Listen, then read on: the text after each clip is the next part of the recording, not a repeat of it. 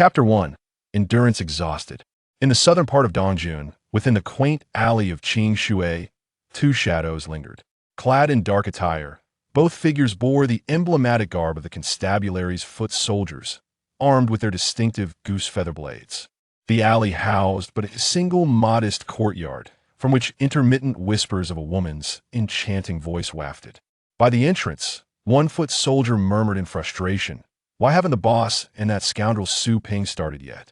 I am growing restless just listening." He cast a cold glance at his companion stationed at the doorway. With one hand holding his cap and the other gripping the hilt of his blade, he feigned a kick and cursed, "Shen Yi, quit wearing that sour expression. If I can't handle women, can't I at least deal with you?" The soldier named Shen Yi instinctively recoiled, avoiding the feigned kick, remaining silent as he distanced himself. He crossed his arms and leaned against the wall, merging completely into the shadows. At least you're sensible. I know you're irked by my presence." The foot soldier muttered under his breath, unleashing a barrage of vulgar insults. Despite the harsh words, Shen Yi remained unperturbed, pressing his lips together tightly. Such humiliation and vitriol had become a regular occurrence over the past fortnight. Shen Yi often pondered what sins he must have committed in his previous life to find himself in such a dismal existence, caught in a world where humanity and specters intertwined. 15 days prior, upon his transmigration and absorption of the original owner's memories, he came to understand that he was merely the lowest-ranking foot soldier in the constabulary. Under normal circumstances, this would be a respectable position, considered an auxiliary member of the state apparatus, guaranteed a steady income. Particularly in this chaotic era, marked by the emperor's declining health and absence of an heir, where regional princes vied for power, the constabulary was an entity sought after by various factions. Shen Yi at least had a semblance of a sturdy tree to lean against. Yet, the reality was far from favorable. From the original owner's recollections, Shen Yi learned he was an orphan, bereft of both parents. His father had exhausted all savings to secure this foot soldier position for him, hoping to provide a stable life. However, such a background rendered him vulnerable in the eyes of his fellow soldiers, without any influential backing, making him an easy target for bullying and oppression. Most directly, he suffered under the torment of his superior, Captain Niu Ben, who relished in his subjugation. Verbal abuse was a daily affair, and occasionally, he was used as a punching bag for Niu Ben and his sycophant's amusement. Shen Yi had contemplated rebellion. However, Niu Ben held connections within the constabulary, being a captain himself, and thus had his name officially recorded within the ranks. His uncle, Chui Kuei, was a junior officer with the authority to decide life and death for those like Shen Yi at the bottom of the hierarchy. With a mere word, he could have Shen Yi expelled from the constabulary, and after dismissal, eliminate him without a second thought, leaving him to be forgotten in a mass grave, for in this lawless age, countless unclaimed corpses littered the landscape. In the early days of his transmigration, Shen Yi found it almost unbearable. Each time he faced humiliation and assault, he was driven to the brink of desperation, yearning to fight back with all his might. Yet, alas, Shen Yi's martial arts aptitude was rather mediocre. The set of wind-cutting knives and the art of bone dislocation bestowed by the enforcer's office were merely grasped by him at the most rudimentary level, leaving him devoid of any mastery. He was no match for Niu Ben. Moreover, with two lackeys perpetually at Niu Ben's side, Shen Yi found himself bereft of any opportunity for a covert ambush. Thus, he endured relentlessly, even contemplating that this wretched existence was hardly preferable to death. Yet, he yearned for a chance to find a scapegoat.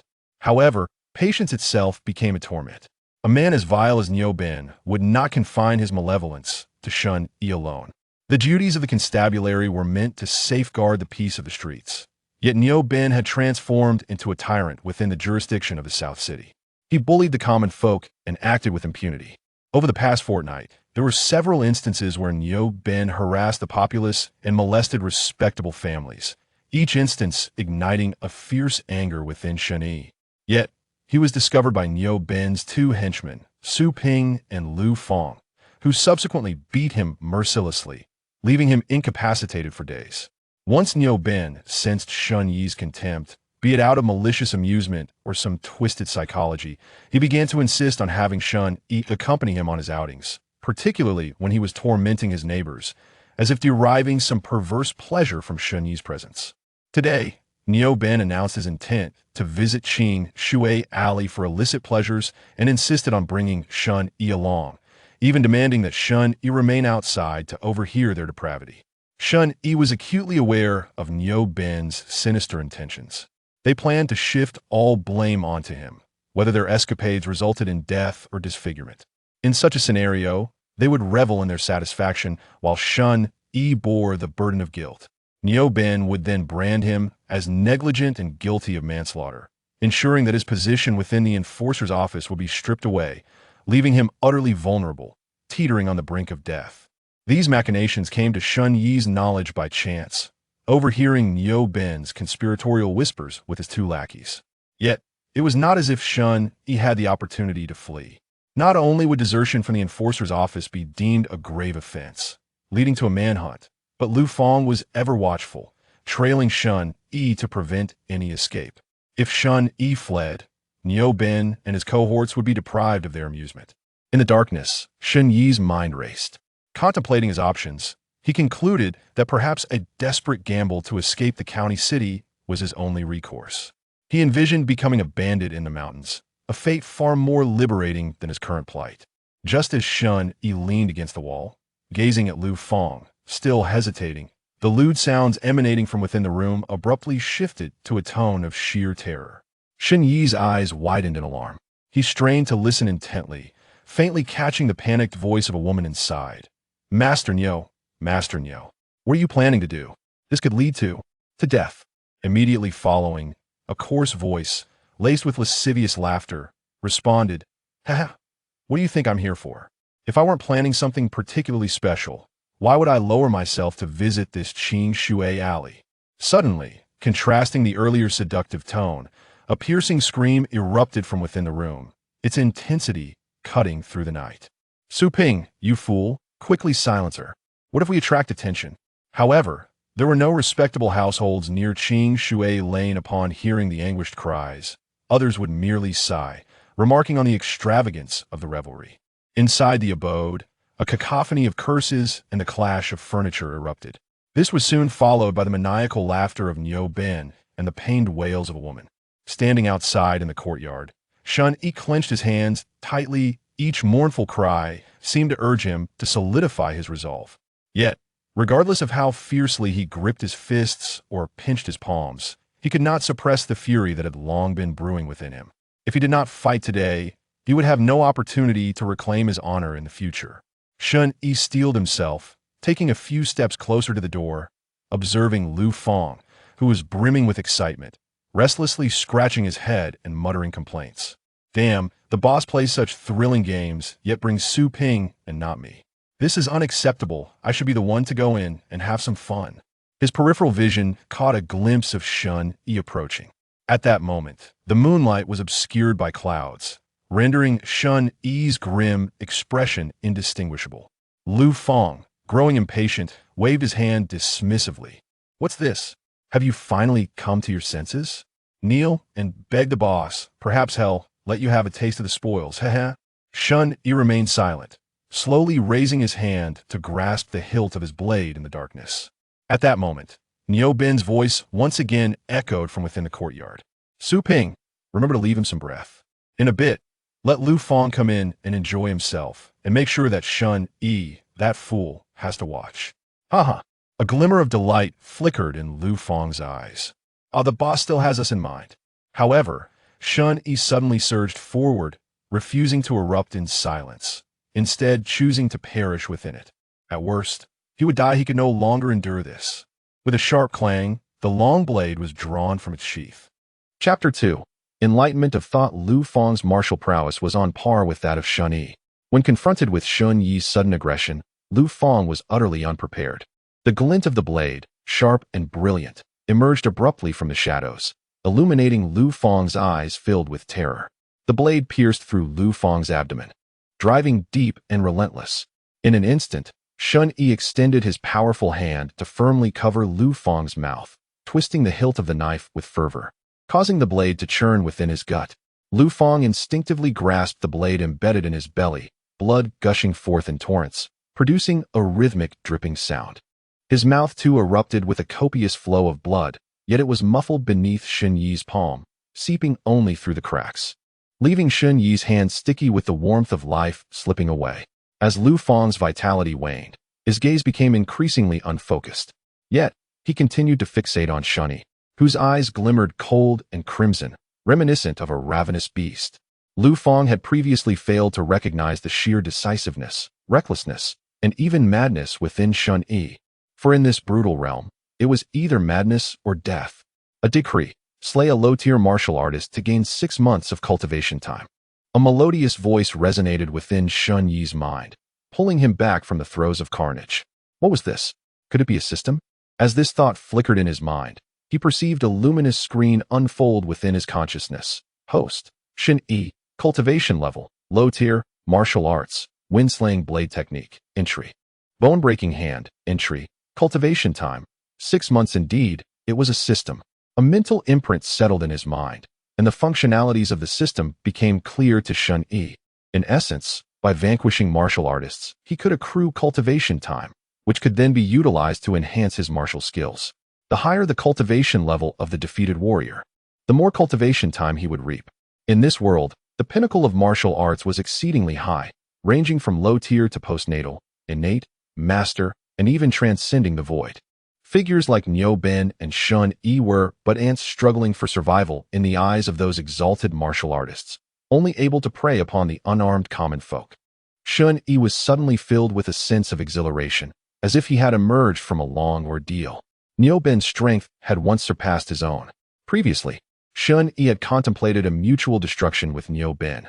However, now his singular thought was to dismantle Niu Ben into 1,000 pieces. With a firm foot planted on Lu Fang's lifeless body, Shen Yi forcefully withdrew the Yanling blade from his abdomen. Taking a deep breath, the rich scent of blood awakened the primal ferocity within him. He experienced an unprecedented sense of relief and clarity, envisioning the system as he directed all 6 months of cultivation time into mastering the blade technique. In an instant, he felt his consciousness drawn into an enigmatic realm, embarking on an unceasing journey of blade mastery. Within this space of cultivation, Shen Yi felt neither fatigue, hunger, nor drowsiness. He was devoid of any positive or negative emotions. All his energy coalesced into the long blade, as he practiced and refined his movements repeatedly, diligently pondering the intricacies of the blade's flow. This was the essence of true cultivation. After 6 months of intense training, your wind-slaying blade technique has evolved from a novice level to a realm of considerable mastery. The passage of time in the secluded space of these 6 months felt fleeting, akin to a mere moment in reality. In the blink of an eye, Shen Yi regained his focus, as if emerging from an ethereal realm. His gaze had grown sharper and purer, his grip on the blade steadier, and the fury within him had been tempered. These 6 months of dedicated practice have transformed Shen Yi into a seasoned swordsman. He placed his hand against the courtyard door. The blade was honed and ready. Now, he was set to embark on a mission of vengeance. With a gentle push, the courtyard door creaked open.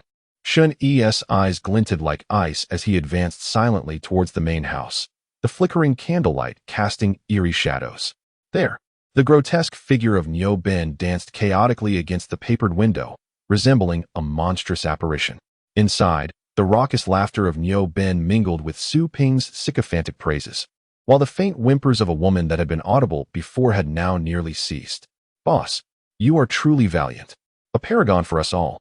A thunderous crash abruptly interrupted Su Ping's flattery, as the door swung wide open, and a dark figure lunged into the room like a ferocious tiger. Shen Yi planted his foot firmly on the ground, pivoting rapidly to assess Niu Ben's position and the surrounding environment. On the bed lay a beautiful woman, bound in red silk, her body marred and bloodied. Both Niu Ben and Su Ping stood stark naked, one wielding a barbed whip before the bed, the other holding a hefty iron rod beside the woman. Without hesitation, Shen Yi surged forward, his arm slicing through the air. The Yanling blade transformed into a gleaming arc of white light aimed directly at Niu Ben's throat. The corpulent figure of Niu Ben, resembling a massive ball of flesh, reacted with shock, bellowing, "Shen Yi, you seek death." Yet, Shen Yi's speed was beyond what Niu Ben could comprehend, leaving him only time to lash out with the whip. With a swift motion, Shen Yi seized the barbed whip in his left hand, deflecting its sting, while his right hand reversed the blade's trajectory, delivering a powerful downward strike. Blood erupted like rain, and a hefty arm flew into the air. Niu Ben's hideous face contorted in agony, the severed limb causing him to open his mouth in a silent scream. However, Shen Yi was quicker still. He plunged the blade directly into Niu Ben's mouth, the edge lodging in his throat, forcing him to emit muffled, pitiful cries akin to the woman's. All transpired in a heartbeat, just as Su Ping, who had been positioned on the bed, registered the unfolding chaos. Niu Ben had already lost an arm and swallowed the blade, only to be knocked to the ground by Shen Yi's kick. "Shen Yi, how dare you?" Su Ping brandished the iron rod, preparing to retaliate. But Shen Yi swiftly seized Niu Ben's whip, striking Su Ping with a resounding crack.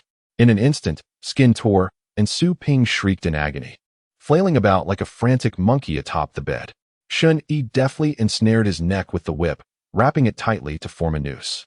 Then, with a sudden, forceful pull, the barbs of the whip pierced Su Ping's neck, leaving him in excruciating torment. Shen Yi tightened his grip, rendering Su Ping breathless.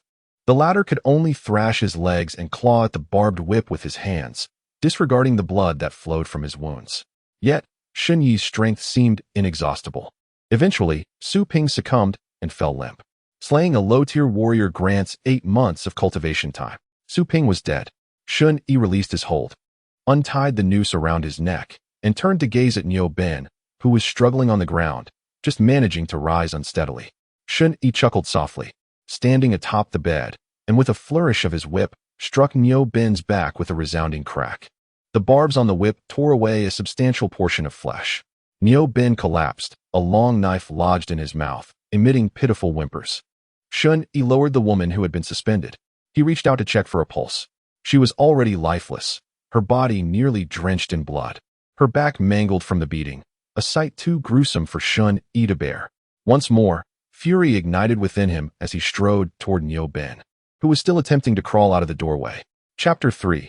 Promise. Rebirth. Shen Yi seized Niu Ben by the ankle, dragging him across the floor as if he were a mere sack, leaving a long trail of blood in his wake. Niu Ben continued to whimper, his tear-filled eyes resembling a dam on the verge of breaking, seemingly pleading for mercy. Shen Yi paid him no mind, murmuring softly, "Do you enjoy inflicting pain?" Crack. The whip lashed down, causing Niu Ben to curl up and roll in agony. Crack. "Is this what you call special?" Niu Ben continued to thrash in place. Crack. "Is this special enough for you? Surprising enough?" Shen Yi roared in a fit of rage, the whip dancing through the air as it tore into Niu Ben's plump flesh, painting him with blood. After a while, Niu Ben ceased his frantic movements, his face pale and nearing death. Shen Yi placed a foot on Niu Ben's face, withdrawing the Yenling knife. Niu Ben could no longer muster the strength to scream, trembling as he stammered, How are you so strong?" Without a word, Shen Yi struck down, severing Niu Ben's other arm. He murmured, "I swore, scum like you shall face retribution." With another swift stroke, he cleaved off Niu Ben's left leg, declaring, "I shall ensure you are." One final blow severed the right leg. Dismembered, Shen Yi gritted his teeth, raising his blade for the last time, decapitating Niu Ben. With a long sigh of relief, he finally ended it. Shen Yi surveyed the blood-soaked floor, a scene of utter devastation, and felt a wave of nausea wash over him. Though he had witnessed beggars frozen and starved on the roadside in the past half-month, taking a life was a first since his arrival in this world. In truth, Niu Ben had already perished at the severing of his right leg. He had heard the system's notification. Slaying a low-tier warrior grants 8 months of cultivation time. However, Shen Yi was determined to fulfill his promise of dismembering Niu Ben, as well as to uphold a vow to himself. He must swiftly acclimate to this cannibalistic world, and starting today, Shen Yi is determined to sever ties with his former self and embrace a new beginning. Shen Yi approached the wardrobe nestled in the corner of his bedroom, flinging it open and rummaging through its contents. He selected a relatively clean red gauze skirt, tearing a strip from it to bandage his left hand, which had been injured while gripping the whip. He then immersed himself in the ethereal screen within his mind. Host, Shen Yi, cultivation, unremarkable, martial arts, wind-cutting blade technique, beginner. Bone warping hand, novice, potential training, 1 year. Having resolved the immediate crisis, Shen Yi could finally calm his thoughts to contemplate the system, martial arts, and the path that lay ahead. Returning to the town suppression office was out of the question. He and his companions, Niu Bin, Su Ping, and Lu Feng, had vanished together, and if he were to return alone, it would be akin to walking into a trap. Remaining in the city was equally unwise. Despite the imperial court's incompetence, the military's decline, and the rampant corruption among officials, the town suppression office still commanded considerable respect, and staying in the city would inevitably draw the attention of the Jin Yi Wei. Fortunately, this world is not dominated solely by the town suppression office. In the countryside, numerous gangs flourish, and bandits congregate in the mountains and forests, while the tales of chivalrous heroes wielding swords in this chaotic era echo throughout. Freedom and lack of restraint. This is the life Shen Yi yearns for. What he can rely on now is his own system and the martial arts he possesses. Currently, he has two martial arts techniques, the wind-cutting blade and the bone-warping hand. Both are mandatory courses for entry into the town suppression office, taught by dedicated instructors. Although their techniques are straightforward, they are easy to learn yet difficult to master. It is said that these methods were personally created by a legendary general who once swept across the land, designed to enable military personnel to quickly grasp the fundamentals and solidify their foundations through practice. Subsequently, these two techniques were adopted by the town suppression office as essential introductory martial arts. From the quality of the martial arts, one can discern their merit. The wind-cutting blade and bone-warping hand are both second-tier techniques, while they do not compare to innate-level skills or the unparalleled arts that directly touch the heavens. They are far from being worthless. As the instructors of the town suppression office often state, they are well suited for solidifying one's foundation. For Shen Yi's current level, these two techniques will suffice for some time. However, this merely addresses his most pressing needs. As indicated by the system, although Shen Yi has advanced to the beginner level in the wind-cutting blade technique, his cultivation remains unremarkable. To reach the threshold of true martial arts, he must first acquire an internal cultivation method to develop his inner strength. Only then can he truly embark on the path of martial arts, ultimately transcending the innate realm and achieving mastery, even breaking through the void. According to previous teachings from the town suppression office, martial prowess is divided into 12 realms, 5 subsequent realms: unremarkable, third tier, second tier, first tier, and subsequent. 4 innate realms: innate, outer vigor, master, and grandmaster, and 3 celestial realms: unity with the heavens, earthly immortals, and that enigmatic realm of breaking through the void. However, this classification is based solely on tangible cultivation levels. Cultivation does not equate to combat prowess.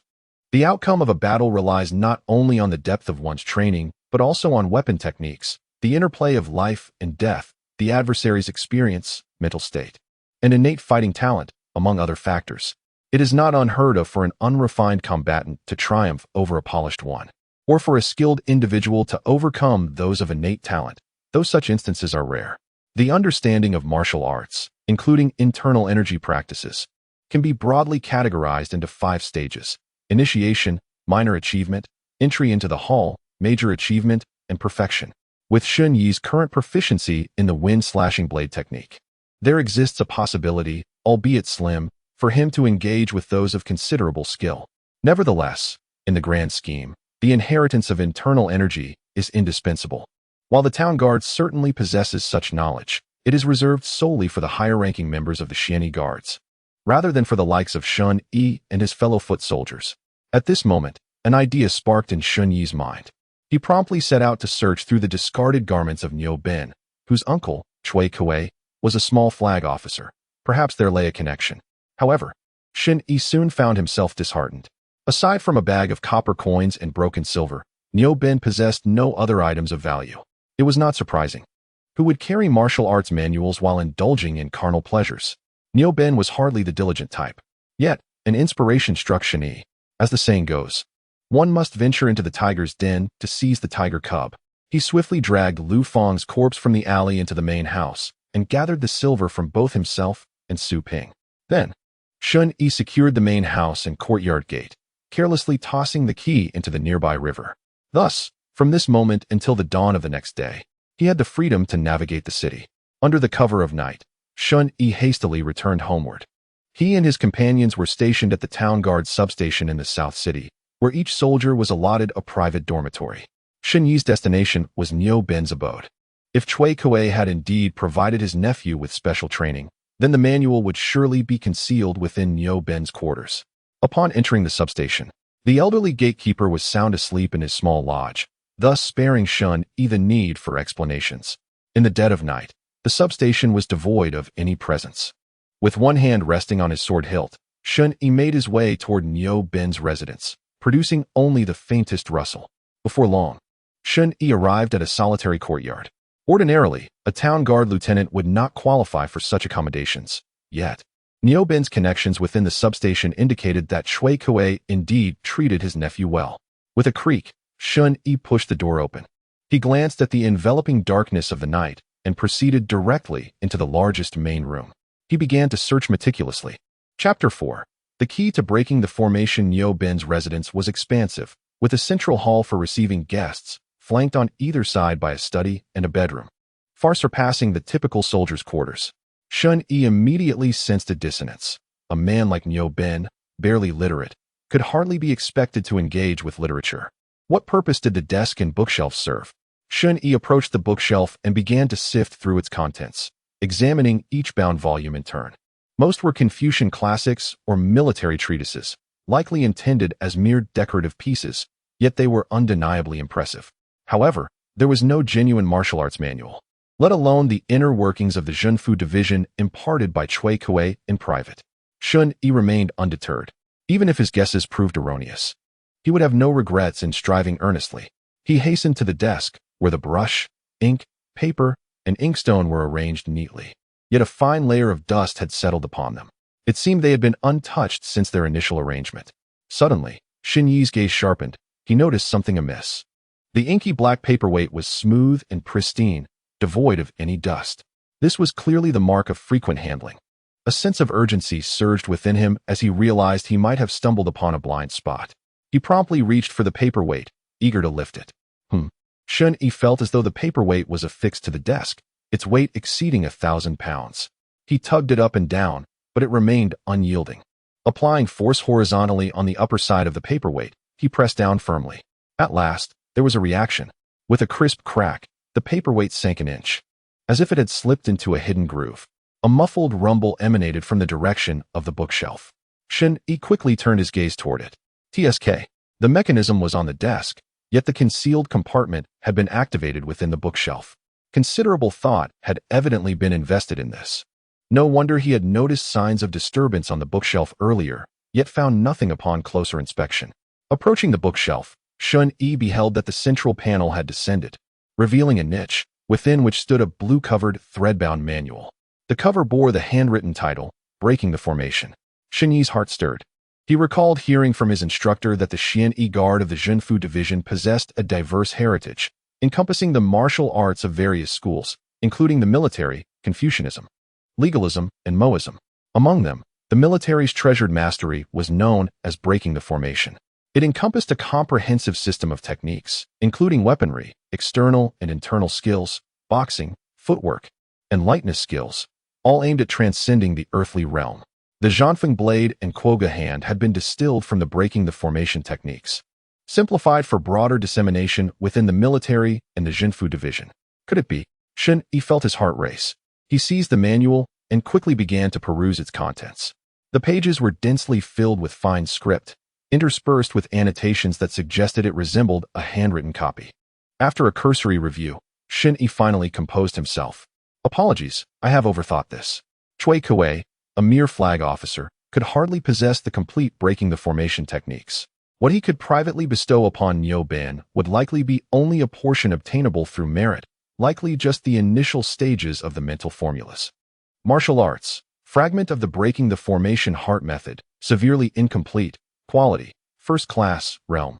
Uninitiated Shen Yi discovered that after his review, the system simultaneously presented the fragment of the breaking the formation heart method, albeit still uninitiated. He had a year of potential cultivation ahead.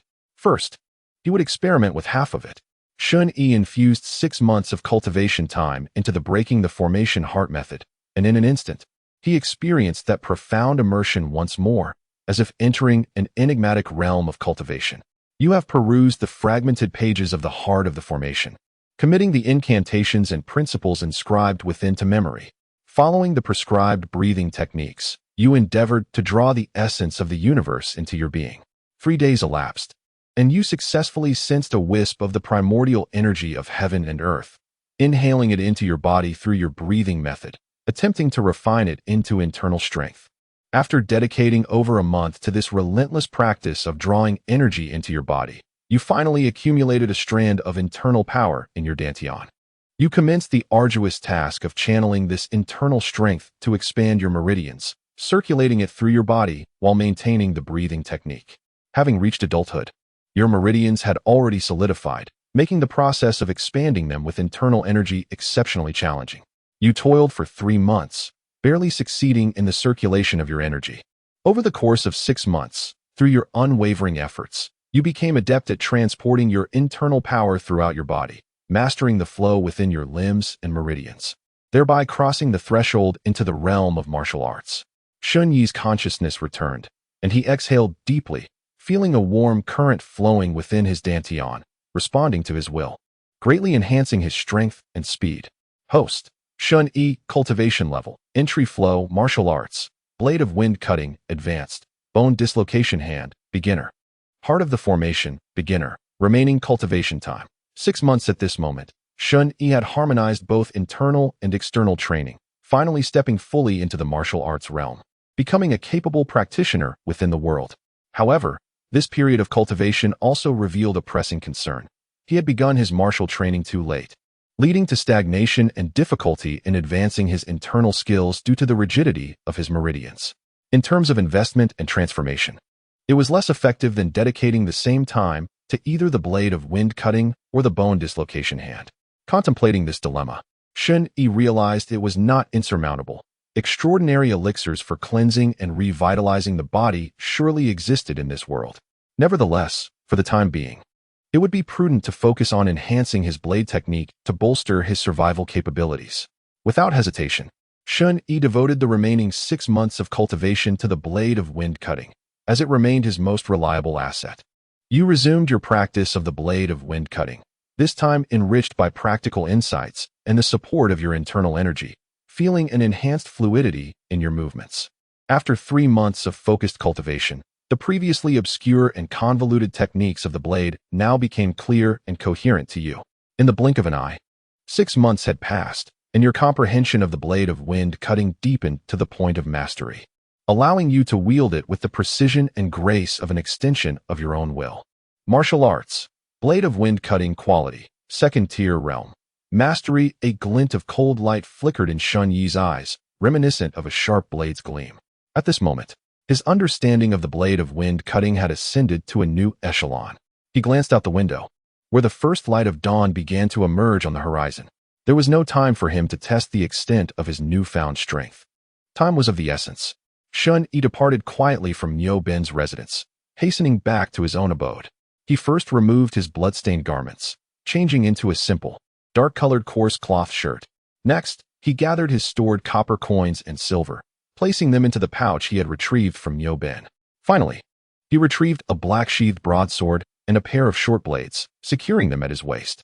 These were the weapons he had previously purchased from the blacksmith in the county town. He had long devised a plan to eliminate Niu Ben, intending to change his attire and flee. Naturally, he could not carry the standard feathered saber of the local magistracy. Shen Yi buried the bloodied saber and the black garments in a secluded corner of the courtyard before hastily departing. Yet, he was acutely aware that this would prove futile. Should anyone be reported missing after today's patrol, suspicion would inevitably fall upon him. At that moment, the horizon began to blush with the dawn. "Ai, where are you off to before the sun has even risen?" As Shen Yi reached the entrance, the watchman awoke. Seeing Shen Yi clad in simple cloth, resembling a specter of the night, hurrying along, he inquired aloud. Shen Yi subtly placed a hand on the hilt of his dagger, adopting a nonchalant grip, and replied calmly, "Master Lu, I am returning to the village to pay respects to my ancestors. I fear I have set out too late." Master Lu acknowledged with a grunt, harboring no suspicion, and waved him off. "Then you best be on your way. If you hurry, you shall reach the city gates in time." Shen Yi slightly nodded in gratitude and swiftly exited the guardhouse, making his way towards the city gates. Chapter 5. The revelation in Qing Shui Alley. The commotion caused by Niu Bin the previous night had not gone unnoticed by the surrounding neighbors. The area was frequented by transient folk, who usually looked out for one another, although they refrained from disturbing the peace at night. Come morning, some urged the old madam to investigate. After all, most patrons departed after their revelries, rarely choosing to linger overnight, so a morning knock would likely not offend the guests. The old madam was a plump woman with squinty eyes, the very one who had introduced Niu Bin and his companions to the courtesan Xiao Huan in Qing Shui Alley. Despite Niu Bin's fearsome appearance, suggesting he was no upstanding man, he was an officer of the local magistracy, and she dared not offend him. Moreover, Niu Bin was known for his generous spending, so the madam had little reason to decline his patronage. Xiao Huan was adept at managing such unruly guests and resided at the far end of the alley, providing the quietude Niu Bin desired. As the old madam pondered this, an inexplicable sense of unease washed over her the moment she turned into the alley. She placed her large hand on her chest and murmured, "What is this? Why is my heart racing so?" With no clear answer, she continued to waddle down the alley, resembling a giant potato. Upon reaching the courtyard gate, she noticed it was locked from the outside, and a suspicious dark red stain marred the wall nearby. A surge of panic gripped her heart. "Xiao Huan, are you in there?" she called out, her voice rising.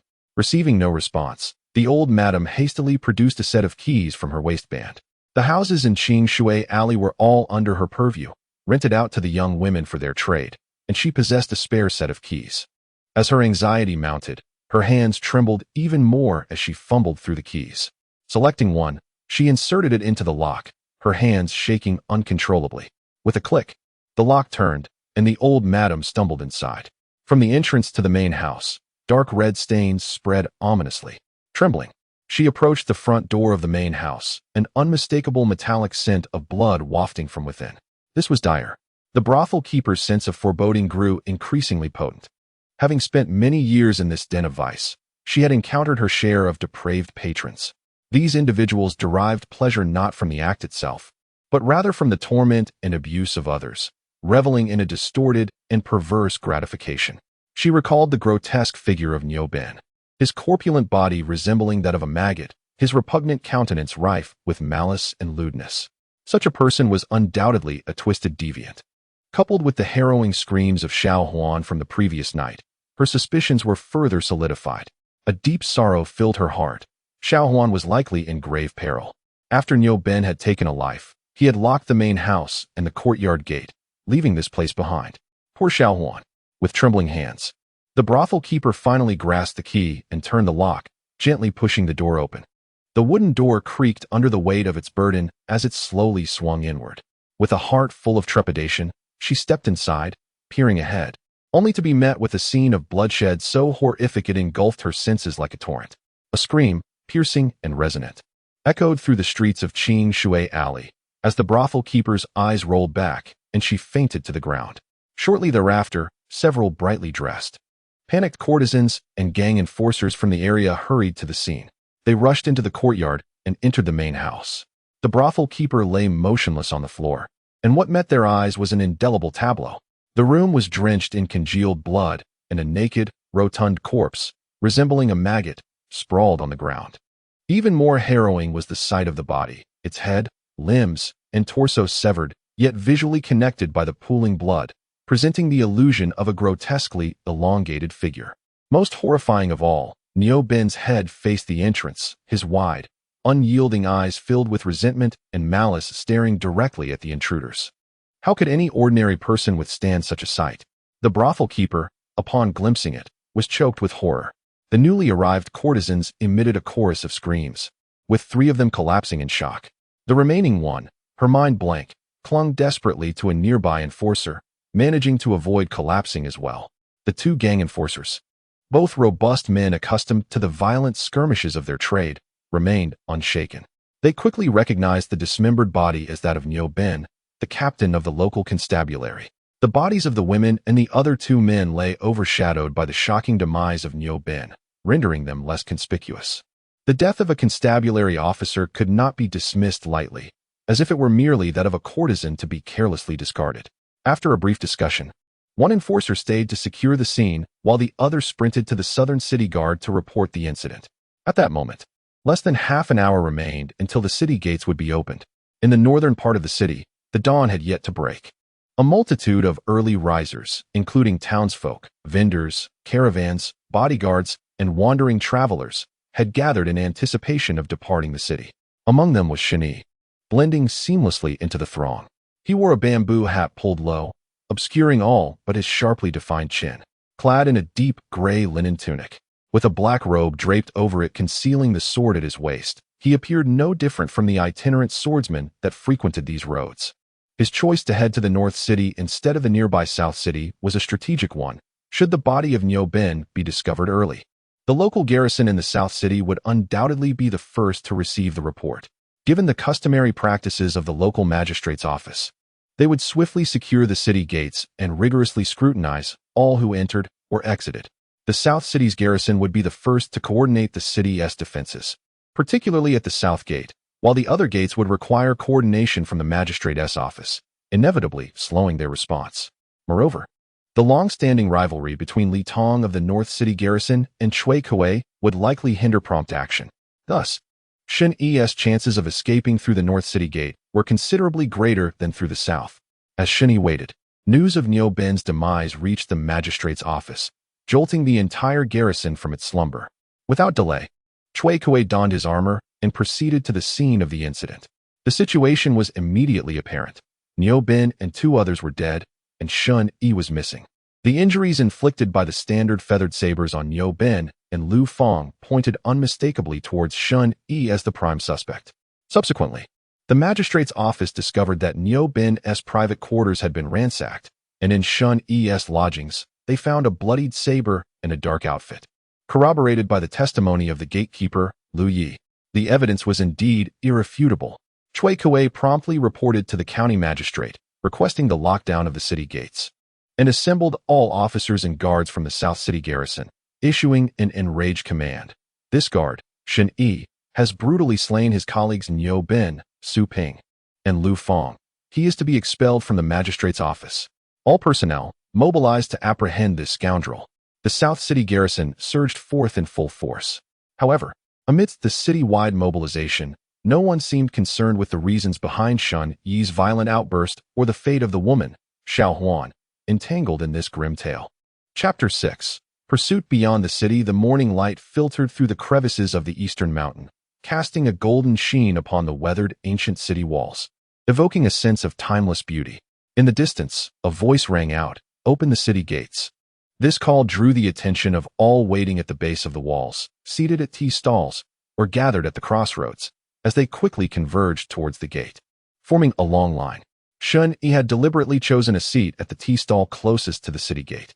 Upon hearing the call, he supported himself against the wooden railing of the stall and nimbly leapt forward, securing a position at the front of the line. "Boy, are you racing to be reborn?" A burly man, who had been momentarily eclipsed by Shen Yi's swift movement, bellowed. At the city gate, no one dared to cause a disturbance, even such a simple-minded brute wielding an axe. Thus, Shen Yi paid little heed to the man's inquiry, merely nodding slightly as he replied, "I am not racing to be reborn, but I am in a hurry." "To hell with your hurry." As I prepare to leave the city, I turn to the man beside me, curious about his urgency. The burly man grumbles as we proceed smoothly with the procession. Upon entering the city gate, the guards are lazily stationed, their eyes half closed, stifling yawns. Only one slightly younger guard stands beside the line, weakly inquiring about our intentions. "What brings you outside the city?" he asks. "Wandering the rivers and lakes," I reply, my sword slung casually at my side, donning a conical hat and simple attire. The young guard appraises me with a casual glance, clearly perceiving me as a wandering rogue. "Have you engaged in any criminal activities?" he questions. I notice his gaze drifting past me, landing on the disgruntled brute behind. It becomes evident that the guards are merely fulfilling their duty, seeking to appear diligent. In truth, they would prefer a quick exchange with any potential troublemaker, allowing them to pass without incident. After all, should a conflict arise, their lives would be at greater risk. "No," I respond, providing the answer the guard desires. He acknowledges with a brief "oh," and gestures for me to proceed. I nod slightly and stride confidently out of the city, while the man behind me frantically waves and shouts, "You there? If you have any guts, don't walk away." "Hey, what are you shouting about?" The young guard interjects, brandishing his spear to block the agitated man. His expression betrays skepticism as he sizes up the man, whose brutish appearance suggests he is a troublemaker of the streets. Who are you? Where do you come from? And where are you headed? Speak honestly. The man's fierce countenance reddens with indignation, yet he ultimately refrains from challenging the officer. Suddenly, from the distance along the main street, a thunderous sound of galloping hooves approaches, accompanied by a resounding shout. There are bandits wreaking havoc in the city. Secure the gates. Scrutinize all merchants coming and going. This commanding voice jolts the drowsy guards awake, prompting them to spring into action, blocking the burly man's exit completely. Shortly after, a rapid succession of hooves draws near. Leading the charge are two guards clad in dark uniforms adorned with silver cranes, accompanied by four others in black attire. One of the dark-clad guards retrieves a portrait from behind his waist, depicting none other than me. The criminal Shen Yi, who has slain colleagues from the town guard, is wanted by the 9 provinces town guard with a bounty of 50 taels. With an air of authority, the guards ride forth, presenting 2 portraits to the young gate guard, instructing him, one should be affixed to the city gate as a notice. The other is for you to hold, diligently verifying every merchant that passes. Do not let the criminal escape. We, the dark guards, will be waiting at the nearest tea house. Should we spot the fugitive, we will swiftly apprehend him. Do you understand? The group of guards huddles together, examining the portrait while hastily affirming, understood, understood. The young soldier holds the image, his brow slightly furrowed as he gazes at my likeness, sharp brows and piercing eyes, seemingly harboring an ominous aura. The most crucial aspect was that the individual exuded an unmistakable sense of familiarity. Suddenly, a coarse voice pierced the air. Hey, isn't that the lad who just left the city? The burly man, halted in his tracks, immediately recognized the figure depicted in the image as none other than Shen Yi, the very person with whom he had just clashed. A wanted criminal of the town suppression office? And a murderer of his own comrades? A chill coursed through the burly man's heart. Only moments ago, he had contemplated delivering a blow to him, and now, reflecting upon it, he realized it would have been tantamount to courting death. He was merely a ruffian bullying others in the streets, while his opponent was a notorious criminal capable of heinous acts. How could he ever hope to be a match? The burly man's utterance instantly froze the atmosphere around them. Suddenly, a sharp clang resonated through the air. A gleaming steel blade was poised against the man's throat, while another dark-clad guard narrowed his eyes, his tone as frigid as a winter gale. Repeat your words. The burly man trembled, his legs buckling beneath him, and he clasped his head with both hands, his imposing figure collapsing to the ground. Officer, what I said is the absolute truth. When you arrived, this Shen Yi had just passed through the checkpoint and left the city. I saw him heading north along the official road. His voice quavered, and the nearly 9-foot giant now appeared somewhat pitiful and awkward. Pointing at the young city guard, he exclaimed in a rapid-fire manner. It was him. He let the man through the checkpoint. The young guard, stunned, recalled the youth who had just ventured out of the city. He bore an uncanny resemblance to the person in the wanted poster. He hastily gestured to the officers of the town suppression office, explaining, "My lord, I wasn't aware." With a swift motion, the blade gleamed in the dim light of the city gate, spilling forth a cascade of blood as a grievous wound was inflicted upon the burly man's chest. The crimson liquid splattered, staining the image red. The town suppression office, with the authority to execute first and report later, warned, should any of you display laziness akin to this man, you shall face severe punishment. Under the chilling pressure of the blade, the young guard and several city defense soldiers recoiled in terror, bowing their heads in compliance. Yes. Then hurry and get out of the way. If you delay the capture of the fugitive, it will cost you your heads. The dark-clad guard sheathed his sword with a clang. With a flick of the reins, his steed reared and neighed as he surged through the crowd, followed closely by his comrades. The thunderous sound of hooves echoed, swiftly fading beyond the city gate. The town suppression office of the Great Xia specializes in pursuit and apprehension.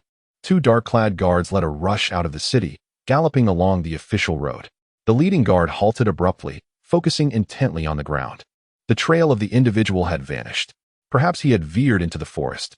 You 2 dark-clad guards, he instructed, pointing to the last 2 foot soldiers. Return and inform the county office that the scoundrel exited from the north. Have our men encircle him from all major routes to the north. The dark-clad guard turned his gaze towards the thicket. Ma Cheng and I will pursue the trail with the remaining 2 men. If we can catch up to this fellow, we will take him down directly." The last 2-foot soldiers clasped their fists in acknowledgement, turning their steeds around. Chapter 7. A night in the cave. The twilight in the depths of the forest descends with remarkable swiftness, as the dying rays of the sun are ensconced by layers of foliage, leaving only a mottled illumination upon the ground. Shen Yi seated himself by a babbling brook, clutching a flatbread purchased from a tea house that morning. He chewed laboriously on the dry morsel, and when it became too arduous to swallow, he quenched his throat with the cool, clear water. Occasionally, he spotted fish darting through the stream, and had it not been for the looming threat of pursuit, he would have leapt into the water to catch one for a savory meal. Setting aside thoughts of life and death, Shen Yi found himself embracing the transient essence of a wandering rogue, with the world as his abode. From his understanding of the local constabulary, the initial 3 days following an incident are paramount. They would devote all their resources to relentless pursuit and investigation. If Shen Yi could elude their grasp or navigate through their encirclement within this critical time frame, his safety would be considerably enhanced. After all, in this impending chaos, there were numerous outlaws and fugitives awaiting their fate, and it would be imprudent for the authorities to squander time on a mere newcomer like him. Having consumed a portion of the flatbread to regain some strength, Shen Yi diligently restored the natural appearance of the spot where he had dined, covering it with leaves. He then continued his journey along the mountain's contours. Truth be told, Shen Yi was not well versed in the arts of tracking or evasion. He relied solely on instinctive conjecture. Thus, he made efforts to obscure his trail and tread lightly. Regrettably, he lacked the skill of light-footedness. Knowing only the steps associated with his wind-cutting blade and bone-breaking hand techniques, augmented by his array-breaking methods, which offered some degree of stealth. Yet, these methods were not sustainable, and he would inevitably leave traces in the mud. At this juncture, the sun had fully set, and the silvery moonlight grew feeble, struggling to penetrate the dense thicket. The surroundings darkened further, and Shen Yi navigated through the underbrush, barely able to discern the rugged path ahead, an endeavor fraught with difficulty.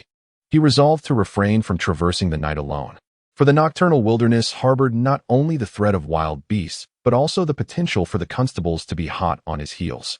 It would be wiser to seek a relatively secure haven to recuperate, resuming his journey at dawn. With this thought in mind, he turned towards a hollow in the mountainside. As he groped along the rocky wall, he soon discovered a shallow cave, just deep enough to provide shelter. Swiftly, he slipped inside, drawing his sword to clear away the underbrush within, keeping it at the cave's entrance for concealment. Once this task was accomplished, Shen Yi allowed himself a moment of respite.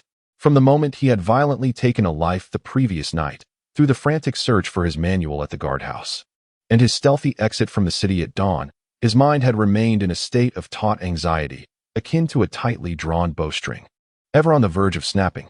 Understanding that prolonged tension could lead to dire consequences, he endeavored to adjust his mental state, striving to relax while remaining in a state of cautious readiness. Just as one must maintain a light grip on a sword to ensure a swift and stable draw, he leaned against the cave's wall, contemplating his next move. A sliver of moonlight flowed into the cave, casting a gentle glow. He gently closed his eyes, restoring his waning energy while maintaining a thread of vigilance. Time slipped away unnoticed. The moonlight remained elusive, the dawn yet to awaken. Suddenly, in the profound stillness of the environment, Shen Yi heard a series of rustling footsteps drawing nearer. The sound approached, accompanied by indistinct voices, one of which complained, "This fellow must be a rabbit. It's been a whole day and night, and we still haven't caught his trail. I'm exhausted. Let us rest up ahead." The voices fell silent. Shen Yi narrowed his eyes, his senses sharpening, and instinctively placed his right hand on the hilt of his blade. After a moment's silence, another voice emerged. "There seems to be a cave ahead. You too lack stamina. Go ahead and check if the cave is large enough. We can gather some wood to start a fire for illumination." Shen Yi could almost ascertain they were approaching the cave where he resided. Whether it was mere coincidence or intentional, he could not tell. Yet for Shen Yi, the distinction held little significance. He adjusted his stance, slightly bending his knees, drawing his sword silently from its sheath. He knew his blade must always be poised, ready to strike at any adversary. Outside the cave, 2 soldiers clad in dark attire, weary from their journey, bore feathered sabers. They were accustomed to a life of ease in the northern garrison, never having traversed such rugged terrain.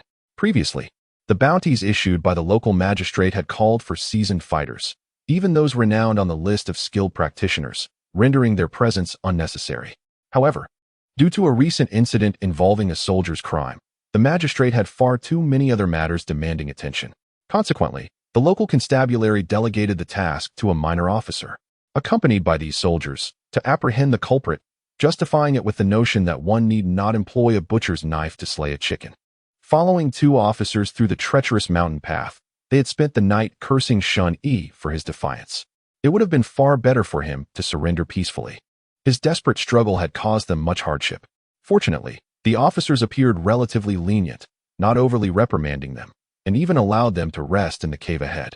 The two soldiers gazed at the cave entrance, nearly hidden by overgrown grass, assuming it was abandoned, devoid of even a wild beast to take refuge. They drew their sabers, clearing the foliage at the entrance, and one entered first, followed closely by the other. As they advanced, the dim morning light was obstructed, plunging the cave into deeper darkness. Inside, it was surprisingly clean. One soldier, eyes wide, looked around and remarked casually. Suddenly, his pupils constricted sharply as he noticed a shadowy figure in the corner of the cave. A silvery light flashed before his eyes, leaving him momentarily blinded by a brilliant whiteness. Then, he heard a whispering sound, melodious yet disconcerting, and felt his strength ebb away like the retreating tide. Soon, he realized he could no longer support his weight on his legs, his head drooping forward like a great tree falling. The soldier beheld his neck, blood misting forth, and the ghostly figure before him, her eyes as cold as frost, and her face, resembling an iceberg, held a blade against his neck while her other hand supported his body, concealed behind her. "What are you doing? Why have you stopped?" The previous guard could no longer respond. Instead, an ominous blade of light, akin to a dragon's python, slithered out from his neck. The guard behind her turned pale with shock, instinctively taking a step back. Just as he was about to scream a warning, Shen Yi's blade had already pierced through his throat. Slaying a low-tier warrior grants a cultivation time of 7 months. Shen Yi felt no joy from the increased cultivation time. Rather, he was increasingly vigilant, gazing towards the cave's entrance. At that moment, a hearty laughter echoed from outside. "Brother Machum, you've lost." The two guards had yet to emerge, indicating that the thief was likely hiding inside, preparing to launch a surprise attack. Another voice, tinged with resignation, replied, "When it comes to tracking, you truly excel. Let us return and treat you to a comfortable evening at Tianxiang Pavilion." Shen Yi narrowed his eyes. Indeed, his whereabouts had been exposed. These two were merely pawns, and his true adversaries were the two dark-clad guards waiting outside the cave. Chapter 8. Double kill. The two guards were unfortunate, for they would never comprehend that their superior had used them as mere weapons. Yet, they were also fortunate, for even if they had realized this, they could not escape their fates. It was perhaps better to die in ignorance than to face the grim reality. "Hey, you in there, Shen Yi, right? We know you're hiding inside, but I advise you to come out willingly. Killing your comrades is a death sentence. We can leave you with a complete corpse, sparing you from undue suffering. If you end up in our penal department, the 72 tortures within will make you wish for death." Shen Yi remained silent. He was not one to fear for his life and would not be intimidated by such threats. Concealed behind the bodies of the two guards, he gathered his inner strength and proclaimed loudly, "Niu Bin's brutal slaughter of innocent women, along with Su Ping and Lu Feng's complicity in tyranny, are heinous acts that the penal department may tolerate, but I cannot. I will not surrender." After a moment of silence outside the cave, someone chuckled. "You possess quite the courage." But she was merely a lowly woman from a brothel. Such events occur throughout Jiuzhou incessantly. Why would you throw away your life for a momentary thrill? It strikes me as utterly foolish. Shen Yi's eyes glimmered. With two dark-clad guards stationed outside, they would not be in a hurry, nor would they take risks to enter. They merely needed to wait, cutting off his food and water supply, silently biding their time for reinforcements, turning him into a fish trapped in a barrel, awaiting slaughter. Thus, he had to break free quickly. Shen Yi immediately channeled the 11 months of cultivation time he had just acquired into his array-breaking heart technique. The reason for choosing to enhance his inner strength was primarily due to the maturity of his swordsmanship. He pondered whether the additional 11 months of cultivation could bring about a qualitative leap. Furthermore, this breakout would likely be a protracted battle, and enhancing his inner strength would improve his endurance in combat. Shen Yi chose to conclude, as if his spirit was once again drawn into a mental realm. Entering a state of relentless and selfless meditation, you began to diligently cultivate the array-breaking heart technique. The initial stage of the circulatory flow was already smooth and unimpeded. You commenced to consolidate your internal energy, striving to open more meridians and acupoints, constructing an increasingly intricate circulatory system. After a month of meditation, you realized that the expansion of your meridians remained arduous. However, your internal energy resembled a reservoir, gradually accumulating and increasing. The efficiency of breaking through the obstructions in your meridians also improved significantly, thus strengthening your sincerity and resolve. After 6 months of meditation, your meridians steadily expanded, and the complexity of the circulatory flow increased, transforming your internal energy from a small puddle into a sizable pool. After 11 months, the number of open meridians multiplied. Your internal energy flowed smoothly without stagnation, and the accumulation expanded further from a large pool into a small pond. Your array-breaking heart technique had achieved a minor success. As your meditation concluded, Shen Yi felt a moment of disorientation, followed by an overwhelming sense of steadiness and gravity. Although the minor success of the array-breaking heart technique had yet to transcend into a flowing realm, it was undeniably close. Shen Yi immediately grasped the collars of 2 black-clad soldiers' corpses, channeling his internal energy like a surging flood. It resembled the sound of war drums, resonating through his bones. In a fleeting moment, Shen Yi seemed to find himself on a battlefield. This was the essence of the array-breaking heart technique, invigorating his blood and energy through the power of internal force, capable of unleashing tremendous explosive strength in a brief time. With a wry smile, he remarked, "In this wretched world, if one cannot seize a fleeting moment of glory, what meaning does mere survival hold?" His voice rang out powerfully, akin to stones striking the ground. Unbreakable. Before his words faded, 2 shadows suddenly burst forth from the cave, charging with an unstoppable momentum, accompanied by a howling wind. The 2 guards, lying in wait, were left speechless by Shen Yi's resounding declaration. In the next instant, the corpses of the 2 soldiers had already crashed before them. Both guards gasped in shock. One swiftly retreated to the side, evading the human projectiles, while the other drew his blade, executing a powerful downward strike. With a resounding slice, the soldier's corpse was cleaved in 2, rendering it unrecognizable. The guard who delivered the blow scoffed disdainfully. However, as he raised his gaze, his pupils constricted sharply. He witnessed a figure, resembling a cheetah, darting forth from the bisected corpse. A gleaming blade flashed forth, cutting horizontally. This strike was familiar to the guard. The cold moon sinking into the river from the blade wind technique. Yet, Shen Yi's execution was too swift. The guard prided himself on years of diligent practice and had finally reached a significant level in the blade wind technique. However, compared to Shen Yi's strike, he found himself utterly outmatched. The brilliant blade shimmered like a full moon sinking into the river, its light spreading across the water before coalescing into a singular line. In the guard's eyes, filled with terror, that sliver of moonlight arrived in an instant, gliding past his neck before he could even lift his blade. With a splatter, blood sprayed, cascading down the gleaming blade. Having slain a flowing realm warrior, you have gained a year and 1 month of meditation time. Shen Yi had no time to revel in this triumph, as a murderous intent surged from behind him. Another figure, known as Sun Lin, a member of the mysterious black-clad guards, appeared behind Shen Yi like a wraith, swiftly striking with his blade. A cold glint flickered in his eyes, accompanied by a hint of smug satisfaction. Earlier, when faced with Shen Yi's deceptive tactics, he had retreated without hesitation, anticipating that Shen Yi would use the momentum of his throw to close in. However, he refrained from warning Ma Cheng, deliberately allowing him to withstand Shen Yi's initial assault, thus creating an opportunity for himself. Although Shen Yi's formidable strength caught him by surprise, swiftly claiming Ma Cheng's life, the sacrifice was not in vain. It had at least afforded Sun Lin a chance, and in doing so, he would reap the glory of vanquishing a fierce bandit. Yet, Sun Lin's aspirations were built upon an overestimation of his own abilities in comparison to Shen Yi. As Shen Yi pivoted with a flourish, his form resembled leaves swept up by a tempest, evading the lethal strike from behind by a hair's breadth.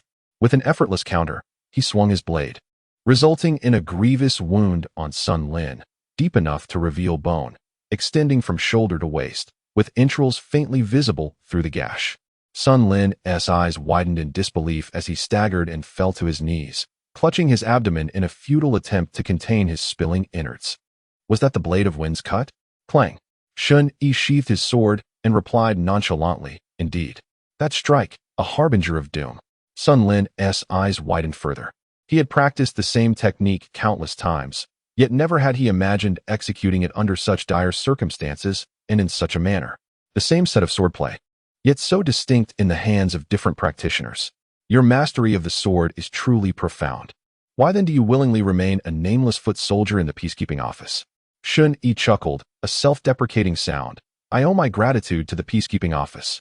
Had it not been so corrupt to its core, I would not have been forced onto this path of no return. With a heart full of confusion, Sun Lin collapsed. The life extinguished by Shen Yi's blade. Having slain an intermediate martial artist, you have gained a cultivation time of 1 year and 4 months. Chapter 9. Advancement of the mindset from the 2 black-clad guards and 2 foot soldiers. Shen Yi collected a mere 4 taels of silver, 3 steamed buns, 2 flatbreads, and 2 sets of wound ointments. Nothing of great value, yet these provisions would suffice to replenish Shen Yi's meager supplies. As a novice martial artist, he was not an ethereal being who could survive solely on air. He required sustenance to restore his strength. If time permitted, he would have sought to hunt wild game to invigorate his vitality, for relying solely on rations would gradually diminish his spirit and vigor. Nonetheless, Shen Yi's immediate priority was to depart from this location. These individuals would have surely left markers along their path, and the peacekeeping office would likely arrive soon. Before setting off, having just slain 2 intermediate martial artists, he had accumulated a cultivation time of 2 years and 5 months. Therefore, he chose to dedicate a year to cultivating his internal energy and refining his swordsmanship, as these were his most critical assets. While he diligently practiced the art of breaking the formation in the cave, he sensed a burgeoning power yearning to break through its constraints. This was the opportune moment to seize the advantage and, with the stirring essence of the heart of breaking the formation, shatter the myriad barriers in one fell swoop. After a month of devoted meditation on the fragmented teachings of the heart of breaking the formation, he continuously refined and accumulated his internal energy within his dantian, preparing for the impending breakthrough. 5 months of intense cultivation brought his vitality to a peak state, prompting him to challenge the blocked meridians.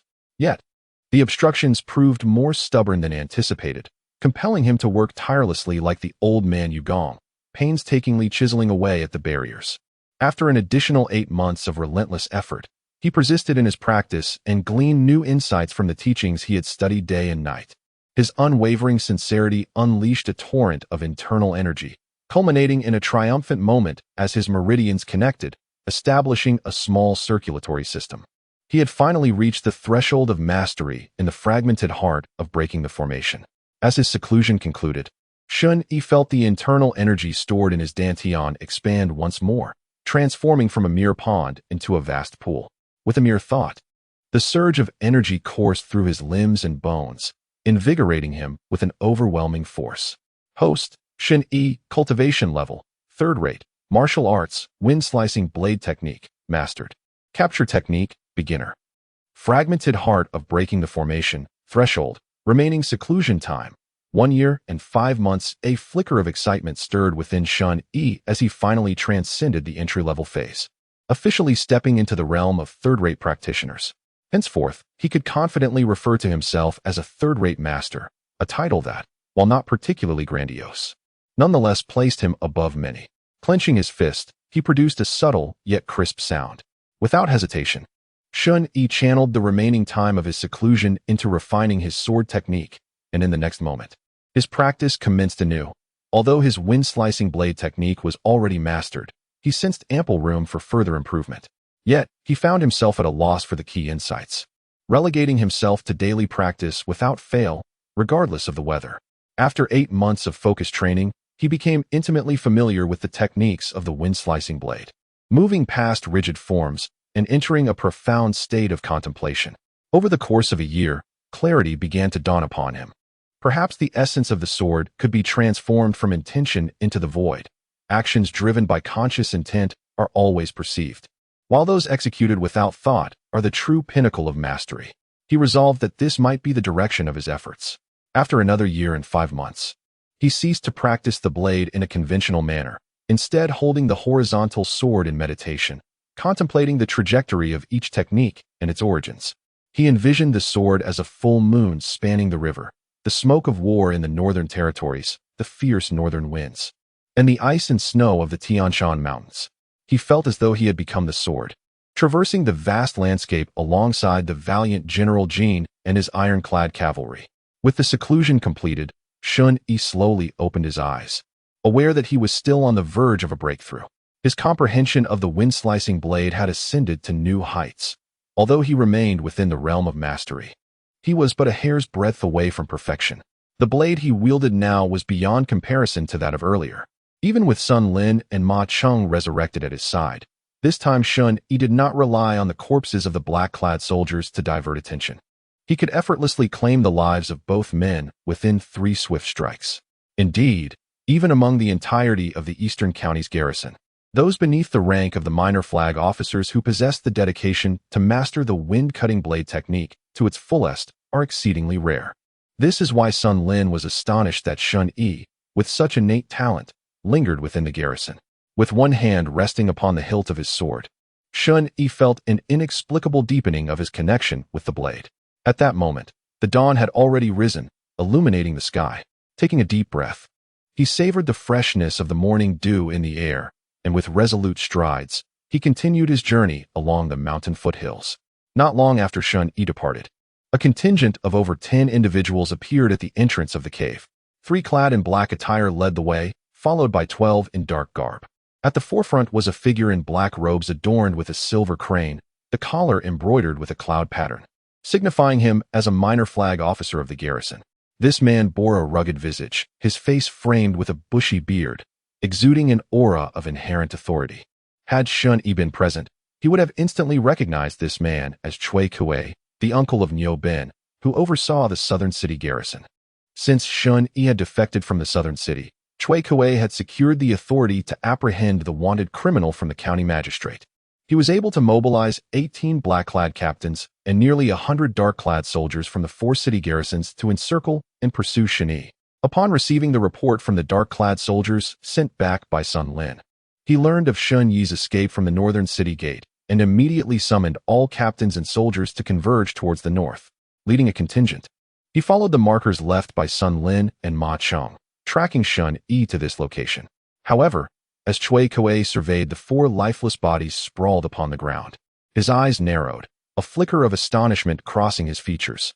They had arrived too late. The black-clad captains and soldiers at Cui Kuei's side acted swiftly, immediately searching the cave and inspecting the 4 corpses. Shortly thereafter, a captain approached to reporting to the minor flag officer, all 4 perished from sword wounds. Provisions and money have been plundered. This technique is ruthless, undoubtedly the work of the nefarious Shen Yi. Cui Kuei felt a surge of astonishment. Not to mention the 2 dark-clad soldiers, he had also witnessed the bodies of Sun Lin and Ma Cheng, both donned in black robes. Those who wear such garments are invariably skilled practitioners. Could Shen Yi have turned the tables against 2 adept fighters? How had he never heard of such a figure within his jurisdiction? Though astonished, Cui Kuei remained composed. He had encountered even more vicious criminals before, yet the garrison, with its numerical superiority and systematic lineage, was incomparable to these wayward rogues. Most crucially, without a son of his own, Cui Kuei had always treated Niu Ben as his own flesh and blood, lavishing him with affection within the garrison and even clandestinely bequeathing to him the heart secrets of the garrison for his training. He had even crafted a concealed mechanism to safeguard the manuals. Yet now, with Niu Ben slain, it was likely that the internal cultivation manuals had fallen into Shen Yi's hands. He vowed to capture Shen Yi and subject him to the 72 tortures of the Imperial prison, ensuring that he would experience a fate worse than death. Minor flag officer. Footprints have been discovered over there. It seems the criminal fled into the mountains after committing murder and theft, reported another black-clad soldier returning from a reconnaissance of the surroundings. Cui Kuei waved his hand. Release the signal arrows. Gather the brothers around us. We shall continue our pursuit along the trail. Chapter 10. Fulfillment. The winds blade in the heart of the forest. The sun gradually ascended, casting a veil of mist over the dense woodland. Shen Yi, agile and lithe, leapt along the rugged mountain path, resembling a nimble monkey.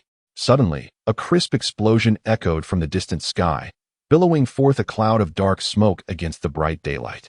Shen Yi paused momentarily, his brow furrowed. It was the signal from the town protector's office. Clearly, the bodies of Sun Lin and Ma Cheng had been discovered, prompting a gathering of forces to encircle this area. The true breakout had only just begun. Accelerating his pace, Shen Yi moved northwest along the mountain foothills. After approximately half a day's journey, he discerned shadows flickering in the thicket ahead. Rather than retreating, he crouched behind a large tree, his hand resting on the hilt of his blade. To turn back now would only serve to tighten the encirclement. Even if this attempt at escape failed, he aimed to inflict casualties on the enemy's living forces, thereby gaining precious time for self-cultivation. As the figures in pursuit drew nearer, it became evident that the foremost scouts were clad in dark uniforms, moving in pairs and maintaining close proximity for mutual support. At that moment, two figures passed by on either side of Shen Yi's hiding place. One of them surveyed the surroundings, poised to report a lack of findings, when, out of the corner of his eye, he caught sight of a shadow lurking just beyond his peripheral vision. A chill ran down his spine, and just as he was about to shout, Shen Yi swiftly twisted his blade, a flash of steel slicing through the air with the intensity of a blazing sun, swiftly severing the man's throat. Thud! The soldier collapsed, tumbling into the adjacent underbrush. Eliminated a minor martial artist, gained 5 months of cultivation time. The unusual sound instantly alerted his companions. Oldly, one called out, hastily parting the thicket with his blade. Suddenly, a dark figure surged forth. As the soldier's gaze met the cold, unyielding eyes of Shen Yi, a gleaming blade pierced his chest. Eliminated a minor martial artist. Although Shen Yi dispatched the two swiftly, the outcry from the soldier had already aroused the attention of those trailing behind. In an instant, a cacophony of rustling filled his ears, the sound of numerous pursuers crashing through the underbrush towards him. Shen Yi sprang to his feet and retreated to the side, his blade poised before him. He leapt towards two soldiers on the flank, the heart of breaking the formation technique activated, his blade whistling through the air, leaving a shadow in its wake. Clang! The blades of the two soldiers shattered, blood spewing from their mouths as they were sent reeling backward. This strike bore the force of a collapsing mountain, aptly named Shattered Rivers and Mountains. Eliminated a minor martial artist. Ignoring the notifications in his ears, Shen Yi's focus remained sharp, fixated on the rapidly approaching forces of the town protector's office. How dare you, thief? A voice bellowed from behind. A figure brandishing twin blades, agile as a monkey, leapt from tree to tree with remarkable finesse. With a swift spin, he positioned himself above and behind Shen Yi, his blades whirling like frost. Aimed directly at Shen Yi's shoulder. Squinting, Shen Yi recognized the authenticity of this lightness skill. It was not the straightforward approach of the wind-cutting blade. A flicker of envy crossed his gaze as he beheld the figure clad in dark robes, adorned with silver cranes. At the very least, he was a skilled practitioner, perhaps even a figure of some repute in the martial world. Apart from this dual-wielding combatant, Shen Yi also observed two figures clad in dark robes approaching with remarkable speed. With 3 masters of higher caliber and a dozen or so foot soldiers moving in synchrony, the situation was precarious. Should he become embroiled in a protracted battle, the enemy would only multiply, ultimately leading to his demise. In the blink of an eye, Shen Yi had devised a plan. He swiftly turned, striking with his blade, producing a sharp clang as his weapon met the dual blades. The force of his horizontal strike, seemingly both substantial and insubstantial, propelled him away from the onslaught, creating distance. As he passed, Shen Yi dispatched another foot soldier obstructing his path and rolled through the gap, propelling himself forward like a whirlwind, bursting free from the encirclement. However, such a grand escape left a conspicuous trail. "I will pursue," shouted the dual-blade warrior, swiftly darting forward, at times leaping onto shrubs, at times lightly tapping tree trunks. Hot on Shen Yi's heels. "Ling Yu, the rogue is escaping. Let us act together." The other 2 dark-robed warriors hastened to follow, but their skills were merely rudimentary. How could they hope to catch up to Ling Yu? Shen Yi exerted all his effort into the heart of breaking formation technique. Although he lacked the grace of lightness and movement, he was able to leverage the explosive power of his technique to accelerate over short distances. Yet, after a few breaths, he realized that the dual-blade warrior was rapidly closing in, having leapt through the air. It was inevitable that they would soon be upon him. "Shen Yi, you cannot escape. Stop and accept your fate."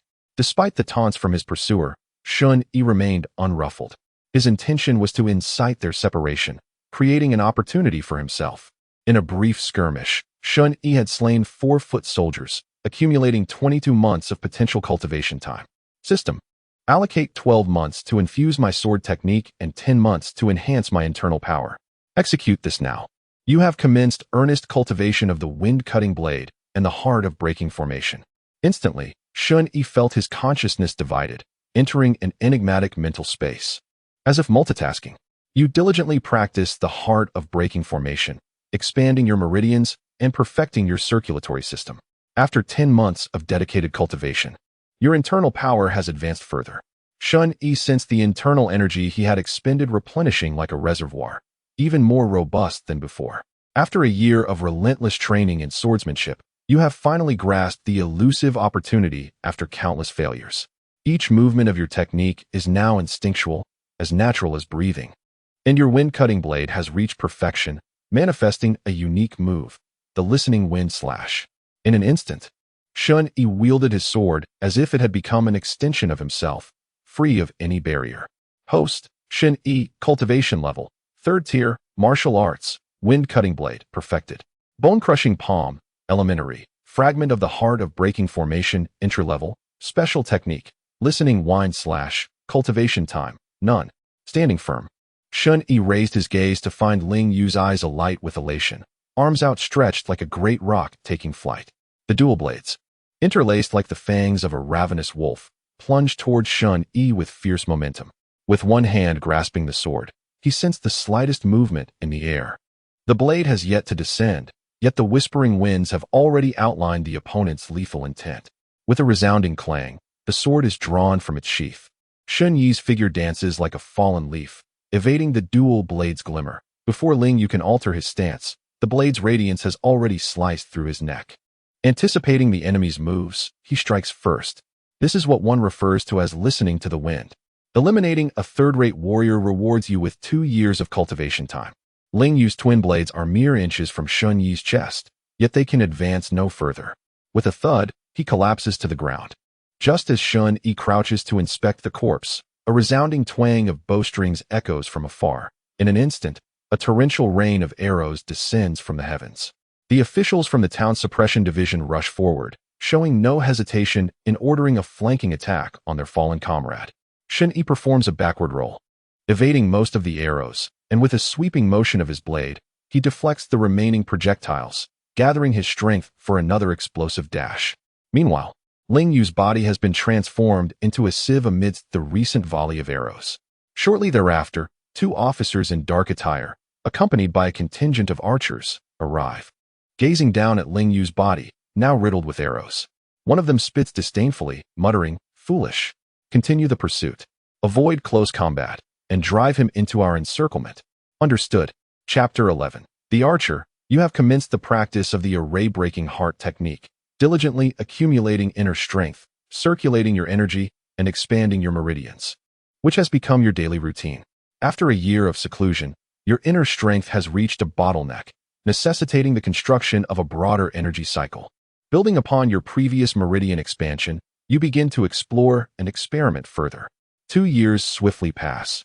Your inner strength continues to solidify, and your meridian expansion progresses incrementally.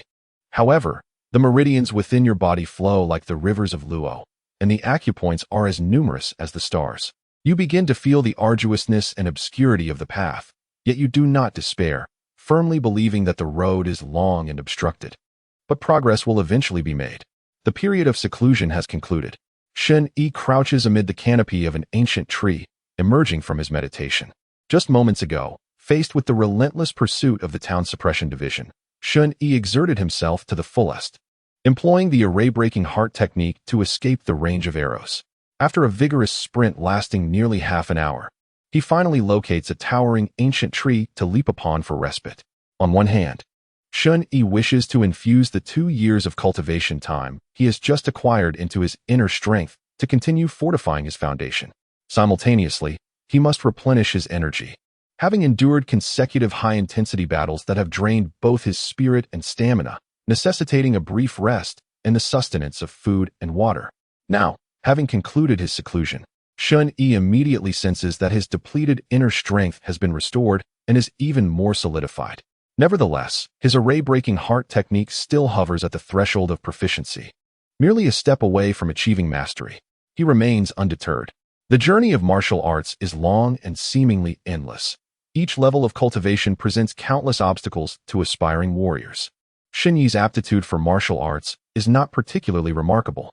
Furthermore, having begun his cultivation at a relatively older age, his meridians are already established, rendering the effects of his inner strength cultivation only moderate, lagging behind the progress in his swordsmanship.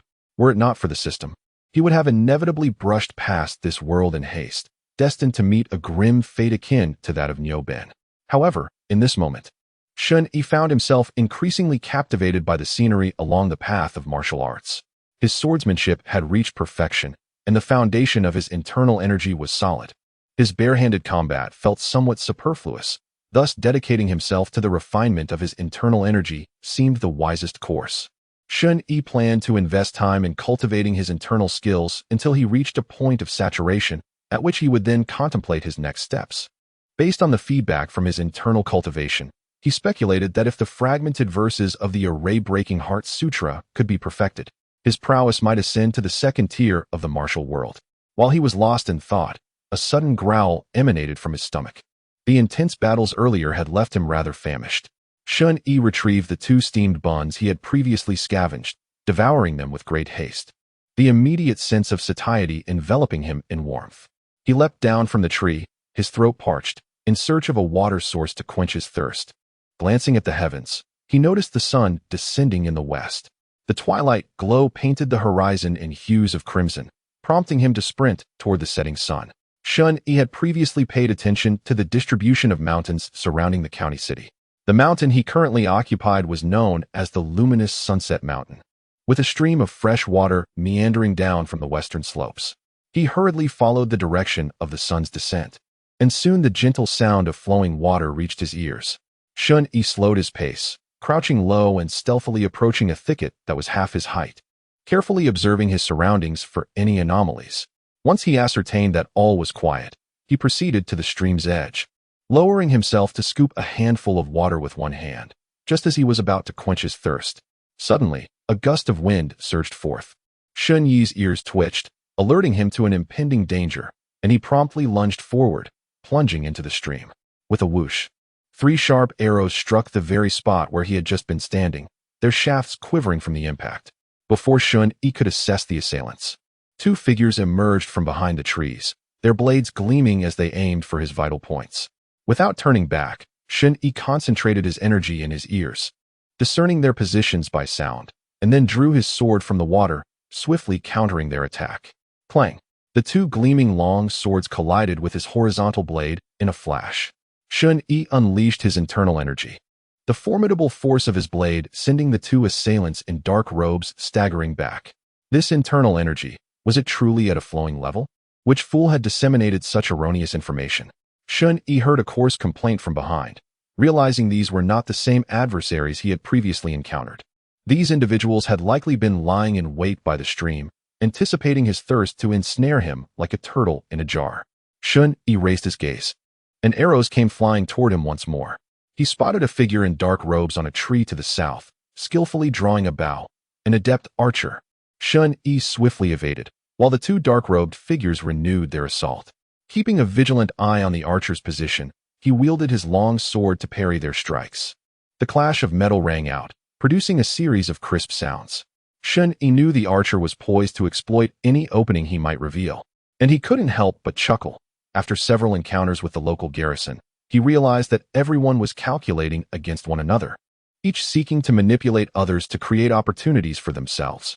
Even when confronted by the 2 dark-clad adversaries, Shen Yi maintained a careful balance, both calculating how to force the other to bear the brunt of his power while seeking an opportunity for a decisive strike. Such opponents were rife with vulnerabilities. Shen Yi retreated swiftly, executing a diagonal slash with his blade that instantaneously transformed into an upward thrust, sending a flurry of water splashes into the air. These droplets morphed into a myriad of sharp projectiles, enveloping the 2 dark-clad figures who followed closely behind. They recoiled in alarm, hastily retreating and raising their blades to defend themselves. In an instant, numerous wounds appeared upon their bodies, resembling cuts from a blade. Shen Yi stepped forward, feigning a pursuit, prompting the two dark-clad guards to cry out in terror, "Stop him! Fire the arrows!" From both sides of the streambank, countless arrows surged forth from the forest with great force. Whoosh! The hidden dark-clad archer immediately drew his bow and released 3 arrows in a formation, their speed so swift that they produced a sharp whistling sound. Had Shen Yi leaped forth at that moment, he would have been rendered a mere target, pierced by a hail of arrows. However, Shen Yi merely feigned an attack. Instead of chasing after the 2 dark-clad figures, he pivoted and charged towards the archer concealed in the tree. The essence of his martial arts converged at his toes. With a resounding splash, he propelled himself like a projectile towards the treetops.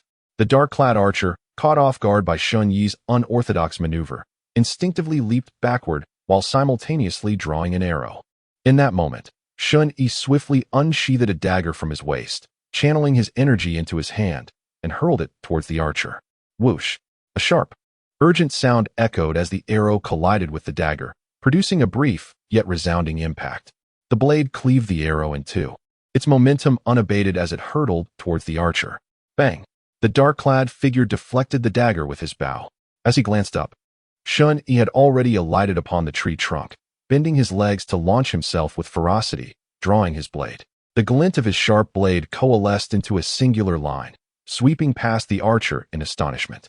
Blood erupted from his chest, splattering like a crimson rain upon the blades of grass. Having slain a third-rate warrior, Shen Yi gained 2 years and 4 months of cultivation time. Without pausing to relax, arrows rained down upon him once more from a distance, erratic in their trajectory, indicating that the local garrison had descended into chaos, shooting randomly. Shen Yi flickered through the air, deflecting the incoming arrows with his blade. Just as he intended to disengage from the battle, a furious shout resonated from afar, followed by a figure charging like a galloping stallion, akin to a thunderous force. Cui Kuei brandished a broad blade, galloping towards him with intent to strike. Chapter 12. A new path unveiled. In addition to the fierce Cui Kuei, shadows flitted through the surrounding forest, steadily encircling Shen Yi. Without hesitation, he turned and fled. Lacking any training in lightness techniques, he focused solely on channeling his inner strength into his legs, sprinting deep into the woods. With each step, Shen Yi's leg muscles swelled instantaneously, leaving shallow footprints as he shot forward like an arrow released from its bow. The pursuing garrison soon found themselves at a disadvantage, with the untrained soldiers quickly falling behind. After a brief moment, the Shen Yi guards, who had not practiced lightness skills, gradually fell behind, watching the figures ahead grow increasingly distant. Closely trailing Shen Yi was not only Cui Kuei, wielding a broad blade, but also several second-rate Jianghu figures, or adept practitioners of lightness skills. Among them, Cui Kuei moved with unparalleled speed. Despite his burly frame, he exhibited remarkable agility and swiftness, leaping several zhang in a single bound, clearly demonstrating a superior form of lightness technique. Cui Kuei, arriving after the others, was mere steps away from catching up to Shen Yi, his gaze turning icy, the broad blade poised to claim Shen Yi's head. The remaining 2 second-rate Shen Yi and 2 proficient lightness practitioners, while slightly slower than Cui Kuei, managed to keep pace, ready for any unforeseen circumstances. As the sun set beyond the mountains, the forest grew dark and foreboding. To maintain his escape speed, Shen Yi wielded his sword to clear a path, channeling his internal energy to break through the layers of branches and foliage. His garments were soon tattered and torn. The pursuers behind him, aside from Cui Kuei, who was somewhat adept at evading the branches, found themselves similarly ensnared, crying out as they were scratched by the underbrush. After experiencing some discomfort, a few lost their resolve to flee desperately, their speed diminishing further. Suddenly, Shen Yi caught sight of flickering flames in the distance, his eyes narrowing slightly. A stern voice called out from the direction of the fire. "Who goes there?" "The town patrol is conducting an investigation here. Halt at once." Without a moment's hesitation, Shen Yi altered his course, veering northward. Cui Kuei cursed loudly behind him. "Fool! Who else would be racing through the forest at this hour but a wanted criminal? Surround him." The leading officer, suddenly realizing the situation, immediately commanded the soldiers following him to pursue Shen Yi up the mountain. Shen Yi silently counted in his mind. Since encountering the town patrol, including Cui Kuei, he had faced 4 waves of pursuers. The town patrol dispatched from the city must have all ascended the mountain, driving him upward. The rustling sounds from the forest behind signified that Chui Kuei was closing in. It was time. With a focused thought, Shen Yi poured the entirety of the 2 years and 4 months he had recently amassed from defeating enemies into the fragmented heart method of the array-breaking technique. In the first year of cultivation, you continued to concentrate your spirit on the comprehension and practice of the fragmented heart method of the array-breaking technique, firmly believing in perseverance. In the second year of cultivation, you diligently expanded your practice. Your internal meridians became interconnected like a river system. Your internal energy flowing and circulating, forming a larger cycle, and your array-breaking technique reached a realm of great accomplishment.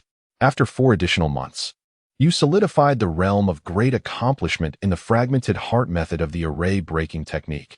Your internal energy was abundant, your spirit full, and your cultivation level ascended to the second tier of the Jianghu. Host, Shen Yi, cultivation level, second tier, martial arts, wind-cleaving blade technique, perfected, bone-warping hand, entry. Fragmented heart method of the array-breaking technique, great accomplishment. Special skill, listening wind / pending cultivation. Nun Shen Yi's eyes transformed in an instant. He felt as though the shadows of the forest had vanished, his vision significantly enhanced. Even in deep concentration, the intricate veins of the leaves become discernible in the darkness of the night. The sounds that reach my ears grow increasingly distinct. Aside from the natural melodies of the jungle, there is the urgent howl of the wind behind me. Chui Kuei is perilously close. The other pursuers have been left far behind. Ahead, I faintly hear the splashing of flowing water as the trees on either side grow sparse and the mountain path widens. Suddenly, a sheer cliff materializes before me.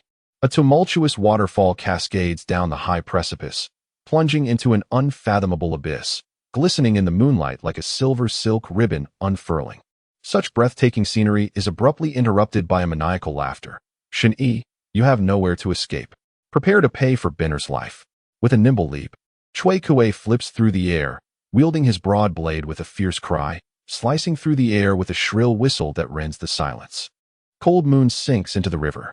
A slight smirk graces Shen Yi's lips as he soars into the air, drawing his sword with a resonant clang. As he reverses his stance, he meets the oncoming strike with his own. This blow seems to stir the moonlight itself, shimmering upon the blade. As he executes a horizontal slash that appears to be a reflection of the river's moonlight, a seamless line across the night. Cold moon sinks into the river. Chui Kuei's eyes widen in disbelief. How could this be? The same wind-cutting blade. Even the same technique. Shen Yi's execution is so deft, so flawless, that it seems to have emerged effortlessly from the void, with no discernible flaw. Moreover, Shen Yi's strike arrives before Chui Kuei's blade can complete its arc, landing upon the vulnerable point of Chui Kuei's momentum. Clang. The seemingly weightless stroke from Shen Yi deflects the hefty blade with ease, sending Chui Kuei staggering back half a step, his expression one of shock. What level have you attained in your swordsmanship? And your internal strength surpasses all expectations. You must have secretly infiltrated Binner's chamber to practice the heart of the breaking array. His voice is laced with rage, convinced he has uncovered the truth. Was it not Binner who discerned your treacherous actions yesterday, prompting you to strike him down? Shen Yi tilts his head, pointing his sword sideways. You do not mention at all the brutality of Niu Ben, who cruelly murdered the courtesans of Qing Shui Alley. His countenance remains calm as he brushes his palm over the gleaming blade. I harbor none of your sinister intentions. My desire to kill Niu Ben arises purely from my displeasure towards him. Clang. The blade points menacingly at Chui Kuei. Shen Yi's eyes glint coldly. The same goes for you. I wish to end your life simply because I find you distasteful. Chui Kuei bellows furiously, arrogant. With a firm grip on his blade, he lunges forward like a raging bull, reminiscent of a mighty force stirring a colossal wave, slashing diagonally at Shen Yi. The blade's edge surges forth like a tidal wave, crashing towards Shen Yi. This is no longer the wind-cutting blade technique, but rather a different martial art, the Canglong blade technique, which emphasizes overwhelming force, as the blade emerges like a relentless torrent. However, before the wave can build, a flash of light from Shen Yi's blade pierces through the end of the Canglong, producing a rapid clash of steel before he abruptly retracts his blade, executing a fierce diagonal slash. The weight of the blade strikes with tremendous force, severing through the water. Chui Kuei's wave-like slashes abruptly cease. as Shen Yi's sword presses down on his broad blade. Shen Yi's gaze resembled the frigid edge of a blade, piercing into Cui Kuei's very soul, while the sword he wielded sliced through the air with relentless swiftness. It scarcely paused before sweeping across Cui Kuei's throat, a mist of blood swirling, akin to the whispers of the night breeze. Is your swordsmanship already perfected? Cui Kuei's expression bore a mark of disbelief. In the entirety of the Southern City Guard, no one possessed such extraordinary skill with the blade, except, of course, for Shen Yi. With a swift flick of his sword, Shen Yi cast off the bloodstains. No, it was a sense of completion. With a thud, Cui Kuei fell straight, eyes wide open in death. Shen Yi exhaled deeply, his thoughts finally clarified. Elimination of a second-rate martial artist grants time for profound cultivation. 3 years and 2 months. Chapter 13. Bounty Cui Xiaoqi is dead. A figure clad in dark garments, hastily pursuing, clutched his head in terror, his cries echoing through the forest. Immediately, a throng of people surged onto the cliff like a tidal wave. Someone shouted loudly, "Avenge Cui Xiaoqi! Quickly, prepare the arrows." Rain down arrows upon him. At the suggestion of an unknown voice, the soldiers promptly drew their bows. A chorus of twanging strings filled the air. A deluge of arrows transformed into a storm of projectiles, hurtling towards Shen Yi. Not even pausing to confirm Cui Kuei's fate, the crowd collectively accepted his demise with that singular shout. Indeed, he was utterly deceased. Before the rain of arrows descended, Shen Yi, quick-witted and agile, seized Cui Kuei's lifeless body, using it as a shield in front of him. After the volley of arrows passed, Cui Kuei resembled a porcupine. Shen Yi found the Southern City Guard increasingly laughable. Grasping Cui Kuei's corpse, he spun and hurled it away, akin to the act of throwing a shot put, sending Cui Kuei soaring towards the throng of figures below, inciting chaos and disorder. Shen Yi then darted toward the edge of the cliff, channeling his inner strength. He proclaimed aloud, "The Southern City Guard is truly disappointing. Until we meet again in the rivers and lakes." With his words lingering in the air, before the pursuing soldiers could react, Shen Yi leaped into the tumultuous waterfall beside him. The cohort of dark-clad soldiers hastily rushed to the cliff's edge to peer down, witnessing the waterfall cascading below, the silver moon guiding their gaze. A serpentine river meandered like a dragon, flowing northward through the ravine. The mist rose, enveloping the starry night, rendering it impossible to discern even a trace of Shen Yi. Only the echo of "until we meet again in the rivers and lakes" lingered in their ears. At the cliff's edge, the dark-clad guards silently gathered Cui Kuei's remains, while some remained entranced, staring blankly at the rushing waterfall. Could he perish from such a fall? Someone murmured, for the waterfall was indeed treacherous, the cliff towering over the river below by 100 zhang. Should the waters be too shallow? Or Shen Yi rendered unconscious by the torrent? Or worse, collide with the rocks beneath the waterfall? His death would be certain. Let us descend to the base of the waterfall for a search. If we find no body, it will be as if he has truly escaped. As Shen Yi leaped from the cliff, he vanished into the tumultuous cascade in the blink of an eye. The sudden and colossal wave drenched him to the core. The overwhelming force of the current left him slightly dizzy. The poised and gallant figure he had presented atop the cliff dissipated in an instant, transforming him into a drenched wretch. Its form resembled that of a meteor, plummeting swiftly towards the precipice below. Shen Yi promptly adjusted his posture amidst the cascading waterfall, invoking his inner energy to fill his limbs, enabling him to firmly grasp the hilt of his blade. After 2 breaths, the waterfall crashed into the turbulent pool below, creating a spray of water that resembled a flurry of white snowflakes. Shen Yi gripped the hilt with one hand, channeling his inner strength toward the blade. With a sudden flourish, he drew the sword. The blade's brilliance erupted forth, and a powerful force akin to a mountain bore down upon the river's surface, causing an explosive eruption of water. Utilizing the recoil of the sword's might, Shen Yi executed a graceful somersault in midair, successfully dissipating the immense force of the fall. He plunged into the river at an imperfect angle, floating downstream rapidly toward the horizon. Thus, like fish returning to the sea, or a dragon emerging from the depths. After a while, figures from the local garrison arrived late, appearing on the narrow banks at the bottom of the cliff. A glance revealed nothing but the frothy white waves and a hazy mist, no sign of Shen Yi's body. Eventually, someone sighed, "There's nothing here. He must have escaped." Another voice, filled with indignation, retorted, If it weren't for Cui Xiaoqi diverting the guards at the river, this brat would have had no opportunity to flee. Immediately, another countered. Perhaps this was the rogue's plan all along. He deliberately entangled us at Loxia Mountain to lead all pursuers up the mountain. Then he could leap down the waterfall, break the encirclement, and leave unobstructed by water. Suddenly, enlightenment dawned upon someone, who slapped their forehead in agreement. Yes, what do they call it? A diversion? Or perhaps drawing the tiger from its mountain lair? The crowd engaged in a cacophony of discussions, yet it was nothing more than idle postulation. Shen Yi had escaped, and Cui Kue lay dead, a fact beyond dispute. The garrison solemnly gathered the bodies of Cui Kue and his colleagues, begrudgingly returning to the county town. In the depths of the night, within the garrison's county office, Chu Qingyang continued to toil under the lamp, sifting through the stack of official correspondence on his desk. Rubbing his temples, he felt a wave of fatigue wash over him. The chaos was not confined to Dongjun.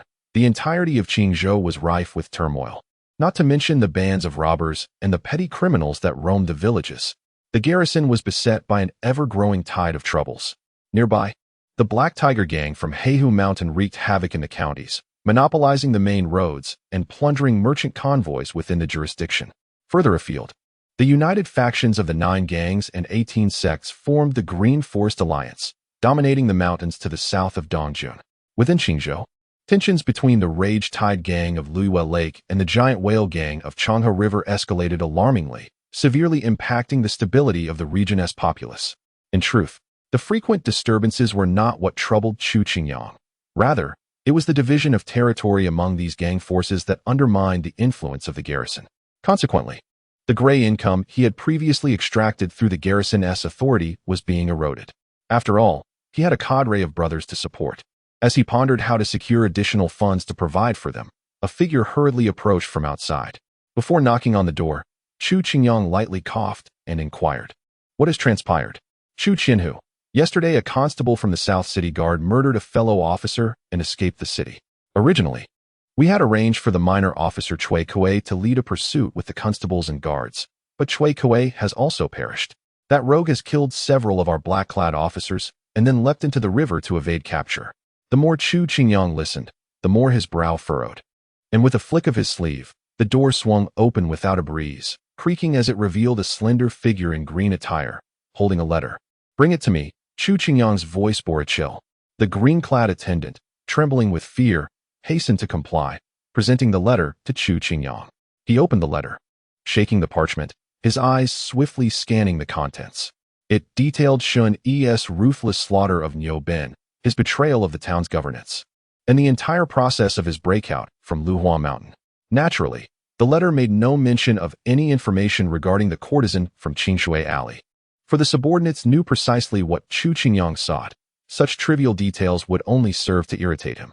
After perusing the letter, Chu Qingyang snorted coldly. Cui Kue is truly useless.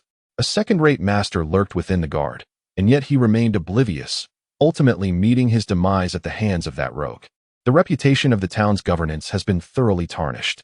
Let his portrait be displayed for a bounty. I am certain those bounty hunters will take interest. Furthermore, instruct Wang Baihu to keep a vigilant watch for any news regarding Shen Yi in the martial world. Should he be discovered, apprehend him immediately. The attendant bowed in acquiescence. "Sir Qianhu, what of the bounty amount?" Chu Qingyang raised an eyebrow. "For a second rate in the martial world, how much is generally set?" "Above 100 taels. Then let it be 500 taels. After all, he has defected from the town's governance.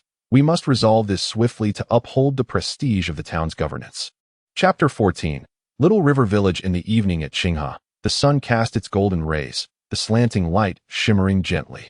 An elderly fisherman, clad in a straw coat, paddled a small flatboat leisurely through the water, preparing to return to his village. At the stern of his boat were 2 large bamboo baskets, filled with fresh fish. Writhing with life, he resided in Little River Village, where the villagers primarily earned their livelihood through fishing, selling their catch to collectors from the Angry Tide Gang. Qinghe served as the boundary between Jianghuai County and Dong County, meandering towards the waters of the 800 miles of flowing Moon Lake. This region was entirely under the dominion of the Angry Tide Gang.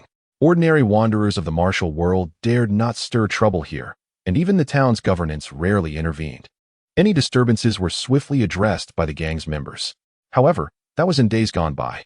The old fisherman had heard from fishermen upstream in Dong County that circumstances had changed lately, as the giant whale gang was reportedly clashing with the angry tide gang. Fishermen near the Longhe River in Dong County had suffered greatly, many rendered homeless, which was a mere stroke of misfortune compared to losing their lives without a place to seek justice. The old fisherman muttered to himself, hoping the angry tide gang would drive away the giant whale gang, restoring peace to Flowing Moon Lake and the Qinghe River basin. Suddenly, from the corner of his eye, he noticed a log floating downstream. Initially, he paid it no mind, but then something felt amiss, prompting him to rub his eyes vigorously. Finally, he discerned a figure lying motionless upon the log, uncertain if they were dead or merely unconscious. A stirring sensation arose within the old fisherman. Could it be a beleaguered fisherman? Upon this thought, old Jiang did not hesitate. He immediately rowed his boat toward the log. As he drew closer, he discerned a ragged man clad in black, sprawled upon the timber. He was drenched, his complexion ashen, and his body bore numerous knife wounds. Trouble. A sense of caution surged within old Jiang. This man was evidently a figure from the underworld, and the myriad of scars foretold of his misfortunes. Old Jiang had no intention of intervening. For people like him, entangling oneself in such matters only heightened the peril. Yet, as he contemplated retreating, he inadvertently caught sight of the man's face. He was a burly fellow with thick brows and striking eyes. Old Jiang rubbed his eyes, and upon closer inspection, he noticed a half-exposed knife sheath at the man's waist, broad and crimson as blood, bearing a unique design. Cold sweat broke out upon old Jiang's brow. He swiftly turned the boat around and maneuvered closer, using a pole to hook the man's arm, then grasped him firmly, dragging him from the log onto his small vessel. Old Jiang glanced around. The surroundings were deserted. He hurriedly pulled the man into the shelter of the boat and then leaped to the stern, vigorously paddling to depart. However, shortly after old Jiang's departure, a group of men dressed in formidable attire, armed with knives, appeared along the river, their murderous intent palpable. They surveyed the empty river surface, their expressions somber, before continuing downstream. As the sun sank lower, it descended into the distant waters of the clear river. Old Jiang navigated the boat, carrying the man toward the village of Zhenfusi. Soon, darkness enveloped the land, and a bright moon hung over the plains. The small boat veered into a clear creek along the riverbank, and not far ahead, a graceful figure stood poised at the water's edge. Upon hearing the sound of the boat slicing through the water, the previously tranquil silhouette sprang into action, joyfully waving toward the vessel. "Father!" Old Jiang responded with a hearty call. The girl on the shore, clad in a blue cloak and long skirt, possessed delicate features, yet held an aura of youthful innocence, shining brilliantly in the moonlight. "Mother is waiting for us to have dinner," she said. Old Jiang leaped ashore, securing the boat line around his waist, and murmured, "Ashio, I found someone. Quickly lend me a hand." Noticing the unusual tone in old Jiang's voice, Ashio hurriedly assisted in dragging the boat ashore, tying it to a gnarled tree. Old Jiang then jumped back into the boat to extract the unconscious man. Curiosity sparkled in Ashio's eyes. "Father, who is this?" Old Jiang shot her a glare, urging, "Why ask so many questions? Come help quickly." Ashio stuck out her tongue, but obediently approached to assist. Together, they lifted the completely unconscious man from the small boat. Old Jiang hoisted the man and hastily moved away from the riverbank, while Ashio carried 2 baskets of fish from the boat, trailing behind. They moved swiftly, hardly pausing, taking advantage of the night to return home. Old Jiang's residence lay on the outskirts of Zhenfusi village, bordering the clear river, thus they encountered no one along the way. With a sharp thud, old Jiang nearly crashed through the courtyard gate. Then, turning around, he urged Ashio to close the wooden door and secure it with a bolt. Suddenly, Aunt Jiang emerged from the kitchen, exclaiming in astonishment, "What on earth is happening?" Old Jiang, in a state of urgency, urged, "Quickly lend a hand. Let's carry him to the backyard and find some hemostatic herbs and clean cloth."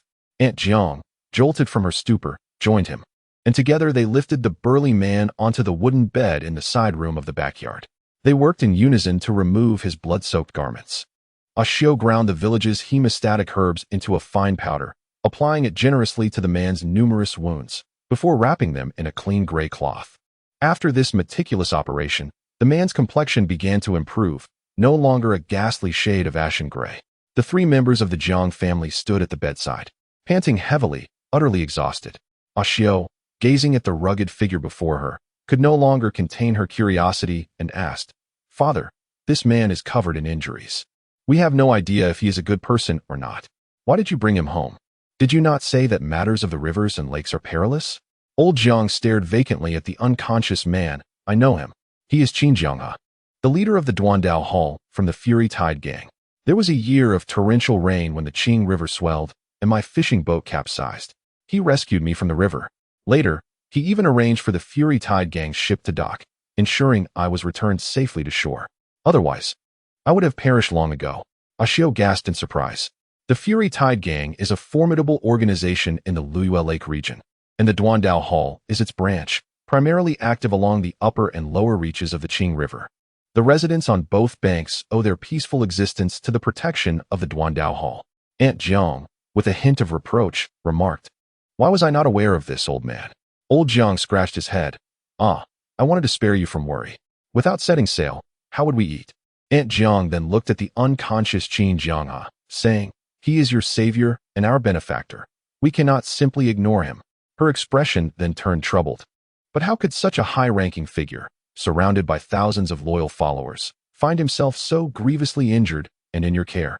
Old Jiang replied, "I heard on the river that the Fury Tide gang and the Giant Whale gang are at war on the Changhe River, affecting the nearby waterways. Given Qin Hall Master's condition, could it be that the Duandao Hall was ambushed by the Giant Whale gang? Yet, I haven't heard any news of such an incident." Ashio, observing that the three of them were unable to reach a conclusion, urged, "We should head out quickly and not delay Hall Master Qin's rest." Her reasoning was sound, prompting the three to exit the room. By this time, the moon had risen over the eastern mountains. Aunt Jiang wiped her hands on her apron, saying, "After all this commotion, dinner is still warm in the kitchen. Let's eat a little before attending to him." Chapter 15. The stone from another mountain. The Jiang family gathered in the main house for dinner, consisting of 2 vegetarian dishes and 1 meat dish. With the addition of an injured guest, Aunt Jiang prepared an extra pot of fish soup, intending for Ashio to feed some to Qin Jianghe shortly.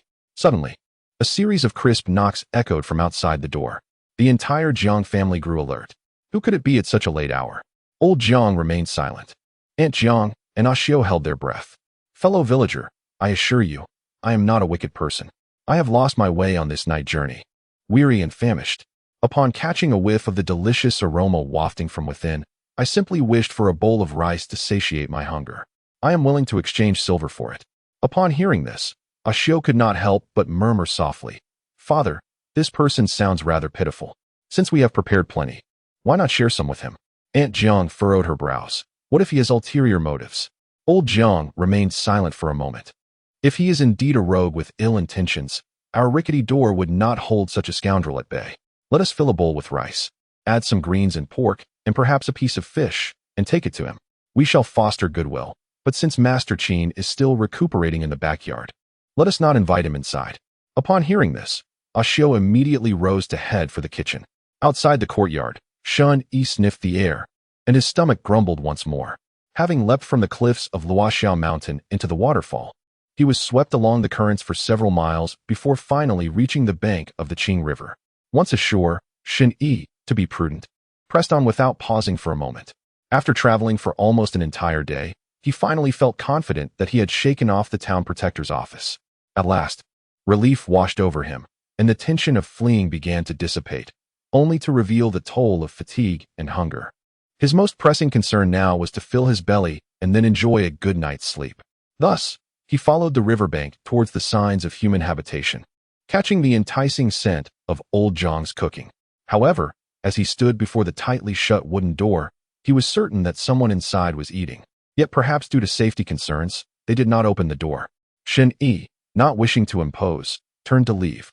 Glancing along the dirt path where the village was faintly visible, with numerous houses that might provide sustenance.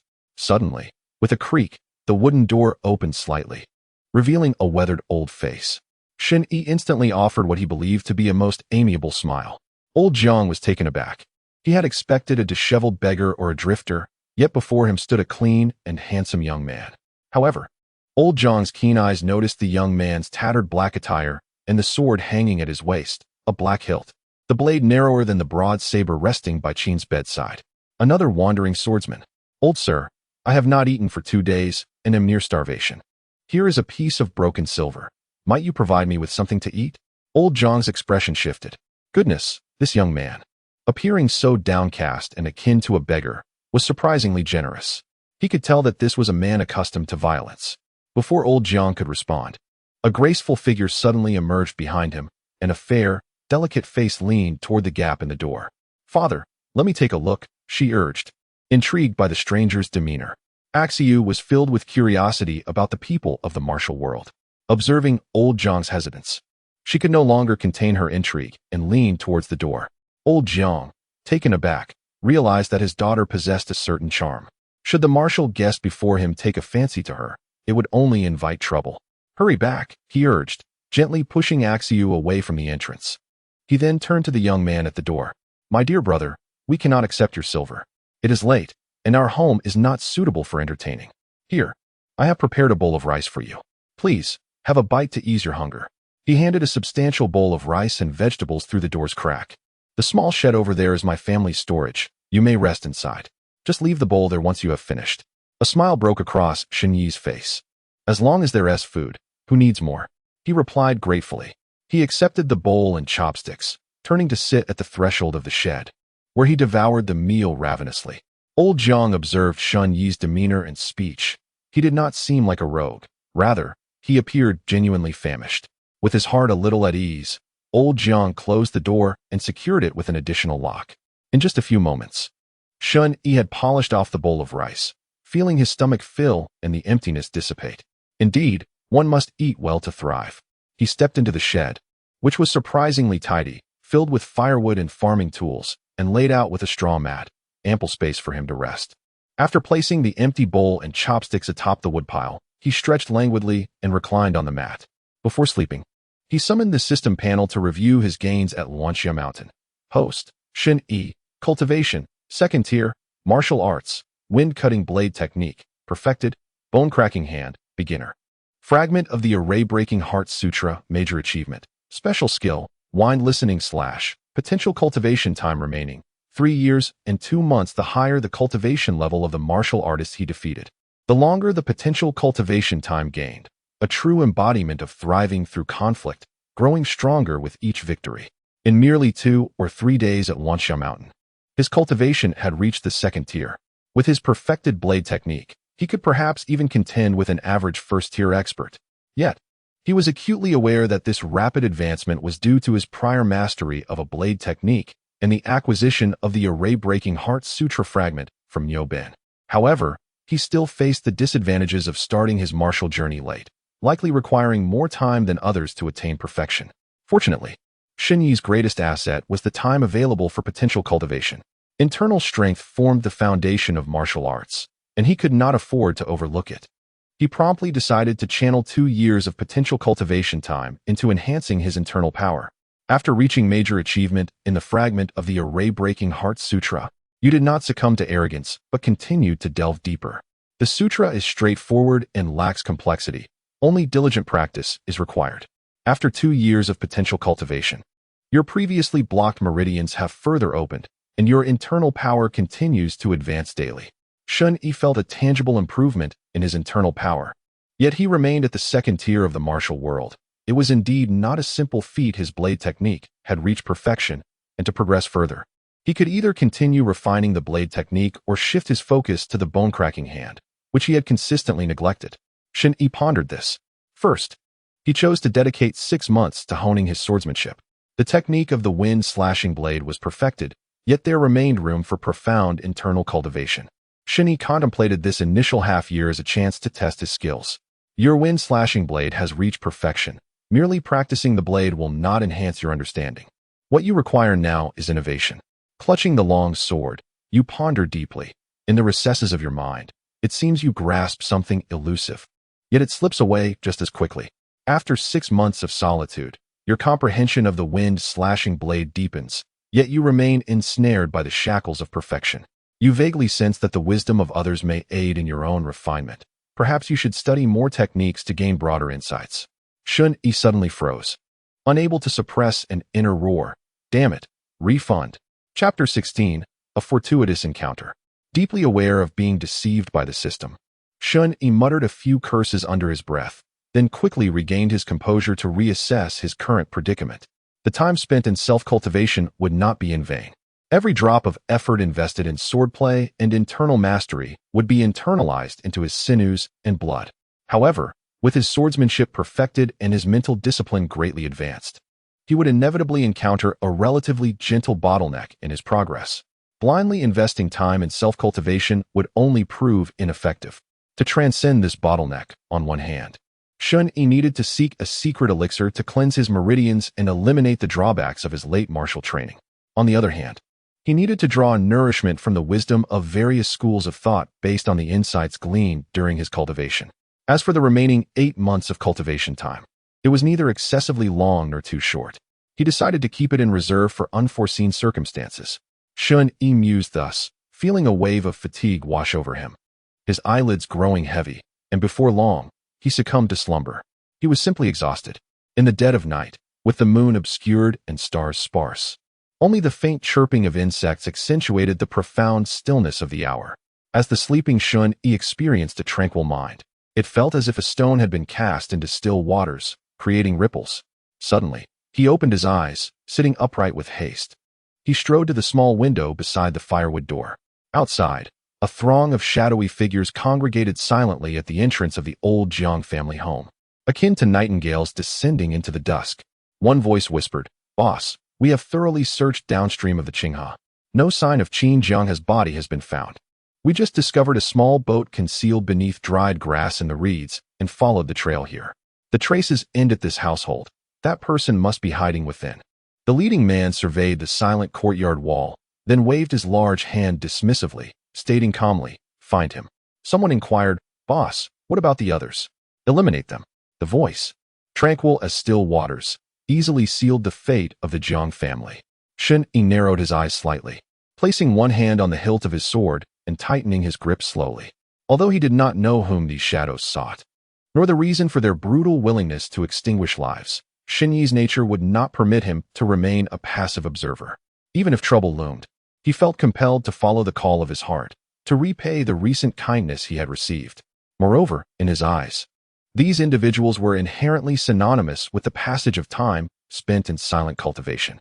Such an instinctive act of slaughter stirred within Shen Yi an unwavering sense of righteousness. Thus, at the very moment when a multitude of shadowy figures leaped upon the wall, Shen Yi suddenly unleashed a powerful kick.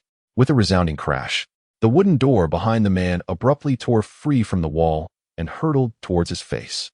The sound echoed like thunder, reverberating through the stillness of the night. It not only astonished the assailants, but also jolted the slumbering Jiang family from their beds. "What?" The leading man turned in fear, just as a crisp clang resonated in his ears.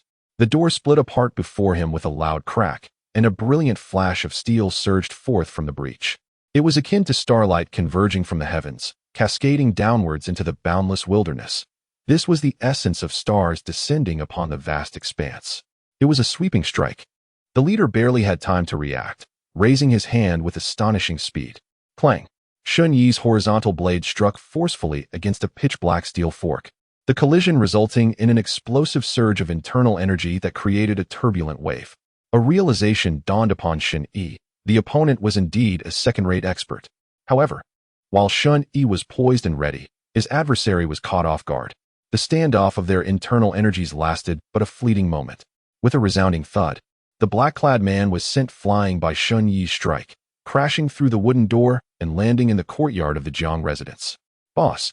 The remaining black-clad figures gasped instinctively. Before their words could fully escape their lips, Shen Yi had already crossed the threshold, akin to a cheetah, his blade poised for a fierce assault. The leader, albeit a second-rate expert, swiftly somersaulted into the air, cursing under his breath. "Damn it, Qin Jianghe must be inside. Leave one behind to assist me. The rest, search within." "Understood." The leader then twisted his fork, creating a flurry of fork shadows that charged directly at Shen Yi.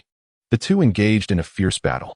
Meanwhile, other shadowy figures swiftly approached the man, brandishing their blades to aid him. The remaining three, like ravenous wolves, surged towards the various rooms of the front and back courtyards. The Jiang family had indeed been roused from their slumber, but they dared not show themselves. As for Qin Jianghe, whom they had rescued, Their own lives hung in the balance, leaving them little room to worry about others. Old Jiang had already begun to regret his reckless heroism. With a thunderous crash, the doors of the side room and main house were simultaneously kicked open. 3 ferocious black-clad figures stormed inside, finding both rooms desolate and empty. Ashio concealed herself within the wardrobe, one hand clasped over her mouth. Her bright eyes peering through the gaps in the wood, filled with terror as she beheld the flickering shadows outside. She could hear the approaching footsteps. Each step felt as though it were crushing her heart, accelerating her pulse and quickening her breath. "Ha, a little girl's room, is it? Little girl, no need to hide. I know exactly where you are." A coarse and heavy voice emanated from the wardrobe, sending chills through Ashio's limbs. The other party's labored breathing resembled that of a beast, replete with insatiable greed and salivation. Thud! Ashio perceived the footsteps drawing nearer, the light and shadows flickering momentarily through the wardrobe's crevice before plunging into darkness. Thump, thump, thump. It was the sound of her own heart, resounding with startling clarity in the obscurity. Ha ha ha! A cacophony of brazen, lecherous laughter erupted outside the wardrobe, followed by a sudden crash as the wardrobe door was flung open. An ominous, grotesque face loomed before Ashio, its gruff voice resonating like a bell. "Little girl, I found you." Ashio's mind momentarily short-circuited, unleashing an instinctive, piercing scream that seemed to tear through the night sky. In the courtyard, Shen Yi faced 2 adversaries. With his blade dancing, he conjured a flurry of overlapping shadows that clashed against the leader's steel fork and another assailant's long knife. The complete slicing wind of his blade allowed Shen Yi to hold his ground despite being outnumbered, accumulating battle intent with each strike as the heart of the formation's secret technique surged within him. Each blow grew increasingly formidable, causing the black-clad leader's hands to numb and his arms to tremble under the weight of Shen Yi's onslaught, leaving numerous scars upon his opponent's body. Were it not for the support of others, defeat would be a foregone conclusion. The black-clad leader cursed inwardly, lamenting the incompetence of his allies. Little did he know, his skirmish with Shen Yi had only spanned mere moments. Suddenly, Ashio's terrified scream pierced the air. Without hesitation, Shen Yi's blade vibrated, forcing the black-clad leader's steel fork aside. In a swift motion, he pivoted and leaped through the window into the adjacent room. How foolish of me. What was I thinking, challenging a hard nut? As he contemplated, a dazzling arc of light from his blade surged forth, reminiscent of a full moon sinking into the river, cascading toward the black-clad figure standing before the wardrobe. Chapter 17. Unmasking Ashio, clutching her head in terror, did not register the sound of shattering glass. Instead, she witnessed the horrifying visage of the burly man, his sinister grin freezing in place as his head rolled away, leaving behind a crimson neck, blood gushing forth in a heart-stopping spectacle. Slain a mid-tier warrior. Gaining a cultivation period of 1 year and 2 months. Cultivation, remaining time, 1 year and 10 months. Ashio beheld a young man clad in black, wielding a horizontal blade, emerging behind the headless corpse, offering her a radiant smile. Yet, this did little to assuage her fear. Her screams only intensified. "Thief! How dare you!" The black-clad leader roared as he burst through the front door, only to find his subordinates had fallen to Shen Yi's blade. Shen Yi grinned, raising his weapon once more. The blade's radiance spilled forth like a sky full of shattered stars, sweeping toward the leader and the black-clad henchman behind him. Meanwhile, inside the main house, 2 figures in black stared at the vacant room, their gazes immediately locking onto the space beneath the bed. Old Jiang and Aunt Jiang trembled in fear. Huddled beneath the bed, the 2 individuals were devoid of the macabre tastes exhibited by the one who perished at Shen Yi's hands. Their sole desire was to swiftly accomplish their mission.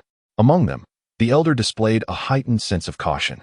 He drew forth a broad blade from his waist, concentrating his energy upon its edge, and with a swift motion, he brought it crashing down upon the wooden bed. A sharp crack resonated through the air. Before the force of the blade, akin to a gust of wind, the bed splintered in 2, revealing the figures of the elderly Jiang couple. The black-clad man's gaze sharpened. They were merely 2 rustic peasants. Yet, the momentum of his attack remained unabated, continuing to hurtle toward the elderly couple.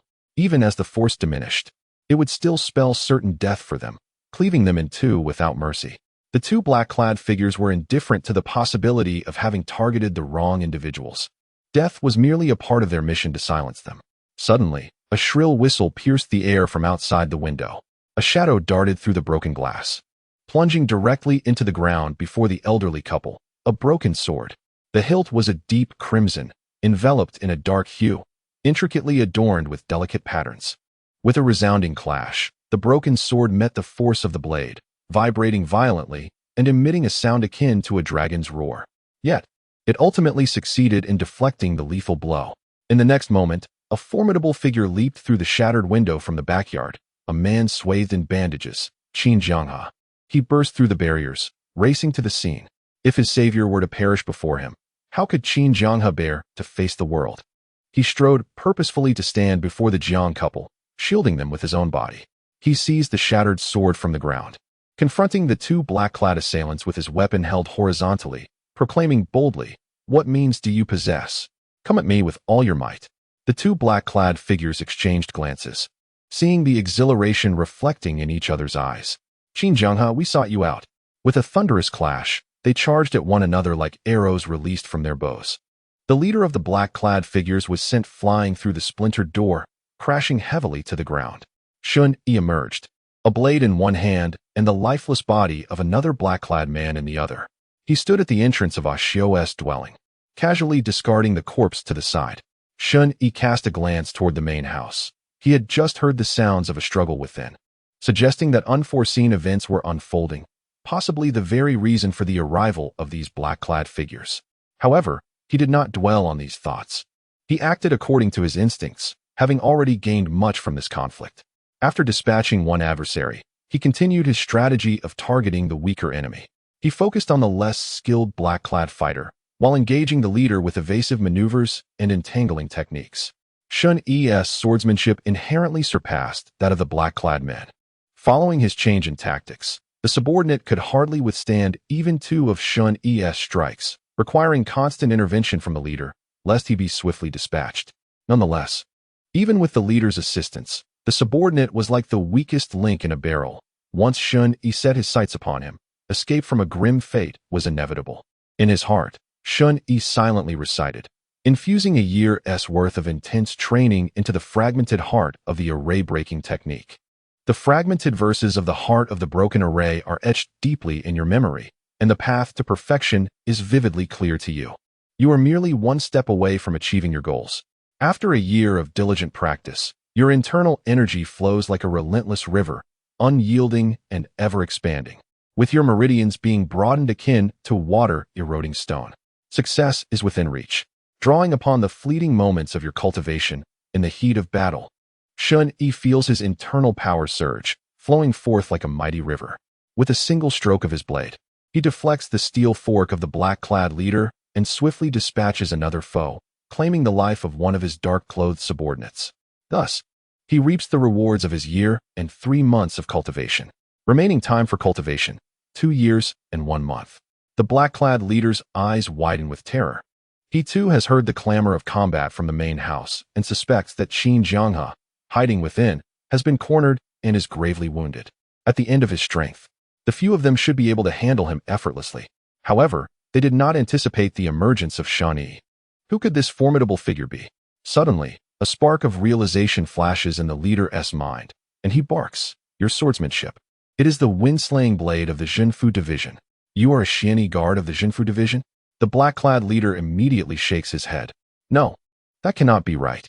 The Shen Yi guards, upon venturing forth, are always accompanied by the Shen Yi silver crane, wielding the embroidered spring blade. You are clearly trying to conceal your identity." It dawns on the black-clad leader. "I understand now. You are Shen Yi, who recently defected from the Zhenfusi division and has a bounty on your head." Shen Yi narrows his eyes. He is taken aback that the opponent could discern his identity merely through his sword technique. The recognition of the wind-slaying blade is rather pronounced. Instantly, a more intense murderous intent erupts within his gaze. Since the enemy has identified him, he cannot afford to let him live. The black-clad leader senses the lethal intent in Shen Yi's eyes and realizes that his life is in jeopardy. He hastily pleads, "Shen Yi, you are now being hunted by the Zhenfusi division like a lost dog. Do you not feel pity for yourself? Yet our great whale gang is not afraid of the Zhenfusi division. If you assist us in capturing Qin Jianghe, we shall overlook our previous conflict, and you may find a place among us." Shen Yi lightly rests his hand upon the gleaming blade. Your great whale gang is indeed formidable, unafraid of the Zhenfu division. Of that I am convinced. But how can I trust a mere second-rate leader like you to make such promises? The black-clad leader becomes flustered. I am the deputy chief of the Yacha branch of the Great Whale Gang, capable of speaking before the strategist. I can assure you of your safety. As he observes Shen Yi's unwavering murderous intent, his voice quakes even more. All I ask is that you spare my life. Shen Yi grins slightly. You seem to possess some insight. If you can identify this blade, I shall grant you mercy. Shen Yi positions his sword, his feet taking a stance. And as the power of the blade coalesces, an eerie silence envelopes the surroundings, the world hushed in anticipation. In that silence, the black-clad leader feels as though he can hear the wind rising. Bang! Chapter 18. The journey to the Jianghu, a figure crashes through the window of the main house, landing heavily in the courtyard. The leader cloaked in black felt a violent tremor in his pupils as he witnessed Shen Yi's figure vanish in an instant, replaced by a blinding flash of steel that dominated his vision. Following this, he heard the sound of a rushing wind, the sound of his own blood gushing from his neck. In his eyes, there was a glimmer of unwillingness as he murmured, "What manner of sword technique is this?" Shen Yi, with his sword held aloft, flicked the blood from its edge. The name of this blade is Listening to the Wind. Are you familiar with it? The black-clad leader struggled to respond. Never have I encountered such a thing. With that, he breathed his last, slaying a second-rate martial artist. Earned 3 years and 6 months of cultivation time. Remaining cultivation time, 5 years and 7 months. Shen Yi turned his gaze towards a figure that had just stumbled out of the main house, a rugged man. His body wrapped in bandages, with wounds gaping and stained crimson, bearing several new cuts. His face was ashen, and he appeared to be on the brink of death, scarcely drawing breath. "Boss." A figure in black emerged from the main house, immediately spotting the lifeless leader sprawled in the courtyard. He fixed his gaze upon Shen Yi, whose sword was poised with deadly intent. It was clear to him who the murderer was. A sense of unwillingness flickered in the eyes of the black-clad man. He and a colleague had besieged Qin Jianghe, paying with one life to inflict further injury upon him. Now, if they could deliver just one more blow, their foe would surely perish. Their mission would be complete. Yet, at that moment, his primary concern was his own survival. Although he was unaware of the origin of Shen Yi's formidable prowess, the scene littered with corpses revealed that he was a master of assassination. The instinct to survive overtook him, and without hesitation, he turned to flee, hurling a knife towards the fallen Qin Jianghe in an act of desperation. Alas, he had underestimated Shen Yi and overestimated his own abilities. Though Shen Yi was unfamiliar with Qin Jianghe, the black-clad leader had just revealed that they belonged to the Whale Gang, indicating that Qin Jianghe's status was undoubtedly significant. In a flash, Shen Yi appeared before Qin Jianghe, deflecting the flying knife with a swift motion of his blade. By this time, the black-clad figure had already scaled the wall. Shen Yi twirled his sword and sent the knife soaring back like a bolt from a bow, piercing the black-clad man's back with astonishing speed. A heart-wrenching cry escaped the man as he plummeted from the wall, lifeless upon impact, slaying a first-rate martial artist. Earned 1 year and 1 month of cultivation time. Remaining cultivation time, 6 years and 8 months. Shen Yi let out a deep sigh of relief. A bountiful harvest. With a clang, he sheathed his long blade. He bent down beside Qin Jianghe, realizing that if he did not act swiftly, the man would surely perish. "Old sir, might you enlighten me on this man's identity?" Shen Yi's gaze drifted towards the main house, where old Jiang and Aunt Jiang peered cautiously from the doorway. Astonished by the prowess of the young man who had once sought alms, but now stood victorious, having vanquished all the intruding figures clad in black.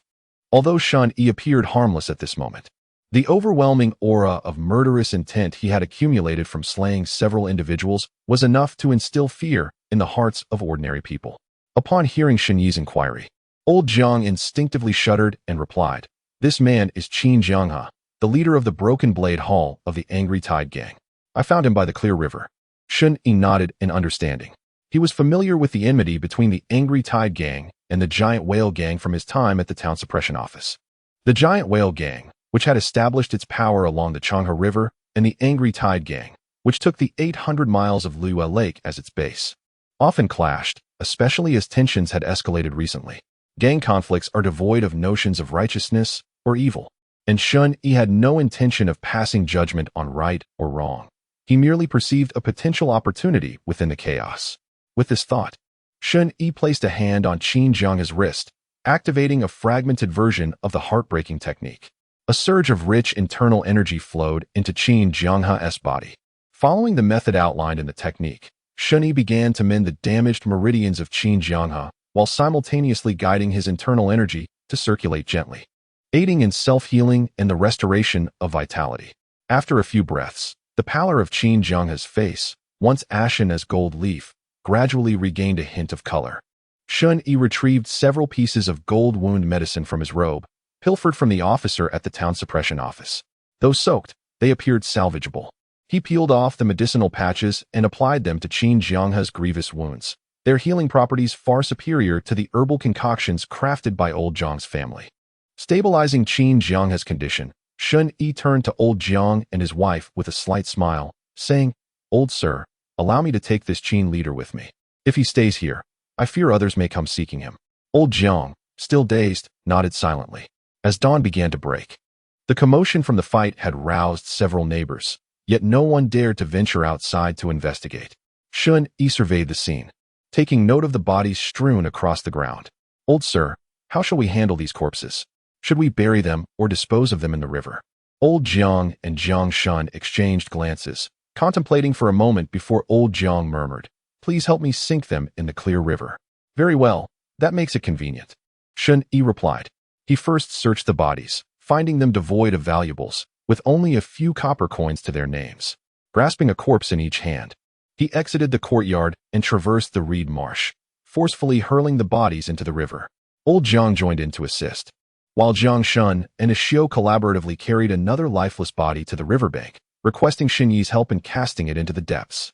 Once the bodies were dealt with, Shen Yi returned to the courtyard, hoisting the unconscious Qin Jianghe onto his shoulder.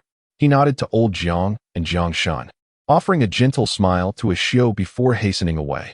The Jiang family stood there, gazing blankly at Shen Yi's receding figure as it gradually vanished into the distant reeds. Moments later, the figure of Shen Yi reappeared, carrying Qin Jianghe as he jogged back, grumbling, "Old man, could you spare some provisions? In this desolate wilderness, I have seen no game along the way.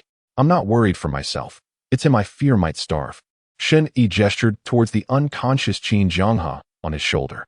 A soft chuckle escaped Ashio's lips, breaking the previously tense atmosphere, which now felt considerably lighter. Aunt Jiang quickly interjected, we have some, just a moment." Before long, Aunt Jiang emerged from the kitchen, handing Shen Yi a bundle of provisions. He accepted it, slinging it over his shoulder, and tossed a piece of silver back to old Jiang. "Old man, I truly must take my leave this time." Unable to contain her curiosity, Ashio asked, "Big brother, where are you going?" Shen Yi pondered for a moment before replying, "To the rivers and lakes." Ashio's eyes sparkled with excitement as she chirped, "If you happen to meet someone named Ahua in the rivers and lakes, please ask him when he will return. I'm still waiting for him in Xiaohe village." Shen Yi was momentarily taken aback. The vastness of the world, teeming with countless souls, made the likelihood of encountering the person she longed for seem almost impossible. Yet, he smiled and assured her, "If I see him, I will certainly convey your message." With that, he disappeared into the distance once more. Chapter 19. The mountain god temple on the banks of the Clear River stood Clear River Mountain, home to a dilapidated mountain god temple. Inside the temple, Shen Yi laid Qin Jianghe gently before a toppled statue, allowing him to regain consciousness, while he himself settled into a corner. Host, Shen Yi, cultivation level, second rate, martial arts, gale blade technique, complete, bone-breaking hand, beginner. Fragment of the array-breaking heart method, major accomplishment, special skill, wine listening / potential, 6 years and 8 months remaining. The skies were clear and bright, with auspicious energies flowing from the east. With abundant resources at hand, it was an opportune moment for a breakthrough. Shen Yi promptly resolved to channel 3 years of potential into his internal energy techniques, instantly entering a state of focused cultivation. You once again peruse the fragment of the array-breaking heart method, committing its key insights to memory, preparing for the final breakthrough. After 1 year of cultivation, your internal energy flows like a rushing river, further solidifying the meridians you previously opened. After 2 years of cultivation, your internal energy becomes increasingly refined and concentrated. Your will tempered as solid as rock, and you begin to attempt breaking through the final blockage. After 3 years of persistent refinement and breakthroughs, you finally open the last blockage of the fragment of the array breaking heart method. Your meridians expand into a broader network, and your internal energy cascades like a galaxy pouring forth, descending from the heavens, gradually becoming an unstoppable tide. Your fragment of the array breaking heart method has reached a state of completion. Your cultivation level has ascended to the first rate in the rivers and lakes. Shen Yi slowly opened his eyes, feeling the surging internal power coursing through him like a roaring waterfall, which gradually subsided. The minutiae of the world became vivid to his sight, and the sounds of nature resonated in his ears. The world before him seemed to unveil another layer of clarity, becoming more distinct and tangible. He rose to his feet and strode purposefully to the temple entrance. With a sharp sound, he drew his sword from its sheath, executing a simple yet decisive horizontal slice. It is merely a matter of simplifying complexity with a single stroke of the blade. Yet, this seemingly simple cut unleashes an invisible wave of energy, resulting in a clean incision across the distant trees, as if a powerful force has manifested. With a creak, the trees topple with a thunderous crash. Mastery of the technique is evident. Energy coalesces into brilliance. Within the tranquil depths of Shen Yi's heart, a sense of joy arises. His exceptional martial prowess is sufficient to secure a prominent position within the Eastern County's pacification office, marking him as an individual of considerable renown. In the realm of martial arts, such skill is synonymous with its reputation, having ascended to a legendary status that captivates the imagination of the people. This also signifies that Shen Yi's ability to protect himself has reached new heights. However, the fragmented pages of the breaking array heart method present him with a similar impasse as his swordplay. He must either seek the subsequent chapters of the breaking array heart method, which can only be obtained from the pacification office, though he is not foolish enough to ensnare himself, or he must explore other internal martial arts techniques, drawing inspiration from various schools to further refine his skills. This path requires a glance back at the rough-hewn figure of the slumbering man in the mountain deity temple, for the success of this endeavor rests upon Qin Jianghe's shoulders. Moreover, Shen Yi notes the blade of his sword, marred with jagged notches. This weapon, purchased for 5 taels of silver from a blacksmith, though a refined piece, is hardly a masterwork. After enduring numerous battles on Laoxia Mountain and in Xia Village, the sword he wields is on the verge of breaking, teetering on the brink of irreparable damage. Without his sword, his combat prowess would be significantly diminished. Upon further reflection, aside from his swordplay and mental techniques, he is left with a nearly forgotten art, Twisted Bone Fist. While Twisted Bone Fist is comparable in caliber to the wind-cleaving sword technique, both being secondary martial arts, it remains largely overlooked within the pacification office. Many in the martial world are only familiar with the wind-cleaving sword technique, oblivious to Twisted Bone Fist. This is understandable. While both are introductory martial arts, the wind-cleaving sword technique provides a definitive advantage in weaponry, as the saying goes. An inch longer, an inch stronger. The pacification office typically prioritizes the training of sword techniques, relegating fist and foot techniques to mere supplementary options. However, Shen Yi's circumstances are different. He possesses ample time for deep cultivation. 3 years and 8 months remain. He is entirely capable of dedicating himself to mastering Twisted Bone Fist. Additionally, there is another reason. During his recent encounter with the leader in black, the opponent had invoked the name of the wind-cleaving sword technique, a style almost synonymous with the pacification office. Should Shen Yi reveal his blade in the martial world, he risks being recognized and pursued by the pacification office. Thus, honing a less notorious fist technique seems prudent in Shen Yi's estimation.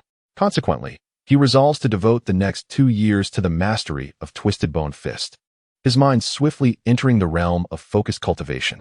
Twisted Bone Fist comprises 12 techniques, divided into 6 grappling forms and 6 striking forms. Through diligent practice, one can attain an intricate understanding of martial arts, laying a robust foundation for the study of other advanced techniques.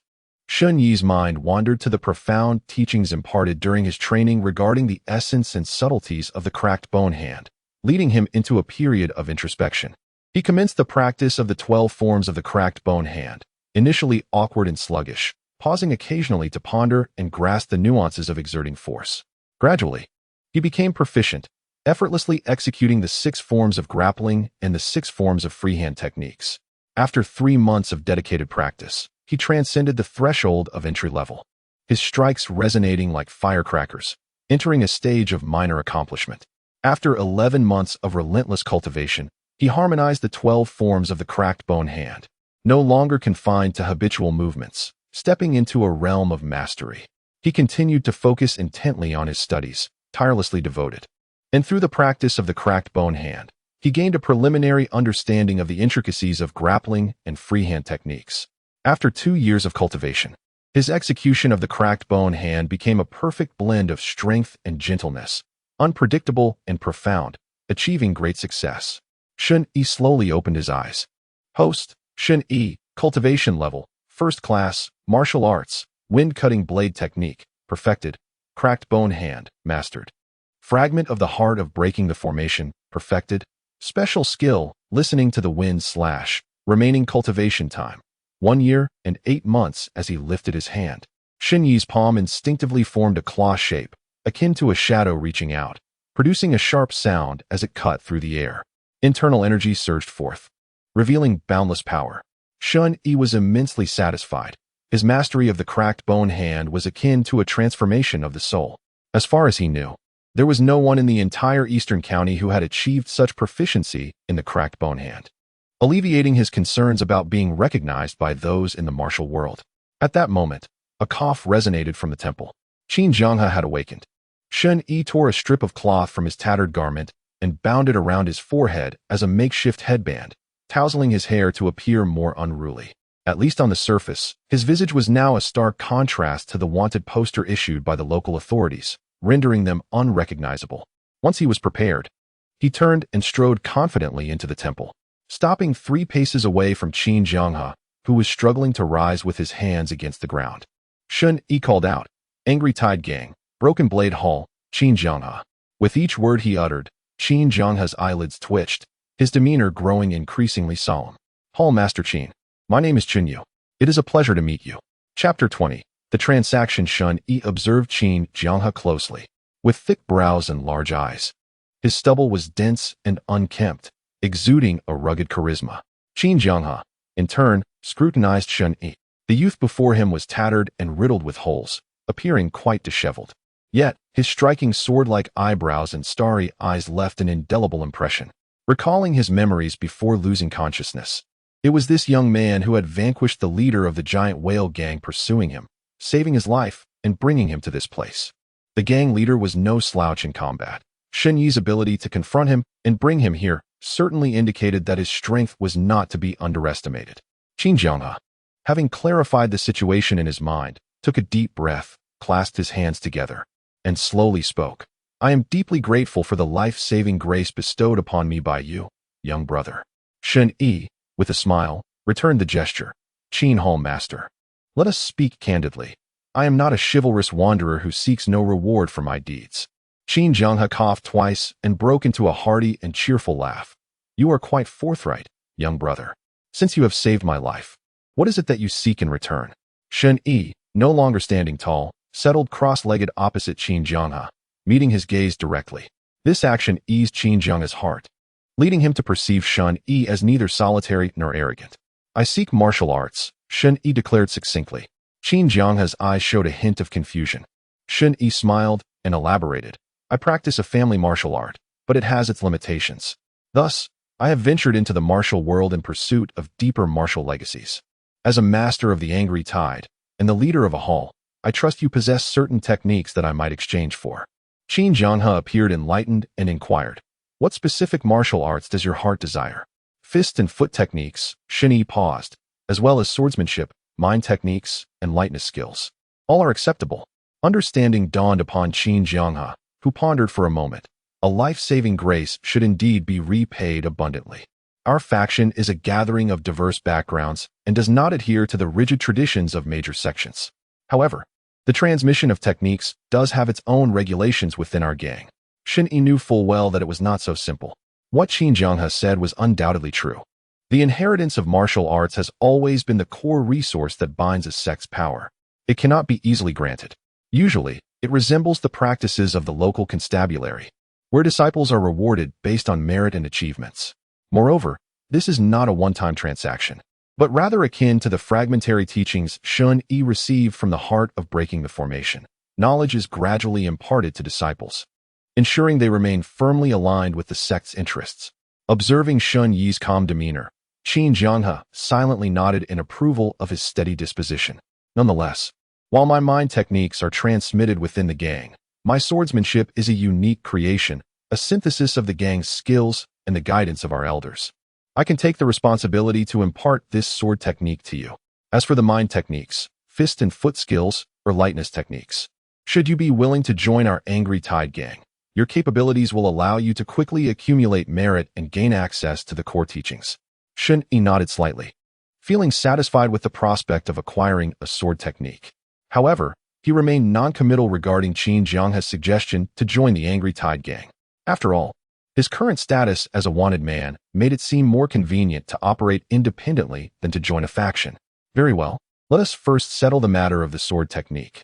Qin Jianghe gazed intently into Shen Yi's eyes, revealing a hint of embarrassment. I beg your pardon, young brother. My current condition limits my mobility, and I am unable to demonstrate the sword techniques freely. You may have to wait until my injuries heal further. Shen Yi nodded slightly. No matter. I shall await your recovery. The sound of his stomach growled like a frog in a wheat field, clear and unmistakable. Qin Jianghe, patting his belly, flashed a grin.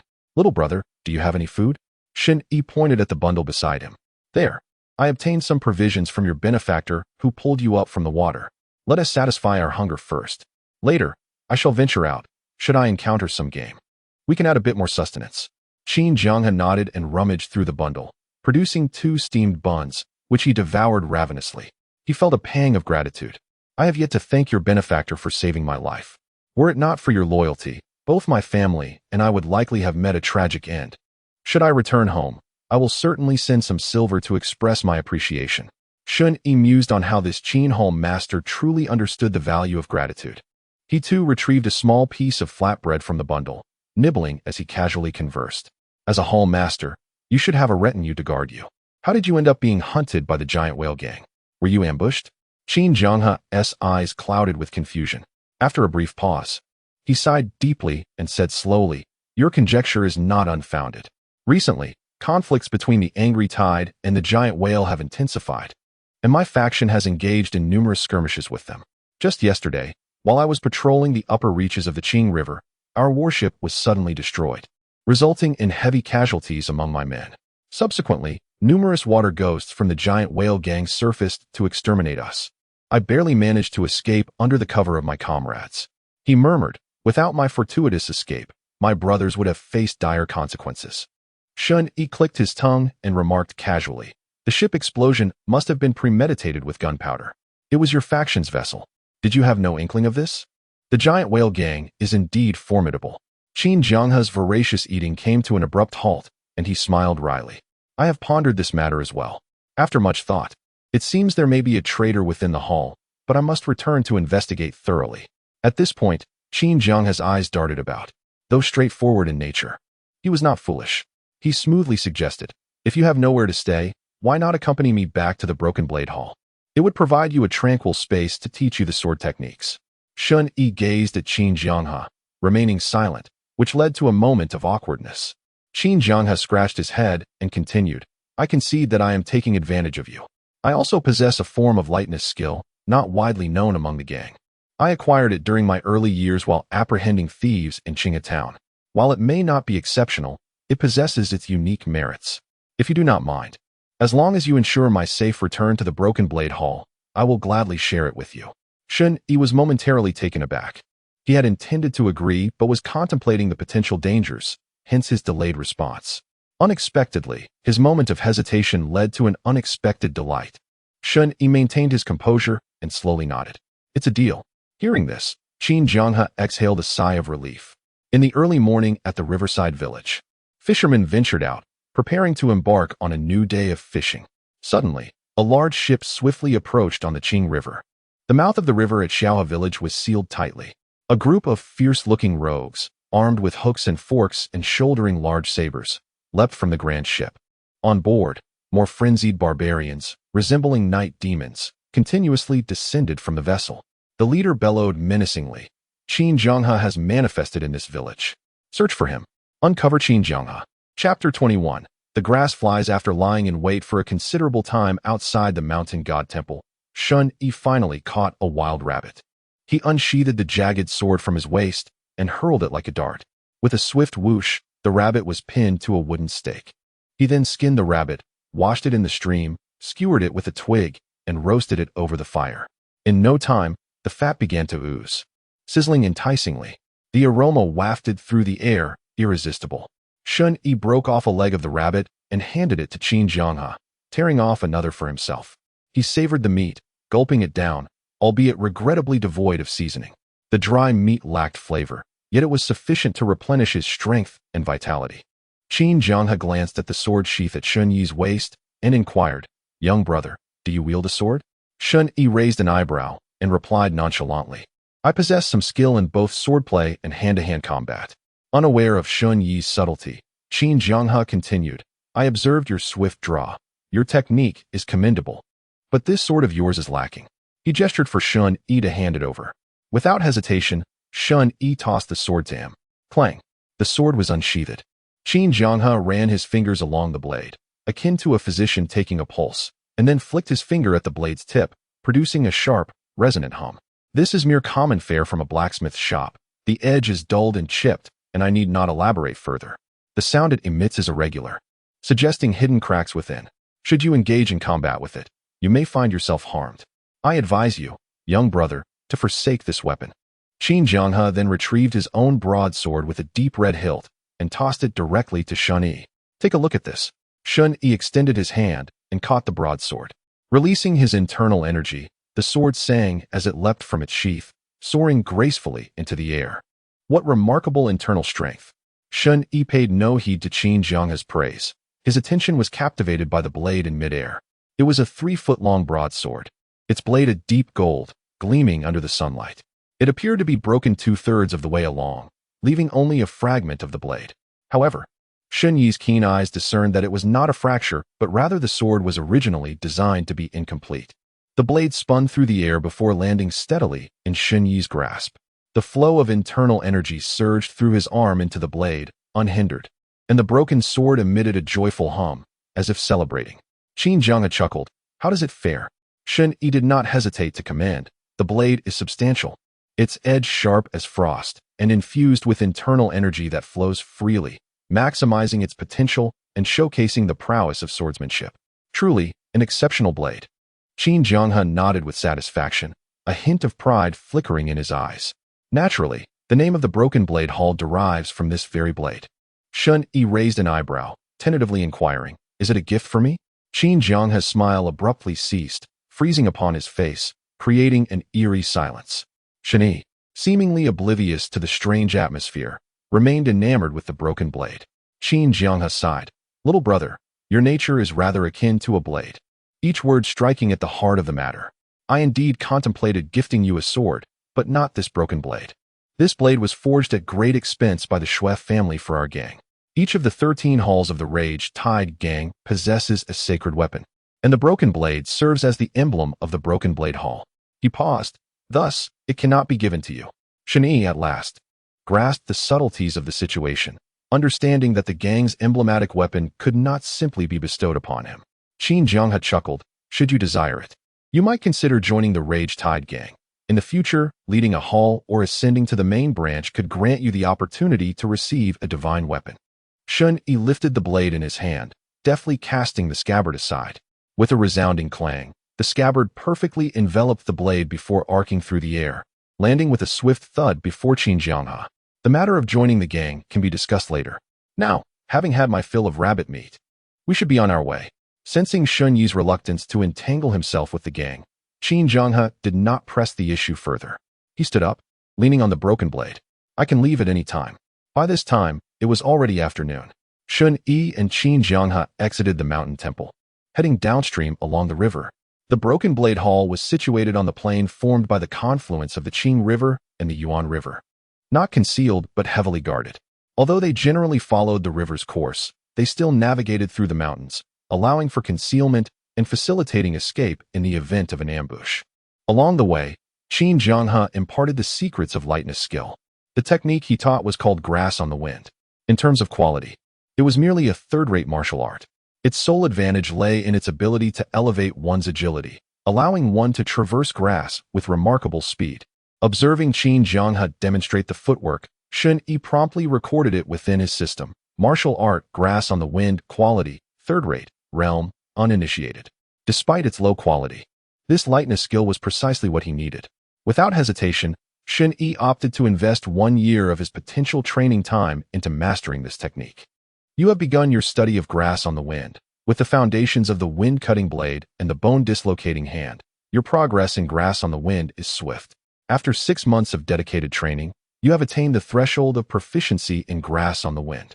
After 10 months of relentless practice, your understanding of lightness skill has deepened, and grass on the wind has reached the level of mastery. After a year of diligent practice, your comprehension and application of the grass on the wind technique have reached a level of effortless mastery, allowing you to move with grace and agility, traversing the grass as if flying.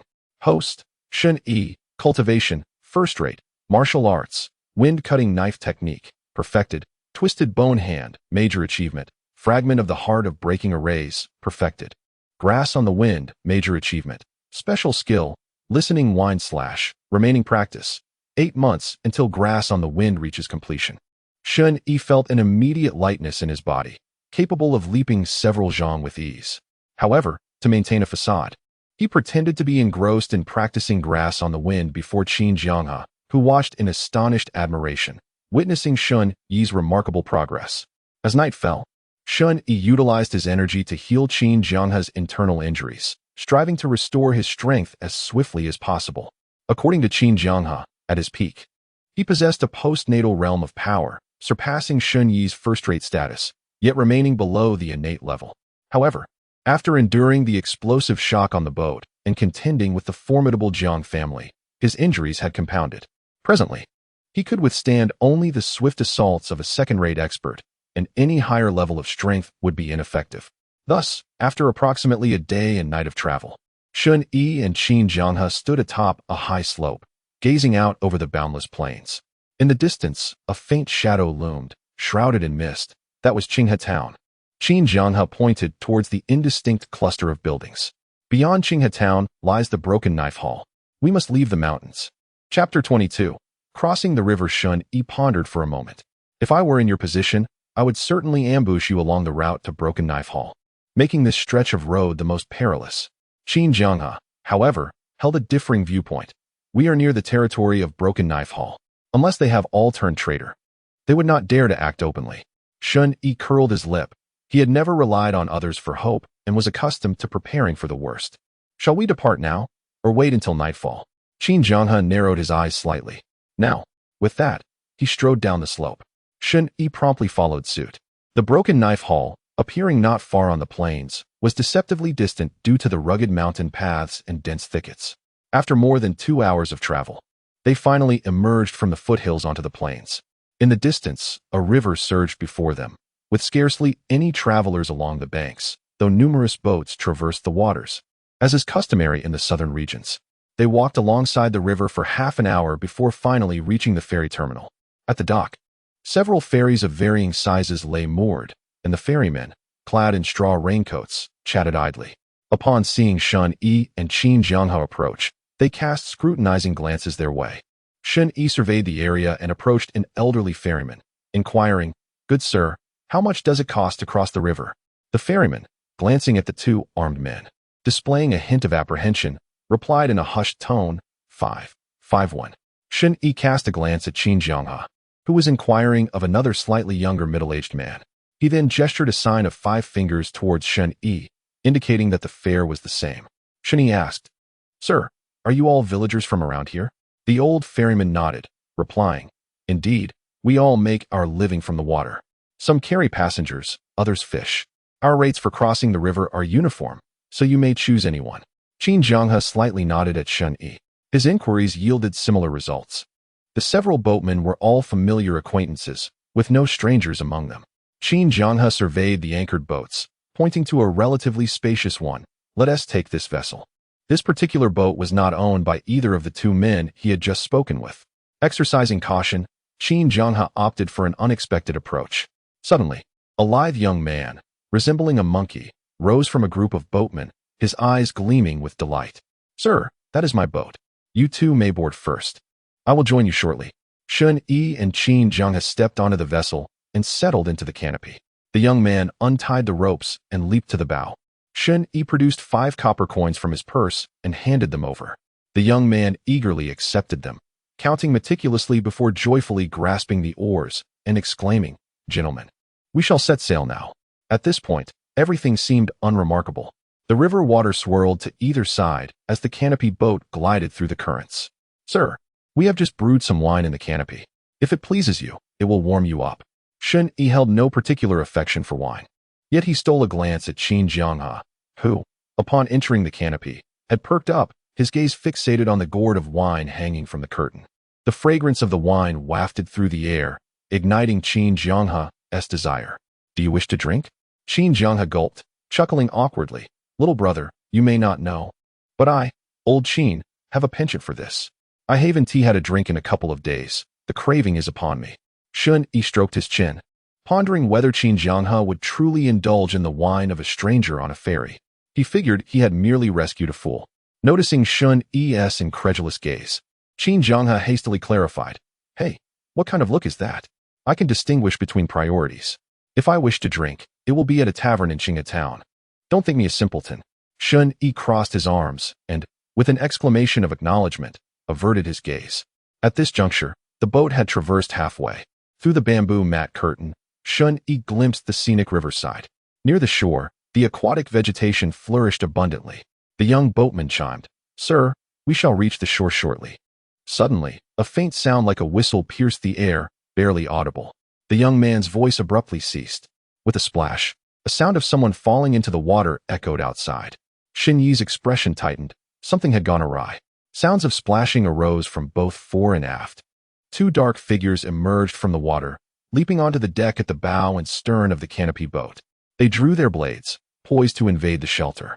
A sharp crack resonated through the air. A fierce blade suddenly emerged from the canopy, carving a circle around itself. Clang! 2 shadowy figures were forced back a step, and the entire black canopy was lifted with a single stroke, cascading into the river. Qin Jianghe, wielding a heavy gold-hilted dagger, stood back to back with Shen Yi. Observing the situation, Shen Yi initially suspected the young boatman, but soon realized he was merely a sacrificial pawn in the ambush against Qin Jianghe. At that moment, 2 figures appeared, drenched and robust, having swiftly parried Qin Jianghe's attack with apparent ease, revealing themselves as skilled practitioners of underwater combat. Qin Jianghe's expression turned grave. The 4 ghosts of the Long River? This band of nightmarish figures was truly relentless. For ghosts, that meant there were still 2 more to contend with. Just as Shen Yi's thoughts shifted, a thunderous roar echoed beneath their feet. 2 gleaming long spears pierced through the boat's bottom, prompting Shen Yi and Qin Jianghe to evade swiftly. The silver spear tips brushed perilously close, nearly piercing them through. "Qin Jianghe, meet your end." The 2 phantoms aboard seized the opportunity, wielding crude blades in a vicious downward arc, seemingly intent on cleaving the 2 men in half. Shen Yi drew his sword, channeling all his inner strength into a horizontal slash to counter the attack. With a resounding crash, the blade shattered into fragments of varying sizes, raining down like a torrential downpour upon the adversaries. One of them was riddled with countless wounds from the blade shards, a piece of the broken edge striking true to his eye, sending him tumbling into the water. Meanwhile, Qin Jianghe clashed with the crude blades behind him, sustaining deep wounds and turning pale as water surged in through the gaping hole. The boat was on the verge of sinking. Yet, the 4 ghosts of the Long River were increasingly impatient. Shen Yi sensed a surge of energy swirling beneath the vessel. He quickly hurled the dagger's hilt, forcing back his opponent. Grabbing Qin Jianghe's arm, he propelled them both upward. Just as they leaped, a thunderous explosion erupted from below, 2 waves of energy piercing the boat, causing it to crack in 2. Shen Yi grasped Qin Jianghe's arm, spinning him around and flinging him toward the riverbank. "Get to safety first." Meanwhile, Shen Yi himself angled downward toward the river. In the water, 2 formidable figures sliced through the currents, while the other 2 swam toward the shore. The crisis was far from over. Chapter 23. Escape from Desperation Whoosh. The twin ghosts of the long river discreetly released blow darts amidst the tumultuous waves, their shots muffled and swift as the wind. Fortunately, Shen Yi had already sharpened his senses. In an instant, he detected the trajectory of the two darts. But being mid-air made evasive maneuvers cumbersome. Resolutely, he extended two fingers toward the incoming darts. This was a technique from the sixth form of the mistaken bone hand, known as catching clouds and grasping the moon. With a deft flick, he captured the two swiftly flying darts between his fingertips, then, with a swift motion, sent them hurtling back. The two specters did not anticipate that Shen Yi would exhibit such remarkable reflexes in the face of danger. They hastily brandished their crude blades to defend themselves. Clang, clang. The pair remained unperturbed by Shen Yi's potential counterattack, confident that he would soon plummet into the water below. Once he fell into that domain, it would be within their control, one a first-rate practitioner, the other second-rate. Both assured in their ability to end Shen Yi's life in the river. Shen Yi was acutely aware of this reality. Although he could swim, he was no match for these seasoned aquatic adversaries, akin to a land dweller amid seasoned mariners. Should he enter the water, defeat would be inevitable. In the midst of this peril, Shen Yi channeled the remaining 8 months of his intensive training into his lightness skill. In an instant, he entered a meditative state.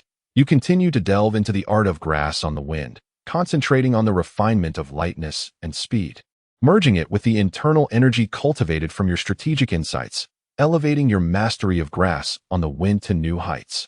After 8 months of profound training, his technique reached a state of perfection, enabling him to tread upon water with grace. In that moment, a spark of enlightenment ignited within Shen Yi. His internal energy surged through his body, and he felt as light as a feather. With a gentle tap upon the water's surface, he harnessed its buoyancy to propel himself forward, moving with the swiftness of the wind. In the astonished gaze of the two specters, Shen Yi's hands transformed into talons, resembling a falcon diving down, as he aimed for their throats. A maneuver known as the eagle strikes the water. With a snap, one specter's arm twisted and broke, emitting a piercing scream, while the other's throat was pierced by Shen Yi's fingers, blood gushing forth. Eliminated a second-rate martial artist, gaining training time, 3 years and 4 months. Remaining training time, 5 years. With newfound strength, Shen Yi executed a graceful flip, lightly touching the river's surface as he swiftly made his way to the shore. Were Qin Zhanghe to witness this scene, he would surely be taken aback, unable to fathom that a mere third-rate martial art could be honed to such a remarkable level. Unfortunately, Qin Zhanghe was preoccupied with his own plight. Though he possessed postnatal prowess and extensive combat experience, he was gravely injured, his fighting capacity severely hampered. As soon as Shen Yi flung him ashore, he turned to flee. This was not an act of disloyalty. Rather, given his current condition and the perilous situation, the quicker he ran, the better for both Shen Yi and himself. However, he underestimated the arrangements made by the Great Whale Gang. Behind him, the two specters had already leaped onto the bank, their blades in hot pursuit. Ahead, 2 figures, one black, one white, also emerged. Qin Zhanghe's heart sank. This was dire. Just as that thought crossed his mind, a fierce gust of wind swept toward him. 2 steel forks twisted through the air, sending shockwaves in his direction. As they passed, the wild grasses and bushes were severed cleanly in two by the razor-sharp energy. These were the core fighters of the Yasha branch of the Great Whale Gang, the black and white Rakshases, lovers and comrades, both first-rate practitioners. Their synergy was impeccable. Even at his peak, Qin Zhanghe would have struggled against them, let alone in his current weakened state. Suddenly, Qin Zhanghe halted, instinctively drawing his broken blade in a desperate arc. Daring not to confront force with force, I employed a strategy of subtle finesse, seeking merely to delay the inevitable for a brief moment. However, the black and white fiends seemed to have plotted this encounter in advance. 2 powerful forces, forged from steel prongs, converged upon me. One was a fierce and unyielding strength, while the other was a cunning and insidious finesse. Even with Qin Zhanghe's vast experience, he felt an overwhelming vortex of power upon the clash of the blades with the dual steel prongs, a sensation so disorienting it nearly brought forth his last meal. With a resounding thud, Qin Zhanghe barely managed to retreat, escaping the suffocating grasp of the black and white fiends, making a desperate bid for freedom. Yet, blood began to seep from the corners of his mouth, a further blow to his already recovering body. A series of melodious, bell-like laughs echoed through the air. The robust figure of a woman clad in white, brandishing a steel fork, issued her final ultimatum. Qin Jianghe, today marks your demise. Meanwhile, the emaciated black fiend emitted a low, ghostly wail, a haunting melody that reverberated through Qin Jianghe's ears, stirring a tempest of rage and despair within him. Adding to his hopelessness, the Long River's twin ghosts pursued him relentlessly, their faces twisted in savage glee as they brandished their short blades. He found himself ensnared, with little hope of survival. Suddenly, like a shadow flitting through the air with the speed of a gale and the grace of a feather, Shen Yi arrived at the scene. In the blink of an eye, he closed the distance between himself and the pursuing twin ghosts. In midair, his mind sparked with intention, channeling 3 years of diligent training into his fists and feet. His mastery over the erroneous bone technique had reached perfection, allowing him to innovate and develop new skills. With a flash in his eyes, Shen Yi unleashed a series of strikes, his hands vibrating with a resonant crackle, producing a cascade of shadowy palm strikes. The twin ghosts had not anticipated such an unforeseen assault, and they were unprepared for the realization that Shen Yi emerged unscathed while their brethren faltered in confusion. In the blink of an eye, Shen Yi had engaged the burly man before him in a flurry of exchanges. He advanced swiftly, while the man struggled to retreat, desperately defending himself. Shen Yi's arms expanded, his punches and claws swirling like a tempest, overwhelming the man completely. With a deft maneuver, Shen Yi executed the erroneous bone technique, dislocating every joint in the man's body, who then crumpled to the ground, emitting a bone-chilling scream. In an instant, the man's short dagger found its way into Shen Yi's grasp. With a clang, he swung the blade towards the man's throat, only to be met by another dagger that barely parried the strike. A furious roar pierced Shen Yi's ears. "You seek death." Regrettably, the twin ghosts' mutual support thwarted Shen Yi's advance, and he could not afford to be overly ambitious. Qin Jianghe was ensnared in peril. With a deft movement, he pivoted to assist Qin Jianghe, who was once again being pursued by the black and white fiends, whispering urgently, "Bend down." Understanding his cue, Qin Jianghe disregarded the deadly forks approaching from behind and lunged forward towards Shen Yi. With a short dagger in hand, Shen Yi felt a surge of inner energy coursing through him. His focus sharpened like a blade, and his arms moved with the swiftness of lightning. The glimmer of the blade emerged suddenly, like the luminous flow of moonlight cascading over a clear river, converging at the horizon into a lethal line where water meets sky. With a horizontal slash, the cold moon sank into the river.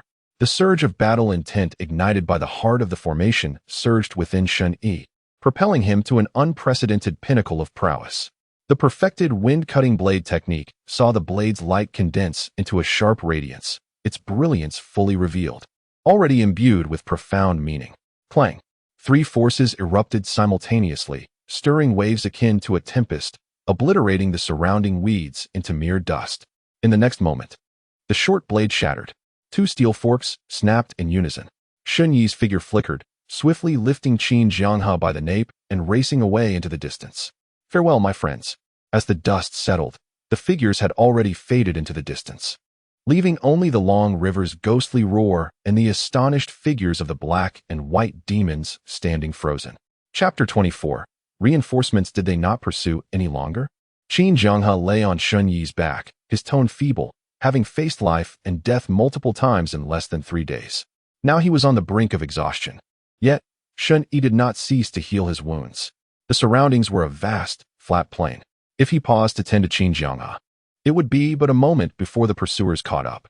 For now, they had not. Shen Yi's inner energy surged to his feet, propelling him across the grass with utmost speed. Though carrying Qin Jianghe made it impossible to traverse the grass as if flying, he still moved swiftly, each leap covering several zhang. Suddenly, Shen Yi halted, firmly planting his feet along the mountain path. There are obstacles ahead. I feel this deal is no longer in my favor. Qin Jianghe lifted his heavy eyelids. At the end of the mountain road, a group of figures clad in sea blue garments hurriedly approached. Qin Jianghe chuckled. "No, little brother, you are still in a favorable position." As his words fell, the figures abruptly halted, forming 2 disciplined lines 10 paces in front of Shen Yi. 2 tall figures sprinted from the parted ranks. "Elder brother, we have finally found you." Shen Yi raised an eyebrow, understanding at once. It was the members of the Rage Tide gang from the Broken Blade Hall. He whispered to Qin Jianghe, "TSK, their timing is impeccable. However, Qin Jianghe could no longer hear him. Exhausted from summoning the Broken Blade Hall for aid, he finally succumbed to slumber upon Shen Yi's shoulder. The two members of the Broken Blade Hall rushed to Shen Yi's side. One of them, eager to reach for Qin Jianghe on his back, was halted by Shen Yi raising his short blade, its edge poised in opposition. The burly man glared fiercely. "What do you think you're doing?" "That is my elder brother." Shen Yi smiled slightly, shaking his head. "Whether he is your elder brother or not is not for you to decide, nor for me. It must be his own word that counts." Shen Yi glanced at the unconscious Qin Jianghe on his back. Unfortunately, Qin Jianghe was in a deep slumber and could not speak. Another man, dressed in scholarly attire with a long beard, raised a hand to stop the burly man. "Qiushan, this young hero is undoubtedly the one who saved the Hall Master's life. How can you be so impolite? Apologize at once." He then bowed respectfully to Shen Yi. Engaging in a Confucian etiquette, the brother addressed, "I am Ji Qinkong, the Vice Master of the Broken Blade Hall, and this is Zhao Qiushan, the Law Elder of our esteemed hall. Behind us are the disciples of the Broken Blade Hall. Upon hearing of our master's ambush near Qinghe the other day, we immediately dispatched people to search far and wide, but regrettably, we found no leads over the past 2 days.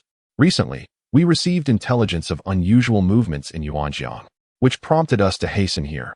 Little did we expect it to indeed be our master. Young brother, it appears our master is gravely injured. Might I entrust his care to you, so that he may be treated swiftly?" Ji Qinkong spoke with reason and evidence, which elevated their credibility significantly. Zhao Qiushan, upon receiving this reminder, recognized the impropriety of his previous actions. He promptly bowed respectfully to Shen Yi, murmuring, "I apologize for our earlier conflict, young hero. Please allow me to see how my elder brother fares." Shen Yi cast a glance at the two. Ji Qinkong was astute and diplomatic, while Zhao Qiushan was straightforward and impulsive, yet the latter's robust physique suggested formidable combat prowess. "Find me a safe place, and prepare your best internal and external injury remedies. I shall tend to Qin Jianghe's wounds," Shen Yi commanded. Zhao Qiushan, taken aback, instinctively protested, "How can this be?" Ji Qinkong hesitated as well, for from their perspective, Shen Yi was an unfamiliar stranger. How could they entrust Qin Jianghe's life to him? Shen Yi smiled, "Rest assured, had I harbored ill intentions, he would have perished long ago. Why would I escort him through the perilous encirclement of the Great Whale Gang to present him before you?" Upon hearing Shen Yi's words, Ji Qinkong felt a sense of assurance. He restrained the agitated Zhao Qiushan and gestured, "Young brother, please follow me at once." Shen Yi gripped his short blade firmly, remaining still with Qin Jianghe on his back. Zhao Qiushan widened his eyes, bewildered by Shen Yi's intentions. Ji Qinkong smiled broadly. "It's wise for you to be cautious, young brother." He led the way, pulling along the discontented Zhao Qiushan, while Shen Yi narrowed his eyes. Ji Qinkong was indeed shrewd and not to be underestimated. However, he harbored no ulterior motives. It was evident that these individuals were undoubtedly from the Broken Blade Hall, and for now, it was safest to accompany them. At the very least, he need not worry about the assassins from the Great Whale Gang returning unless they were powerful enough to overwhelm the Broken Blade Hall. The members of the Broken Blade Hall surrounded Shen Yi and Qin Jianghe as they swiftly advanced. Instead of returning directly to the hall, they first arrived at the nearer Qinghe town. Qinghe town was not an official settlement established by the Great Xia Court. Rather, it was a gathering place formed by the fishermen of the Qinghe region under the organization of the Rage Tide Gang. There were no governmental offices or town pacification departments here. The order was maintained by the Broken Blade Hall and its affiliated local gangs, thus allowing for safe entry into the town. In fact, such occurrences of towns or even cities being spontaneously established by martial artists have become increasingly common. Initially, the court regarded these actions as transgressions, dispatching pacification departments and the Eastern Depot to suppress them. Unfortunately, their efforts were in vain, as such establishments continued to flourish. Moreover, in recent years, as the court has become increasingly foolish and its sun sets, an ever-growing number of martial forces have dared to challenge the boundaries of the court, openly establishing their own cities. Among these, the cities of Changhai Baidi, Donghai Wudi, Beijiaju Bay, Shibei Xilingji, and Lingnan Aran Valley have gained notable renown, becoming revered sanctuaries for wanderers of the realm. Returning to Qinghe town, the area may not be vast, yet it throngs with people, offering a complete array of necessities for living. It is, in essence, a territory that wholly belongs to the Duandao Hall. Under the meticulous arrangements of Ji Qinkong, Shen Yi and Qin Jianghe settled into an independent courtyard upon entering the town. They procured the finest medicinal salves from the local apothecary, even enlisting the expertise of 3 skilled physicians to treat both internal and external injuries. Shen Yi first stabilized Qin Jianghe's condition using his inner strength, then oversaw the 3 physicians as they took turns diagnosing and prescribing treatments. He carefully cross-verified the prescriptions provided by each doctor with the others, ensuring that the concoctions were free of toxins and effective before administering them to Qin Jianghe, both externally and internally. It is no wonder Shen Yi exercised such caution. He remained unaware of the traitor lurking within the Duandao Hall, and should someone wish to harm the unconscious Qin Jianghe, it would be all too simple. Of course, Shen Yi did not harbor any profound affection for Qin Jianghe. Rather, it was the unfulfilled promise of learning a set of sword techniques that lingered in his mind. A journey of 1,000 miles awaiting its final step to fruition. Should anything happen to Qin Jianghe at this juncture, Shen Yi would truly be left in despair. As dusk fell, after nearly a day of unconsciousness, Qin Jianghe finally stirred awake from the bed. "Shen Yi," he called out, immediately invoking Shen Yi's alias. Startled from his nap at the bedside, Shen Yi opened his eyes and responded, Hearing the commotion within, Ji Qinkong and Zhao Qiushan, who had been keeping watch in the courtyard, hurriedly knocked on the door, alternating their shouts. "Elder brother, are you awake?" "Leader." Shen Yi glanced at Qin Jianghe, who nodded slightly, and explained, "They are my brothers from the hall." Shen Yi clicked his tongue, expressing skepticism. "Not necessarily." Qin Jianghe, momentarily taken aback, resolutely shook his head. "The traitor cannot possibly be among them. I stake my life on it." Shen Yi offered a faint smile, but remained silent. Qin Jianghe called out with a hearty voice, "Come in."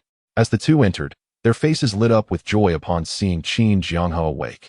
Qin Jianghe first inquired about the circumstances within the hall. The conflict between Anger Tide and Giant Whale continued unabated, with each side claiming victories and defeats. The Duandao Hall had recently intensified efforts to locate Qin Jianghe, opting to evade battles even when encountering the Yiksha branch. As the 3 conversed, they did not shy away from mentioning Shen Yi. Zhao Qiushan hesitated several times, casting glances at Shen Yi that conveyed a sense of discontent, seemingly wanting to remind Qin Jianghe of the outsider present.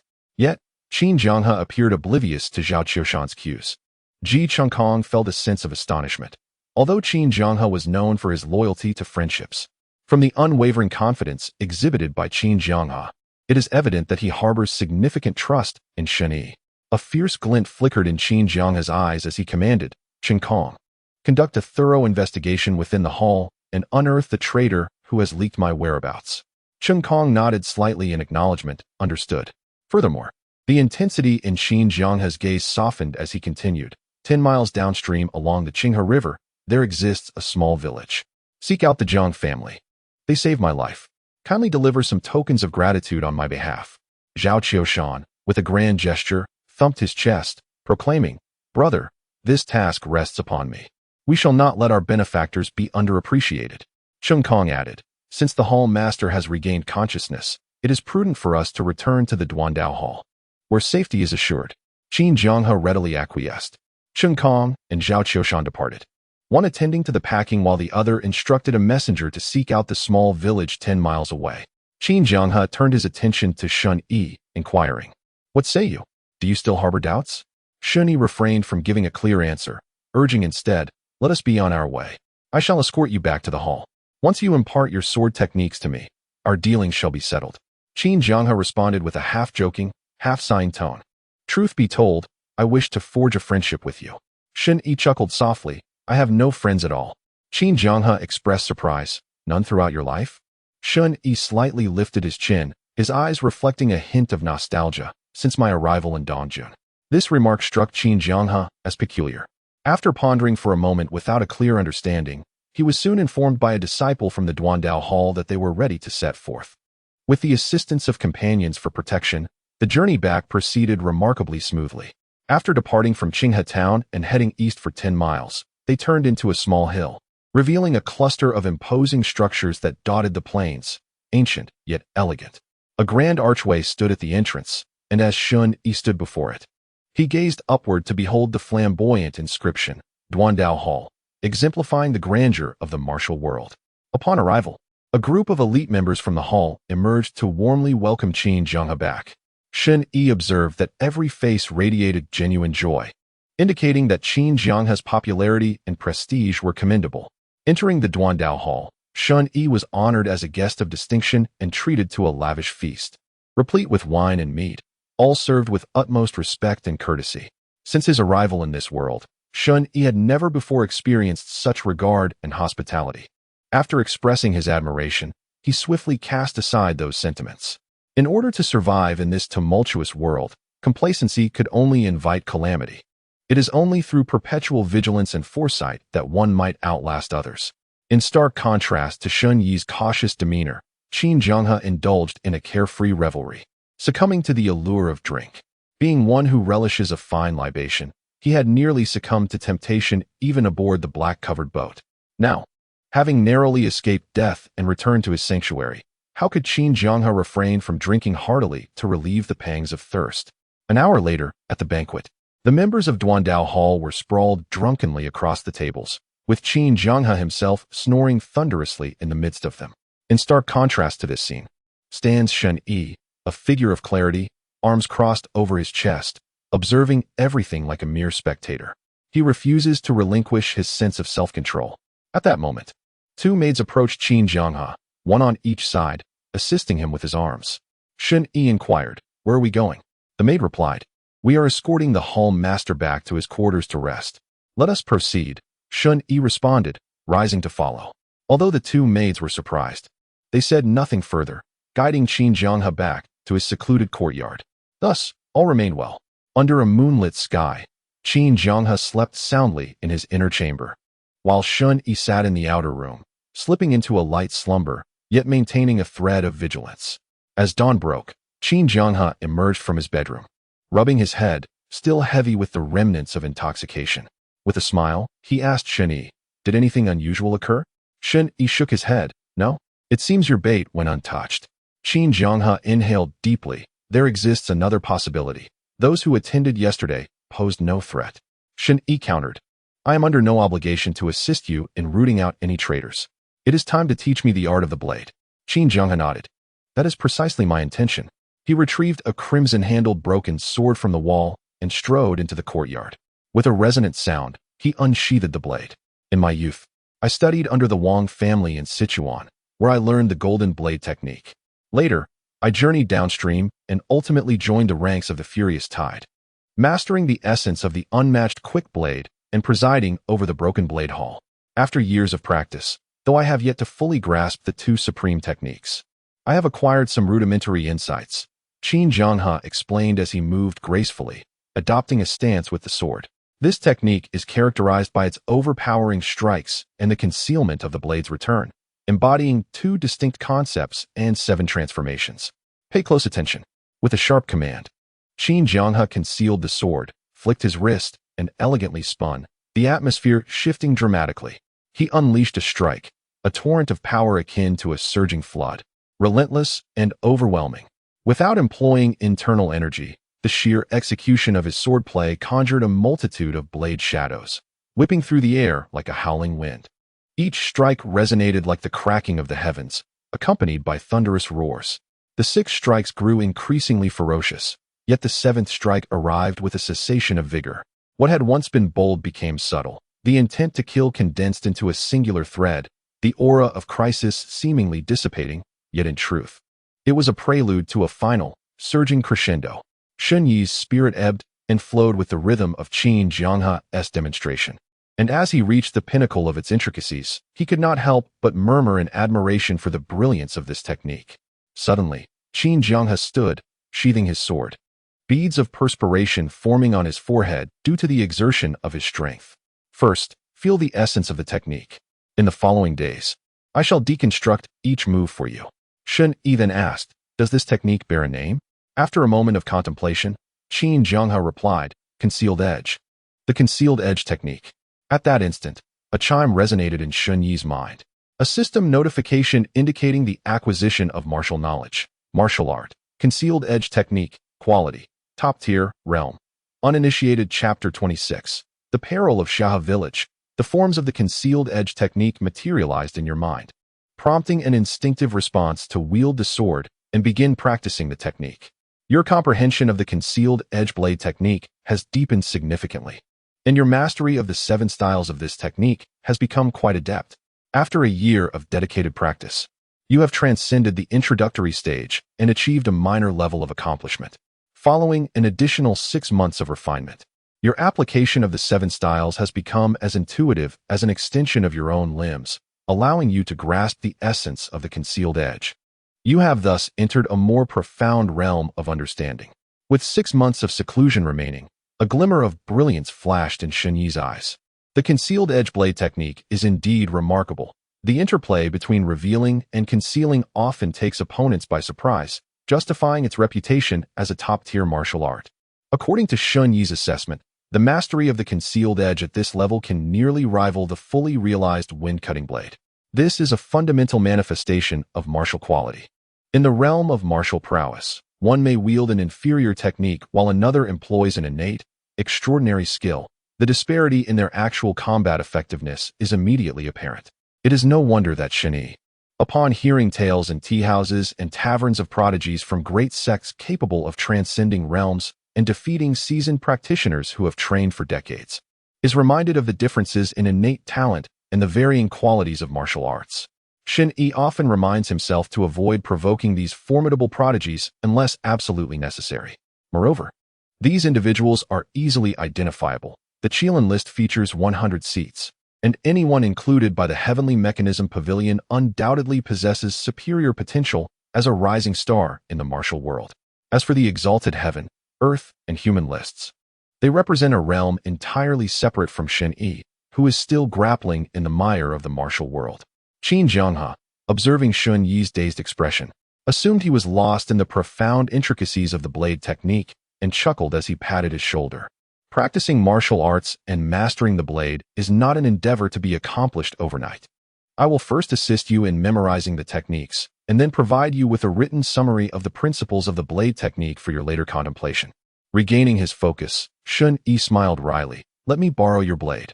Qin Jianghe was taken aback as Shen Yi deftly extended his hand, his internal energy manifesting like an invisible hand, drawing the broken blade with a sharp sound from its sheath. With a single-handed grip, he leaped into the courtyard and began to demonstrate the concealed edge blade technique. Each strike was sharp and precise, mirroring Qin Jianghe's earlier demonstration to the finest detail. The blade's light flickered around Shen Yi, causing Qin Jianghe's eyes to widen in astonishment as he muttered to himself, "How is this possible?" In the midst of his astonishment, Shen Yi sheathed the blade and stood still, the overwhelming brilliance of the blade's light retracting into serene calmness. He strode confidently towards Qin Jianghe, gesturing with a flourish as the broken blade flew with precision into the sheath in Qin Jianghe's hand. How was that?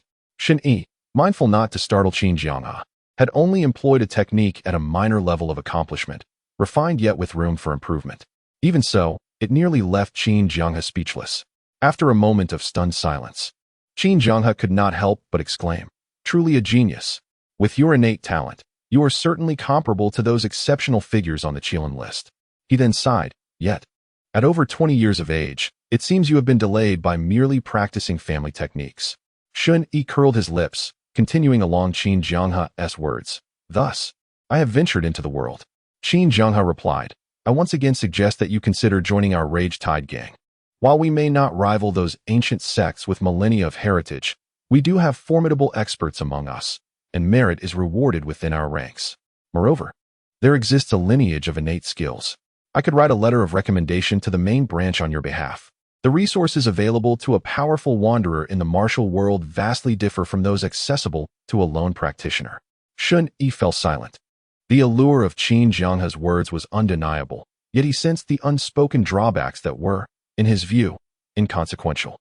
For instance, joining a faction would subject him to its constraints and necessitate navigating intricate interpersonal dynamics. In certain respects, the town guardian's office could be deemed a more expansive and elite sect. Yet what of it? The true pathways to advancement were still tightly blocked by the likes of Niu Ben and Cui Kuei, driving Shen Yi to a desperate act of violence that cast him adrift in the martial world. Had this world truly decayed? Shen Yi murmured to himself, though Qin Jianghe did not catch his mutterings and continued to await his response. Raising his gaze to meet the earnest expression of Qin Jianghe, he recalled the kindness of the Jiang family, prompting him to smile. At the very least, there remained genuine sentiment within the martial realm. I will contemplate it. The following day, Qin Jianghe was still recuperating, while Shen Yi settled into a side room of his courtyard, feigning diligence in practicing sword techniques under his guidance.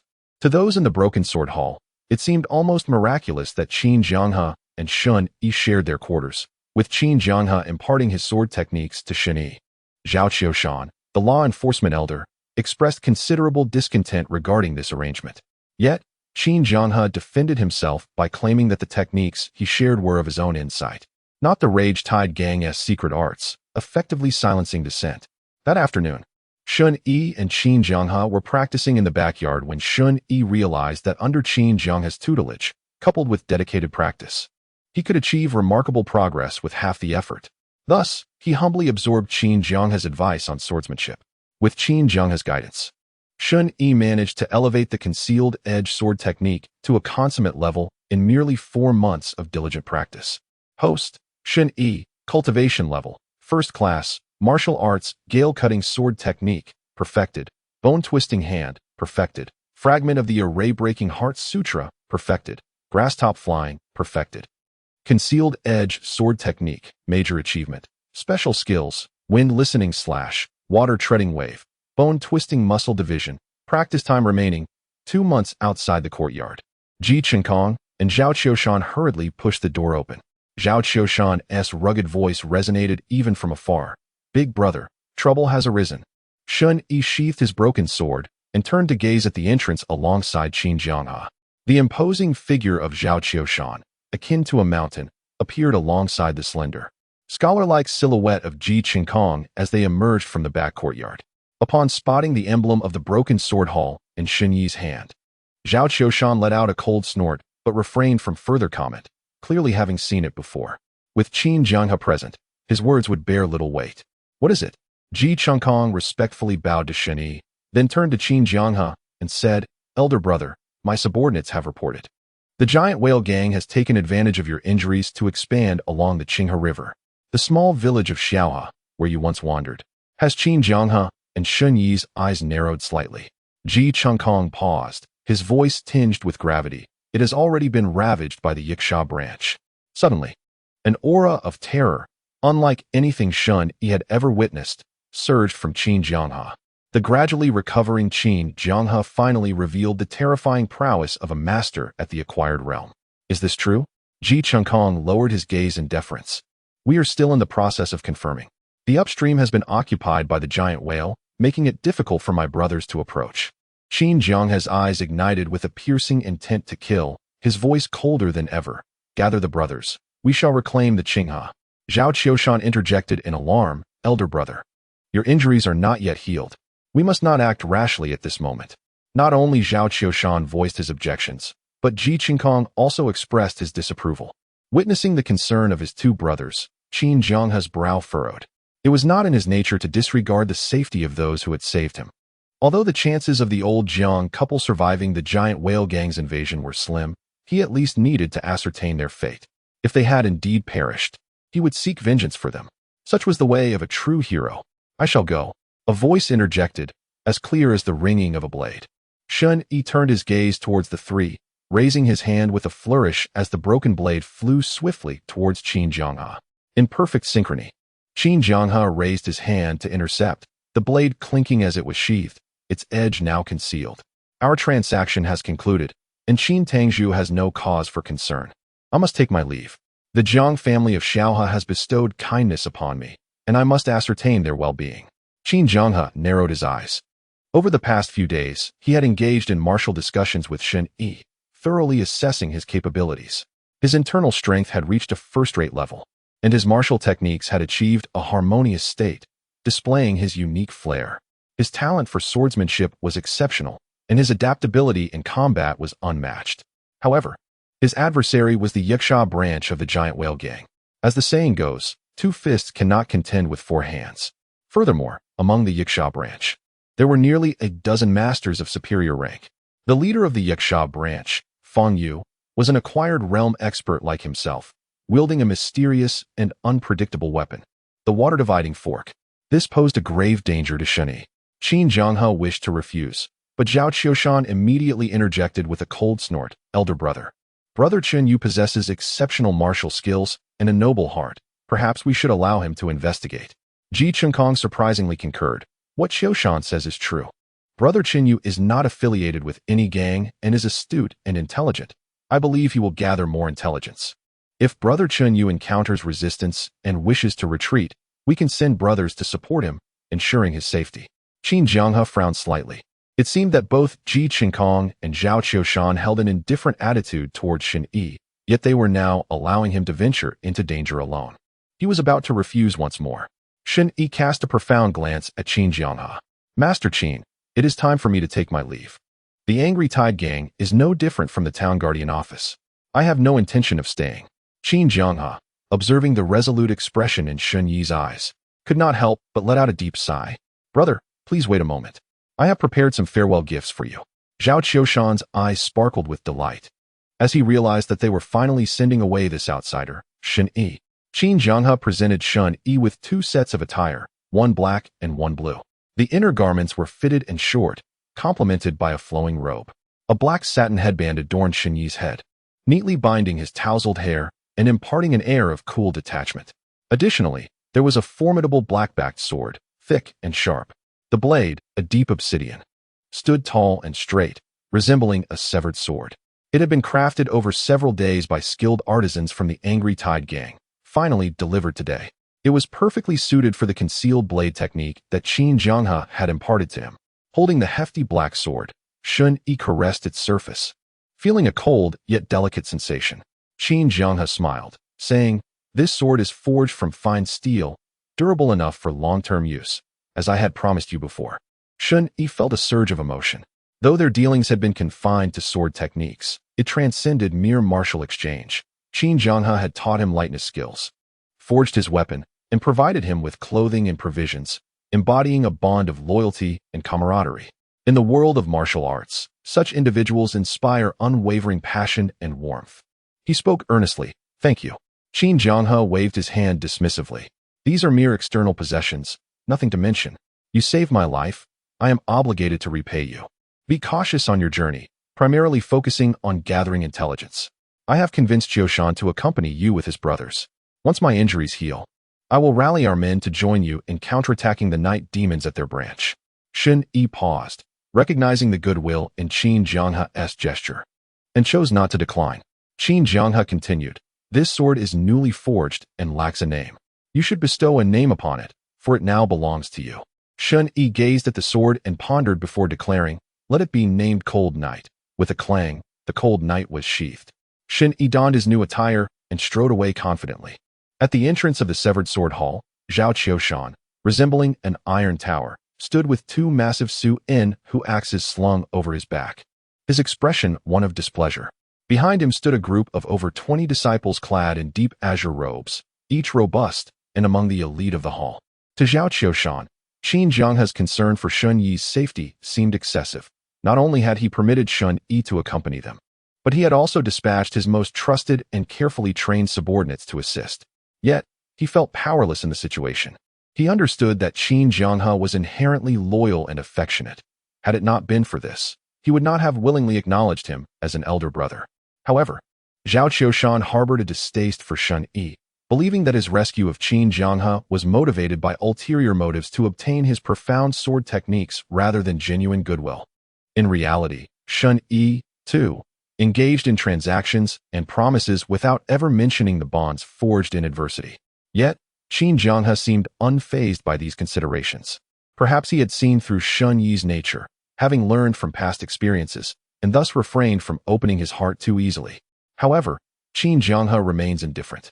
He conducts his affairs purely to satisfy his own conscience. As he escorts Shen Yi to the hall, he earnestly advises, "Qiushan, be sure to look after Brother Chen Yu's safety." Zhao Qiushan reluctantly responds with a salute, "Yes, elder brother." Shen Yi nods slightly at Qin Jianghe, then turns to Zhao Qiushan and says, "Elder Zhao, let us depart. clad in a black outfit and armed with a long blade. Shen Yi strides forward with a commanding presence. Zhao Qiushan waves his hand, and a throng of brothers follows suit. Qin Jianghe stands at the hall entrance, gazing into the distance until the group vanishes along the mountain path. The hall master, they have already departed. You should return and rest. After dinner, you need to take your medicine to recuperate, remarks Ji Qinkong, clad in scholarly robes, as he emerges to observe the empty mountain road, his tone tranquil and unruffled. Qin Jianghe nods slightly and turns back inside, sensing that Ji Qinkong appears to be in good spirits today. By the way, Qinkong, how is the investigation into the traitor progressing? Ji Qinkong follows behind Qin Jianghe, slightly bowing. This individual is well concealed. I am still probing. For this reason, I have dispatched all colleagues above the rank of incense master to gather intelligence on the whale gang. Qin Jianghe pauses. Oh, why so? To draw the snake out of its hole, Ji Qinkong replies with a faint smile. I will keep an eye on those high-ranking members of the hall who insist on visiting you. Their suspicion will be greater. Qin Jianghe finds this reasoning sound and nods. Then I shall trouble you with this matter. Meanwhile, Shen Yi is deeply concerned about the safety of Shaoa village and travels swiftly, bypassing Qinghe town without entering. Instead, crossing the river into the mountains to evade any possible surveillance from the whale gang along the banks of Qinghe. Zhao Qiushan, leading a group of brothers from the Broken Blade Hall, follows behind, though their cultivation falls short. After a day of hurried travel, their stamina begins to wane. Zhao Qiushan glances at Shen Yi, who continues unyieldingly ahead, and cannot help but grumble, what a lone wolf. I truly do not understand why the deputy hall master recommended me to escort you. It is quite vexing. Chapter 28. Ambush in the jungle. Zhao Qiushan's voice is loud, intentionally directed at Shen Yi. As anticipated, upon hearing the remark, Shen Yi halts immediately. Turning back, his eyes glint with a sharpness akin to a blade's edge. Zhao Qiushan's heart skips a beat, instinctively taking a half-step back. Yet, he quickly regains his composure. After all, he has merely voiced a complaint. What is there to fear? Could Shen Yi truly turn violent against him? What is this? Are you implying that your presence here is not a decision made by Qin Jianghe, but rather a recommendation from someone else? Shen Yi strides closer, his gaze fixed upon Zhao Qiushan. Though his voice is low, it carries an undeniable weight, stern and piercing, as if a blade were poised at Zhao Qiushan's throat. In that instant, Zhao Qiushan feels a chill run down his spine, not from fear, but from an instinctual human response. Yes. It was Deputy Hall Master Ji who recommended me. What do you intend to do? Are you looking for trouble? Zhao Qiushan's tone rises defensively, one hand resting on the Xianhua axe at his back. A throng of disciples stood firmly behind Zhao Qiushan, the atmosphere instantly turning taut with tension. Shen Yi cast a fleeting glance at Zhao Qiushan, his tone frigid. I must return. Qin Jianghe may be in peril. With that, Shen Yi strode directly into the crowd, leaving everyone astounded. Zhao Qiushan, bewildered by Shen Yi's abrupt declaration, contemplated turning back. It appeared to them that their lengthy journey had been reduced to a farce. Or perhaps Shen Yi was merely fabricating an excuse. Hey, what nonsense are you spouting? How could my elder brother be in danger? Shen Yi shot a sidelong glance at Zhao Qiushan, finally concluding that he was a simpleton, devoid of cunning, not a conspirator with Ji Qinkong. He spoke earnestly. Let me reiterate, your Vice Hall Master Ji Qinkong may attempt to harm Qin Jianghe. If you delay, you shall be left to collect his remains. Having delivered his final warning, Shen Yi disregarded Zhao Qiushan and prepared to depart. However, Zhao Qiushan's expression shifted dramatically as he bellowed. You're talking rubbish. My second brother Ji and my elder brother share a bond akin to blood. How could he betray him? With a swift motion, he unsheathed two Xianhua axes from his back, their weight reverberating against the ground as he leaped forward, his imposing figure crashing down on Shen Yi's path, blocking his escape. Clarify your words. Shen Yi narrowed his eyes and replied directly, Simpleton, do you still not grasp the situation? Ji Qinkong has feigned a request for your assistance, deliberately sending away your and Qin Jianghe's trusted allies from the Duandao Hall. His next move is to strike at Qin Jianghe. Zhao Qiushan stood momentarily stunned. As Shen Yi attempted to circumvent him, a heavy, labored breath reached his ears. Zhao Qiushan gritted his teeth and asserted, there is no possibility of that. Ji Qinkong has been his brother for years. I cannot simply turn against him based on your mere words. Wait, what evidence do you have? In an instant, Zhao Qiushan swung his axe, resembling a giant fan, aiming to intercept Shen Yi. With lightning reflexes, Shen Yi pivoted, narrowly evading the sweeping axe blade. As he deftly maneuvered, he leaped onto the axe handle, propelling himself upward like a soaring bird, his right hand drawing the hidden blade with a flourish. The concealed knife emerged, its edge gleaming ominously. In a swift, decisive arc, the thick-bladed knife descended with the weight of a mountain, causing Zhao Qiushan to gasp for breath. He barely managed to raise his nearest axe to defend himself. Clang! The resonating sound of Shen Yi's blade colliding with the axe reverberated like a thunderous bell. The heart of breaking the formation surged within him, coursing through the cold blade, making Zhao Qiushan feel as if the knife bore 1,000 pounds of weight. Boom! In an instant, Zhao Qiushan's knee struck the ground with force, creating a shallow crater, his arm twisting painfully as Shen Yi's blade forced it into dislocation. With a clang, Zhao Qiushan's axe fell to the ground, eliciting a pained cry from him, as Shen Yi pressed a blade against his back, immobilizing him. Shen Yi, what on earth do you intend to do? The two had exchanged blows in a mere instant, and the outcome was already apparent. The disciples of the Broken Blade Hall finally snapped to attention, swiftly drawing their swords in unison, encircling Shen Yi. With a mocking smile, Shen Yi placed a foot on Zhao Qiushan's back, constraining his bear-like physique. You seek evidence, do you? He said, lifting his long knife and tapping Zhao Qiushan's head with the scabbard, speaking with a tone as casual as if discussing mundane matters. Having watched the spectacle for so long, are you not inclined to reveal yourselves? Zhao Qiushan felt a wave of confusion wash over him, astonished at being toyed with. At that moment, a melodious voice, akin to silver bells, emerged from the thicket ahead. My dear brother Shen Yi, what tremendous authority you wield. Even the clumsy Zhao cannot contain you. And you have him completely subdued. Accompanying the voice were two figures, one clad in white and the other in black, positioned at a distance along the mountain path. Instantly, all present, including Zhao Qiushan, sensed impending danger. The newcomers were none other than the black and white Rakshasas of the Nightshade branch, long-standing rivals of the Broken Blade Hall. Additionally, two robust, bare-chested men sprang forth from the wooded trail, familiar faces to Shen Yi, the Long Rivers for ghosts, who had once ambushed him on the Yuan River. However, one had been slain, and another incapacitated by Shen Yi, leaving only two capable of action. The Long Rivers duo and the black and white Rakshasas were all formidable experts, causing Zhao Qiushan's eyelids to twitch in alarm. Beyond these five masters, the surrounding foliage rustled with a flurry of sounds. In an instant, countless men wielding simple blades or steel forks emerged, encircling Shen Yi and the disciples of the Broken Blade Hall completely. These newcomers were members of the Giant Whale Gang's Nightshade branch, their numbers nearly double that of the Broken Blade Hall. At this moment, even the slow-witted Zhao Qiushan realized that this was no chance encounter, but a premeditated ambush. Chapter 29. The Nightshade Rakshasa. Shen Yi's expression turned grave as he released Zhao Qiushan, stepping forward to confront the two figures, his hand resting on the hilt of his knife. This is the handiwork of Ji Qinkong, is it not? I am merely curious. If you elite forces have come to ambush us, then who shall confront Qin Jianghe? A silvery laugh echoed once more, as a robust woman wielding a steel fork replied sweetly, no need for you to fret, young brother. The branch leader will take action. In that moment, Zhao Qiushan and the others finally understood. Just as Shen Yi had predicted, Qin Jianghe was in peril, and Ji Qinkong was indeed the traitor within the hall. The Long Rivers duo twirled their simple blades with grace, akin to butterflies in flight. The three fixed their gaze on Shen Yi, their eyes glinting with murderous intent. Kid, today we shall have you accompany our fourth to the grave, declared the white Rakshasa.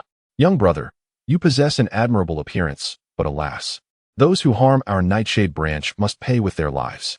The black Rakshasa spoke succinctly, his lean form resembling a bamboo pole. Raising his steel fork and uttering a single word, kill. Shen Yi's form was slightly hunched, resembling a crouched leopard, poised and ready, one hand gripping the knife's hilt, yet refraining from striking. Behind him, Zhao Qiushan recognized the gravity of the situation. With a powerful twist of his large hand, akin to a fan, he rejoined his dislocated arm with a sharp crack. He then picked up the Xianhua axe from the ground, assuming a battle stance, casting his gaze upon the shadowy figures surrounding them, and declared sternly, brothers, killing one is merely a return, killing two is profit. Charge forth. The abrupt command from Zhao Qiushan ignited a fervor akin to a volcanic eruption, as the jungle resonated with the sound of weapons being drawn. The battle cries erupted in unison, as the disciples of the broken blade and the night demons clashed fiercely. Back in his courtyard, Qin Zhenghe found himself enveloped in solitude.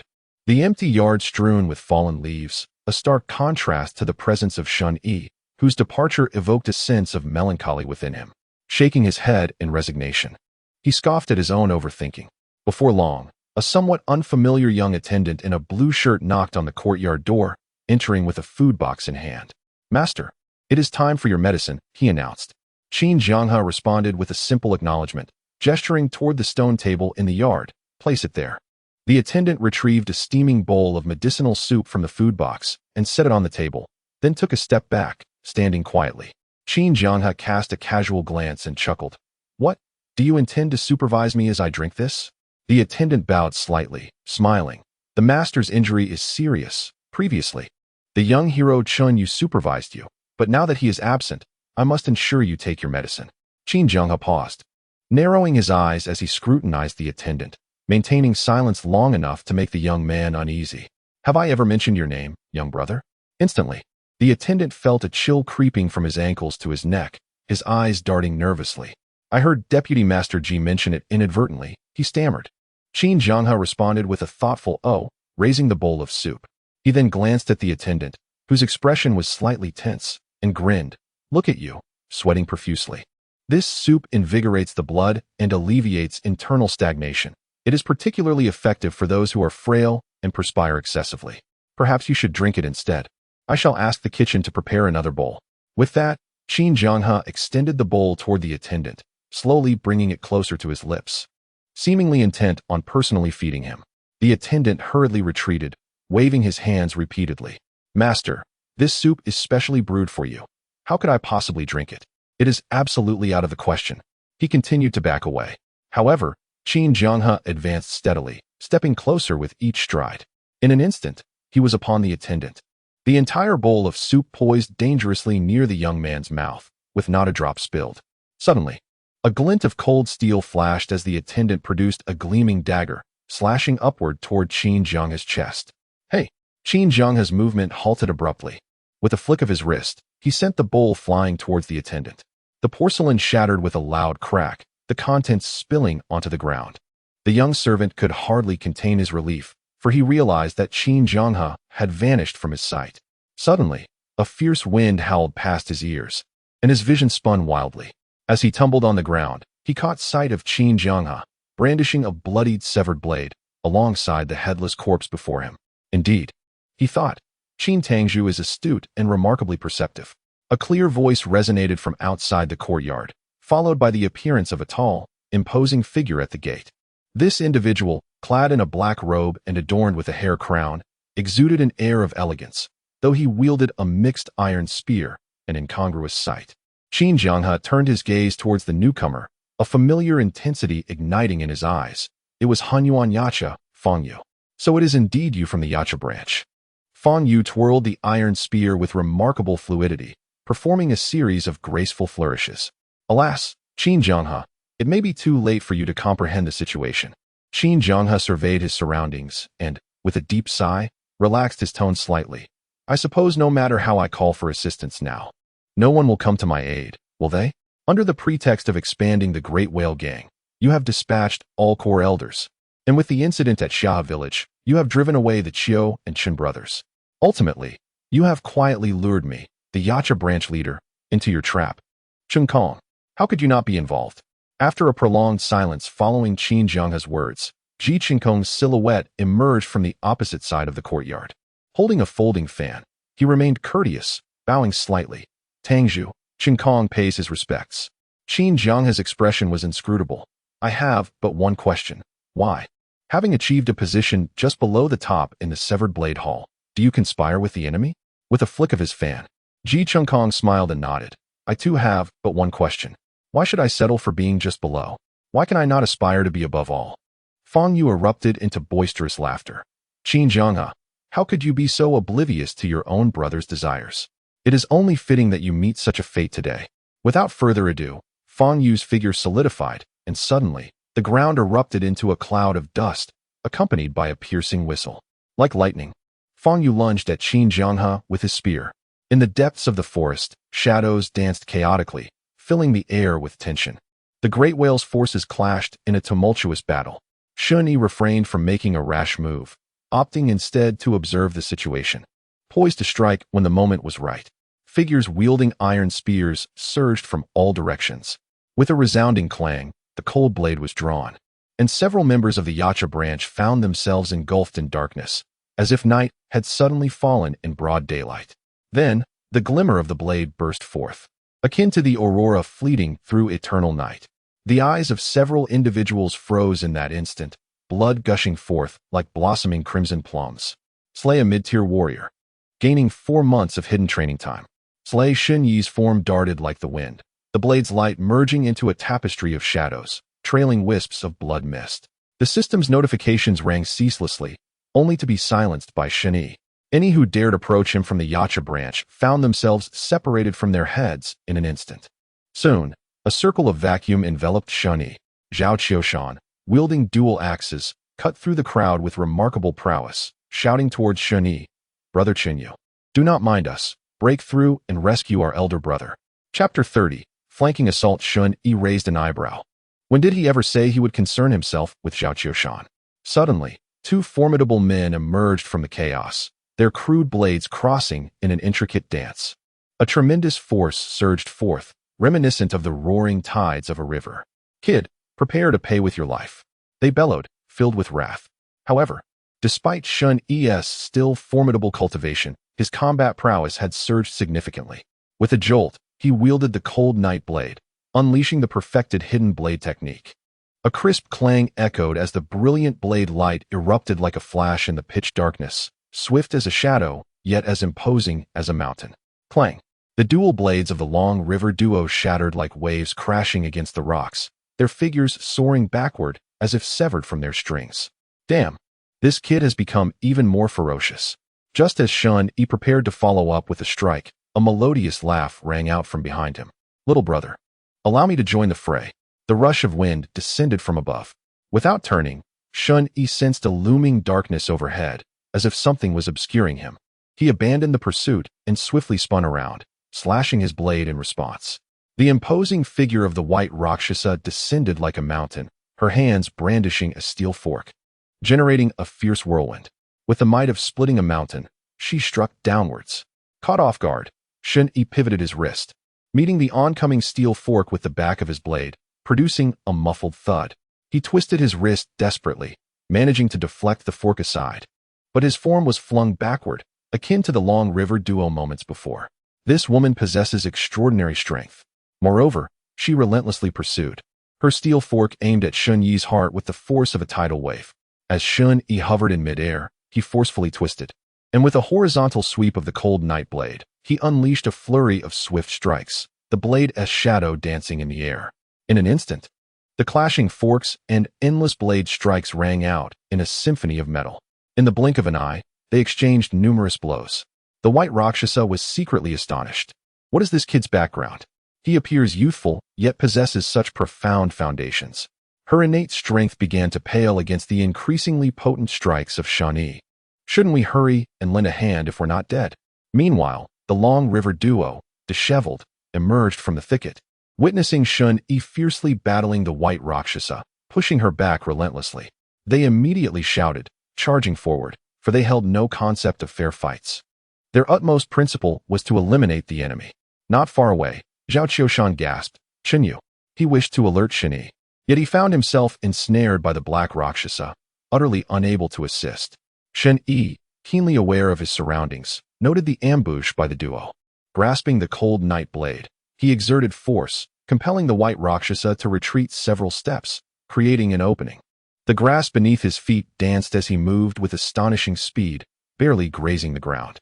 His figure retreated like a wisp of willow fluff, the heavy blade spinning gracefully in his grip, and with a swift reversal of his hand, he struck downward at the twin demons of the Long River. Clang! The force reverberated. It compelled the Long River twins to halt their advance, straining to defend themselves. Yet, Shen Yi's initial strike was merely a feint. He pivoted and hurled his long knife, transforming it into a streak of sharp light aimed at the pursuing white Rakshasa behind him. His true target was not the Long River twins, but rather the White Rakshasa. Shen Yi's sequence of deceptive maneuvers left both the White Rakshasa and the Long River twins utterly bewildered. The White Rakshasa, intent on the chase, saw the flying blade approaching and hastily adjusted, raising her steel fork in defense. Clang! The keen edge of the blade scraped against the fork's shaft, and with a swift motion, the White Rakshasa deflected it, causing the knife to embed itself violently into the towering tree trunk. In the next instant, Shen Yi, treading lightly upon the grass, closed the distance. With hands poised like claws, he seized the fork's handle with one hand and grasped the White Rakshasa's wrist with the other. With a fierce exertion of strength, he dislocated her bones. The White Rakshasa let out a piercing scream, instinctively loosening her grip, allowing Shen Yi to snatch the fork from her. Bang! Shen Yi delivered a powerful kick to her chest, twisting his waist and pivoting his hips. He executed a perfect javelin throw, sending the fork hurtling towards the nearby Long River twins. Once again, he obstructed their path. Shen Yi's figure flickered, landing on the tree trunk. Grasping the knife's hilt, he extracted the cold knight from the tree, then propelled himself off the trunk.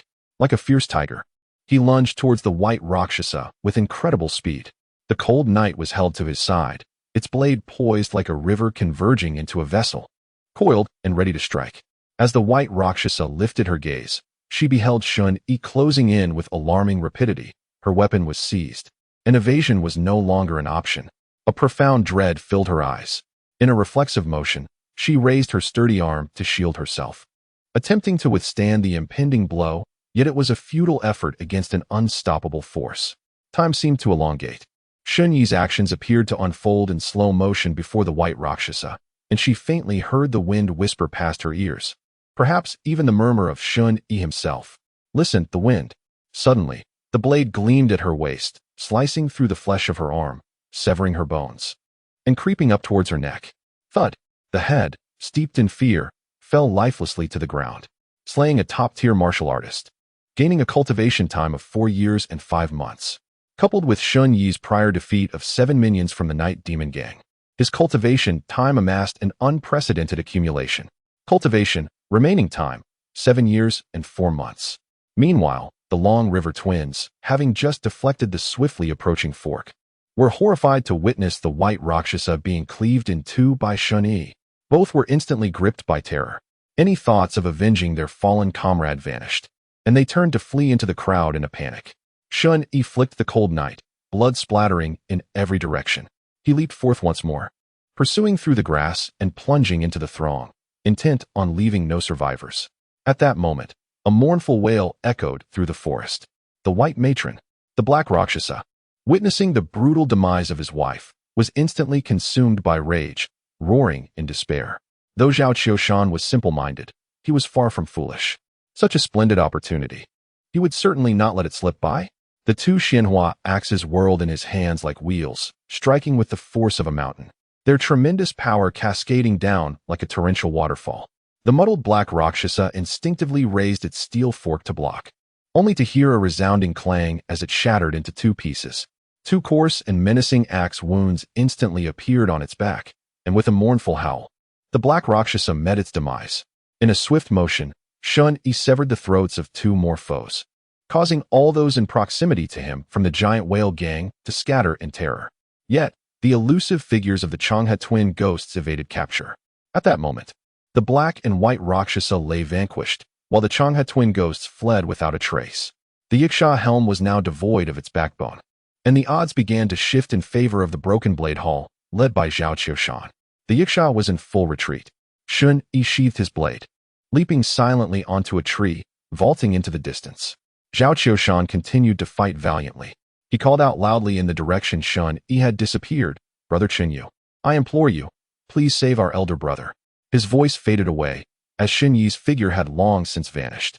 Chapter 31. The Secret Chamber Boom. The force generated by Feng Yu's mixed iron fork collided with Qin Jianghe's broken blade in a thunderous clash. With a dull thud, Qin Jianghe was sent hurtling backward, crashing through the window and into the main hall of the house. "Hey, Qin Jianghe, how could you be so easily defeated?" Feng Yu pressed forward, his figure slicing through the air like a howling wind. Whoosh! Countless crossbow bolts erupted from the beams above, raining down like a deluge, enveloping Feng Yu at the entrance. "Traps! Feng Yu gasped softly. What kind of decent person sets traps in their own living room? Though startled, Feng Yu remained composed, wielding his mixed iron fork with dexterity, producing a series of sharp metallic sounds as he deflected the projectiles, leaving a carpet of broken arrows on the ground. He cast a fierce gaze around, finding the entire hall eerily empty.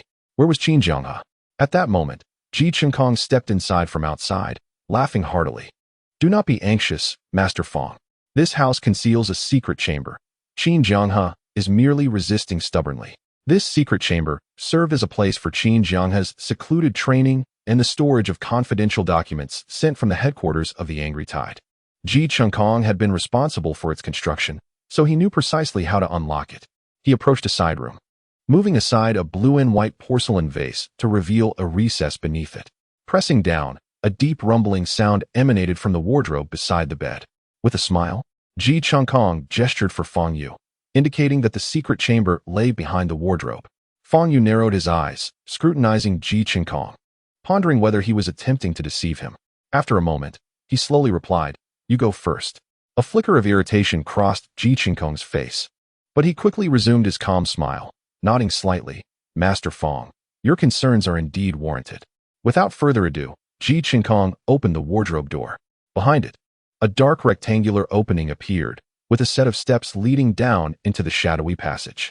Feng Yu reiterated, "You descend first." Ji Qinkong hesitated this time.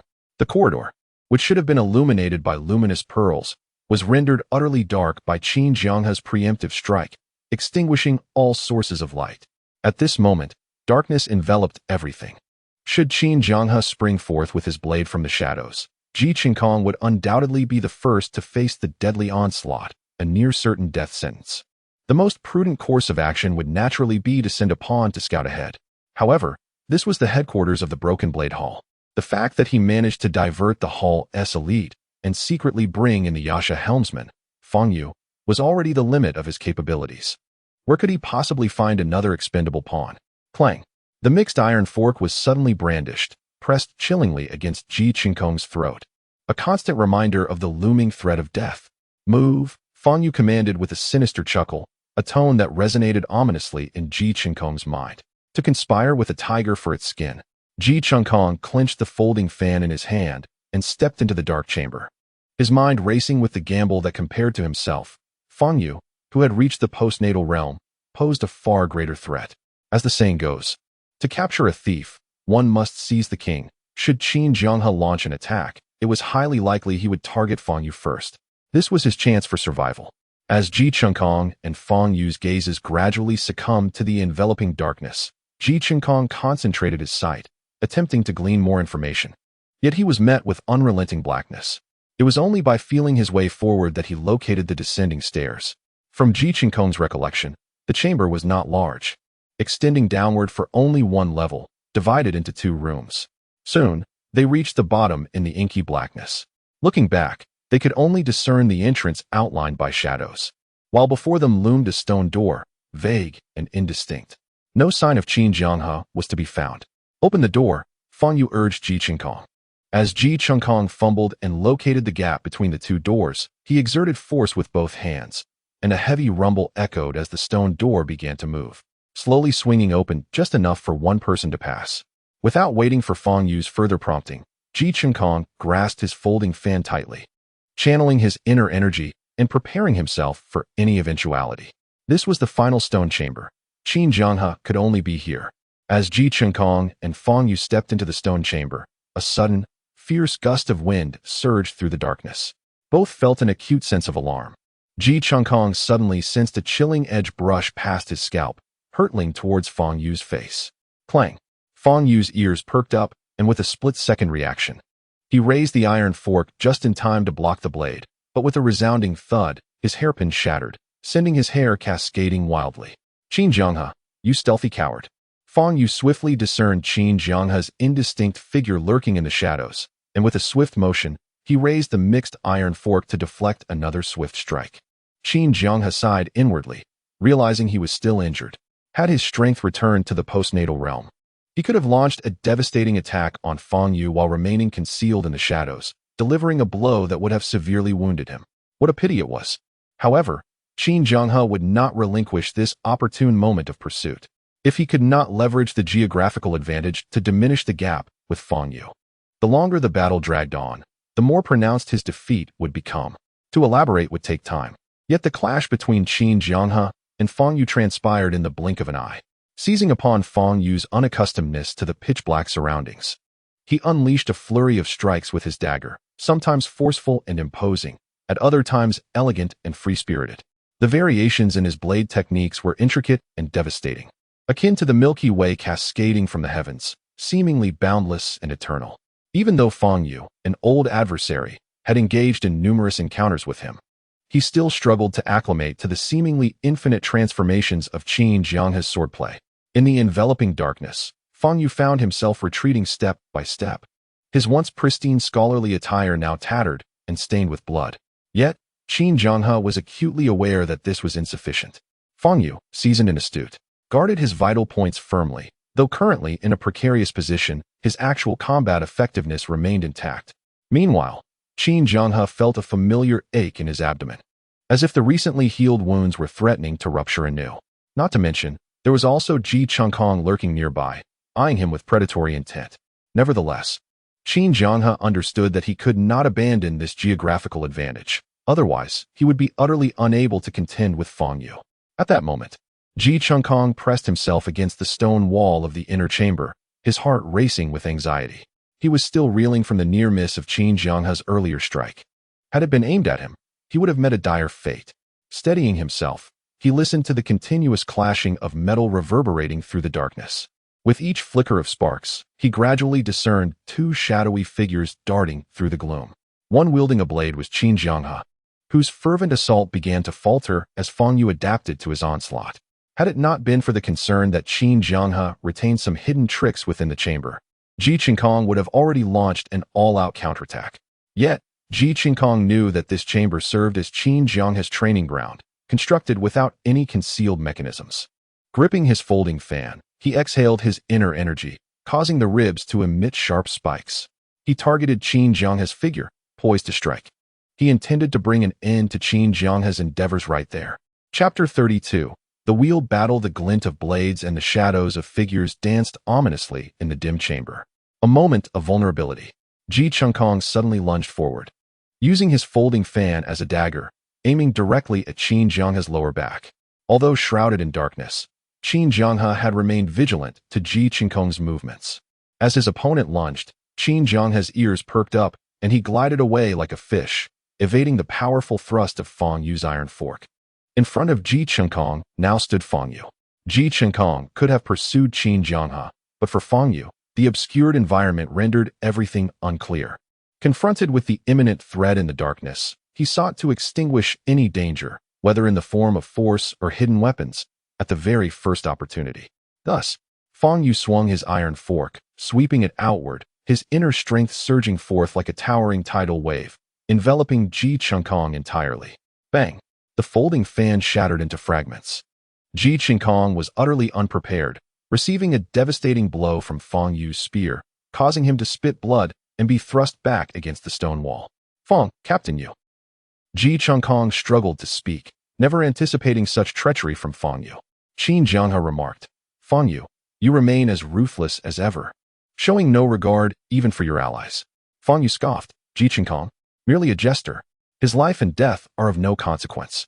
He raised the mixed iron spear, slowly pointing it towards a shadow lurking in the darkness, declaring, Qin Jianghe, you are my true adversary. Your skills have reached their limit. Now, only the two of us remain. Allow me to escort you to your demise. With disheveled hair and gripping the spear, Fang Yu emanated an overwhelming aura, reminiscent of a demon from the depths of hell. He had fully acclimated to the darkness, honing his auditory perception and instinctive sensing to pinpoint Qin Jianghe's position.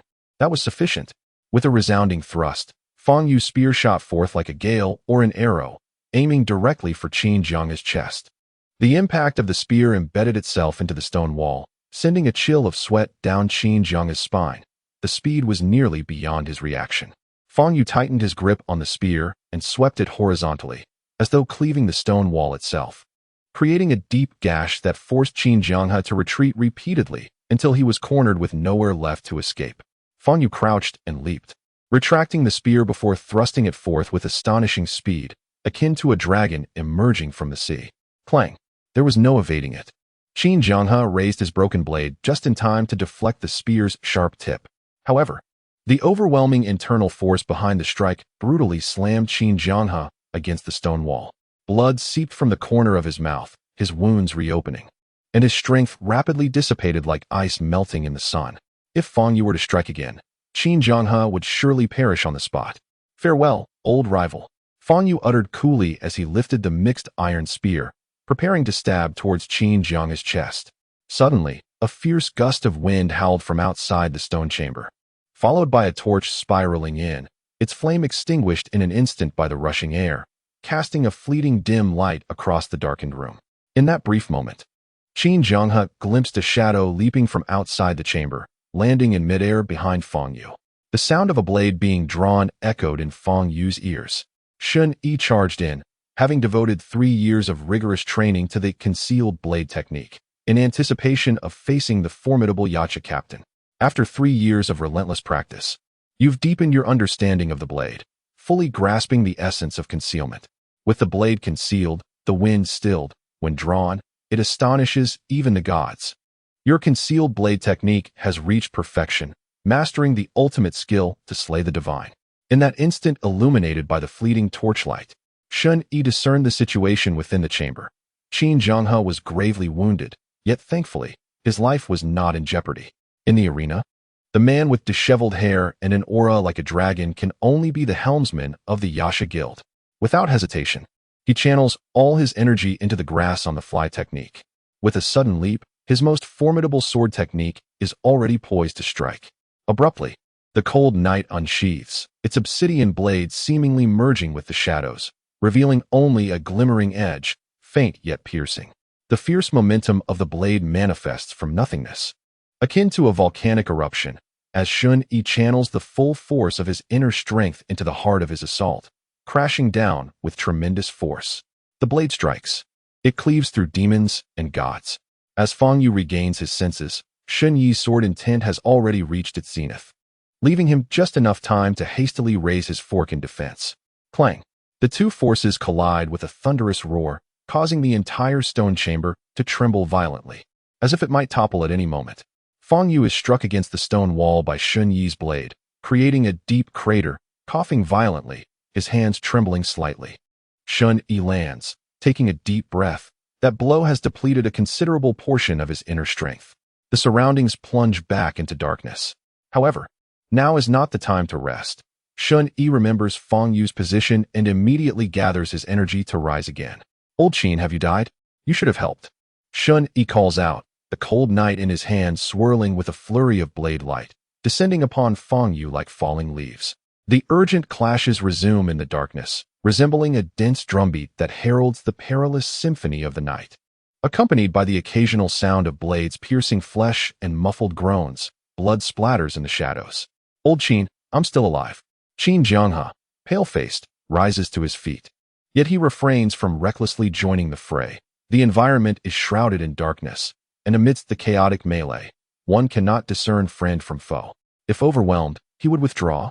Qin Jianghe grips his broken blade tightly, fixating on the intertwining shadows in the dark. Clang! A sharp clash resonates through the air. The energies violently collide. One shadow emits a grunt, hurtling backward and crashing against a stone pillar. Go! Shen Yi bellows, urging him onward. Without hesitation, Qin Jianghe surges into the fray. The broken blade unleashes an endless array of strikes, enveloping Fang Yu. Damn it! Fang Yu curses inwardly, bracing himself for battle once more. The cacophony of weapons clashing in the dim chamber never ceases. As Qin Jianghe is repelled, he unhesitatingly beckons Shen Yi forward. Shen Yi withdraws, and Qin Jianghe charges again. Including Fang Yu, the wounds on all 3 men multiply, their once swift movements growing increasingly sluggish. Heavy breaths are heard, though it is unclear whose they are. Fang Yu is uncertain how many strikes he has endured. He cannot even gauge how many times his mixed iron fork has pierced. He does not even know who he has struck. In his heart, he questions, roaring in frustration, Why? Why do you two still stand?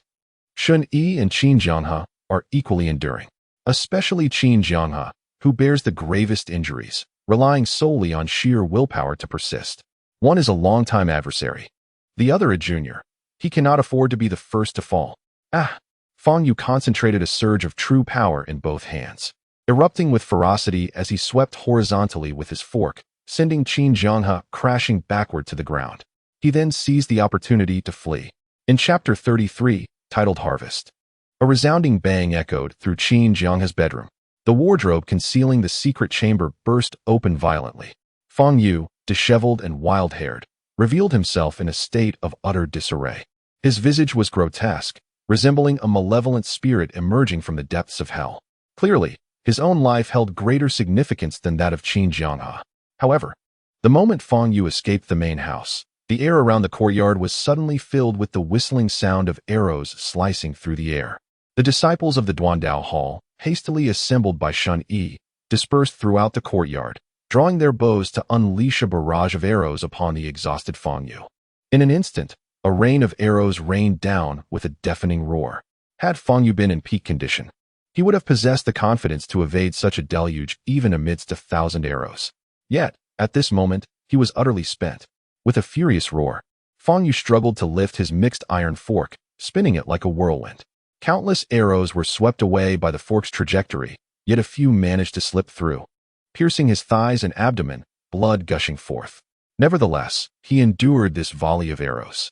With no other formidable opponents from the Duandao Hall in sight, Fang Yu seized the fleeting moment between the arrows' descent to flee like a bird into the forest, determined to vanish without a trace. The Duandao Hall. This grudge shall be avenged in the future. Fang Yu leaped onto the eaves, sweeping his fork to knock down those attempting to obstruct his path. Just as he was about to depart, a chilling whisper reached his ears. We're not finished yet. A flash of blade light approached like the return of night. How can you leave? Fang Yu twisted his body, swinging the mixed iron fork back in response. Shen Yi descended like a celestial being, and with a single stroke of his blade, shattered mountains and rivers. The weighty force of the blades surged like a tumultuous tide, crashing down with a resounding clang. Fang Yu was struck by Shen Yi's full might, his form once again falling back into the courtyard center. Release the arrows. At that moment, bows and arrows were readied once more. At Shen Yi's command, a volley of arrows was unleashed. Fang Yu raised his gaze to the expanse of sky above the courtyard, suddenly feeling akin to a bird trapped in a cage, deprived of the chance to soar high once more. The sound of clashing arrows filled the air incessantly. Fang Yu continued to resist fiercely, yet this time, his spirit waned, his strength depleted, and he knelt on the ground, having sustained multiple arrow wounds. Shen Yi leaped down from the eaves, stumbling as he landed. His inner energy was nearly exhausted, leaving him barely able to stand. Had he not perfected the remaining fragments of the array-breaking technique, cultivating an unparalleled battle intent to sustain him, he might have succumbed before Fang Yu. Covered in blood, Shen Yi gazed at Fang Yu, who had completely given up and collapsed to the ground. With his sword pointed sideways, his throat dry, he declared, Yasha Dashmaster, a master of the day after tomorrow. Your reputation is well-deserved. The blade hummed ominously, the intent to kill palpable. Fang Yu looked at Shen Yi, whose face was splattered with blood, yet could not conceal his heroic demeanor, and muttered in a daze, the black and white Rakshasa failed to stop you. Shen Yu? I have not heard of your name in the martial world. Who exactly are you? Shen Yi spoke in a subdued tone. The black and white Rakshasa is dead. As for me, I am merely a fledgling in this vast world. He lowered his voice further, yet I possess another name. What name? Fang Yu murmured, suddenly recalling a recent message he had received. It was about a constable in Dongjun who had slain his superior in a betrayal. The constabulary had issued a bounty, announcing it to the world of martial arts. That individual's name was Shen Yi. Ha ha ha, the constabulary? They have misjudged. Without hesitation, Shen Yi swiftly severed Fang Yu's neck with a single stroke, extinguishing his life entirely. Defeated a postnatal martial artist with collective effort, earning 2 years and 6 months of cultivation time. Remaining cultivation time, 6 years and 10 months. Shen Yi let out a long sigh. Slaying Fang Yu had proven arduous, and it was not solely his achievement. Had it not been for Qin Jianghe's earlier exertion, had it not been for their relentless exchanges in a war of attrition, and without the ambush of the numerous members of the Broken Blade Hall concealed in the courtyard, capturing Fang Yu would have been impossible. Such was the foundation of a postnatal martial artist. He did not squander time in the courtyard, but turned once more towards the secret chamber.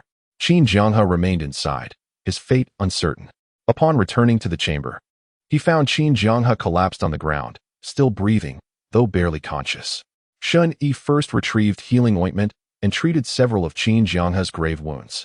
He then summoned a portion of his recently restored inner strength to flow into Qin Jianghe's body, aiding him in suppressing his internal injuries.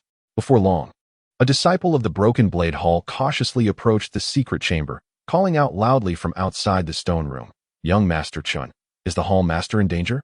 The Hall Master's secret chamber is off-limits to disciples without permission. However, in times of crisis, such rules may be set aside. Earlier, Shen Yi had denied their entry due to the chamber's darkness and confinement, instructing them to wait outside and lay in ambush, which ultimately led to their success in apprehending Fang Yu. Although the battle had concluded, the disciples were still concerned for Qin Jianghe's life, disregarding the rules. After a while, Qin Jianghe's voice could be faintly heard. "Cough, I am fine. You may leave now and maintain vigilance throughout the hall. Also, immediately gather all the incense masters and elders back to the hall." The members outside responded in unison and departed once more. Seeing that Qin Jianghe's condition had stabilized and he was able to speak, Shen Yi withdrew his inner strength. He then rolled over, sprawled out in exhaustion on the ground. He too was utterly drained. This fierce battle was akin to the breakout from falling Sunset Mountain, pushing both his mental and physical limits to the extreme. Qin Jianghe, however, wobbled to his feet. He was aware that another person remained in the stone chamber. Yet, for some time now, he had scarcely heard a sound from that individual. In the corner of the chamber, he dragged out Ji Qinkong, who was on the brink of death. Ji Qinkong, reputed as a strategic genius, had barely reached the first-rate level but was not adept in martial prowess, rendering his actual combat ability inferior to many second-rate fighters. He had previously suffered a devastating blow from Fang Yu that shattered his sternum and endured further damage from the energy waves of 3 combatants. Miraculously, he had managed to survive until now. It is indeed a remarkable display of willpower. Qin Jianghe unexpectedly produced 2 luminous pearls, known as night pearls, which illuminated the dark stone chamber with a soft glow. Shen Yi was taken aback. He had not even noticed Qin Jianghe's presence in the chamber. Leaning casually against the edge of the stone bed, Qin Jianghe remarked, "You were contemplating an ambush on me, only to be inadvertently injured by Fang Yu. There seems to be no escape now." Shen Yi clicked his tongue in regret, for according to the system's evaluation, this could be considered Fang Yu's achievement in killing him. He would not receive any rewards for hidden cultivation.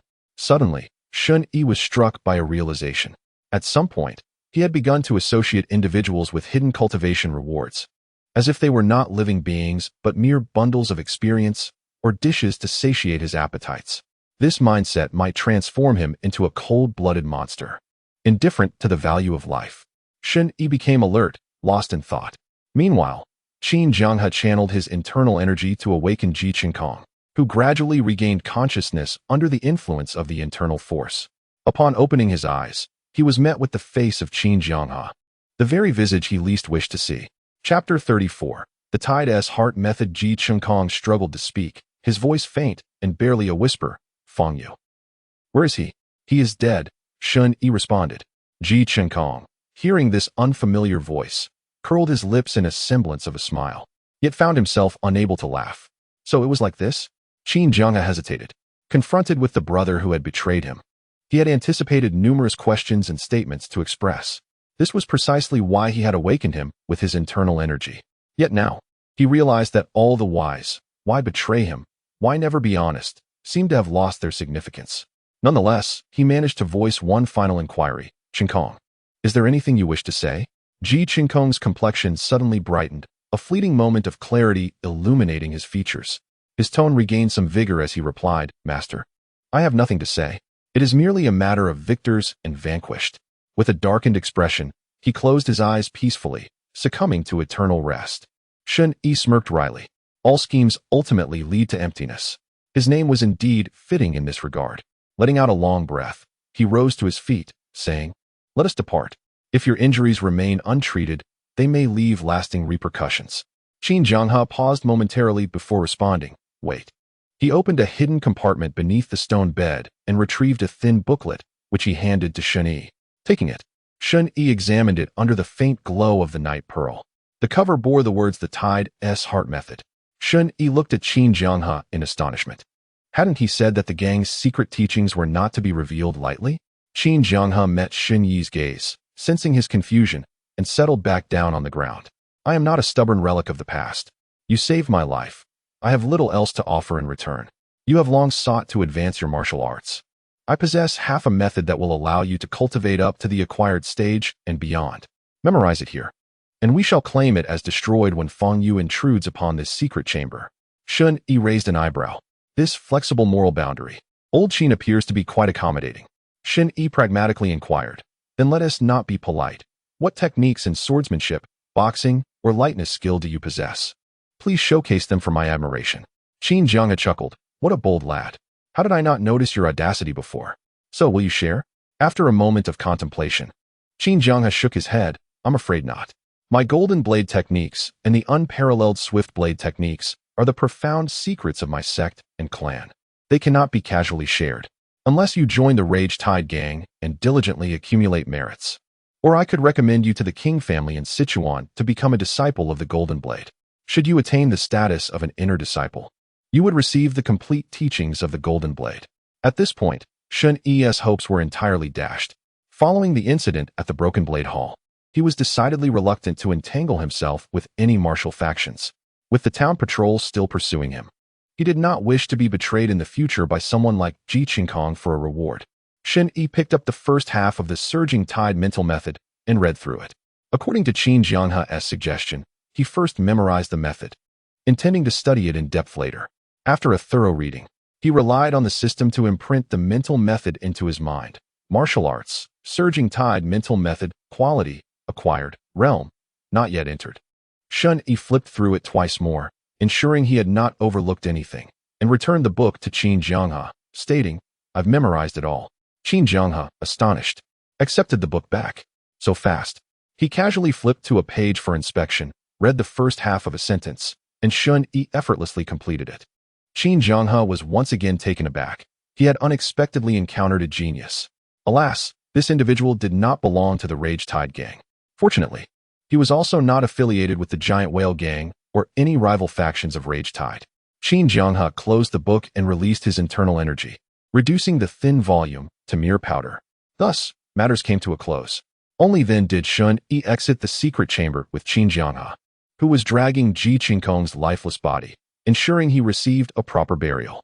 As the two emerged from the chamber, the members of the Broken Blade Hall had been waiting for quite some time. The three doctors from Qinghe Town had been invited to take turns diagnosing and treating Shen Yi and Qin Jianghe. Under the doctor's guidance, and with the collaborative efforts of the gang members, Shen Yi and Qin Jianghe's external injuries were promptly addressed. They were subsequently wrapped up like Zhongzi and taken to the same bedroom in another villa, where dedicated personnel would provide care. Additionally, 3 meals a day and daily necessities were attended to. Although Shen Yi was not fond of his loss of control, his injuries were severe, necessitating a period of rest. Seizing this opportunity, Shen Yi began to delve into his newfound knowledge. After several rounds of intense battles and depletion, he now had a total of 6 years and 10 months of potential cultivation time, which seemed quite ample. However, there were numerous matters requiring his seclusion for deeper cultivation. Firstly, his incomplete broken array heart technique had reached perfection, allowing him to step into the first tier, yet his internal martial arts had stagnated. Now, with the Surging Tide mental method, he finally had the chance to fulfill his aspirations, although it was merely a step forward. The path of martial arts is long and arduous. With every inch gained, there is a corresponding joy. Furthermore, he currently possesses the perfected wind-slicing blade and the concealed edge blade, deepening his understanding of the nuances and essence of swordsmanship. He is convinced that should he engage in further practice of his blade techniques, it would not merely entail passive contemplation, but rather yield new insights. For it is only through extensive experience that one can truly assimilate diverse strengths. He dedicates 3 years to this Surging Tide heart method. In his heart, Shen Yi silently recites, and soon enters a state of focused meditation on the heart method.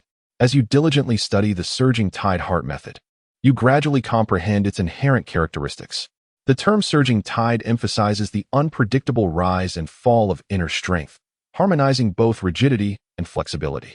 In the first year of meditation, You begin to cultivate the surging tide heart method according to its essential principles. The circulation of inner energy through the meridians overlaps with fragments of the broken array heart method, resulting in a surprisingly efficient progress, allowing your surging tide heart method to transcend the threshold of entry and reach a minor accomplishment.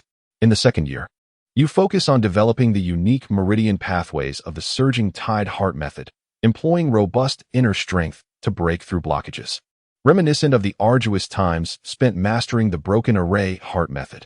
In the third year, the meridians of the surging tide heart method are further expanded, forming a complete circuit, leading you into a profound realm. The surging tide heart method emphasizes continuity and transformation, while the broken array heart method pursues explosive combat intent and momentum. You begin to contemplate the complementary integration of these two methods. Upon concluding his meditation, Shen Yi opens his eyes. The surging tide heart method and the broken array heart method converge within his dantian, forming two distinct yet non-interfering currents of inner power. This signifies a substantial enhancement in Shen Yi's endurance in battle. Simultaneously, nourished by the surging inner strength akin to a spring, his previous injuries are accelerating in their healing. After feeling the shifts in his inner energy, he once again delves into his mind, this time focusing on the blade techniques. He immerses 3 years into refining his swordsmanship. Shen Yi finds himself once more drawn into a mysterious mental realm, where the practice of blade techniques commences. Chapter 35. The Qilin Ranking. Having perfected the wind-slicing blade and the concealed edge blade through numerous fierce battles, new insights into swordsmanship have dawned upon you. In the first year of meditation, you revisit the wind-slicing blade and the concealed edge blade, fluidly executing techniques without being confined to fixed patterns, experimenting with their integration. In the second year, you have seamlessly merged the techniques of both sword styles, achieving an unimpeded flow, and begin to contemplate the essence of sword momentum, striving to distill the essence from the crude. In the third year, you preliminarily fuse the swift, incisive intent of the wind-slicing blade with the thunderous surprise of the concealed edge blade, creating a new technique. You name it, the 6 strikes of wind and thunder. Martial art, 6 strikes of wind and thunder. Quality, acquired realm. Major accomplishment: you have infused the essence of the wind-slicing strike into the divine strike against demons, synthesizing the 2 exquisite techniques into one, named the wind strike, thunder motion. The meditation concludes. Shen Yi felt as though he had undergone a profound transformation. The current system panel had undergone a dramatic metamorphosis. Host: Shen Yi. Cultivation: first rate. Martial arts: wind thunder 6 slashes, great accomplishment. Broken bone hand, perfection. Fragmentary manuscript of the heart of breaking arrays, perfection. Grass on the wind, perfection. Heart method of surging tide, entry level. Special skills: wind/thunder movement, treading water and skimming waves, bone separation and muscle division. Potential training, 10 months remaining. Although his cultivation remained at the first-rate level and had yet to break through, this first rate was distinctly different from the previous one. In both inner strength and swordsmanship, Shen Yi could clearly sense a qualitative enhancement in his capabilities. It was akin to those prodigies from various sects, possessing a more profound foundation and depth within the first-rate realm. Indeed, once his swordsmanship reached perfection and his inner strength and techniques harmonized as one, he would be able to confront Feng Yu, a practitioner of the postnatal realm, with unyielding confidence and emerge victorious, even with his first-rate cultivation. However, Shen Yi did not allow himself to become arrogant. The successful fusion of his sword techniques only served to solidify his future path. The martial arts journey is boundless. By assimilating the strengths of various schools, he aimed to carve out his own unique path in the realm of martial arts. With Feng Yu's demise, the Yasha Guild found itself leaderless. Under the guidance of Zhao Qiushan and several core elders, the Broken Blade Hall commenced a counteroffensive. With unwavering resolve, they purged the remnants of the Yasha Guild throughout Qinghe, reclaiming Xia village in the process. Yet, what remained was a desolate wasteland. Shen Yi and Qin Jianghe walked along the desolate paths of the village, filled with melancholy. This place had been ravaged by the Yasha Guild, inciting chaos, slaughter, and plunder, causing most villagers to flee under the cover of night. Those who lagged behind met a tragic fate, either falling victim to the blades of the Yasha Guild or being captured as slaves. The two arrived at the doorstep of the old Zhang family. The gate lay in ruins, splintered and scattered on the ground. The interior was desolate and void of life. According to the captured members of the Yasha Guild, the villagers of Shaha were killed and carelessly discarded in the mass grave on the back mountain. Now, the stench of decay filled the air, rendering it impossible to distinguish one body from another. Shen Yi and Qin Jianghe could not ascertain whether the old Jiang family had perished or fled. Shen Yi found only a carved wooden hairpin in a show's room, the sole remnant left by the Jiang family. Qin Jianghe instructed their brethren to bury the bodies from the mass grave, erecting a nameless tombstone as a means of granting them peace in death. Wisps of smoke rose gently. Shen Yi and Qin Jianghe stood before the graves, burning paper offerings in remembrance of the deceased villagers, with Shen Yi feeling a heaviness in his heart.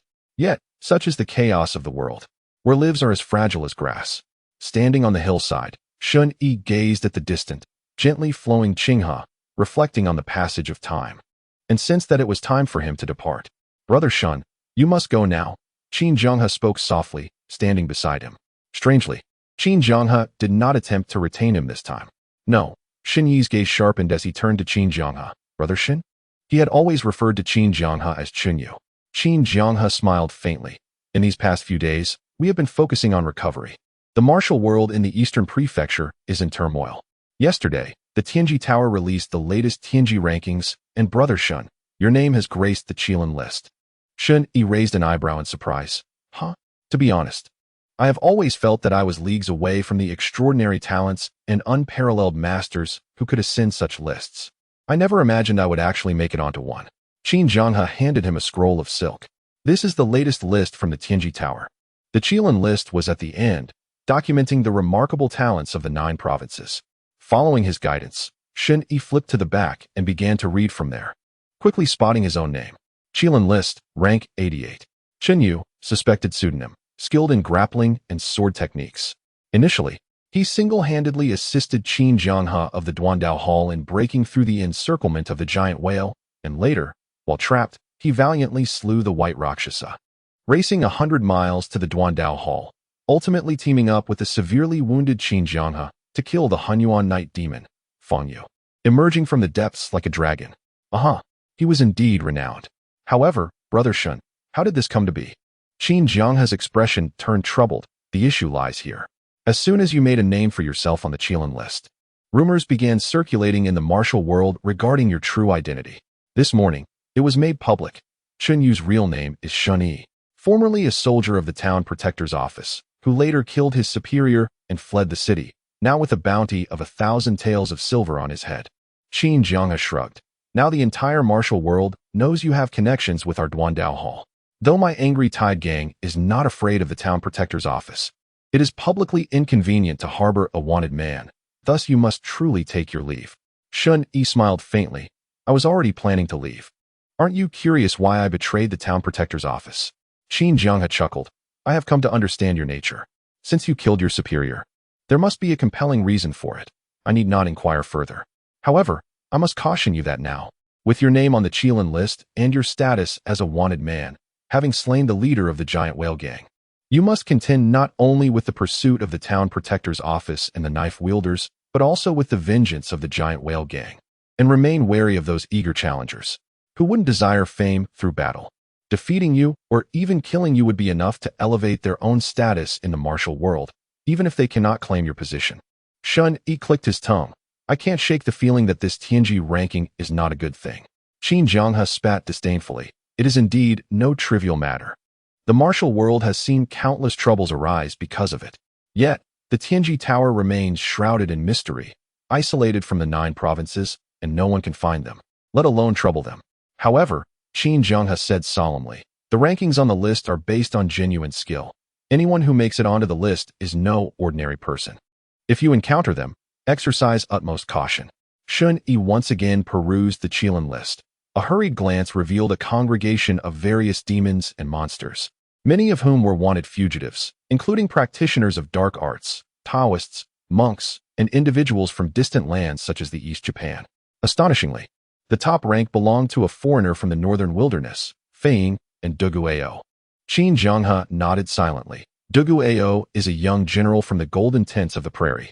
Countless have attempted to slay him, only to meet their demise, inadvertently solidifying his current reputation.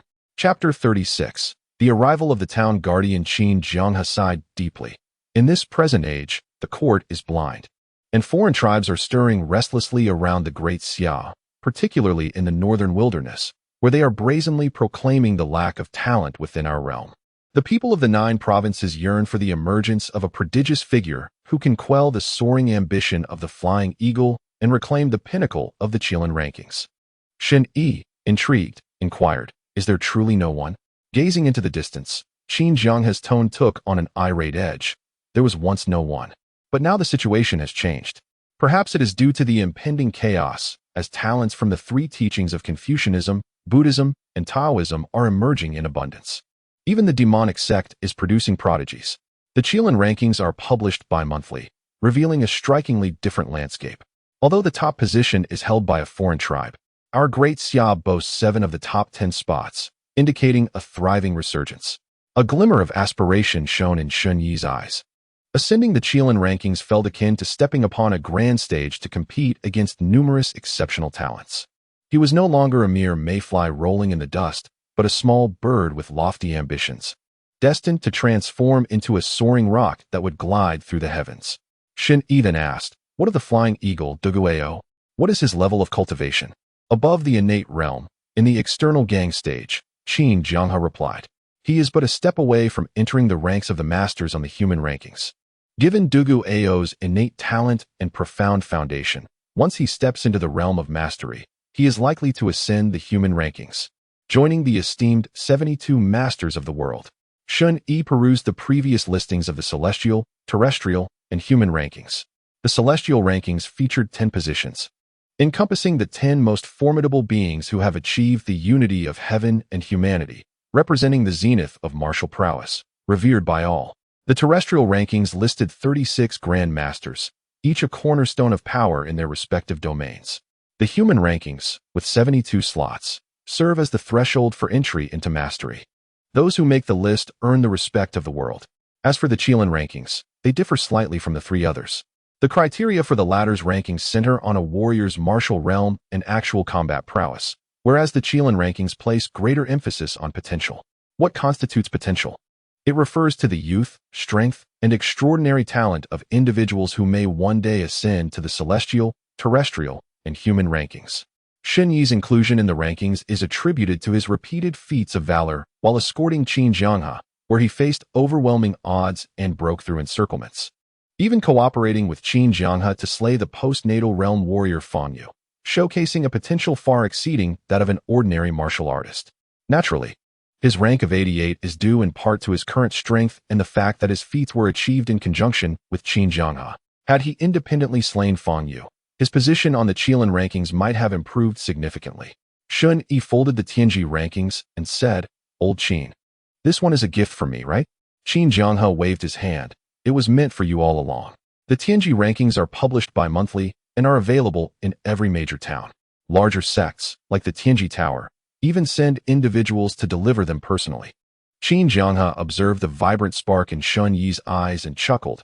"Your identity has been revealed, yet you do not seem anxious. On the contrary, you appear even more invigorated."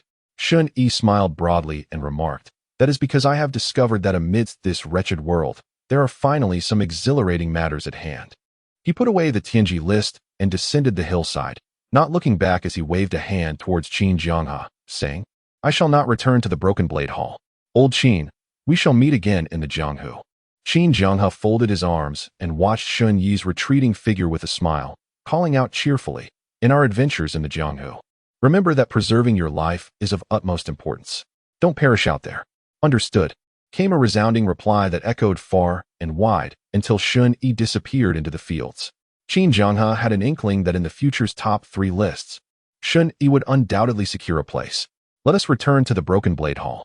Upon returning to the Broken Blade Hall with his entourage, a young servant hurriedly approached Qin Jianghe, whispering, "Hall Master, there are visitors from the town protectorate. They are waiting in the assembly hall for tea." Qin Jianghe's expression grew serious. "That was quick. What is their rank?" According to what they said alongside Elder Zhao, they claimed to be from the Trial 100, accompanied by 2 others, both of whom were standard bearers. Qin Jianghe felt a surge of wariness. The Trial 100 from the Eastern District must possess at least post-heavenly strength. and the standard-bearers needed to be of superior caliber to serve. He had not anticipated the town protectorate's arrival would be so swift. He had only received news that morning, and now they had already arrived at the Broken Blade Hall. Lead the way. The servant guided Qin Jianghe directly to the assembly hall. Before they even entered the courtyard, the clang of weapons colliding reached their ears. Qin Jianghe hastily pushed the door open. Inside the courtyard, 2 individuals were engaged in a sparring match, while 3 others stood by, observing. One of the combatants, clad in a black robe, was a member of the Xuanyi Guard, while the other, a burly figure in plain clothing wielding 2 Xianhua axes, was none other than Zhao Qiushan. Among the onlookers, 2 were also from the Xuanyi Guard, and the final one was Sun Yong, a seasoned elder of the Broken Blade Hall. Qin Jianghe's entrance drew the attention of the spectators, and Zhao Qiushan exclaimed in delight, "Elder brother." Yet, in that fleeting moment of distraction, the Xuanyi Guard seized upon a fleeting opening. With a forward thrust of his blade, he unleashed a torrent of strikes akin to the roaring waves of a tempest, cascading toward Zhao Qiushan. Zhao Qiushan was taken aback by the opponent's unhesitating ferocity. As if intent on eradicating him entirely, he quickly raised his axes in a hasty defense. In the next heartbeat, a sharp clang resounded. The Xuanyi Guard executed a deft maneuver, twisting Zhao Qiushan's axes from his grip, sending them spinning into the air. Then, leveraging the momentum, he turned and swung down with a lethal strike aimed directly at Zhao Qiushan's head. Should he fail to evade, it would mean certain death. Qin Jianghe's complexion changed dramatically. In a flash, he leaped into the fray like a gust of wind, mid-air, with a resounding clash. The broken blade at his waist was drawn. The Xuanyi Guard was momentarily taken aback as an intricately designed, ancient broken blade interposed itself before Zhao Qiushan, with a resounding clash deflecting the downward strike of the Xuanyi Guard's blade. A powerful force surged along the blade, causing the figure of the Shen Yi guard to shudder violently, unable to maintain his balance as he was sent flying backward. How had my brother offended this esteemed individual to warrant such a lethal response? Meanwhile, one of the Shen Yi guards who had been observing the duel from the sidelines smiled faintly and, with a swift movement, appeared behind the airborne guard. With a gentle lift of his palm, he dissipated the immense force that had penetrated the blade, allowing the guard to land safely. Sun Yong, watching nearby, was filled with astonishment. The speed of this individual surpassed that of Qin Jianghe just moments ago. The Shen Yi guard's lips curled slightly as he raised his hand in a subtle salute, calmly introducing himself. Li Wudong, deputy of the East County Pacification Office. It is an honor to meet you, Master Qin. Chapter 37. The ancient temple in the mountains. Qin Jianghe stood protectively behind Zhao Qiushan, scrutinizing the Shen Yi who had made the initial move. The man was tall and slender, his features sharp, and though his tone was laced with a smile, there lingered an unmistakable air of arrogance. Qin Jianghe replied coldly, "Li Wudong, why has the pacification office come to my Broken Blade Hall to show such aggression?" Li Wudong chuckled lightly. "You ask as if you are unaware. It is common knowledge in the martial world that the Broken Blade Hall harbors wanted criminals, colluding with that Shen Yi. Do you still refuse to acknowledge it?" He waved away the other Shen Yi guards, taking a step forward with a softened tone. "My subordinate merely expressed a few words in jest, yet this brother here responded with disrespect, claiming he wished to test the prowess of our pacification office. Naturally, I allowed my subordinate to indulge him. As martial artists, we understand that in the realm of combat, blades and swords do not discriminate. I hope Master Qin and this brother will not take offense." Zhao Qiushan, brimming with fury, exclaimed, "You! It was you who acted impudently first." Qin Jianghe shot a glare at Zhao Qiushan, swiftly calming him down. Zhao's temperament was indeed prone to provocation, making him the ideal candidate to stoke the flames of conflict. Qin Jianghe composed himself and smiled lightly. "It appears there has been a misunderstanding. Are you, Li Wudong, here for Shen Yi?" Shen Yi, who once went by the name Chen Yu, indeed had dealings with my Broken Blade Hall some time ago, but now that he has been exposed, he has already departed. Upon hearing this, Li Wudong could not help but curse the incompetence of the pacification office's intelligence network, which was evidently inferior to the rumors circulating among the martial community, necessitating them to gather information from the underworld regarding Shen Yi's whereabouts. However, upon hearing Qin Jianghe's explanation, Li Wudong was not inclined to let him off easily. He suppressed his smile and replied, "It is said that Master Qin values loyalty and righteousness. The tales in the martial world suggest that Shen Yi has shown you favor. Could it be that you deliberately allowed him to escape?" Qin Zhanghe immediately shook his head in denial. The one who has shown me favor is Chun Yu. At that time, I had no inkling he was a wanted criminal. Otherwise, I would never have dared to associate with such ruffians. Wouldn't that be tantamount to opposing the pacification office? Li Wudong narrowed his eyes. If that is the case, Master Qin must surely know where Shen Yi has gone. I implore you to present him to me, so we may apprehend this bandit together. Qin Zhanghe pressed his lips together. I'm afraid I know nothing of his whereabouts. Li Wudong, consumed by rage, laughed mockingly, pointing at Qin Zhanghe. Master Qin, I perceive that you harbor ulterior motives, deliberately opposing the pacification office. Clang. Li Wudong unsheathed his sword. The embroidered spring blade emitted a low hum in Li Wudong's grasp. Though the blade remained still, an imposing aura surged forth from him. Intertwined with the blade's intent, enveloping the surroundings in an overwhelming sharpness.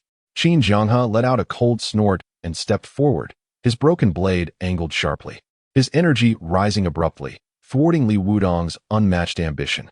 Li Baihu, what is the meaning of this? Li Wudong chuckled. I have heard that Master Qin wields a broken blade to suppress the waters of Qinghe, and even the sinister night demon fell beneath your and Shen Yi's combined might. His tone abruptly turned icy. I have come to experience your prowess firsthand.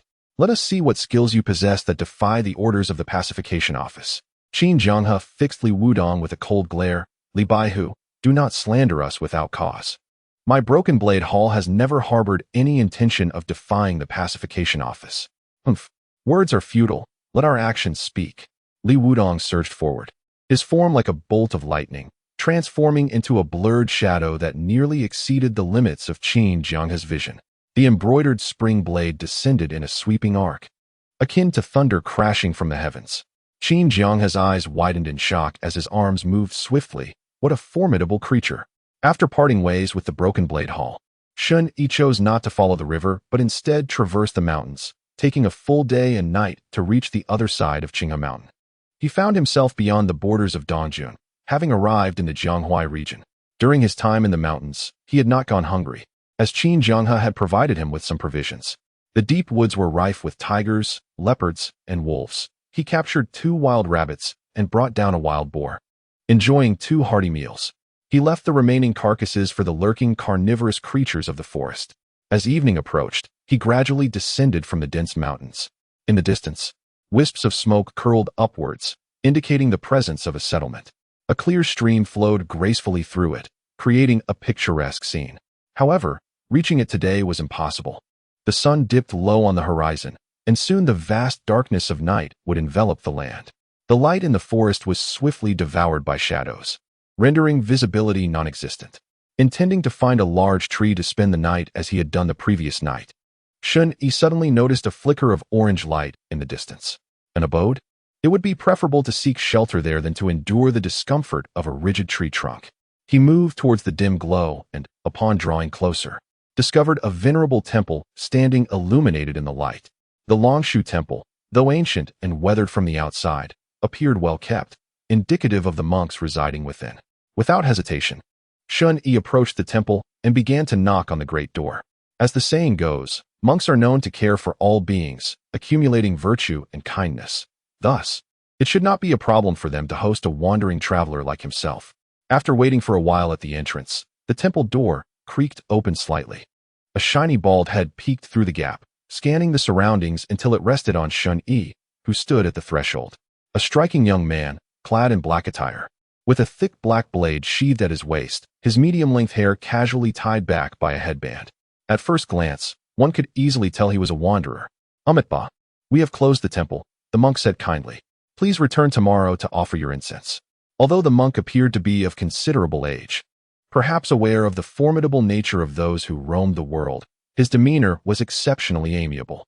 Shen Yi grinned and replied, Master, I do not wish to offer incense. I seek a place to rest. The monk's eyes shifted, and with a tone of politeness, he responded, I apologize, but there are no spare monk's quarters available. After saying this, he began to withdraw, preparing to shut the temple doors. Shen Yi raised an eyebrow and continued, Master, I am willing to offer a modest sum for the temple's blessings, in hopes that the Buddha might grant me shelter for the night. The monk halted his actions, instinctively inquiring, how much? Shen Yi rummaged through his pouch. He still had some small silver coins acquired earlier from the local magistrate, along with a few coins gifted by Qin Jianghe. It was sufficient. He promptly produced a single silver coin and waved it at the crack of the door. 1 silver coin, master. Is this sufficient to demonstrate my sincerity? The monk immediately swung open the door, leaping forward to grasp the silver coin in Shen Yi's hand. Master, you haven't even allowed me inside yet. Do you wish to collect your payment now? A flicker of greed flashed in the monk's eyes, and he quickly opened the door wider, courteously ushering Shen Yi inside. Please, do come in. Shen Yi tossed the silver coin in his hand, bemusedly remarking. So now there are spare quarters? The monk chuckled. I will keep watch tonight. You may sleep in my room. Shen Yi casually threw the coin towards him, which the monk fumbled to catch, hurriedly cradling it in his hands.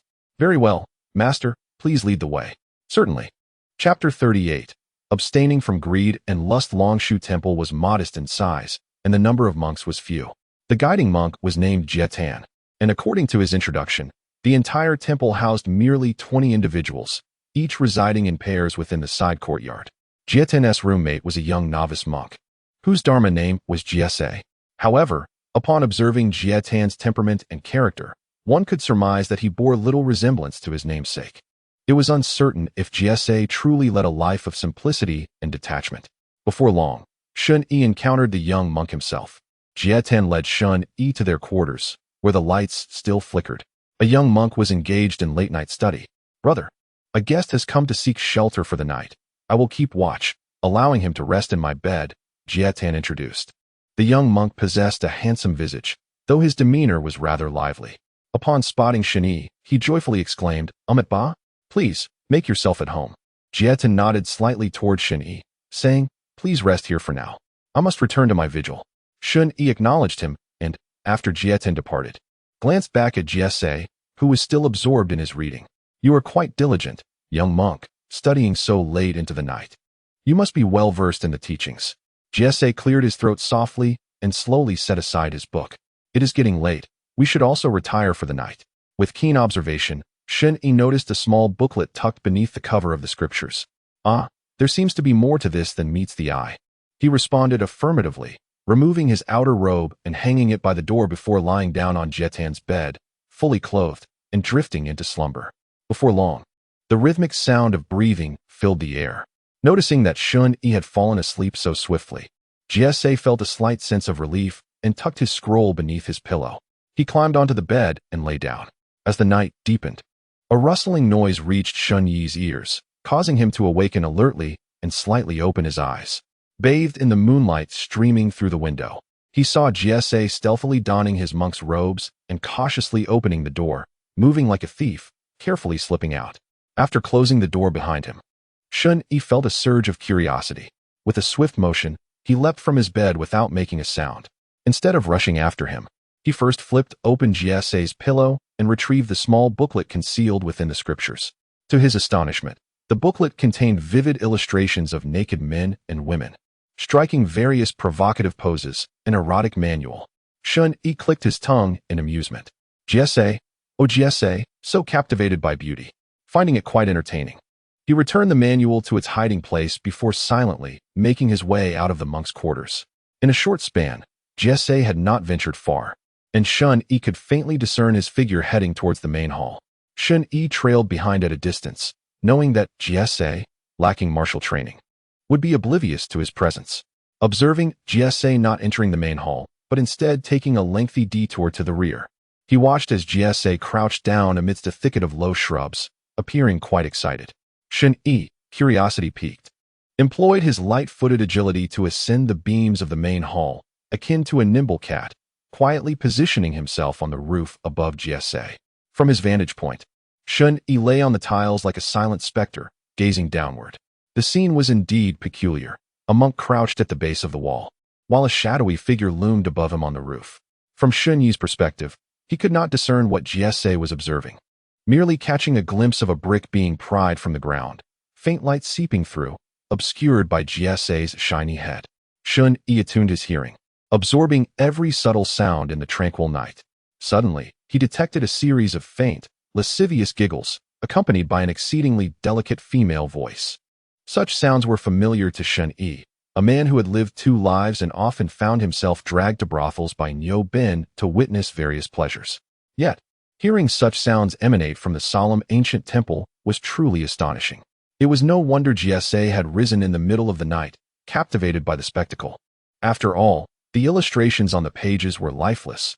Nothing could compare to the thrill of witnessing living passion. However, Shen Yi was not inclined to indulge in mere amusement. Where there was an anomaly, there was surely something amiss. The ancient poems of indulgence undoubtedly concealed unspeakable filth. Stealthily, Shen Yi descended from the rafters, making barely a whisper. Yet it was enough to startle the engrossed GSA. He raised his head and was immediately enveloped by a dark shadow, followed by a muffled thud.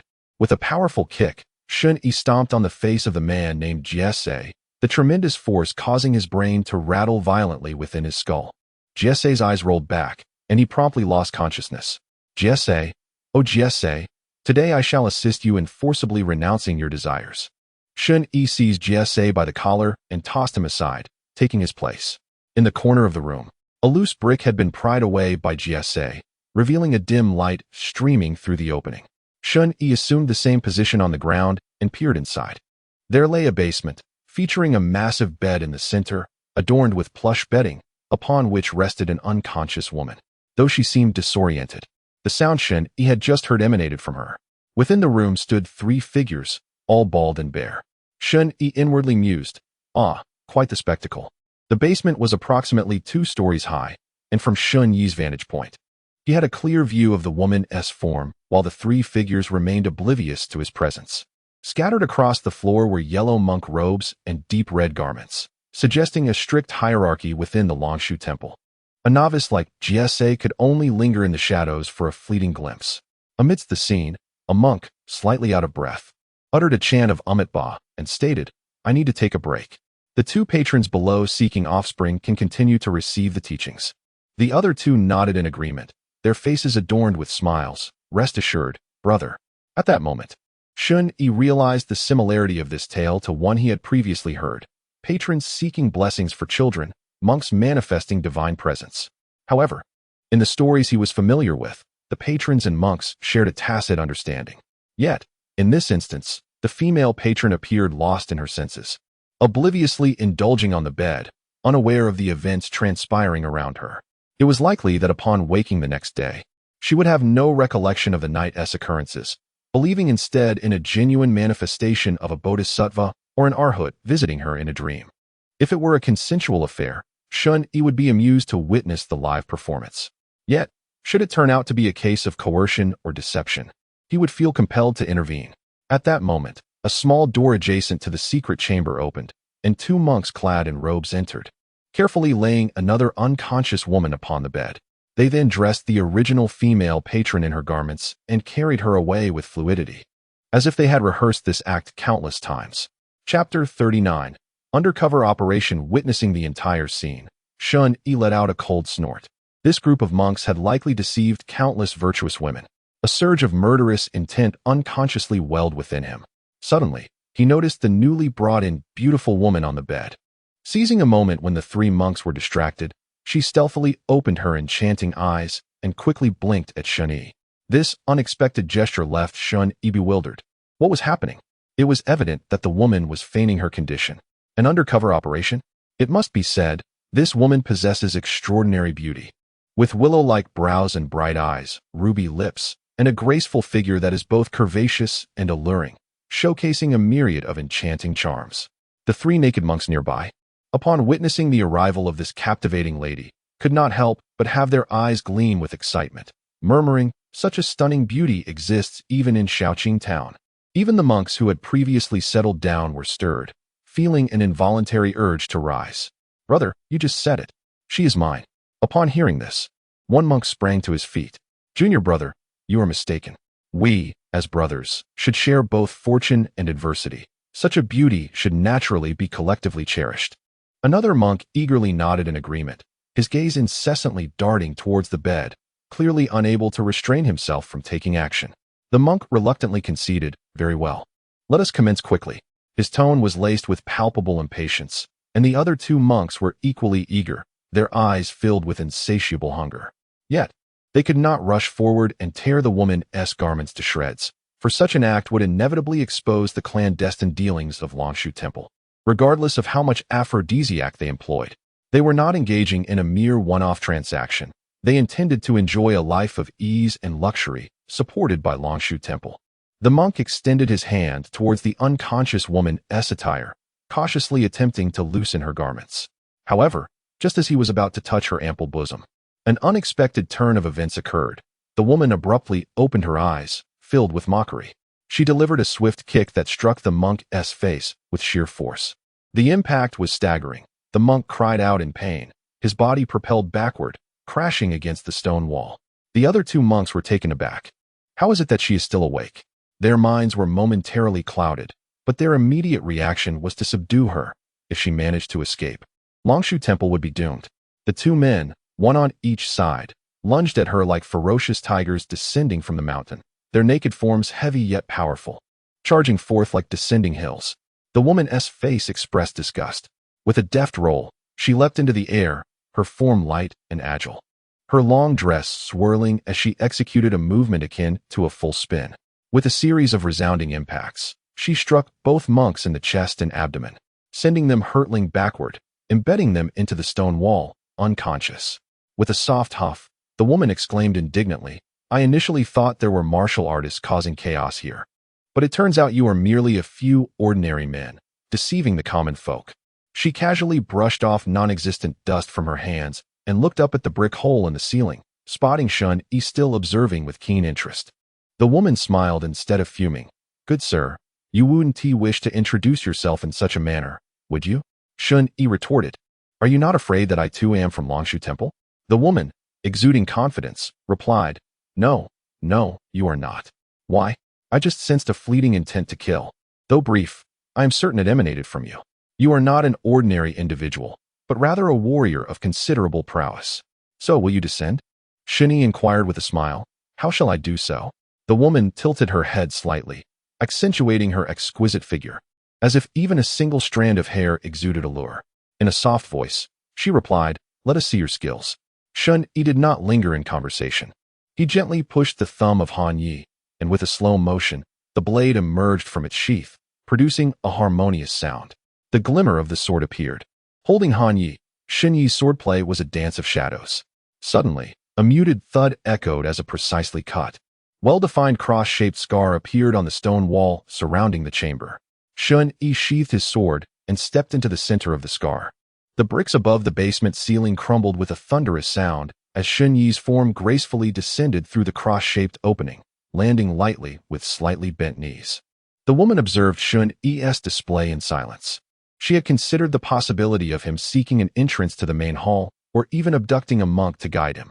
Yet, she never anticipated that he would directly carve an opening in the ceiling of the secret chamber and leap through it. He was a man of decisive action, much like his blade. The woman regarded Shen Yi with raised brows and a hint of an enchanting smile at the corner of her lips. Shen Yi, in turn, appraised the woman. Compared to spying from the rafters, facing her directly allowed him to sense the richness of her mature charm. She needed not utter a word. Her mere presence, with a glance or a smile, radiated captivating elegance, which explained the urgency of those three monks. Just as Shen Yi was about to inquire about the circumstances, several robust monks burst through a small door, drawn by the resounding crash. They were disciples and aides of the three esteemed masters. Typically, while their masters indulged in meat, they would partake in some broth. But they had never caused such a commotion before. The five monks quickly spotted the three masters embedded in the wall, the black hole in the ceiling, the cloaked swordsman, and the stunningly beautiful woman. An image of a hero rescuing a damsel in distress flashed through their minds, and they shouted, Thief! How dare you invade the Dragon Tree Temple and harm our masters? Surrender at once. Relying on their numbers, the monks charged at Shen Yi, unarmed. Shen Yi could not help but chuckle at their audacity. Before he could even stabilize his footing, a pot was already on his back. He did not draw his sword. There was no need to do so against these clumsy brutes. While keeping an eye on the charming woman standing nearby, Shen Yi remained vigilant against the approaching monks. With a swift movement of his arms, it was as if thunder erupted from thin air, the perfected technique of the bone-contorting hand. Shen Yi's palm, in a claw-like formation, seized the wrist of the foremost attacker with lightning speed, twisting with such force that the man immediately cried out in agony. Seizing the now limp arm, Shen Yi swung it like a windmill, crashing it into the following assailants, and a series of resounding thuds echoed as all 5 were sent sprawling. With the ease of a leisurely stroll, Shen Yi delivered a kick to each of the monks' bald heads, rendering them unconscious. In the brief interlude of a breath, tranquility returned to the basement. Shen Yi regarded the captivating woman before him and remarked, "Esteemed heroine, I am Chun Lu. I am merely seeking refuge for a night. Yet it seems you are well prepared. Might you enlighten me regarding the origins and intricacies of Longshu Temple?" Chapter 40. The past of the ancient temple. The woman, with her enchanting eyes, playfully rolled them, revealing a hint of mischief beneath her graceful exterior. "I am Tao Tao," she chimed, her tone vibrant and somewhat incongruous. Shen Yi remained silent, observing her, awaiting her continuation. Longshu Temple is a newly established shrine in the vicinity of Shaoqing Town, reputed for its efficacy in granting offspring, albeit with a hefty sum demanded for offerings.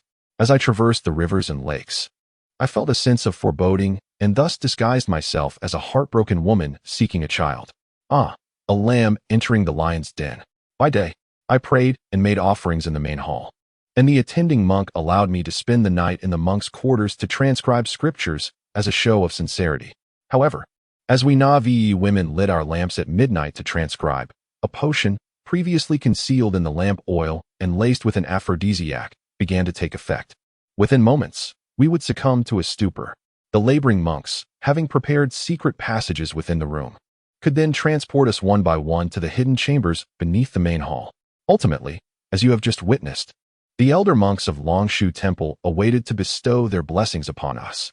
Fortunately, I am well versed in my own cultivation and came prepared, thus avoiding their trap. Tao Tao shrugged.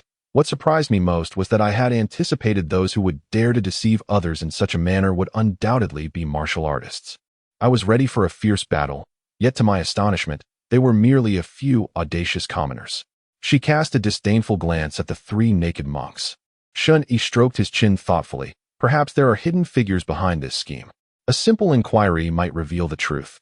He approached the wall, grasped one monk's arm with a slight exertion, and dragged him from the wall, discarding him onto the bed. Shen Yi then used the scabbard of his sword to gather the scattered garments on the floor, covering the monk's lower body. With a swift motion, he struck the monk's face with the scabbard, channeling a surge of internal energy into the swollen cheek. The monk instantly felt a searing pain, which hastened his return to consciousness, and he began to recollect the events that had transpired. Upon opening his eyes, he was met with Tao Tao's alluring figure standing before the bed, causing him to recoil in fright and tumble to the floor. Upon closer inspection, the monk indeed exhibited no signs of internal energy fluctuation, his body cumbersome and his steps uncertain, clearly not a practitioner of martial arts. "If you wish to survive, I shall pose a question, and you will answer honestly," Shen Yi stated directly, his chilling tone and fleeting aura of menace akin to a blade poised at the monk's throat.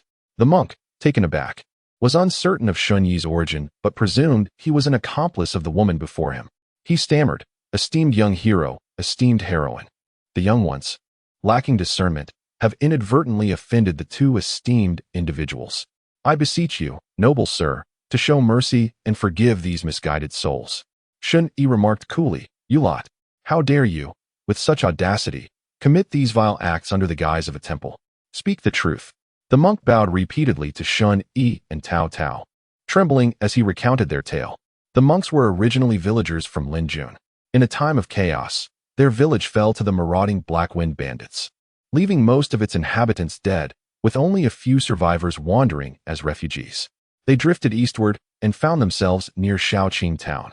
Initially, they sought a livelihood in the town, but by chance stumbled into the dilapidated Longshu Temple one night.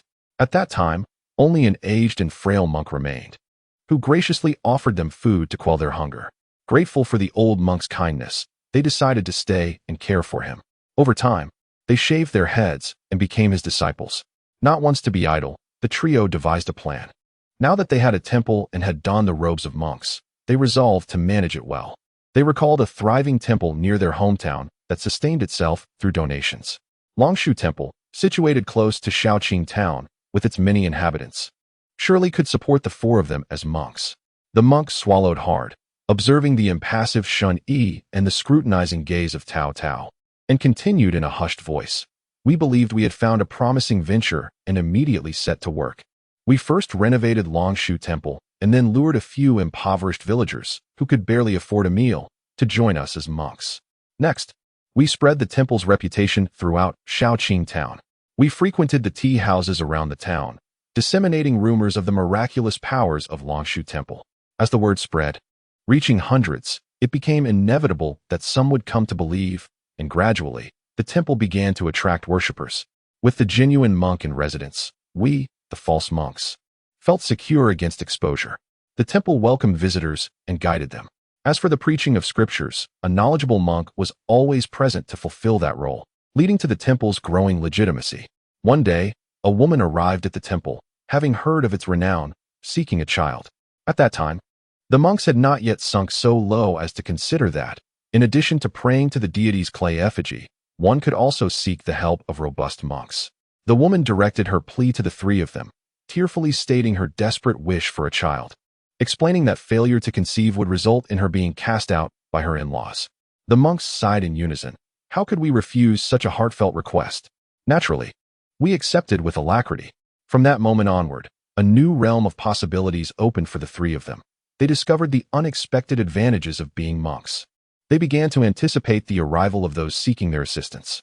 Gradually, the requests multiplied, and their initial passivity transformed into ambition. They invested a significant sum to refurbish the temple. During the renovations, they secretly constructed an underground chamber beneath the main hall, unbeknownst to the old monk. They also excavated an underground passage leading directly to the Zen chamber, complemented by a large dosage of calming incense and aphrodisiac powder prepared by the apothecary. Thus, they began to deceive their patrons, engaging in nefarious activities that tarnished the innocent. Remarkably, for over a year, the trio remained undetected. With an ever-increasing number of couples seeking offspring, their joy knew no bounds, until tonight. They encountered the valiant Cao Cao and the formidable Shen Yi, who ultimately brought their illicit operations to a definitive halt. Shen Yi inquired, "Where's your master?" The monk replied, "He has passed away. A year ago." Sensing his impending demise, he gathered us and urged us to read the Buddhist scriptures and accumulate virtue. Regrettably, we succumbed to our carnal desires. After his departure, we lost all restraint and escalated our misconduct. The monk sighed repeatedly, lamenting, "Too late for regret, too late for regret." Exchanging glances, Shen Yi and Cao Cao turned their attention back to the monk, who was incessantly bowing and pleading for mercy. Cao Cao remarked, "This is a product of circumstance." Yet Shen Yi coolly countered, "I am more inclined to believe that it is a reflection of the inherent malevolence of humankind." Chapter 41. A fiery inferno. Unmoved by the monk's pleas, Shen Yi remained resolute. Cao Cao, her beautiful eyes shimmering with intent, posed the question, "Brother, how shall we deal with these individuals?" Shen Yi calmly responded, "As you are the heroine, the decision rests with you." Cao Cao, standing with her hands clasped behind her back, raised an eyebrow and suggested, "Shall we report them to the authorities?" Upon hearing this, the monk's expression brightened. He was well acquainted with the officials of Shaoqing town, who would even invite them to partake in their schemes for offspring. In essence, they were all in collusion, sharing in the corruption. If Cao Cao were to report them, they would feel as though they had returned home, free from the threat of their lives. However, upon catching a glimpse of Shen Yi's icy gaze, the monk quickly realized the gravity of the situation, his face falling as he pleaded, "Heroine, I implore you, do not report us. Longshu Temple is our life's work. It cannot be destroyed." A slight smile graced Cao Cao's lips. "Brother Chen, what do you think?" Shen Yi replied, "Let the tiger return to the mountain." "Then what do you propose we do?" Cao Cao deftly tossed the question back to him, her true intent to gauge Shen Yi's principles. Shen Yi, aware of Cao Cao's motives, remained indifferent. He felt no need to construct a specific persona. He was simply himself, acting in accordance with his own will. With a swift motion, the cold blade was drawn. The glint of the steel reflected the monk's terror-stricken eyes. "If it were up to me, I would eradicate the evil, burn the temple, and disperse the monks." With decisive resolve, a judgment flashed through Cao Cao's mind. She then asked, "What of the malevolent deeds of Longshu Temple? Should they be made public?" Shen Yi shook his head, not interested. Cao Cao raised an eyebrow, surprised by Shen Yi's disinterest. She understood that should the sordid affairs of Longshu Temple be revealed, the innocence of all the women who had sought assistance there would also be tarnished. In such an ancient world, the consequences for women defiled in such a manner were unfathomable, and Shen Yi was disinclined to conjure further tragedy from thin air. Compassionate spirit? Cao Cao began to sense that there remained a flicker of warmth within Shen Yi's heart. At this moment, the monk, upon hearing Shen Yi's words, immediately prostrated himself in frantic reverence, hoping to secure a mere thread of mercy. However, upon raising his head once more, the blade gleamed ominously. Blood gushed forth. There was no system notification. The act of slaying an untrained, ordinary person yielded no experience points. Yet, this mattered little. Shen Yi did not kill for the sake of accruing experience. He only eliminated those who deserved it. With a decisive stroke, he severed the throats of all the monks in the chamber, including the mastermind and his accomplices. Subsequently, he beckoned Cao Cao to bring forth the two women from the side chamber, and then lit a torch in the basement. They ascended through the hidden passage behind the main hall. In a short while, the four emerged from an invisible door behind the statue in the main hall, flowing out in a single file. As they turned to the center of the main hall, Shen Yi gazed up at the golden statue of the Buddha on the lotus platform and murmured softly, "Within this clay effigy lies a labyrinth of intricacies, utterly useless to retain." He then tossed the torch gently. It landed upon the wooden altar, crackling as flames ignited and spread. Shen Yi turned, not glancing back, and proclaimed, "Let us depart. I would rather find a tree in the mountains to sleep beneath than remain in this place." Cao Cao pressed her lips together, offering a faint smile, yet said nothing. Shen Yi and Cao Cao each supported a woman as they escorted them back to the monks' quarters. The main hall was now engulfed in flames, thick smoke billowing forth. Gradually, some monks were roused and called upon others to assist in extinguishing the fire. However, the blaze was fierce and had already taken hold, swirling atop the temple roof like a monstrous beast, staining the sky crimson. No one could save it. With Shen Yi's incitement, all the side halls inexplicably caught fire, and the inferno spread throughout the entire Longshu temple. All the surviving monks and visiting guests retreated outside, witnessing the flames consume the temple, reducing it to mere ruins. Among the crowd, Shen Yi beheld the towering inferno ahead. The matter was settled, and it was time to depart. Cao Cao inquired, "Brother Chun, shall we travel together?" Shen Yi paused for a moment in silence before replying, "Our paths have crossed by chance. When the excitement wanes, it is unnecessary to journey as one. Let us part with the hope of meeting again." With that, he turned and strode away. Cao Cao watched his receding figure in silence for a while, then smiled brightly, murmuring to herself, 88 of the Qilin? How intriguing. Shen Yi traversed the mountain path in darkness. Fortunately, the road from Longshu Temple to Shaoqing Town had been lavishly improved by the monks, paved with bluestone, free of weeds. It facilitated the passage of carriages for the affluent patrons of the town seeking blessings at the temple, though it would likely fall into neglect thereafter. After walking for some time, the horizon began to blush with dawn. Soon, the morning light filtered through, casting a golden hue upon the ground. A sound of footsteps and voices echoed from afar. Shen Yi's feet shifted, and he glided through the grass with the grace of a phantom. His form darted into the nearby woods like a flash of lightning, leaving only the bushes and grass quivering slightly. Moments passed. A group of constables clad in tattered garments, each armed with a long sword, appeared before them. One individual lamented, "The captain is truly remiss. With the flames engulfing the Dragon Tree Temple, do those monks not possess the wherewithal to extinguish the fire? We rushed over only to find the food cold and unappetizing." Another retorted, "Mind your words. The captain, having been blessed with a son in his middle years, has always held the Dragon Tree Temple in high regard.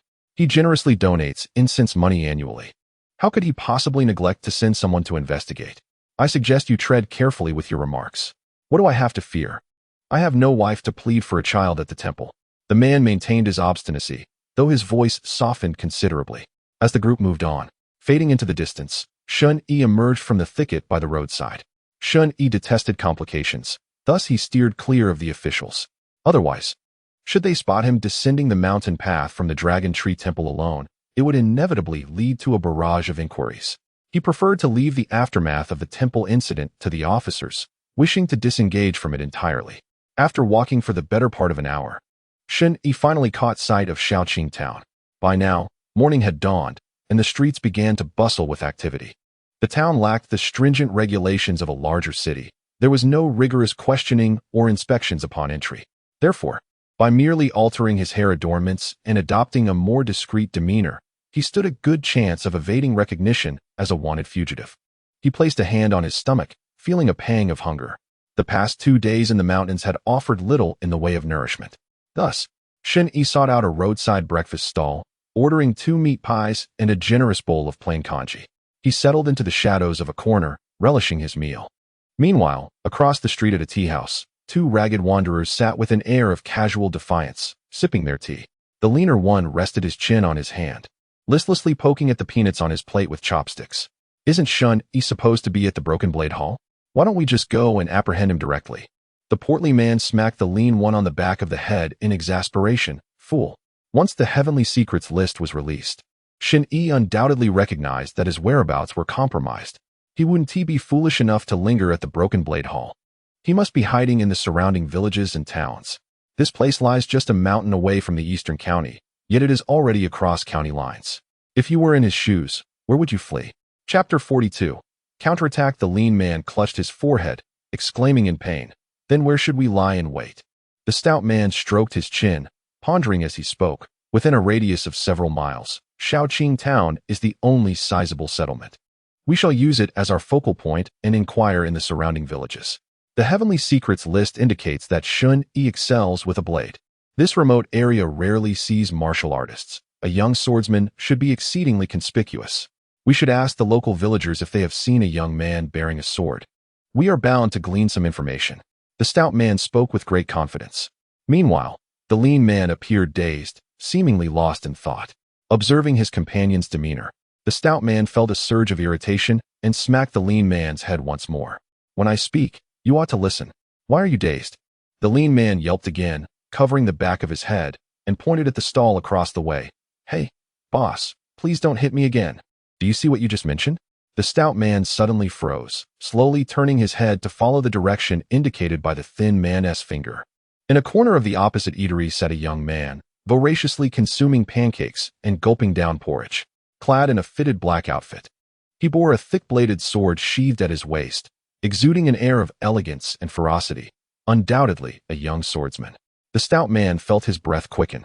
This person could very well be Shen Yi, the notorious fugitive sought by the town pacification office with a bounty of 1,000 taels, an embodiment of treasure in the eyes of bounty hunters. Typically, the bounties issued by the town pacification office are reserved for masters of innate realms and above, but Shen Yi was an anomaly. He had initially defected from the town pacification office and subsequently ascended to the heavenly mechanism list in a short span. A blatant act of public execution that slapped the face of the town pacification office in front of martial artists across the land. Hence, his bounty soared beyond that of other criminals of similar cultivation levels. Many bounty hunters, convinced of their own prowess, were drawn to the prospect of claiming this windfall. The stout and thin men were well-known bounty hunters in Jianghuai County, having previously trained as lay disciples in the Buddhist Diamond sect. Finding the monastic life too dull, they returned to secular life and made their way through the martial world, earning the nickname the Fat and Thin Diamond. Both were first-rate experts, their teamwork impeccable, able to contend even against innate masters. Thus, they were also tempted by Shen Yi's bounty and were surprised to find him within their grasp. The stout man pressed down the thin man's hand, whispering with urgency, "It must undoubtedly be Shen Yi. Do not act rashly. We should keep our distance and wait for the right moment." The thin man immediately withdrew his hand, feigning nonchalance as he munched on peanuts. Meanwhile, having satisfied his hunger, Shen Yi rose to depart. Numerous gazes from all directions followed him intently. His eyes narrowed. He had thought that after traversing mountains and being cautious, he would remain undetected. Yet upon entering the town, he had already been targeted. Maintaining his composure, he placed a hand on the hilt of his sword and walked leisurely out of the eatery. He had intended to rest in Shaoqing town for a couple of days, but it appeared that was no longer feasible. He needed to continue on his journey. Shen Yi silently lamented. Was he destined to be a wandering rogue, enduring the elements and drifting through the wilderness? It sounded somewhat forlorn, yet it also had a certain poetic resonance. However, he first needed to draw out his pursuers. Otherwise, no matter where he went, his whereabouts would remain exposed. Shen Yi entered from the south of the town and exited to the north, traversing the bustling streets filled with the rare warmth of human activity, only to hastily pass through it once again, rushing back into the wilderness. The midday sun blazed fiercely, casting a myriad of mottled shadows beneath the tree canopies. Clad in black, Shen Yi's figure flickered in and out among the dense forest, resembling a tranquil specter. In an instant, his silhouette seemed to vanish entirely. Where did he go? Several hushed exclamations echoed through the thicket. Figures began to appear, scanning the surroundings, whispering to one another as they endeavored to locate Shen Yi's trail. As the pursuers wallowed in frustration, a fierce blade descended from the heavens. The long sword, swirling like a tempest, moved with the swiftness of lightning, casting layers upon layers of shimmering shadows. Shen Yi wielded the blade as if he were a celestial being descending to earth. Shen Yi. The pursuers had barely time to utter a gasp before the blade, sharp as a dart, swept past their throats.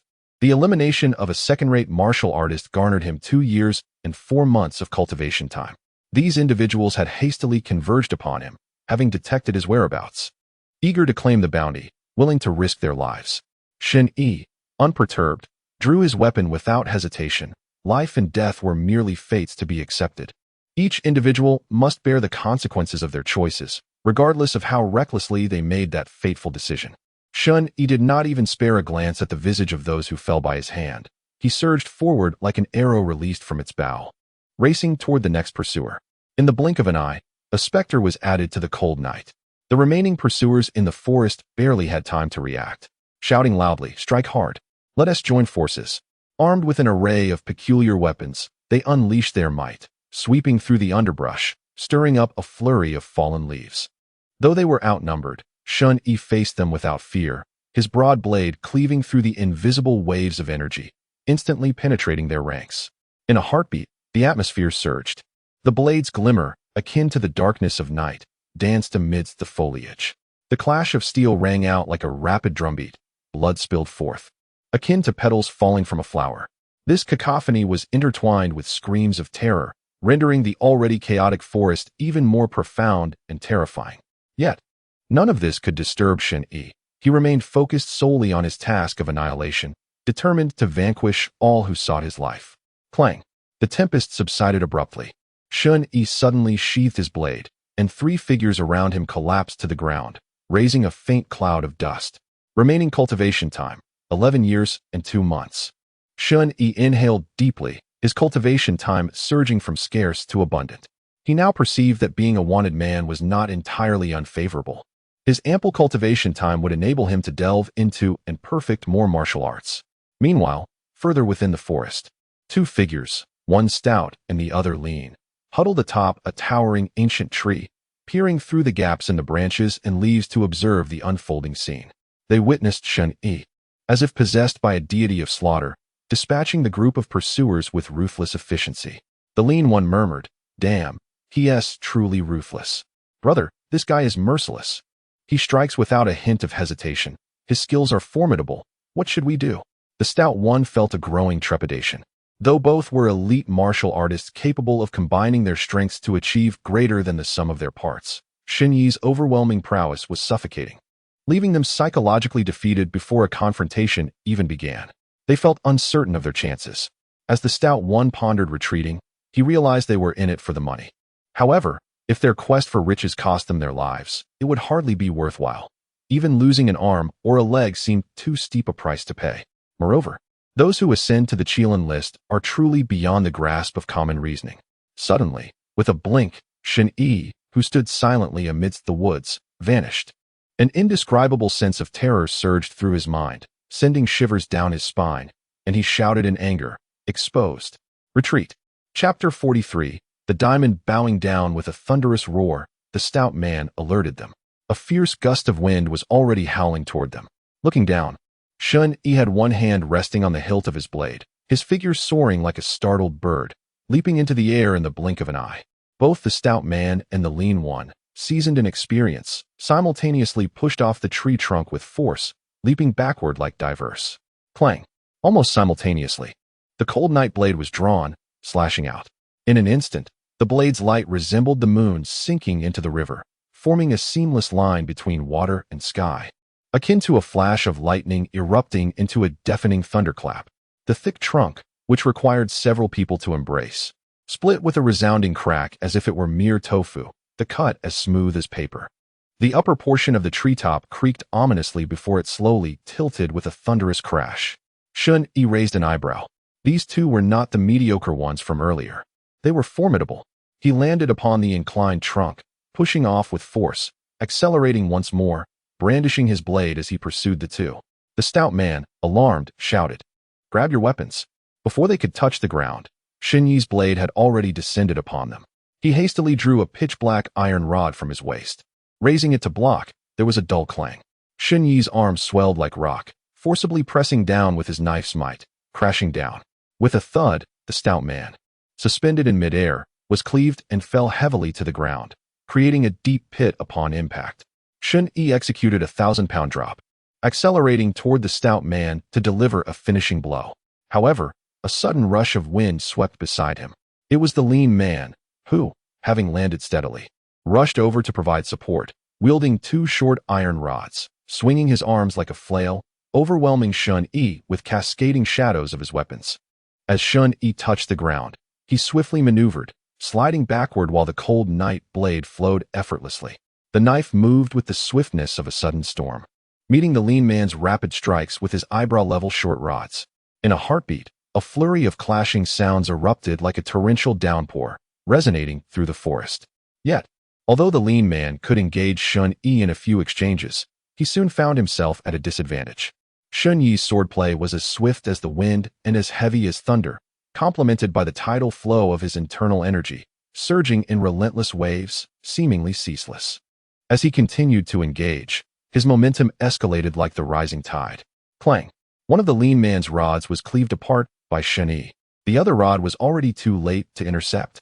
Thud! A shadow shot from the deep pit, spiraling toward Shen Yi in a bid to strike him. It was a maneuver to encircle and rescue. Shen Yi sighed lightly. He had to endure this blow. In battles against multiple opponents, one must avoid the folly of being overly ambitious, trading injury, for if one adversary is wounded, another remains. Injuring oneself would severely diminish combat effectiveness. Whether to fight or flee subsequently would place one in a passive position. Shen Yi's thoughts raced as he withdrew his blade, confronting the rapidly approaching shadow, the stout man's iron staff. The end of the staff was linked to a lengthy iron chain, resembling both a whip and a hammer, embodying a harmonious blend of strength and finesse. As Shen Yi horizontally blocked the strike, he was jolted back 2 steps by the fluctuating force. The battle momentarily paused. The slender man observed Shen Yi retreating slowly, creating distance, while the stout man emerged from the deep pit. A realization struck Shen Yi. He had just sent this stout adversary plummeting from a great height. Apart from being somewhat dirted, his actions and breathing remained remarkably unperturbed, showcasing formidable resilience. Their gazes met, one party as frigid as water, the other as furious as fire. Initially, the stout and slender men had contemplated retreating from the conflict, but at this moment, Shen Yi ignited their true fury. Their tempers flared, and they resolved to determine a winner in this encounter.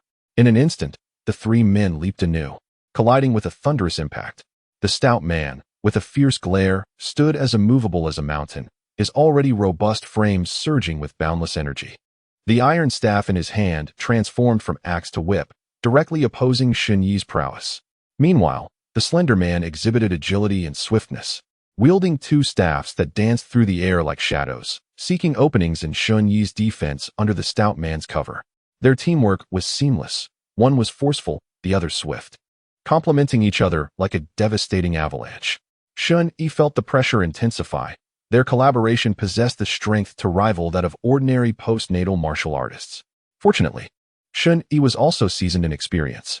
He summoned the chill of the night, gliding across the grass, his movements as fluid as the gentle breeze, swiftly creating distance. Utilizing his superior speed, he fluctuated between proximity and distance, constantly manipulating the 2 men's positions and coordination, striving to uncover any gaps in their synergy. Shen Yi was endowed with ample patience, and the stout man's composure was commendable. However, the slender man exhibited a touch of impatience. As they exchanged blows, the slender man gradually grew restless. Despite Shen Yi being driven back and fleeing through the woods, they struggled to secure a decisive victory. Once more, Shen Yi deflected the whistling iron staff with a swift strike, stumbling slightly before retreating hastily. The slender man, sensing an opportunity, rejoiced at what he perceived as Shen Yi's impending defeat and recklessly advanced. With arms outstretched like a soaring bird, the slender man thrust his short staff downward like a javelin. Behind him came the stout man's warning shout. "Get back, he is deceiving you." Shen Yi let out a quiet exclamation. He had awaited this moment. With the cold blade in his hand coalescing, an unparalleled force surged forth. Invoking the stormy might of his 6 slashes, the northern winds howled. The slender man froze in shock, the force of the blade arriving before the blade itself. He felt a chilling gust wrap around him, instilling a tremor of fear deep within his soul, a fear of impending death. In the next heartbeat, Shen Yi spun and struck back. The flash of the blade burst forth like a sudden clap of thunder, instantly engulfing the slender man's vision. The short staff in his hand was far too late to intercept. The blade was nearly upon his neck. Clang! In that critical moment, a shadow suddenly intruded. The iron rod tracing an uncanny arc as it struck from the side, reminiscent of the ancient strategy of surrounding Wei to rescue Zhao. Shen Yi snorted coldly, twisting his blade with precision as it clashed heavily against the iron rod. With a powerful strike, the rod was severed from the control of the hefty man, crashing violently into the thin man's chest, producing a sound akin to a resounding bell. The thin man cried out in agony, propelled backward, and collided forcefully with a distant tree. Shen Yi, however, furrowed his brow. Such a tremendous blow, augmented by internal energy, would have felled an ordinary person instantly. Yet, he had yet to receive any system notification. The opponent was remarkably resilient. He angled his long blade, stepping forward to pursue. If one strike was insufficient, he would deliver several, determined to sever the adversary's head. At that moment, the hefty man dashed into the thicket, supporting the bloodied thin man, exclaiming in distress, "Brother, are you all right?" Soon, he sensed the palpable aura of killing intent emanating from Shen Yi, rapidly encroaching upon them. If this continued, they would undoubtedly perish here. The hefty man's anger had been quelled by Shen Yi's earlier blow, leaving him solely preoccupied with thoughts of how to survive this harbinger of death. "Fool, beg for mercy." A melodious voice, as clear as silver bells, echoed in the hefty man's ears, seemingly coming from nowhere. Startled, he scanned his surroundings, fixating on Shen Yi's calm demeanor. The earlier voice, resembling silver bells, had seemingly gone unheard by Shen Yi himself. A chill ran through the hefty man. Was this a technique only attainable through profound internal mastery? Was there a hidden master nearby? Yet, there was no time for contemplation, as the woman had suggested. If he remained silent, he might have a chance to escape, but the thin man was surely doomed. Although they were not blood brothers, their partnership transcended such ties, and the hefty man would never abandon his companion. Without hesitation, he dropped the iron rod to the ground, kneeling partially, and shouted, "We concede. Please spare our lives. Sir Shen, we would gladly serve you as beasts of burden if it means survival." Silence reigned, save for the howling wind. The specter of death loomed, yet the hefty man stood resolute before the thin man, unwavering, embodying the spirit of shared peril. Clang! Shen Yi's blade halted mere inches from the hefty man's neck, its gleaming edge radiating a chilling aura that sent shivers down the hefty man's spine. "No, I am not dead." Shen Yi's voice resonated calmly. "You are indeed loyal. However, you are the pursuers, and I am the wanted. Should I spare you, you would seek to end my life." Seeing an opportunity for dialogue, the hefty man quickly appealed to reason. "Sir, my brother and I have always stood together in times of adversity. This time, we acted foolishly, failing to recognize the mountain of your prowess. If you grant us our lives, we shall never pursue any bounty related to you again. Should you require anything in the future, we shall face any obstacle without hesitation, willing to be your humble servants." Shen Yi slowly sheathed his sword, responding with a hint of indifference. "I have no need for servants. I desire only one thing in exchange for your lives." The rotund man, who had just exhaled a sigh of relief, felt his heart tighten once more. He swallowed hard and quietly inquired, "What is it that you desire?"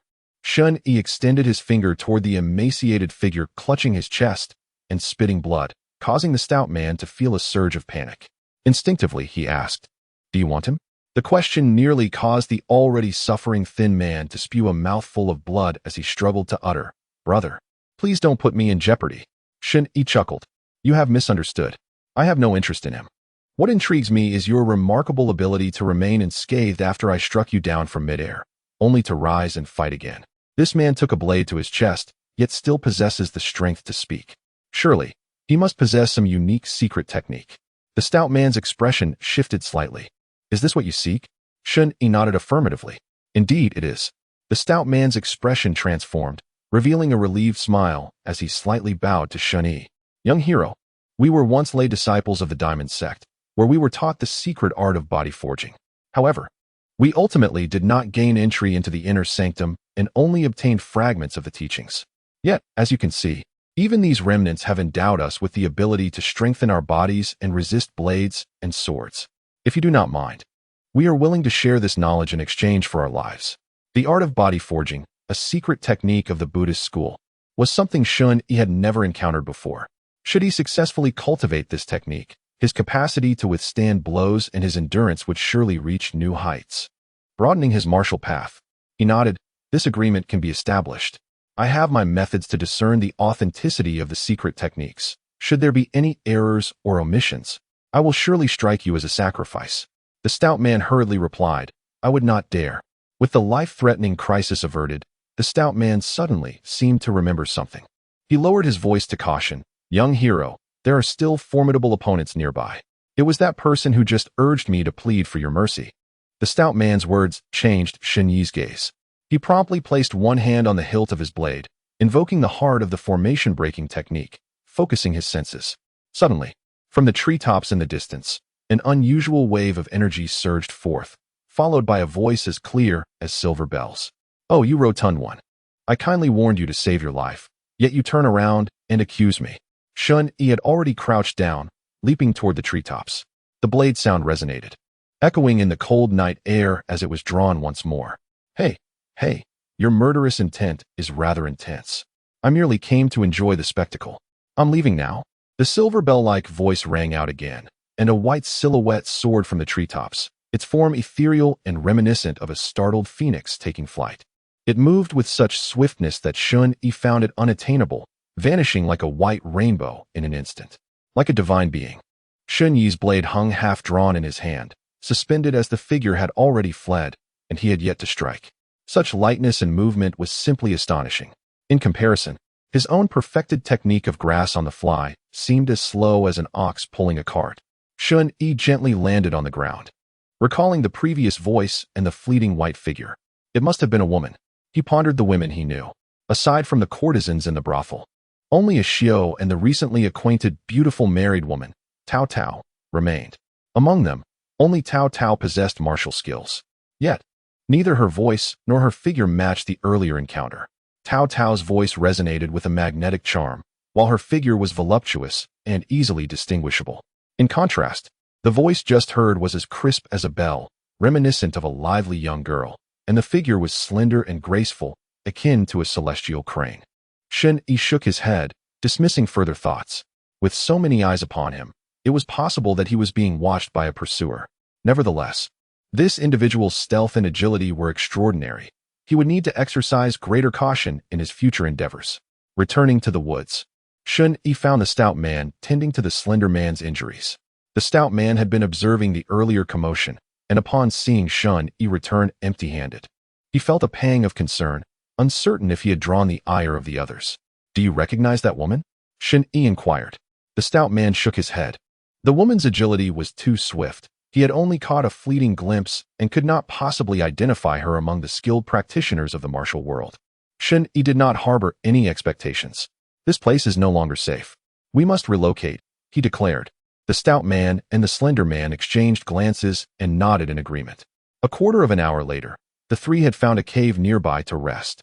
The stout man understood Shen Yi's intentions and, without waiting for him to speak, took the initiative to say, Young hero, there is no paper or pen here.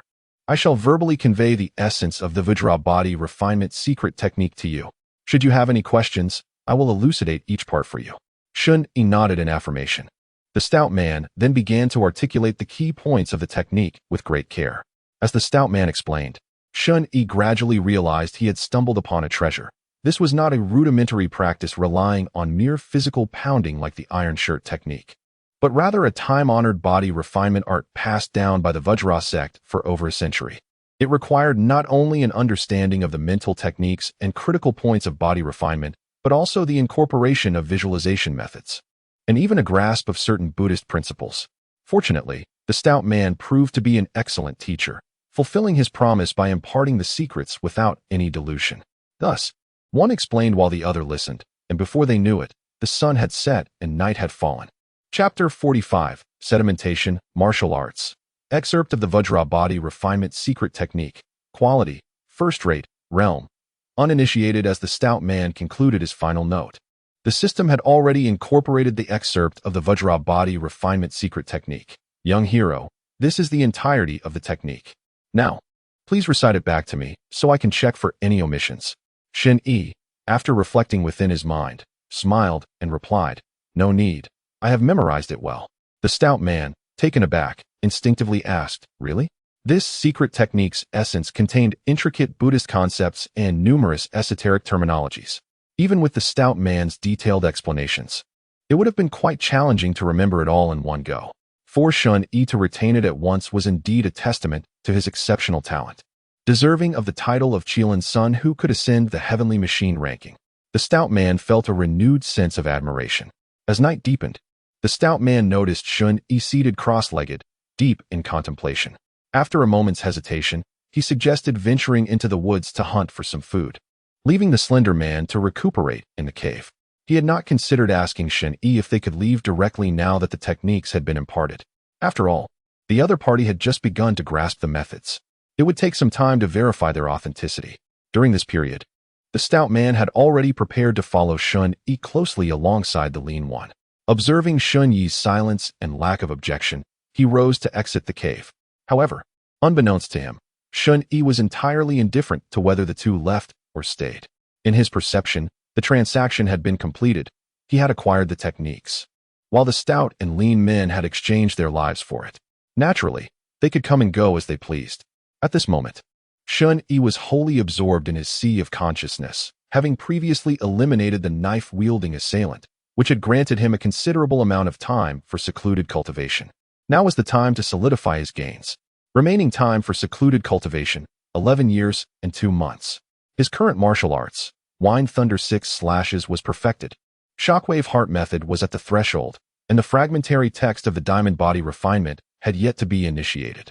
Shen Yi first consolidated his foundational martial arts, dedicating 3 years to both Wind Thunder 6 slashes and Shockwave Heart Method, and then immersed himself in secluded cultivation. You begin to practice Wind Thunder 6 slashes. With the profound accumulation from the previous Wind Slash and Concealed Blade techniques, you possess an unparalleled clarity regarding the consummate state of your self-created blade technique. You merely practice day by day, deeply contemplating the essence of wind and thunder, merging the natural grandeur into the momentum of your blade. After 3 years of secluded cultivation, your Wind Thunder Blade momentum approaches perfection. Wine Thunder 6 slashes officially enters the realm of consummation. Martial Arts, Wine Thunder 6 slashes quality. Postnatal realm, consummation ultimate skill. Wine/thunder motion, a fierce blade momentum suddenly manifested around Shen Yi, faintly gathering the essence of wind and thunder. The lean man, who was previously engaged in healing with the diamond technique, nearly jumped out of his skin. He feared that Shen Yi had reconsidered or that a murderous intent had surged within him, intent on cleaving him in two. However, he soon realized that Shen Yi remained in a meditative state, yet the blade momentum that had just erupted was as thunderous as a storm. Surpassing their earlier battle in the jungle, the lean man was astounded. This youth had seemingly achieved another breakthrough, truly a remarkable talent. He had long heard that the Qilin rankings were replete with prodigies of profound potential who could break through their bottlenecks as easily as drinking water. Indeed, some could continually improve in battle, with each confrontation augmenting their strength. It appeared that Shen Yi was one such individual, and it was astonishing that they, the brothers, had crossed paths with him. The lean man murmured, "Such a genius is only ranked 88? Surely the celestial mechanics rankings have erred. The town suppression office is truly foolish. How could they allow such a talent to go uncultivated, permitting his betrayal to unfold?" Shen Yi, of course, was oblivious to the lean man's tumultuous thoughts. He began to delve into the internal cultivation of his heart method. His aspirations extended beyond merely elevating the realm of the shockwave heart method. Through today's confrontation, he had discerned a critical insight. The shockwave heart method emphasizes continuity without cessation, while the breaking array heart technique focuses on explosive combat intent. The two methods, while ideally complementary, were inherently distinct in their characteristics and the circulation of internal energy. In the fleeting moments between the transitions of internal energy, an inevitable awkwardness and stagnation may arise. It is akin to the collaboration of the stout and the lean. Despite their seamless partnership, their differing temperaments inevitably lead to vulnerabilities that Shen Yi could exploit. He is determined to avoid the pitfalls of the stout and the lean once more. Hence he endeavors to merge the Jingqiao heart method and the fragmented essence of the Pezhan heart technique into a singular entity. The path of original creation has always been fraught with challenges, demanding 100-fold investment of time compared to that of mere inheritors. During the creation of the Wind and Thunder Six Strikes, Shen Yi has already grasped the arduous nature of this journey, yet he is fortunate to possess ample time. You have resumed the study of the Jingqiao heart method and the remnants of the Pezhan heart technique, meticulously contemplating their intricacies, distilling the essence while discarding the superfluous, attempting to amalgamate them into one. After 6 months of dedicated study, you resolve to employ the breathing techniques of the Jingqiao heart method to draw energy into your body, consolidating your martial intent to govern the flow of internal energy, merging the circulatory pathways of the two heart methods to perform the art of circular energy manipulation. You begin cautiously operating the energy within your body. Whenever the internal flow threatens to falter, you promptly cease and rectify the misalignment. Over 3 years of diligent practice, you have adjusted the crucial aspects of the heart methods countless times, enduring the torment of misguided practice. Ultimately, in your final attempt, a glimmer of hope emerges before you. Shen Yi furrows his brow slightly. Perhaps the initial endeavor to fuse the heart methods has consumed more time and energy than he had anticipated. Without hesitation, he dedicates another 2 years to the profound study of internal martial arts. This time, although your internal energy circulates slowly, it flows without obstruction. To ensure the smooth operation of the meridians, you clear several blockages, constructing a brand new circulatory pathway. After 2 years of concentrated research, you successfully integrate the remnants of the Pezhan heart technique with the Jingqiao heart method, creating an unnamed martial technique that embodies the strengths of both, allowing your internal energy to circulate freely without any hindrance, maximizing the potential of the Wind and Thunder Six Strikes. Martial arts, unnamed heart technique, quality, acquired, realm, major achievement. Shen Yi exhales deeply. The heart method remains nameless, and he cannot presently conjure an appropriate title. The journey of self-created martial arts has only just begun, so he shall temporarily refer to it as unnamed. At this juncture, 8 years have elapsed in his clandestine cultivation, leaving 3 years and 2 months remaining. Though a twinge of regret lingers in his heart, he feels that the sacrifices made are indeed worthwhile. At last, his focus shifts to the secret technique of Vajra body refinement, to which he dedicates another 2 years. You recall the essential techniques of the Vajra body refinement in your mind, visualizing the fierce visage of the Vajra, invoking the essence of the Vajra Buddha to stimulate the flow of energy and blood, refining your very bones and blood.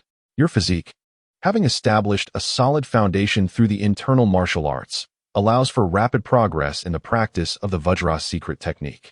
Within 3 days, you attain the entry level of the technique, and by 6 months, you achieve minor accomplishments, your entire being brimming with vitality akin to a rushing river. And your strength surges remarkably. You begin to temper your sinews and bones with this vital energy. After a year of diligent effort, your bones are thoroughly refined, exhibiting significant enhancements in resilience and impact resistance. As you step into the realm of the Vajra body refinement, you have begun to refine your body from within, tempering it with the essence of your bones and blood, resonating with the thunderous sound of sinews, rendering your flesh remarkably resilient, a harmonious blend of hardness and softness, impervious to the slightest harm from ordinary blades. After 2 years of diligent practice, your body-forging secret technique has finally reached its pinnacle. Chapter 46. The mastery of body forging. Shen Yi slowly opened his eyes. A cacophony of cracking sounds emanated from his bones, and his entire body was drenched, as if he had just emerged from a pool. This was the result of achieving mastery in body forging, where the tumult of his vitality expelled the accumulated impurities from within through perspiration. Shen Yi immediately caught a whiff of a faint, unpleasant odor emanating from himself. This garment was no longer wearable. He rummaged through his belongings and retrieved a blue robe gifted by Qin Jianghe, rising to exit the cave. As he reached the entrance, he paused momentarily and calmly stated, "I shall take a bath." The thin man stood there, stunned, staring at Shen Yi as he departed, instinctively patting his ears, questioning whether he had misheard. Just moments ago, he had perceived a low rumble akin to the sound of bones resonating, reminiscent of rolling thunder. This phenomenon, known as the Great Brahman Thunder Sound in the King Kong body forging secret technique, signified the attainment of a first-rate realm through rigorous cultivation. The thin man murmured, "Could it be? Surely, my ears must be deceiving me." He had only just begun to grasp the technique. Being able to enter this stage was already a mark of extraordinary talent. How could he possibly achieve mastery? Suddenly, the thin man caught a whiff of the faint, unpleasant odor again. Though the breeze from outside dissipated it, that subtle scent left him utterly astonished. If he had harbored any lingering doubts before, the moment he inhaled this peculiar aroma, he was now entirely convinced. Shen Yi had indeed reached mastery in the King Kong secret technique. Only at this advanced stage could one purge the bad blood and impurities from within, something both he and the plump man had experienced, yet remained stuck at that threshold. Clutching his head, the thin man exclaimed incredulously, "What a monster! What are you shouting about, thin man? Where is young Master Shen?" The plump man barged in, carrying a wild rabbit with great enthusiasm. Not far from where Shen Yi had walked, his keen hearing picked up the sound of flowing water. Approaching closer, he discovered a clear stream. Noticing that he was alone, he shed his sticky garments and waded into the cold waters, allowing the stream to wash away the sweat and traces of dark blood from his body. Once again, his consciousness delved into his inner sea.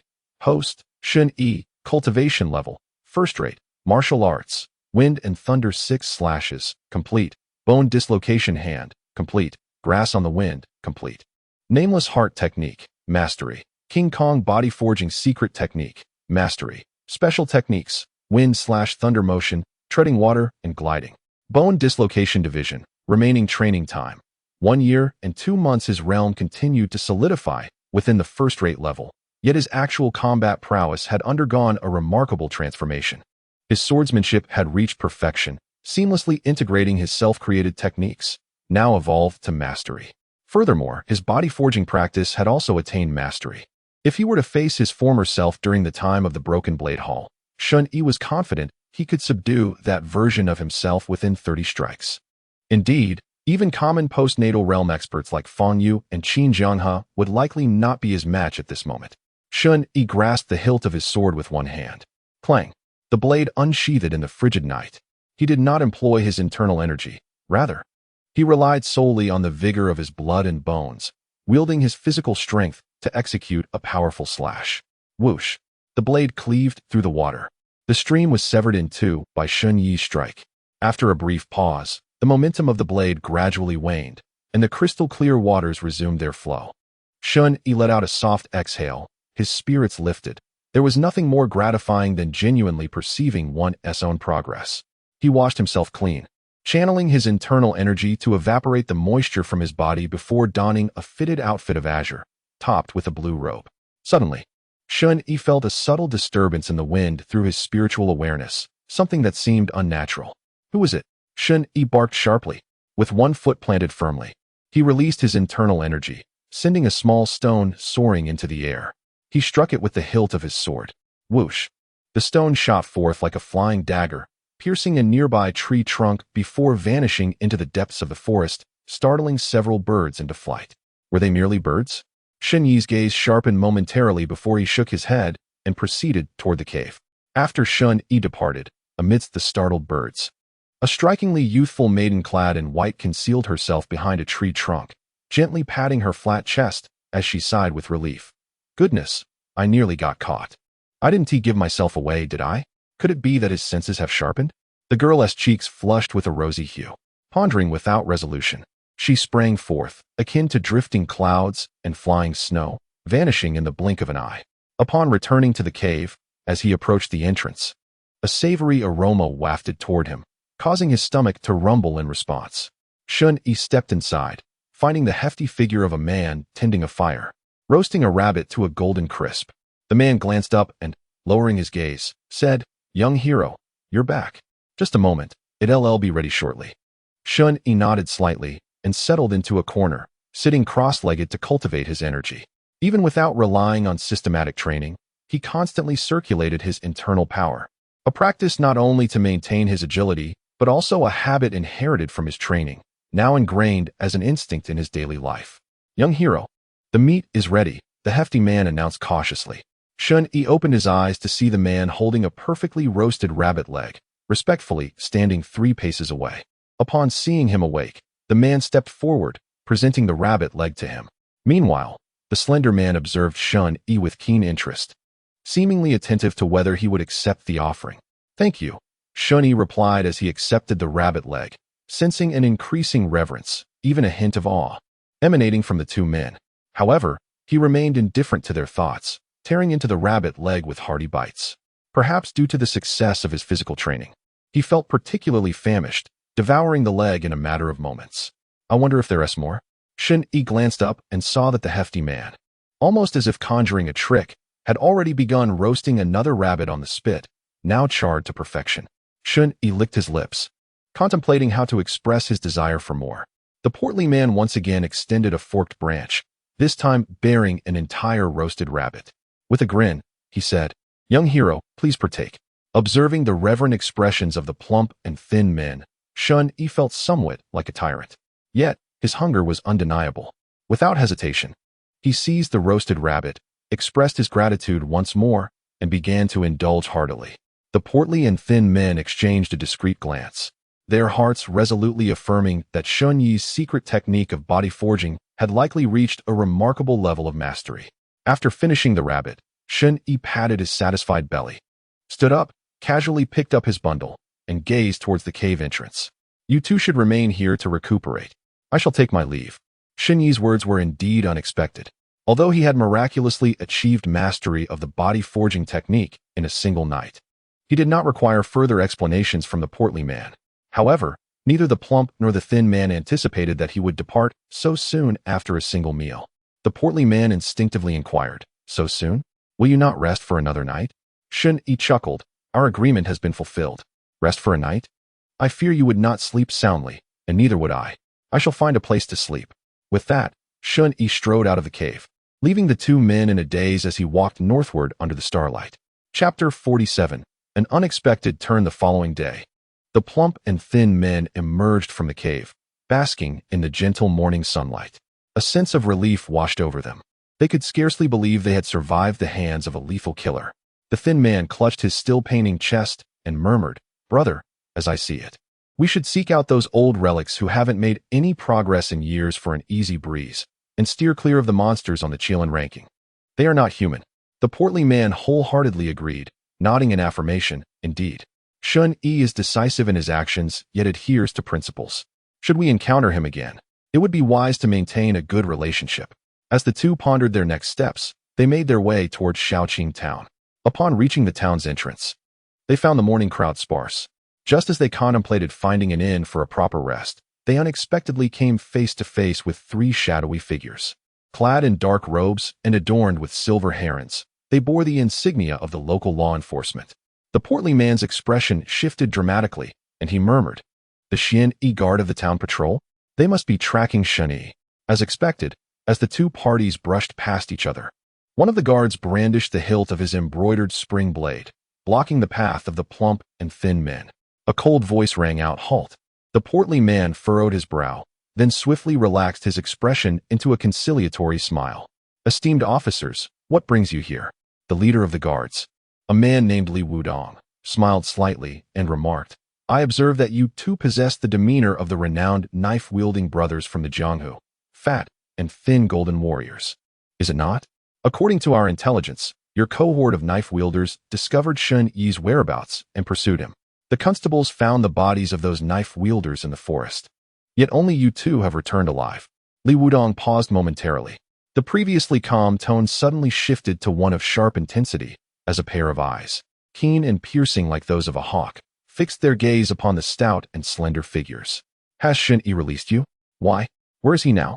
The stout man's face turned ashen, for Li Wudong's conjecture was as solid as fact, leaving him no opportunity for defense. The authority of the town suppression division was formidable, and the two wandering souls of the martial world had no means to resist. The stout man promptly clasped his fists and bowed. To report to you, my lord. Shen Yi possesses profound skills and unparalleled swordsmanship. It is only through our secret techniques that we have managed to preserve our lives. As for his whereabouts, he departed yesterday without a trace, and we truly know nothing. Li Wudong narrowed his eyes, silently scrutinizing the stout man and his companion. He spoke coolly. Which direction did he take? The stout man lowered his head, exchanging a hesitant glance with the slender one. Deep down, he harbored a certain admiration for Shen Yi's innate talent and cultivation, as well as a profound respect for his resolute nature. After their brief acquaintance, he had come to ascertain that Shen Yi was not one of those heinous criminals listed on the wanted posters. The act of beheading his superior and defecting from the town suppression division must have been driven by deeper reasons. Whether it stemmed from a sense of camaraderie in the martial world or an instinctive rebellion against the division's brutal and arrogant ways. He had no desire to disclose Shen Yi's whereabouts, fearing it might bring trouble upon him. However, his momentary hesitation was palpable. The sound of the blade being unsheathed resonated in the air, and Li Wudong's icy voice penetrated like that of a judge from the underworld. To seek mere survival by sheltering a criminal. Execute. The stout man abruptly lifted his head, the glint of the blade now dangerously close. Meanwhile, Shen Yi was crouched by the clear stream, drinking water. The setting sun cast a crimson hue over the flowing water, painting the entire stream in shades of red. He had not ventured far. After exiting the cave the previous night, he had walked for a couple of miles and found a dense tree to leap upon, where he promptly fell asleep. This slumber had left him rejuvenated, his spirit and energy in a state of completeness, a testament to the mastery he had achieved in his body refinement technique.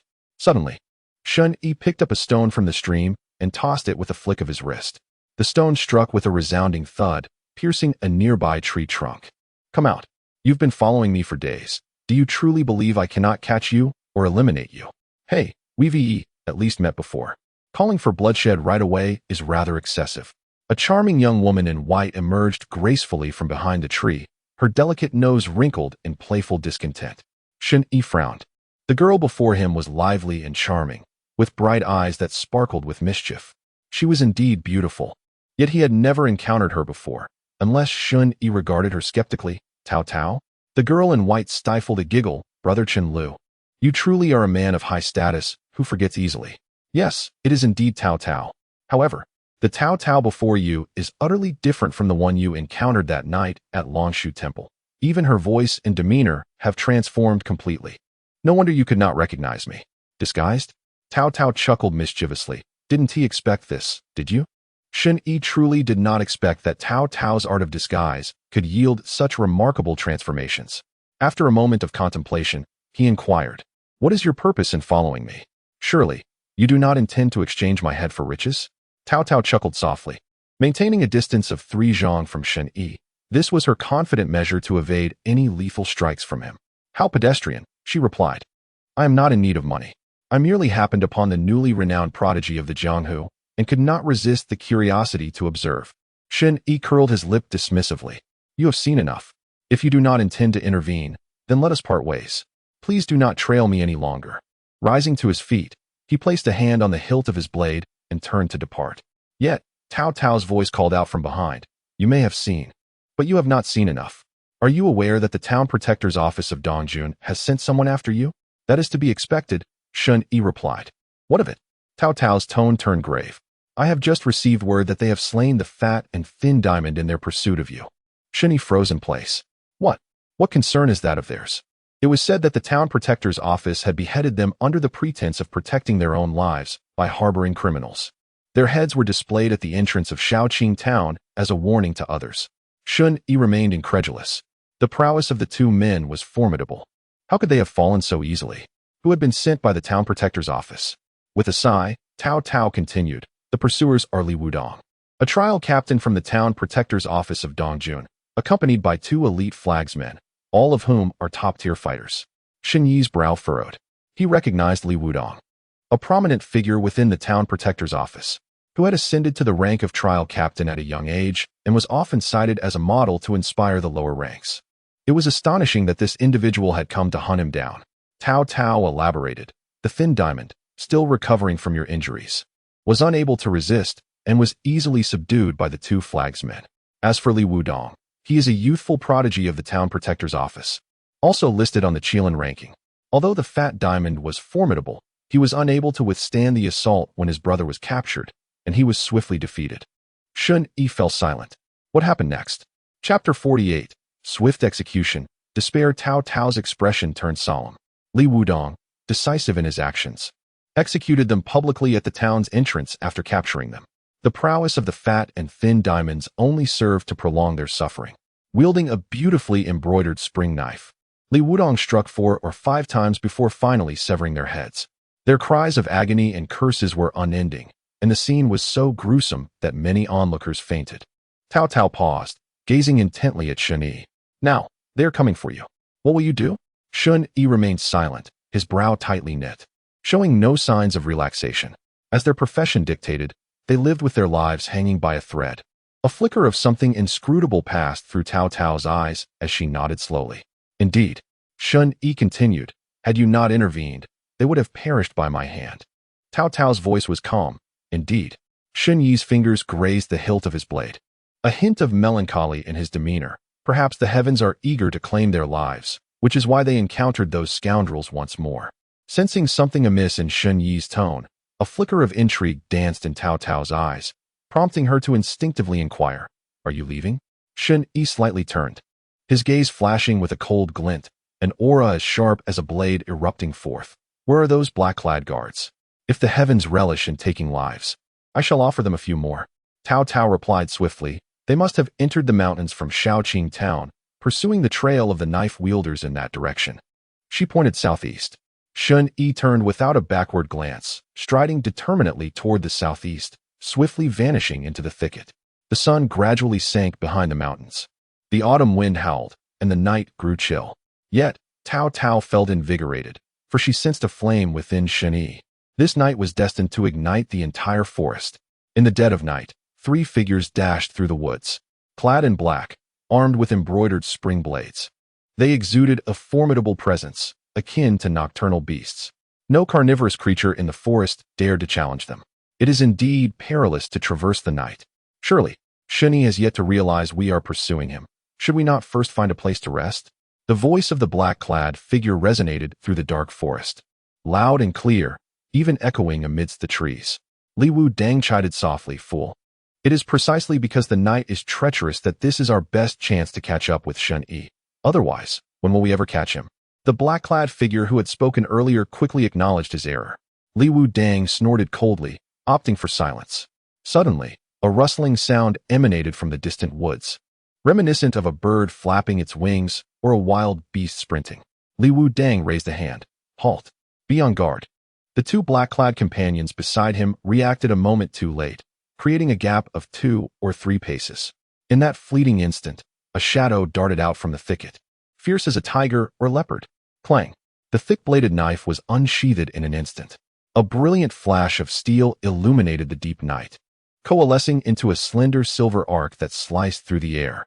A round head rolled, thudding to the ground. The chief of the town control office, a master of the First Realm, met his end in a single encounter, decapitated by Shen Yi, slain a first-tier warrior. Gained 4 years and 2 months of cultivation time. Remaining cultivation time, 6 years. Shen Yi. Li Wudong reacted instantly, bellowing, his own blade drawn. The embroidered spring knife carving a perfect arc through the air. The blade's brilliance flared, almost instantaneously descending upon Shen Yi's neck. This was the elite of the town control office, ranked 67th on the Qilin list, an equal in the postnatal realm.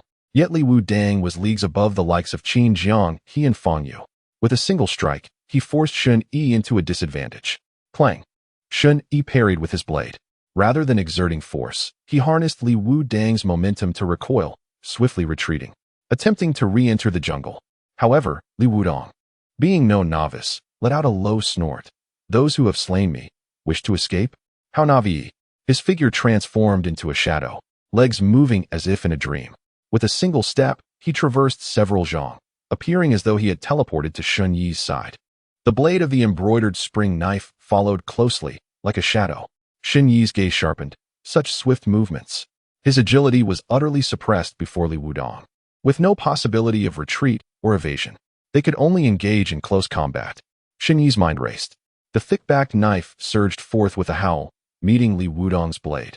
Rising like thunder from a clear sky, the two blades clashed, producing a crisp resonance. Li Wudong's fighting spirit soared, as the perfected heart of breaking array flowed through him, converging into an unparalleled blade force that surged with intensity. Shen Yi, on the other hand, balanced both internal and external energies.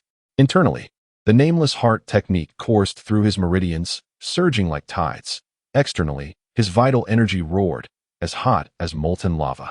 The immense force forged from the diamond secret technique merged seamlessly with the profound inner strength of the nameless heart technique. Just barely, it matched Li Wudong's blade force. What a remarkable young man. Everyone underestimated you.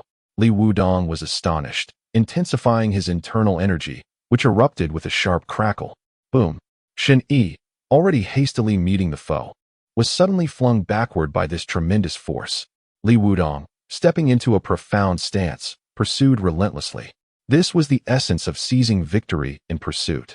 The method he employed was a complementary technique to the breaking array, perfectly aligned with the heart of breaking array. With a force akin to 1,000 galloping steeds, it surged forth as if a legion were sweeping across the plains, devouring the distance like a tiger. Li Wudong's movements were exceedingly swift. His footsteps struck the ground with a resounding thud, echoing like war drums, dragging Shen Yi into the boundless and brutal battlefield of the north. The shadows of the embroidered spring knife surged, clashing with the thick-backed knife of Shen Yi, producing a flurry of rapid and dense strikes. In the dark forest, sparks erupted. As the two engaged in a relentless chase, sharp blade energies scattered, turning the underbrush into powder. The trunks of towering trees bore countless scars from their clashes. Amidst the intertwined light and shadow, a flash of crimson darted by, splattering upon the leaves. That was Shen Yi's blood. In terms of cultivation, Shen Yi was indeed at a disadvantage.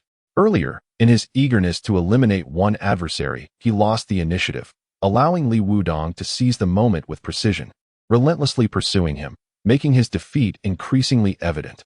Were it not for the enhancement of the diamond secret technique, Li Wudong's blade force would have severely affected Shen Yi's arms and thighs upon penetrating his wounds. Yet, Shen Yi did not regret his swift kill. Firstly, it allowed him to avoid being surrounded by 3 foes. Secondly, it provoked Li Wudong's pursuit, widening the gap with another adversary in dark attire. Third and most importantly, slaying one swiftly granted him precious time for potential recovery.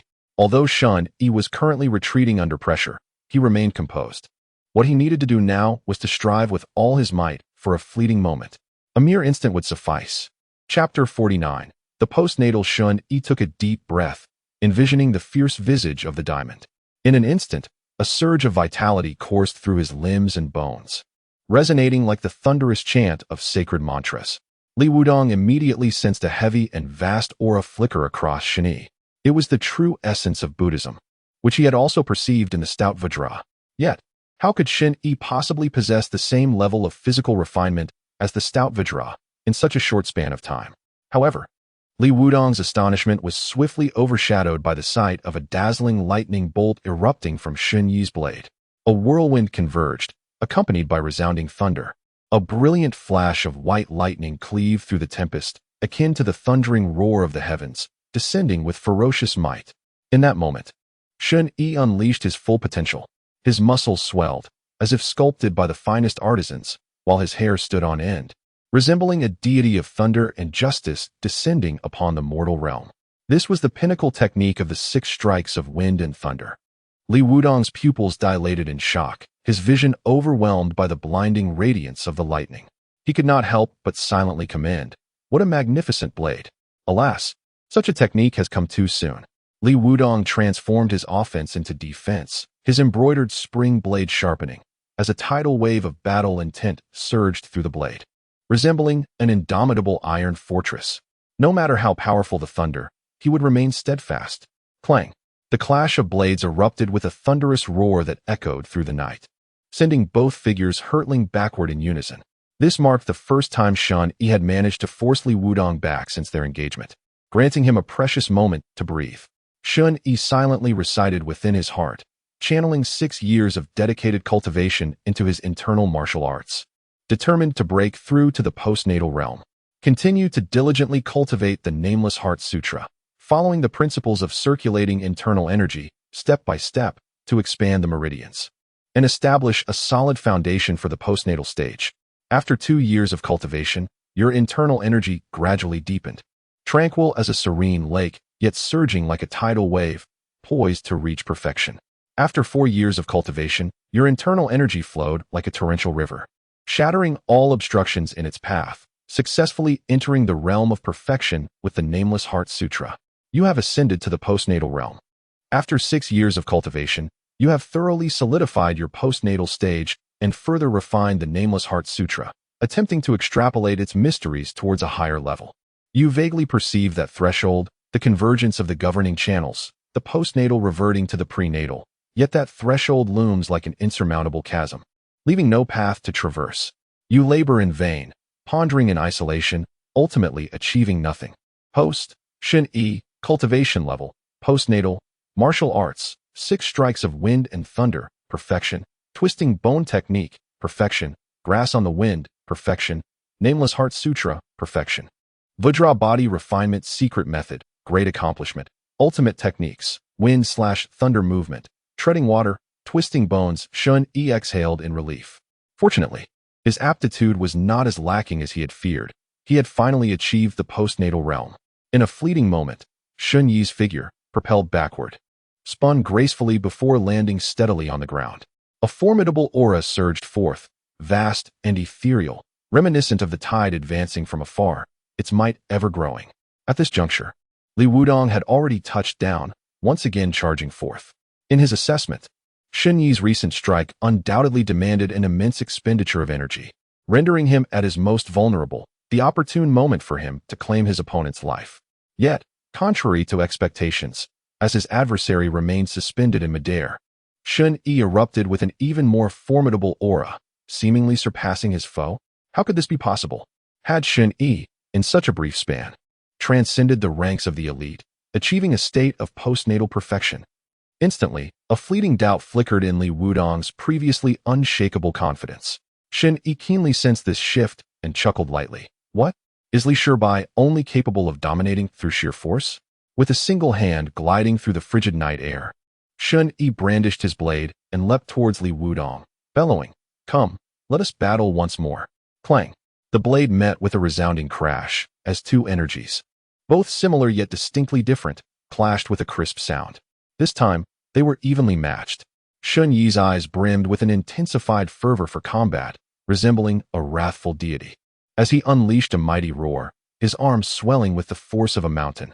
Boom! Li Wudong was struck and sent flying, akin to a boulder, crashing heavily to the ground and creating a vast crater. At that moment, another figure in dark robes had finally caught up to the two, arriving on the scene just in time to witness the astonishing sight of Li Wudong being sent sprawling by a single blow, leaving the dark-clad individual momentarily stunned. What was happening? Even if Shen Yi possessed immense potential, ranking as the 88th on the Qilin list, he was still a formidable elite warrior. How could he possibly send Li Wudong, a master of the postnatal realm and ranked 67th on the Qilin list, flying with a single strike? Yet, regardless of how the figure rubbed his eyes or grappled with disbelief, the reality before him remained unchanged. The balance of power had shifted between Shen Yi and Li Wudong. Shen Yi descended upon his adversary like a thunderous deity, his blade cleaving through the air with the fury of a tempest, relentlessly pursuing Li Wudong, who hastily attempted to parry the onslaught. Their blades danced in a whirlwind of motion, yet the dark-clad observer discerned that Li Wudong was increasingly beleaguered, retreating step by step. He sought to intervene.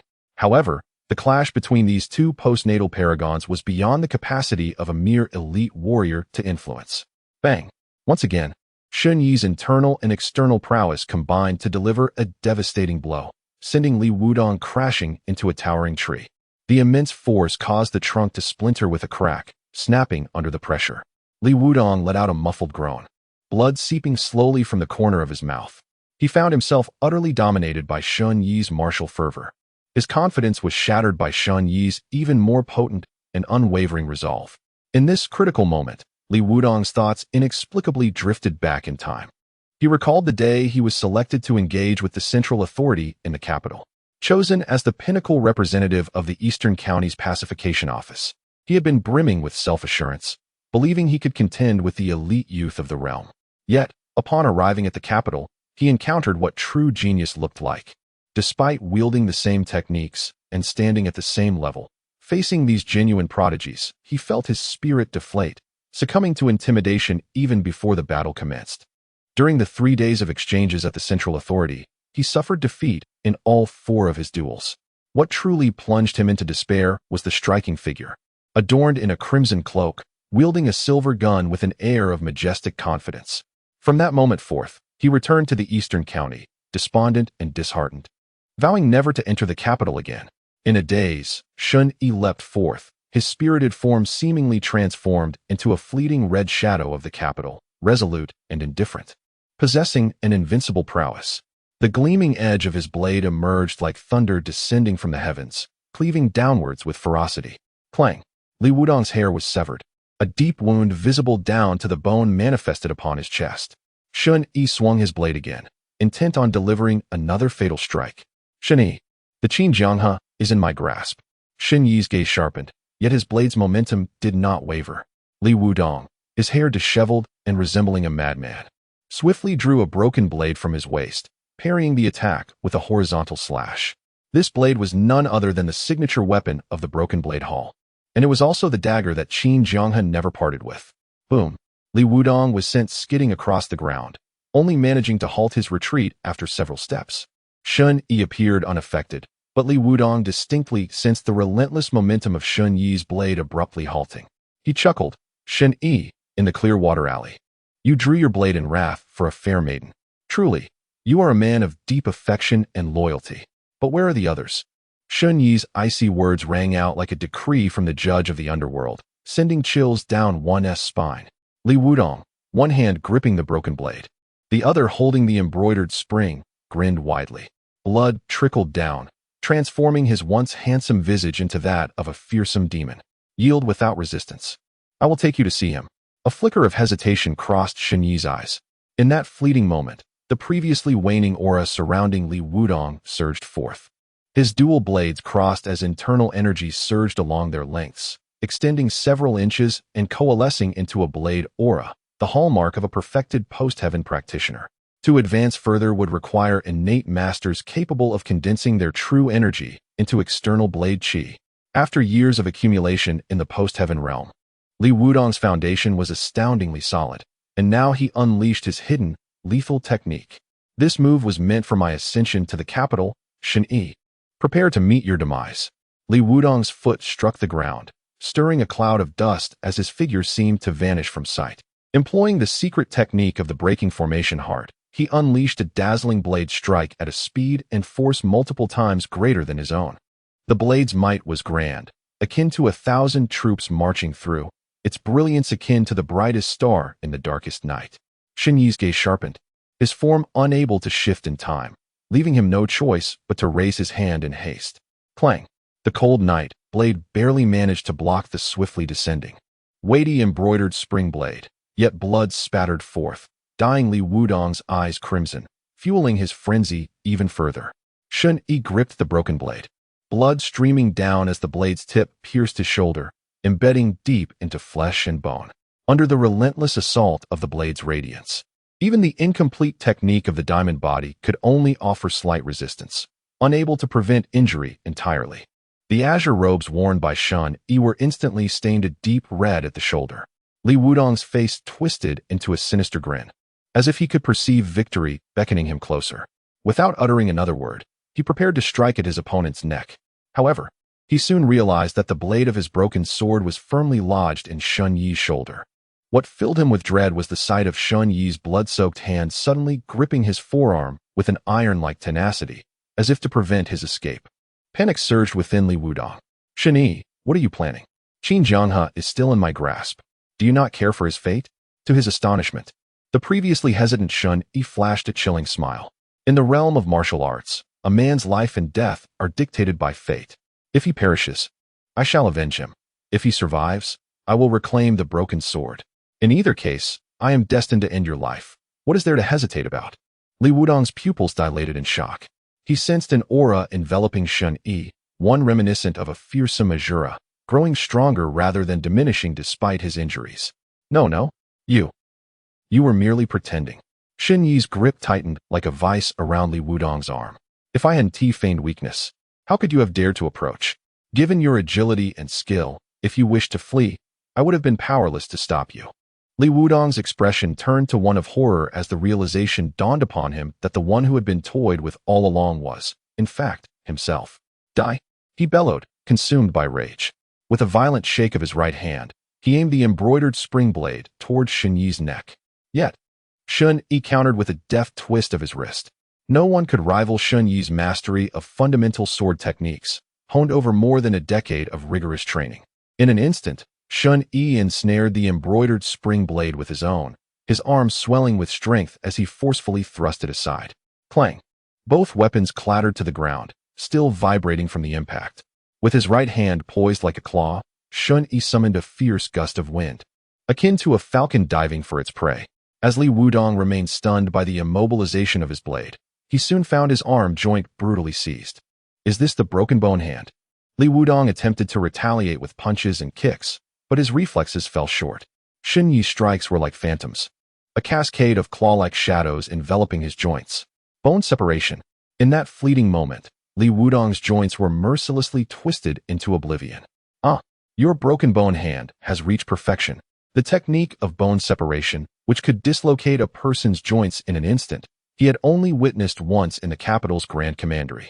A master clad in dark robes had demonstrated this skill, having perfected every form of martial arts within the grand strategy of combat. It was he who had defeated Li Wudong using the broken bone hand and showcased the lethal bone separation technique, identical to what Shen Yi was now executing. Thud! With his joints shattered, Li Wudong collapsed heavily to the ground, overwhelmed by confusion. How could one individual have achieved such heights in swordplay, martial arts, internal energy, and body conditioning in such a brief span of time? He was nothing short of a monster. Shen Yi removed the broken blade from the wound on his shoulder, channeling his vital energy to staunch the flow of blood. He held the severed sword, placing one foot upon Li Wudong's chest, raising the blade high. Well then, I shall send you to meet the heavens. Li Wudong struggled incessantly, pleading, No, you cannot kill me. If you do, the world will know. The capital's general will personally send men to hunt you down. Shen Yi remained unmoved. That will be a matter for after your demise. With those words, he brought the blade down, severing Li Wudong's head from his body, blood splattering like blossoms in bloom. After slaying a celestial realm warrior, gain time for secluded cultivation, 5 years and 9 months. Remaining secluded cultivation time, 5 years and 9 months. Shen Yi turned his gaze, noticing that the last remaining black-clad commander had already fled in a panic. In truth, the black-clad commander had sensed something amiss long before Shen Yi engaged Li Wudong in close combat. The moment Shen Yi employed his unique technique, the commander had unhesitatingly turned to escape. However, at that moment, Shen Yi was preoccupied with Li Wudong, leaving no time to attend to the fleeing figure. Now, the stars and moon concealed themselves, and the dawn light began to appear on the horizon. Shen Yi tore a piece of fabric from Li Wudong's corpse, wrapping the severed head within it, and strode towards Shaoqing Town. At the entrance of Shaoqing Town, in the early morning, farmers and merchants were bustling out of the town. Their heads bowed and steps hurried. This was due to their fear of encountering the 2 bloodied heads hanging from the town's archway. Suddenly, the departing townsfolk gasped in horror as they beheld a figure slowly approaching from the distance.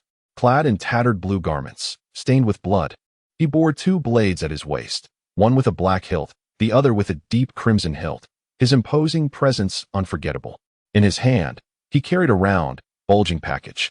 The once bustling mountain path fell into an eerie silence. Chapter 51. The clue of the innate Shen Yi approached the archway as if in a trance. He looked up at the grotesque heads of the fat and thin men, glaring in the sunlight. With a graceful leap, he deftly removed their heads, cradling them against his chest. With a flick of his wrist, he shook the package, and Li Wudong's head tumbled out.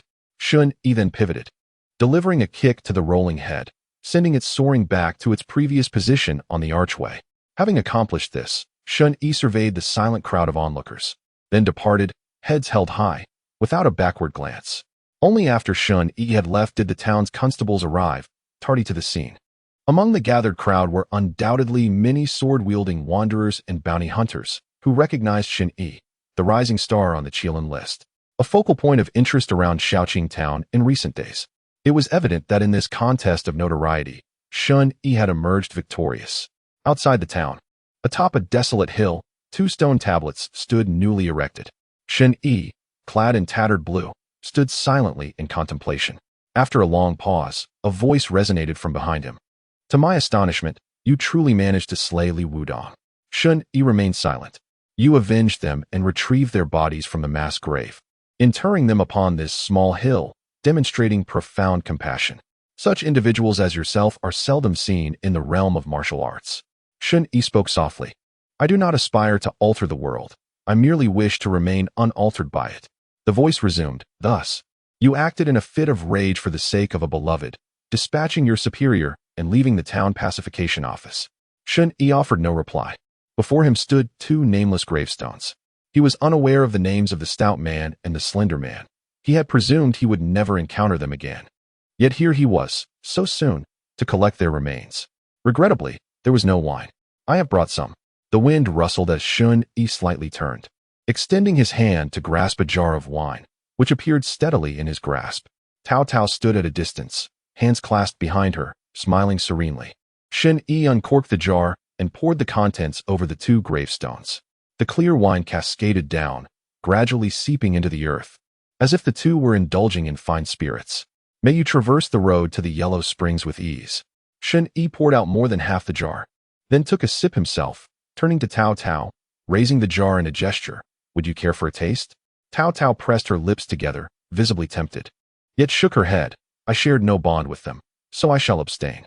Shen Yi nodded slightly, placing the jar between the gravestones before turning to descend the hillside. Speak, you have followed me for a purpose. At your tender age, possessing such remarkable agility and stealth, you cannot be an obscure figure. Surely, you must hold a name upon the Qilin list. Cao Cao walked alongside him, maintaining a distance of 3 paces. She chuckled, I am but slightly taller than you. Qilin list, 72. Shen Yi cast a surprised glance at Cao Cao, noting that her rank was lower than that of Li Wudong. Yet she emanated an even more inscrutable aura. Observing Shen Yi's expression, Cao Cao understood the situation and remarked with a smile, the heavenly mechanism pavilion does not possess omniscience. Nor is the heavenly mechanism list infallible. Your rank of 88 on the Qilin list has indeed dispatched Li Wudong, ranked 67. Shen Yi pondered. You must have occupied this position for quite some time without taking action. Cao Cao laughed. You are mistaken. I am far more adept at fleeing than at fighting. Hence, after our chance encounter at Longshu Temple, I was curious to discern what manner of person you are. They continued their walk, though Shen Yi led the way, heading deeper into the forest. What manner of person? Cao Cao exclaimed lightly, clapping her hands. That is of great significance. Should you be a ruthless killer, steeped in sins, I would naturally keep my distance. However, if you are a person of sentiment, a chivalrous soul who stands against injustice, such individuals are certainly worth cultivating, and it would be most delightful to forge a friendship. Cao Cao paused momentarily and offered a slight smile. Fortunately, you belong to the latter category. However, Shen Yi merely curled his lip in skepticism. He believed he possessed both attributes, and under the system's compulsion, the likelihood of him committing acts of violence would be even greater. So, is it merely for the sake of friendship that you approach me? Cao Cao replied with an air of certainty. As friends, we ought to assist one another. I initially intended to journey to Jianghuai County for a particular matter, my friend. Would you be interested? Shen Yi replied with a dispassionate gaze. Do I appear to be someone with interest? Cao Cao chuckled softly. I certainly wouldn't have you toil for naught. You are a wanderer. Furthermore, the limitations of your cultivation techniques necessitated that you spare the lives of the 2 stout figures, using the secret teachings of the Diamond Sect as a reference. Yet, I suspect that those 2, as lay disciples of the Diamond Sect, have not been imparted the true essence of the teachings. It seems that all sects, including the pacification office, are quite stringent regarding the core transmission of their mental methods. At the very least, it is not something a mere wanderer could easily access. Given your displayed talents and frightening pace of cultivation, you will likely soon encounter that bottleneck. Cao Cao's conjecture was not entirely misplaced. However, she had underestimated Shen Yi's progress. He had already brushed against that threshold during his secluded cultivation. As the saying goes, to open the run and do meridians is to bridge heaven and earth. Reflecting upon the innate from within. This is the most crucial step in the martial path, a threshold where countless beings find themselves stagnated, unable to advance an inch. Indeed, without entering the innate, one remains mundane. Cao Cao's words piqued Shen Yi's interest. His experiences during secluded cultivation had revealed that relying solely on tedious efforts would only waste precious time. Even if enlightenment were to dawn, relying on his own comprehension would yield only the most rudimentary understanding of innate methods, the simplest and most accessible pathways. Thus, he needed to tread the path of borrowing and integrating. Shen Yi cast a sidelong glance at Cao Cao, who beamed with confidence, seemingly assured that he would be swayed. She was correct. Shen Yi inquired, "The bottleneck you mentioned must pertain to the key to entering the innate realm. Do you possess innate-level mental techniques?" Doubt flickered in Shen Yi's heart, yet upon reflection, it was not beyond the realm of possibility, given Cao Cao's ethereal lightness of foot, which was certainly beyond the capabilities of the postnatally cultivated. She likely did not belong to the same category as wanderers like himself, but rather hailed from a lineage with inherited teachings. Such individuals could indeed possess secret innate methods. Cao Cao exuded confidence. Of course. Shen Yi raised an eyebrow. Is it something that can be freely transmitted? Cao Cao's eyes glinted with mischief. In any case, I have ways to procure innate techniques for you. Chapter 52. The Art of 1,000 Faces Your Identity. What do you intend to do? Such ambiguity makes me hesitant to trust. Shen Yi continued his ascent, unfaltering. Cao Cao followed him into the depths of the mountains without inquiring about his destination. Instead, she pondered for a moment before continuing to explain. This time I ventured out at the behest of my elders. It is indeed inappropriate to disclose my identity. As for what I intend to do, Cao Cao mused while stroking her chin, I plan to find someone and escort her to the capital. Shen Yi nodded slightly. It seemed that Cao Cao was inviting him to safeguard a precious delivery. What kind of person would require the protection of a prodigy from the Qilin list? Surely, she must possess a status of considerable nobility. Although Shen Yi was intrigued, he could not simply acquiesce to Cao Cao's vague proposal. He replied calmly, "While I have yet to serve as a bodyguard, I am somewhat familiar with the customs. If you wish for my company, you must first provide a deposit. Show me your sincerity." Cao Cao exhaled a breath of relief, her face lighting up with a radiant smile. She recognized that Shen Yi had indeed been swayed. Money? How mundane. What he truly desired was martial techniques. A perceptive individual, Cao Cao found it amusing. In her eyes, Shen Yi was rather obsessed with martial arts. "I see you have been planning this for some time. What do you wish to learn? But let me make it clear. You cannot receive the innate techniques in advance." Shen Yi halted his steps. "Your lightness of foot and art of disguise are both extraordinary." Cao Cao tilted her head. "Are you so greedy? The lightness of foot is beyond my authority, but I can certainly teach you a few skills in disguise." She added, "Given that you are currently wanted, mastering the art of disguise would greatly facilitate your movement in and out of towns while working alongside me. Furthermore, the news of your actions against Li Wudong will likely spread throughout the martial world soon, prompting the capital's pacification office to send agents. Those officials are no less formidable than Li Wudong, and should you continue to act so brazenly, you may find it impossible to escape." Shen Yi's brow furrowed slightly. When he was a common soldier, the officials seemed like distant legends to him. Are they truly that formidable? Cao Cao replied matter-of-factly, "Naturally. The pacification office selects outstanding talents from the 9 provinces to cultivate within the general office, ultimately designating 4 as the 4 symbols: Qinglong, Baihu, Zhuke, and Xuanwu. These represent the pinnacle of the pacification office's combat power. Each of them is at least a master on the human ranking, with Qinglong and Baihu being grandmasters on the earth ranking. Beneath the 4 symbols, there are corresponding substitutes, informally known in the martial world as the 4 envoys. All 4 are exceptional figures listed among the top 50 on the Qilin list.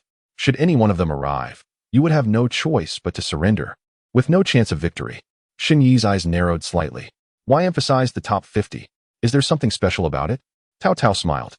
"The unspoken rule of the Tianji list dictates that the top 50 is a dividing line. Those within are all above the innate level. True prodigies capable of traversing the martial world with ease. Shen Yi nodded slightly. Very well, then let us proceed with the art of disguise.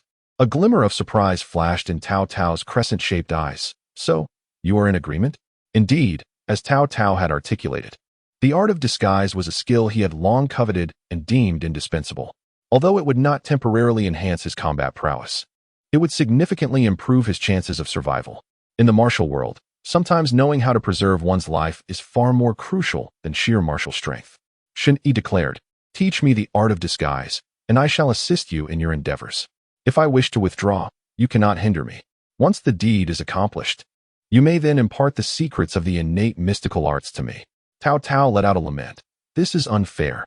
You are merely exploiting my skills in disguise." Shen Yi shook his head.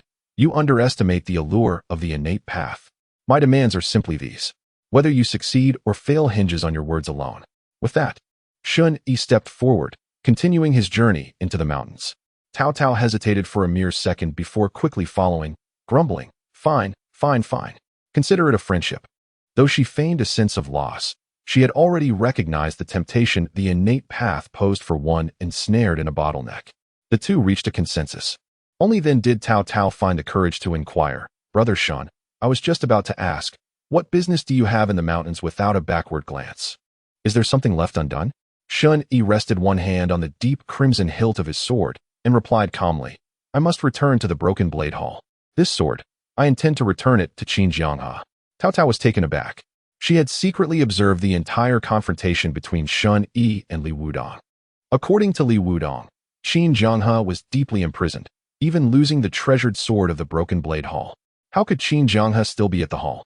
Tao Tao instinctively questioned, suspecting Li Wudong was lying. He had not captured Qin Jianghe, but merely taken his broken sword. Tao Tao raised an eyebrow. "How do you know? Do you have proof?" Shen Yi shook his head. "No, only a hunch. But I must return. You can teach me the art of disguise along the way. After I return the sword, I will assist you with your tasks." Tao Tao shrugged. The matters she needed to attend to were not urgent. Thus, Shen Yi led Tao Tao back along the path they had taken, traversing mountains and valleys, returning to the eastern county. Along the way, Tao Tao imparted her art of disguise to him.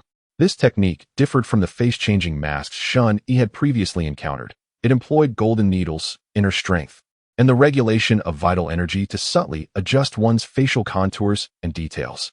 Coupled with secret methods for altering skeletal posture, one could ultimately transform into a completely different visage. Tao Tao explained, "Every individual possesses unique bone structures and innate qualities, which dictate the appearances they can adopt. For instance, Yushi turned to Shen Yi, clicking her tongue, with your sword-like brows and starry eyes, handsomely rugged features, and a resolute demeanor. There is no way you could masquerade as a nefarious villain with mung-bean eyes and a bulbous nose. You simply lack the innate talent. Therefore, my secret technique, when mastered deeply, must be tailored to the individual, allowing for 1,000 faces and no trace." With a flourish of her sleeve, Tao Tao transformed in an instant. Her face became radiant and enchanting, her figure curvaceous and alluring, embodying the essence of the beautiful matron from the Longshu Temple. Shen Yi marveled inwardly. At that moment, the system's notification chimed. Mystical art, 1,000-face divine technique, quality, special, realm, not yet entered. Shen Yi inquired, "How long does it take to master this art?" Tao Tao delicately tapped her slender fingers against her chin, pondering, "How long has it been? It must depend on one's aptitude. For me, it took 3 days to get started. Now, after nearly 2 years of practice, I am nearing perfection." Shen Yi nodded, silently reflecting. 2 years of diligent cultivation poured into the art of the 1,000 faces. Chapter 53, The 1,000 Faces. Achieved mastery. You recall the essential principles of the 1,000 faces technique, beginning with the identification of acupoints. Memorizing the pathways of qi and blood flow concerning the face and body, along with the corresponding acupoints. Following this, you attempt to mobilize qi and blood, adjusting your internal energy at the subtle levels to realign bones and muscles, guiding them to expand or contract as per your will. After 6 months of research, you have fundamentally grasped the art of altering appearances. The 1,000 faces technique emphasizes transformation from the outside in, external modification of appearance, and internal enactment of expressions. You decide to start by embodying a scholarly gentleman. Another 6 months pass, and you have become adept at assuming the guise of a scholar, your features softening, your stature becoming tall and graceful, your demeanor exuding an air of elegance. Your mastery of the Thousand Faces technique is now firmly established. After 2 years of dedicated practice, you have skillfully mastered the art of transformation into 3 distinct forms, even being capable of altering your aura and temperament through mere adjustments in posture, leaving others feeling a distinct and unusual presence. You have ascended to the realm of mastery in the Thousand Faces technique. Shen Yi blinked. The Thousand Faces technique had become second nature to him, fully comprehended in the span of 2 years. Art, Thousand Faces technique. Quality, special, realm. Mastery. Shen Yi appeared to be progressing at a pace comparable to Cao Cao's. However, Cao Cao's 2 years were not spent in relentless, focused practice. Thus, in terms of efficiency, Shen Yi's rate of progress was perhaps only 1/3 of Cao Cao's. This disparity in innate talent could only be remedied by the passage of time. As he listened to Cao Cao continue her detailed exposition, they had already traversed the mountains for a day. He interjected, "I have noted the key points. Let us find something to eat and take a rest." Cao Cao tilted her head. "Your memory is quite impressive." Suddenly, both of them perked up as they heard a rustling sound. A wild boar ambled out from the thicket, momentarily startled upon seeing the two. It was merely passing through, in a swift motion, before the wild boar could react. A broken blade flew through the air like an arrow, striking the boar and pinning it against a nearby tree with a sharp crack. The boar let out a cry of anguish, flailing helplessly before succumbing. "Dinner is served," Shen Yi declared as he strode over to the boar, grasping the blade and lifting it onto his shoulder. Cao Cao, feeling the rumble of her stomach, smiled brightly and hurried to catch up. Following the sound of water, Shen Yi discovered a small pond nestled among the trees, where he chopped some wood for a fire. He then proceeded to behead the boar, remove its hair, and skin it. Meanwhile, Cao Cao set up a roasting rack and kindled the fire. Working in tandem, they soon placed the bare boar onto the rack, where it began to rotate over the flames, releasing an enticing aroma that began to waft through the forest. Shen Yi tore off a leg of the wild boar and handed it to Cao Cao. Cao Cao, a spirited daughter of the rivers and lakes, paid no heed to trifles. With a flick of her sleeve, she seized a wild boar's leg and indulged in it heartily. However, her current appearance as a beautiful young woman, combined with her gluttonous display, seemed rather incongruous and unrefined. "Could you perhaps revert to your original form?" Shen Yi ventured to suggest, unable to restrain himself. Cao Cao grasped the boar's leg with both hands, her luscious lips glistening with grease as a flicker of realization crossed her eyes. "Do you find me unrefined? Heh, so you have a penchant for mature women." Shen Yi's lips twitched, her bluntness was striking, and he had come to understand her nature, genuine and with a hint of mischief, but not malicious. Suddenly, Cao Cao shivered slightly, her features transforming into a more charming and playful visage, her curves flattening. Shen Yi feigned nonchalance. "I prefer femininity, not a flat form. So, when you disregard appearances, I hope you can retain a semblance of the beauty I first encountered." Cao Cao laughed, but that was an illusion. Shen Yi, with a mouthful of meat, mumbled, "What I desire is something pleasing to the eye, not a matter of truth or falsehood." Cao Cao scoffed, and their banter fostered a sense of familiarity. As night fell, they took turns keeping watch, a suggestion put forth by Cao Cao. According to her, they needed to acclimate to the rhythm of cooperation. Shen Yi remained noncommittal, merely cooperating attentively. Yet he was aware that regardless of companionship, a restful sleep was unattainable. He had to maintain a sliver of vigilance for unforeseen events. The following day dawned with a faint light. Shen Yi rose to practice his skills, absorbing the purple energy into his body, refining his spirit as he trained with the blade in the morning glow. His movements were slow, emphasizing strength over form. Cao Cao awoke somewhat later and, observing him for a while, felt increasingly astonished. Her broad knowledge allowed her to discern that Shen Yi's technique was that of acquired swordsmanship, devoid of innate energy or natural prowess. Yet, the realm of his swordplay astonished her. The harmony of body and strength, strength and energy, energy and intent flowed seamlessly, devoid of heaviness, achieving a perfect synthesis that extended outward in meaning. Shen Yi had honed his swordsmanship to an exquisite level, just shy of discovering superior sword techniques to broaden his horizons. Had he been exceptionally gifted, he might have independently unveiled the mysteries of innate skills from acquired methods. After watching for a while, Cao Cao felt a sense of urgency. Such a prodigy, and yet so diligent. She could not afford to be lazy. She immediately settled down to meditate and practice her morning exercises. By the time the sun rose high in the sky and the purple energy dissipated, Shen Yi slowly sheathed his sword, while Cao Cao opened her eyes, her large orbs blinking expectantly for his words. Let us proceed. The two continued their journey, foraging for wild fruits to satiate their hunger and thirst. As they traveled, Shen Yi instinctively employed a light-footed technique, leaping gracefully as if gliding on the grass. Yet, Cao Cao's pace was even quicker, her steps leisurely, as if she could traverse the very ground in an instant. Every time, she could always maintain a half-step advantage over Shen Yi. Had it not been for the necessity of following Shen Yi's guidance, she would have long left him far behind.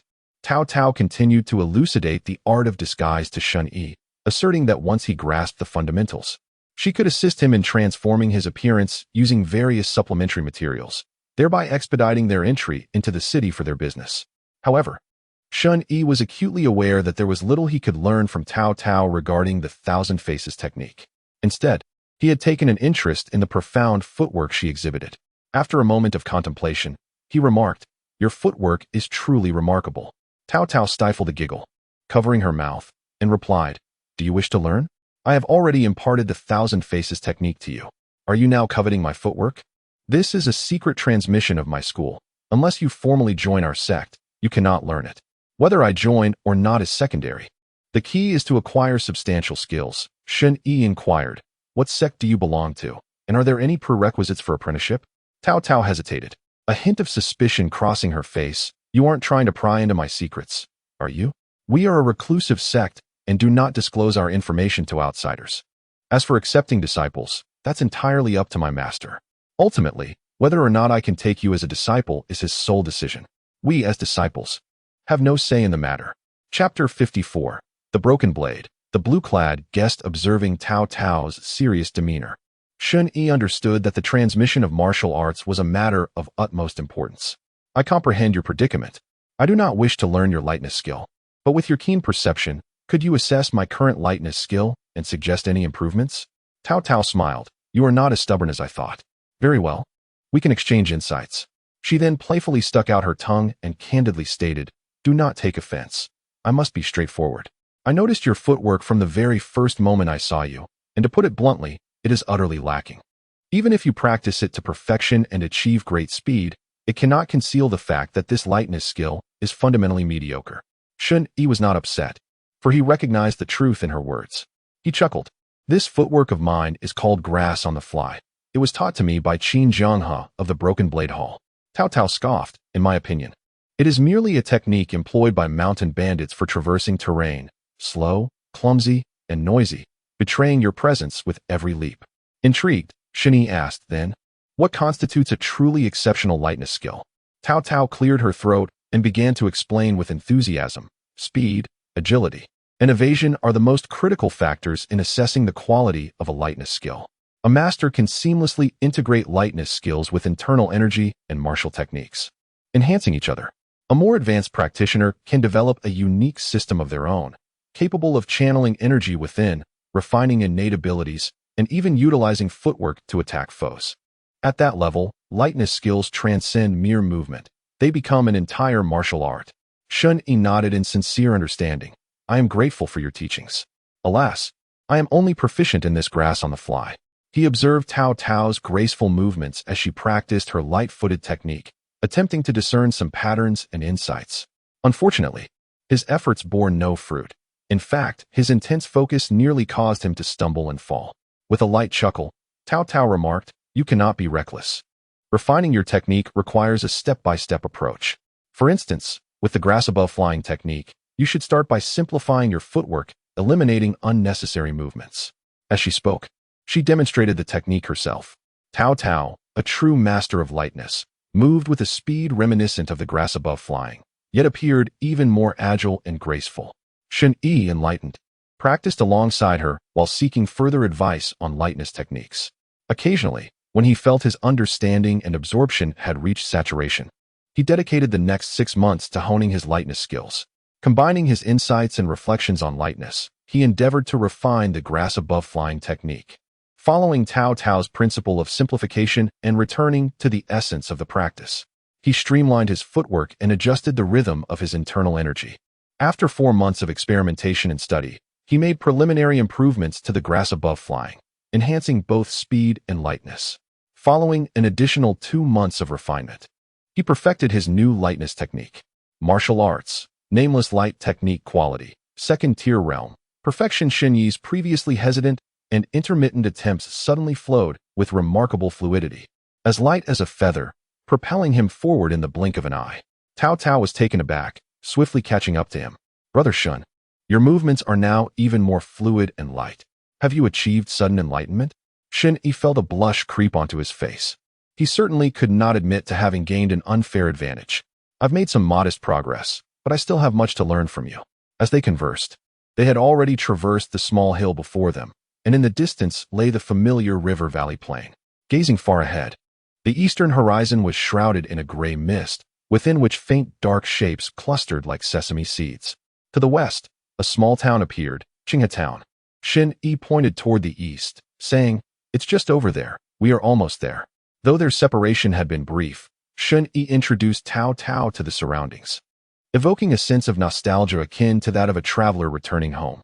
Absurd, he thought, shaking his head as he activated his lightness technique. Racing ahead towards the dueling blade hall. As the sun began to set, 2 men clad in blue stood rigidly outside the dueling blade hall, their eyes sharp and vigilant against any suspicious movements. The dueling blade hall was currently fraught with turmoil. The giant whale gang was exerting pressure, while Fang Yu had conspired with Ji Qingkong to undermine Qin Jianghe. Additionally, the town's enforcement bureau had come to seek justice, even seizing the hall's weapons. Thus, the 2 guards were particularly alert. Any minor disturbance would heighten their vigilance.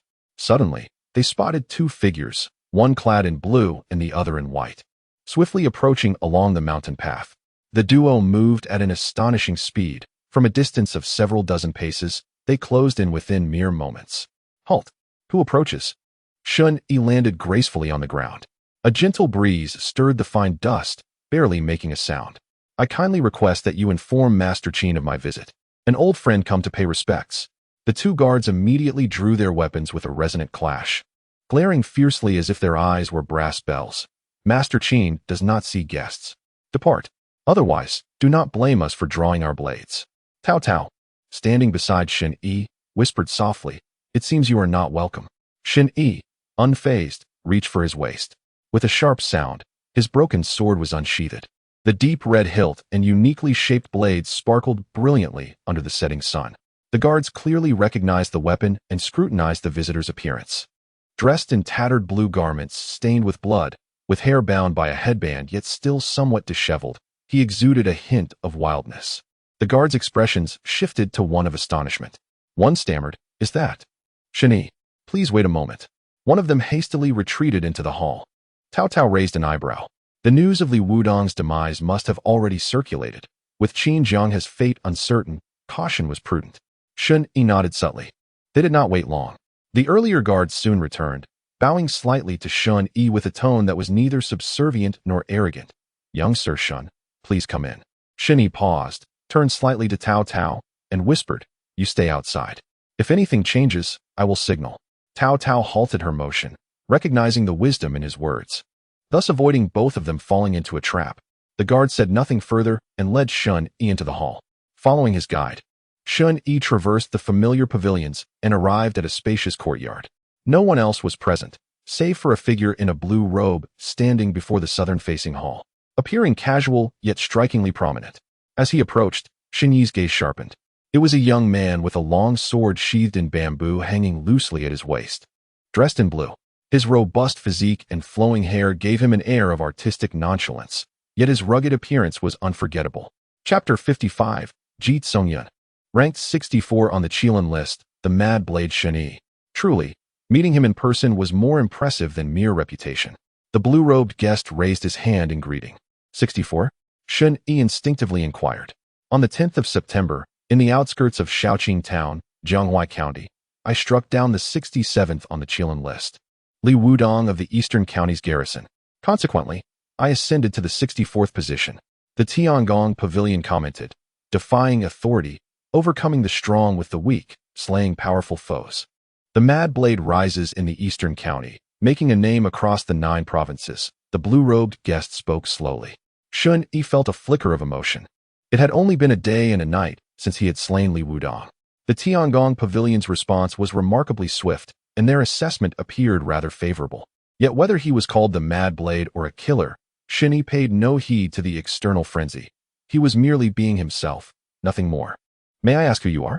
I have come to return a blade to Master Qin. He raised his hand, the broken blade held horizontally before him. The man in the blue robe cast a glance at the intact broken sword, a faint smile gracing his lips. I am Ji Tsongyun. Having come from the headquarters of the Angry Tide Gang to temporarily manage the affairs of the Broken Blade Hall and the Qinghe region. Shen Yi narrowed his eyes slightly. He had scrutinized the Qilin rankings and recalled seeing this name among them. The Angry Tide Gang, Ji Tsongyun, one of the 36 on the Qilin list. The sole youthful figure from the Angry Tide Gang to be recognized on the list. Moreover, Ji Tsongyun had ascended the Qilin rankings 3 years prior and remained steadfastly positioned ever since, a testament to his formidable prowess. Shen Yi clasped his fists in greeting. I have long admired you. This was a sincere expression of respect. According to Tao Tao, those within the top 50 of the Qilin list were extraordinary individuals, transcending the mundane to become innate martial arts masters. He carefully examined Ji Tsongyun, who, though lacking in overt presence, exuded a natural and profound essence, a unique aura that distinguished him from those of acquired realms. Ji Tsongyun's smile was gentle, his voice imbued with a rugged grandeur. Young hero Shun, you possess both loyalty and righteousness. No wonder Qin Jianghe is willing to stake his life for you. Follow me. Ji Tsongyun turned and led the way, with Shen Yi stepping in line behind him as they exited through a side door into a secluded courtyard at the rear hall. Before the courtyard gate stood lush greenery and elegant bamboo, exuding an air of refinement. 2 guards stood sentinel at the entrance. Upon seeing Ji Tsongyun approach, they bowed respectfully. Master Ji. With a creak, they opened the wooden gate. Ji Tsongyun smiled and nodded, his demeanor warm and magnanimous even towards the servants. Shen Yi followed him into the small courtyard, immediately greeted by a strong scent of medicinal herbs. He furrowed his brow but remained silent, accompanying Ji Tsongyun into the bedroom. There, on the bed, lay a figure swathed in bandages, resembling a dumpling, with only the head visible. The face was devoid of color, unconscious. It was none other than Qin Jianghe. Beside the bed stood a middle-aged man wearing a square cap, who was examining Qin Jianghe's pulse and assessing his injuries. Master Ji. The physician greeted as he rose. Ji Tsongyun nodded, signaling that formalities were unnecessary, then turned to Shen Yi with a glance that conveyed. Qin Jianghe is here. He is alive, Ji Tsongyun continued, but gravely injured, having lost an arm. On that day, Li Wudong stormed into the Broken Blade Hall, inquiring about your whereabouts. Angered by Qin Jianghe's refusal to cooperate, a fierce battle ensued. However, Li Wudong is a figure on the Qilin list, and Qin Jianghe, still recovering from his injuries, was no match for him. He lost an arm in the encounter, and even the broken blade was seized. By the time I arrived, everything had settled. Li Wudong used Qin Jianghe's alleged collusion with a wanted criminal as leverage, and I could only ensure Qin Jianghe's survival without further justification to act. Shen Yi remained silent for a moment before asking, can he be healed? This time, it was the physician beside the bed who spoke. It is difficult to say. Master Qin's injuries are severe, affecting his vital organs. To achieve complete recovery will require at least several years. Shen Yi nodded, letting out a soft sigh. As long as he lives. Once one enters the martial world, one ties their life to their waist, living on the edge, as if walking on thin ice through blood-soaked winds. Few can meet a peaceful end. Merely surviving is a blessing. The Qin River still slumbers. Shen Yi turned to leave. Isn't he going to wake? Ji Tsongyun inquired. No need. I have merely come to return the blade. Shen Yi unfastened the broken sword along with its scabbard from his waist and placed them upon the table, bowing slightly to Ji Tsongyun. I apologize for the intrusion. Allow me to escort you. Ji Tsongyun smiled, gesturing for him to follow, leading Shen Yi back to the entrance of the main hall. Suddenly, Shen Yi halted. If I were to swagger out, I imagine the Rage Tide Gang would find an excuse to trouble me, wouldn't they? Ji Tsongyun laughed heartily. It's a trivial matter. The Rage Tide Gang is not so fragile. Shen Yi paused for a moment. In truth, I seek to experience the esteemed techniques of the 36 seats of the Qilin. I kindly request your guidance, Ji Zongzu. Ji Zongyun laughed boisterously. Ah, now I see your true intention. No problem. If you wish to see, I shall oblige. With that, Ji Zongyun subtly adjusted his stance, casually resting one hand upon the dark, ancient hilt of his sword. In an instant, Shen Yi felt a profound transformation in Ji Zongyun's presence. Where moments ago there was a placid lake, now surged tumultuous waves, a cacophony of anger and power. Clang! Ji Zongyun slowly drew his sword from its sheath. The gleaming blade emerged, and Shen Yi's expression grew increasingly grave. With each inch the sword was drawn, Ji Zongyun's aura intensified. The rising momentum seemed boundless, soaring towards the heavens. As the sword fully emerged, it unleashed a formidable force, akin to towering waves rising from the earth. Awaiting only the command of Ji Zongyun, it would crash down with resounding might. The overwhelming pressure bore down on Shen Yi like the depths of the ocean, hastening his breath. In a swift motion, he drew his own blade, harnessing a fierce resolve to cleave through the invisible weight pressing upon him. Well done, Ji Zongyun remarked with a slight smile, holding his long sword at an angle. He appeared to casually weave a flourish, and in that moment, the intangible sword force resonated with a harmonious hum, revealing its formidable brilliance. In an instant, it seemed as though a tangible wave formed behind Ji Zongyun, a colossal surge composed of dense sword energy. Sword energy, the mark of innate prowess. Yet, the sheer volume and density of the sword energy before him exceeded the limits of any ordinary innate master. This vast display of sword energy sent a tremor through Shen Yi's spirit, coalescing into a palpable sword intent. The blade had yet to arrive, yet the invisible sharpness already tattered his garments. Ji Zongyun's voice was gentle, be cautious. Suddenly, a deluge of sword rain cascaded down as if stars were falling, akin to the Milky Way descending from the heavens. Faced with such overwhelming pressure, an ordinary warrior would have crumbled, unable to act. It was this very might that had once intimidated Li Wudong, compelling him to retreat in disgrace. Otherwise, in his aggressive stance, he would never have allowed Qin Jianhe to escape with his life. However, Shen Yi was different. He was enveloped in a cacophony of crisp sounds, the heavy broadsword in his hand emitting a sharp hum. In an instant, a tempest coalesced within his grasp, and thunder erupted silently from nowhere. Shen Yi leapt to meet the onslaught of the overwhelming sword energy, akin to a carp leaping over the dragon gate, defying the current with audacious fearlessness. Wind slicing, thunder roaring. Chapter 56. Sword energy piercing the heavens before the hall of broken blades. Tao Tao stood gracefully beneath a grand banyan tree, resembling a celestial being from the Kunlun Mountains, exquisitely beautiful. Even the disciples guarding the entrance found themselves momentarily entranced, frequently distracted by glimpses of Tao Tao's elegance. Yet, she remained focused on the two crimson doors, her ears perked, attentively sensing the movements within, fearful of missing Shen Yi's warning signal. Suddenly, she felt a violent surge of true energy erupt behind the doors, infused with a razor-sharp aura that made the very air tremble. Something's amiss. Tao Tao's feet shifted slightly, and her form began to float like a wisp of dust, instinctively preparing to slip away. After all, her elders had often advised her, if you cannot win, at least run away. When something feels off, it is better to retreat first. However, in the next moment, she realized that she appeared to have temporarily allied with Shen Yi, and it seemed unwise to abandon her companion so hastily. Otherwise, her multifaceted skills would be rendered useless. Just as she hesitated, a low rumble of thunder resonated ominously. Boom! The crimson doors shattered violently.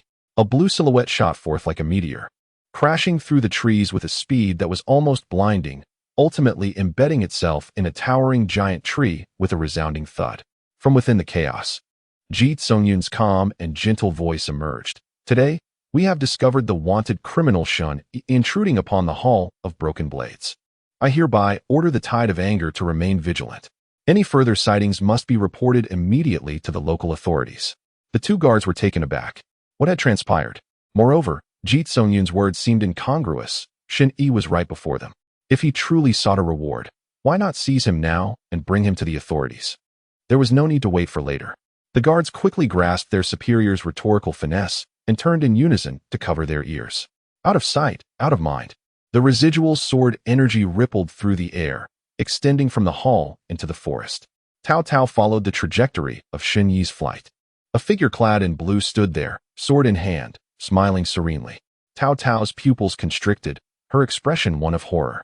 The tide of anger, the blue-clad guest, clouds gathering. Sword energy soaring to the skies. Good heavens! It was Ji Tsungyun.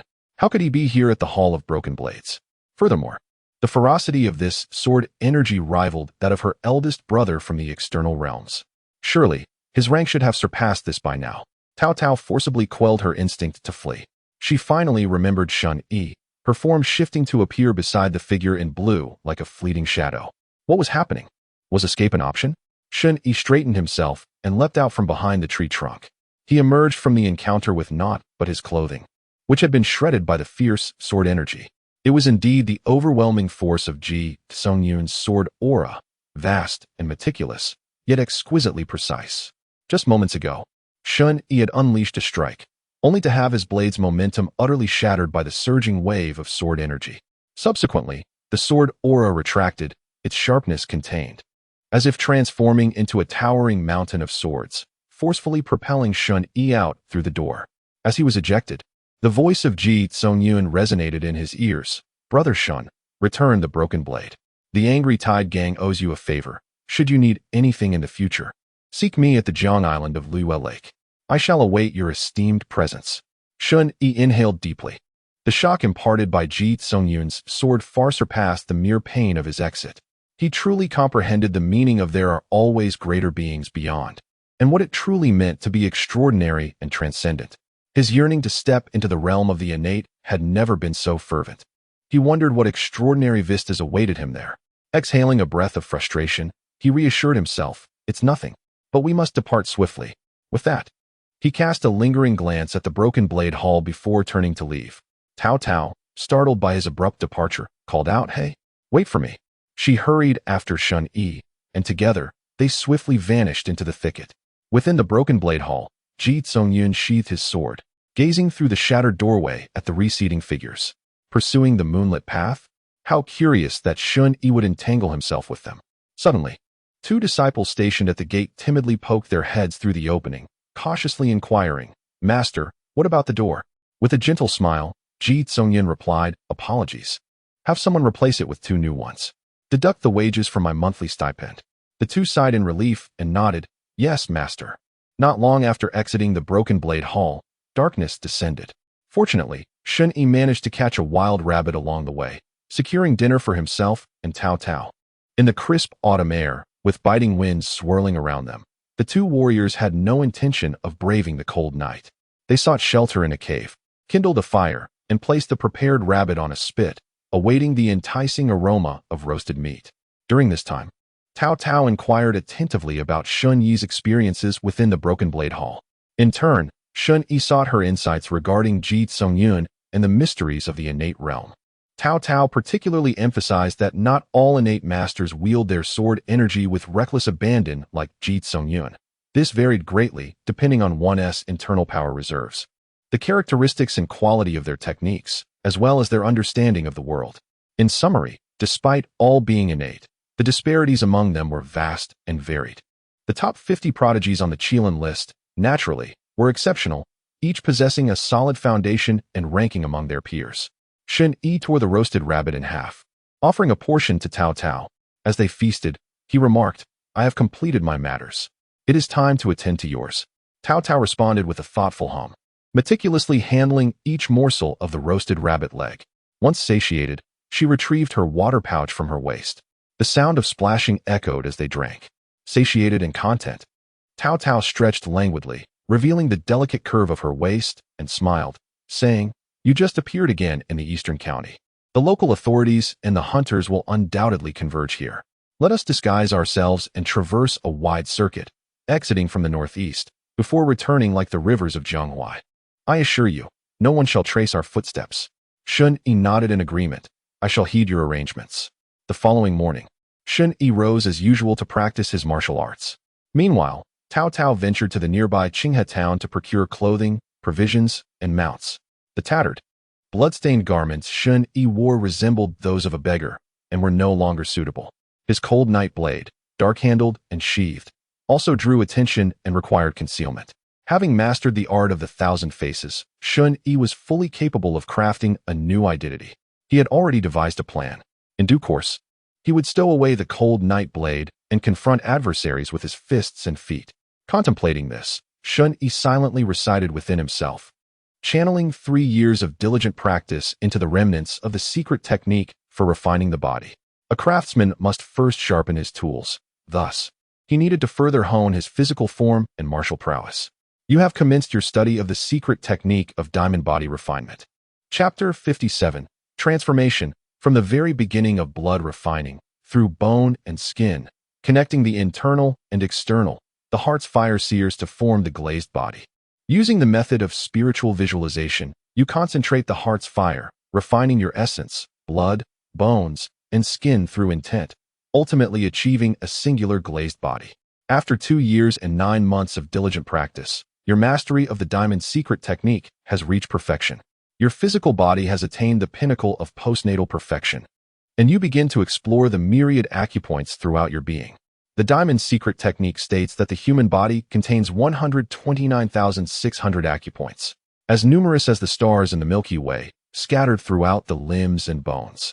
By governing one acupoint, you can open 1,296 major acupoints, transforming into the diamond Buddha, mastering the universe within your body, thus achieving unobstructed actions. You cultivate your spirit by visualizing the Diamond King, exploring diligently within the resplendent galaxy of your limbs and bones. After 3 months of study, you observe the trajectories of the acupoints, yet the remnants of the diamond body refinement technique abruptly cease. A look of regret crossed Shen Yi's face. In his secluded practice, he had nearly glimpsed the path to refining the body and opening the acupoints, bridging the innate and the acquired. However, the teachings of the stout diamond only reached the postnatal realm, with the gateway to the acupoints shrouded in mist. Unless he could discover the subsequent body refinement techniques, or find other methods for acupoint training to emulate, he would face a predicament akin to that of internal cultivation. With his own comprehension, even a century of solitary meditation might scarcely grant him entry into the true path. Nevertheless, Shen Yi was not excessively greedy. One must consume their meal bite by bite, and practice martial arts step by step. Such is the way. His thoughts stirred, and the system panel materialized. Host, Shen Yi, cultivation, acquired, martial arts, acquired level, wind and thunder 6 strikes, perfected, nameless heart technique, perfected. Diamond body refining secret technique, acquired edition, perfected. Secondary level, twisted bone hand, perfected. Nameless lightness skill, perfected. Special skills, wind/thunder movement. Twisted bone muscle separation, strange arts. 1,000-faced divine skill, major achievement. Potential cultivation, 9 months remaining. Thus, he possessed a complete mastery of martial arts. Among them, wind and thunder 6 strikes, nameless heart technique, and body refining secret technique were all of acquired level, and to ascend to the innate realm, he required further refinement. The twisted bone hand and nameless lightness skill were secondary martial arts with considerable room for advancement, and he set his sights on Cao Cao. With her prestigious lineage, a few casual pointers from her could illuminate his path, yielding results that were twice as effective with half the effort. It was no wonder that having a good master was crucial in martial arts training, as they could help one avoid countless detours. Shen Yi rose and ventured into the forest to gather some wild fruits. Upon his return, he spotted a figure standing before the cave, scanning the surroundings. It was a scholar clad in a simple robe, tall and slender, his handsome features betraying a hint of frailty, with a bamboo basket woven from reeds slung over his back. Shen Yi paused for a moment, then approached and tentatively inquired, "Cao Cao? Hey, are you pretending not to recognize me?" Cao Cao beamed, revealing her pearly white teeth. She removed the basket from her back, rummaging inside for a set of green short garments, followed by various bottles and jars. "Here, change into this attire. You shall be my servant. Remember to adjust your stature with the bone-shrinking technique to appear shorter and slimmer. Afterward, I shall apply some makeup to disguise you, and no one will be able to recognize us." Shen Yi accepted the green garments and entered the cave. Moments later, a slender figure emerged from the cave, exuding an air of elegance and refinement, resembling a scholarly youth. At that moment, Cao Cao, engrossed in mixing pigments, suddenly froze, leaping to her feet in astonishment, and almost instantaneously appeared beside Shen Yi. She scrutinized him from all angles, murmuring, "This cannot be possible. How long have you been practicing the thousand-faced divine skill? How could you achieve such transformation of your skeletal and muscular structure merely through the manipulation of vitality and blood?" As she spoke, Cao Cao, disbelieving, reached out to pinch Shen Yi's cheek, gripping it tightly and giving it a tug. Hey, this is absurd." "It truly is, Shen Yi," Cao Cao directly inquired. "Has your thousand-faced divine skill reached completion? How did you accomplish this?" Shen Yi instinctively touched his nose and casually explained, "It must be due to my practice of the body refining technique, which has granted me a better command over my vitality and muscles." Cao Cao pouted, murmuring softly, "I haven't heard of that." Nevertheless, the jars in her hands had become obsolete, and she tossed them all back into the basket. Cao Cao then retrieved a long gray strip of cloth. "Wrap your sword in this. Having it exposed at your waist is far too conspicuous." Shen Yi had indeed intended to do just that. He wrapped the cold knight with a strip of cloth from the end of the scabbard, ensuring it was tightly secured, leaving only a small opening at the blade's exit. This not only concealed the weapon, but also allowed for swift access when needed. Subsequently, he secured the cold knight to his back, resembling a support rod, thus avoiding drawing attention. Shen Yi shared the wild fruits he had gathered with Cao Cao, who reciprocated by bringing him flatbreads purchased in town. The two had gradually adapted to the rhythm of having a companion. Having filled their stomachs, Cao Cao commanded their departure. Descending from the hillside of the cave, they spotted a black donkey tethered to a large tree by the roadside, perhaps never having ventured into the mountains before, eagerly munching on the surrounding shrubs and wild grasses. "Is that a black donkey?" "Just one." Cao Cao shrugged her shoulders. "A scholar accompanied by a young servant. How could he afford to have a donkey for the servant? It would certainly attract attention." Despite her words, it was she who was disguised as the servant. "Are you suggesting I ride the donkey while you walk?" Shen Yi raised an eyebrow, clearly unrestrained by any moral obligation to yield to a woman. Cao Cao had already nimbly leapt onto the black donkey's back and waved her hand. "Oh, don't fuss over such trivialities. You should walk more when no one is around. You can integrate your lightness skill into your daily pace, and I can offer you some advice. Your lightness skill has improved just a tad."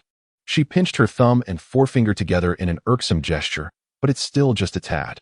You need to practice more." Though Cao Cao's words were somewhat coarse, they carried a kernel of truth. Shen Yi did not genuinely wish to ride the donkey. He merely wanted to engage in a bit of banter with her, hoping to encourage her to share more insights. Thus, Cao Cao transformed into a scholar, cradling a scroll, while Shen Yi became the young servant, carrying a book basket on his back, leading the way with one hand holding the donkey's reins. The duo chose not to re-enter Qinghe town, but instead circumvented it, heading north along the official road toward Jianghuai County. Throughout their journey, day turned to night. They stayed at relay stations when available, if they missed the inns. They sought refuge in roadside groves or found a local shrine to pass the night. At the relay stations, or tea houses, they frequently encountered martial artists armed with swords and knives, most of whom were heading in the opposite direction, eagerly discussing recent significant events in the martial world. Notably, within a short span, Shen Yi had made a name for himself on the heavenly mechanism list twice, and had decisively humiliated the East County's prefectural office by defeating their 100 household test. It was said that Prefect Chu Qingyang was furious, dispatching 200 households to lead a crackdown against him. Chapter 58. The 100 households of the prefectural office were all adept martial artists at the innate level. Those within the martial community sensed that the East County Prefectural Office could no longer tolerate Shen Yi, the defector. They had mobilized a formation capable of capturing innate masters. Should Shen Yi dare to reveal himself, he would undoubtedly face a thunderous onslaught. Rumor had it that even the capital's prefectural general had been alarmed, though whether they would dispatch envoys of the four ministers was not something ordinary martial practitioners could ascertain. The individuals who stirred the winds of fate were now leading a donkey, leisurely crossing the boundary of Dongjun and entering the territory of Jianghuai, following Cao Cao's guidance. And after inquiring along the way, the two arrived at a quaint town in the eastern part of Jianghuai, known as Dongji Town. On clear days, standing atop the lofty mountains to the west of the town and gazing eastward, one could behold the boundless azure sea and sky. Such scenery instantly uplifted the spirit, banishing all worries. Shen Yi, holding the black donkey's reins, strolled along the cobblestone streets of the town and casually asked, "We have reached Dongji Town. Whom are you seeking?" Cao Cao had little to conceal. It should be the daughter of an old acquaintance of my master. A few days ago, I received a letter informing me of her mother's passing. Before she died, she left a letter for my master, hoping he could assist in sending her to the capital to reunite with her relatives. Upon hearing this, Shen Yi found it even more perplexing. If she is an old acquaintance, why doesn't your master come in person? If he is unwilling even to pay respects, why send you as an envoy and enlist the help of an outsider like me? Surely, you can handle the usual bandits and robbers without difficulty. There must be more to this story. Shen Yi spoke in a low voice, with rapid-fire questions, leaving Cao Cao momentarily speechless. She clicked her tongue. Your reaction is indeed swift, Shen Xiong. However, the intricacies of this matter involve my master's past, which I have pieced together from various sources. It is not suitable to disclose to outsiders. As for danger, since she has reached out to my master, it is evident that peril exists. This is my first task on behalf of my master, and I certainly do not wish to fail. Moreover, my expertise lies in fleeing. I shall rely heavily on your swift blade, Shen Xiong. Shen Yi eyed Cao Cao, who was perched upon the donkey, her face alight with mirth, still harboring doubts about her words. However, it appeared there was little more to be gleaned at present. He contemplated that since they had arrived, they might as well proceed and observe. The address left in the letter pointed to the third household in near an alley, west of Dongji town. After inquiring further, they finally located near an alley by evening. It was a narrow passage, too constricted for the donkey to enter. Cao Cao deftly leaped down from the donkey's back, and taking advantage of the solitude, stretched her limbs and sighed. We have finally arrived. There were only 3 households in the alley. Upon reaching the last dwelling, they stood before a dilapidated wooden door, strewn with many withered leaves, untouched by any semblance of maintenance, and covered with dust, suggesting it had been long uninhabited. Shen Yi gestured towards the adjacent yard, saying, that one appears to have occupants. The yard he indicated was meticulously swept clean, drawing a stark contrast to their current location. Cao Cao furrowed her brows in contemplation, then pushed the door, causing a fine layer of dust to cascade down as the creaky door swung open. Remarkably, neither the inner nor outer doors were locked. How peculiar, Cao Cao murmured. Let us take a look inside. Shen Yi took the lead, striding confidently into the small courtyard. The courtyard was equally humble, consisting of 2 rooms, one serving as a kitchen and the other as a bedroom, both devoid of any signs of life. The remnants of pots and dishes left in the kitchen suggested that the occupants did not leave voluntarily. Brother Shen, come here, came Cao Cao's voice from the bedroom. Shen Yi swiftly exited the kitchen and entered the bedroom. Cao Cao stood by a small wooden table on the west side of the room, where an altar was positioned, inscribed with, Beloved late mother, Lu Yuan. A dear friend of my master, she has passed away. Shen Yi softly murmured the poetic name, though the one who had written the letter was no longer alive. And what of the person they were to escort? Cao Cao and Shen Yi exchanged a glance. Realizing that their expedition had met with failure even before it began, how could they discuss escorting someone to the capital now? There are neighbors nearby. We could inquire with them, Shen Yi suggested.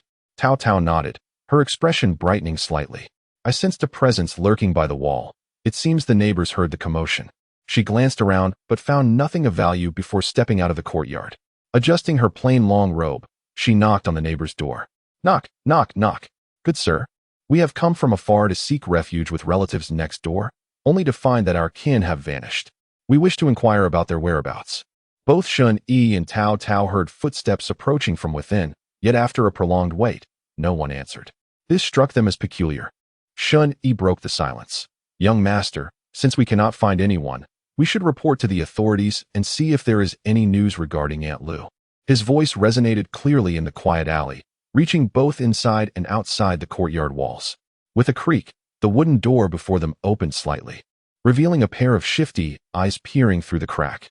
A hoarse voice inquired intermittently, Who are you two? Shen Yi pressed his lips together, realizing they had been found out. In the eyes of the common folk, the authority of the government remained a formidable deterrent, and they were reluctant to invite trouble upon themselves. Cao Cao took a step back. Good sir, we are distant relatives of Aunt Lu. A few days ago, she mentioned in her letter that she was gravely ill, so we hurried from our hometown to visit her. At that moment, another coarse female voice emerged from within. Lu has passed away some days ago. She is buried in the cemetery on the western mountain. We even lent a hand with the arrangements.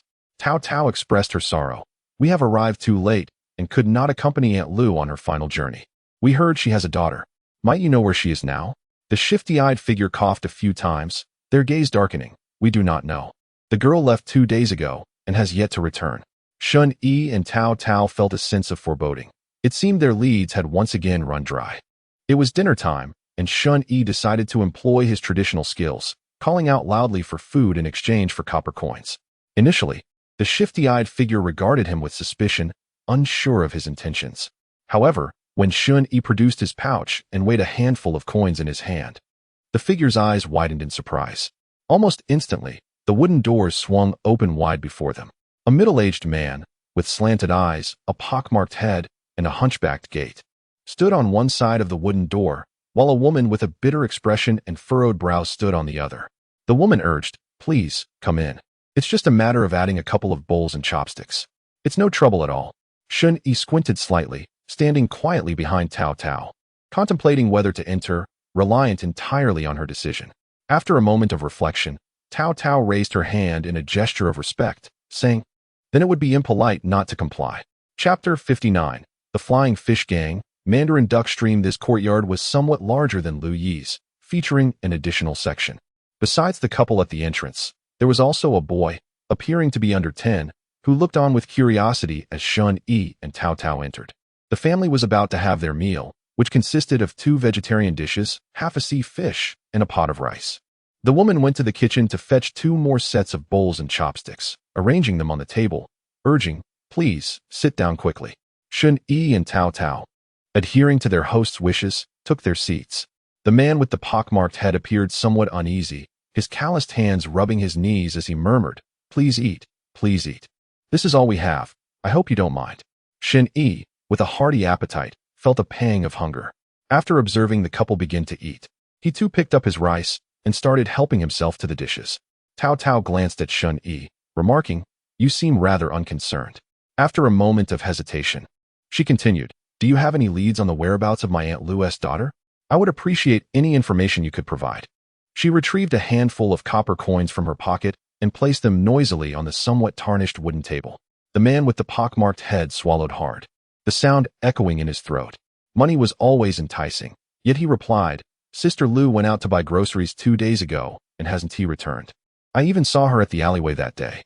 The boy, who had been hastily eating, looked up and added, "I'm quite familiar with her. She often teaches me how to write." Tao Tao turned her gaze towards the woman beside her. "Auntie, it seems that your family and my Aunt Lu's have a good relationship. Since her daughter hasn't returned, perhaps something has happened. Have you inquired about her whereabouts?" The woman looked at both Shen Yi and Tao Tao, one a frail scholar, the other a diminutive student, and sighed deeply. "Our families are indeed close. When I gave birth to this child, I had a difficult time, and it was Sister Lu who helped me. The children often played together. Sadly, Sister Lu passed away from a serious illness not long ago. We assisted with the funeral arrangements. Though modest, it was done with heartfelt sincerity."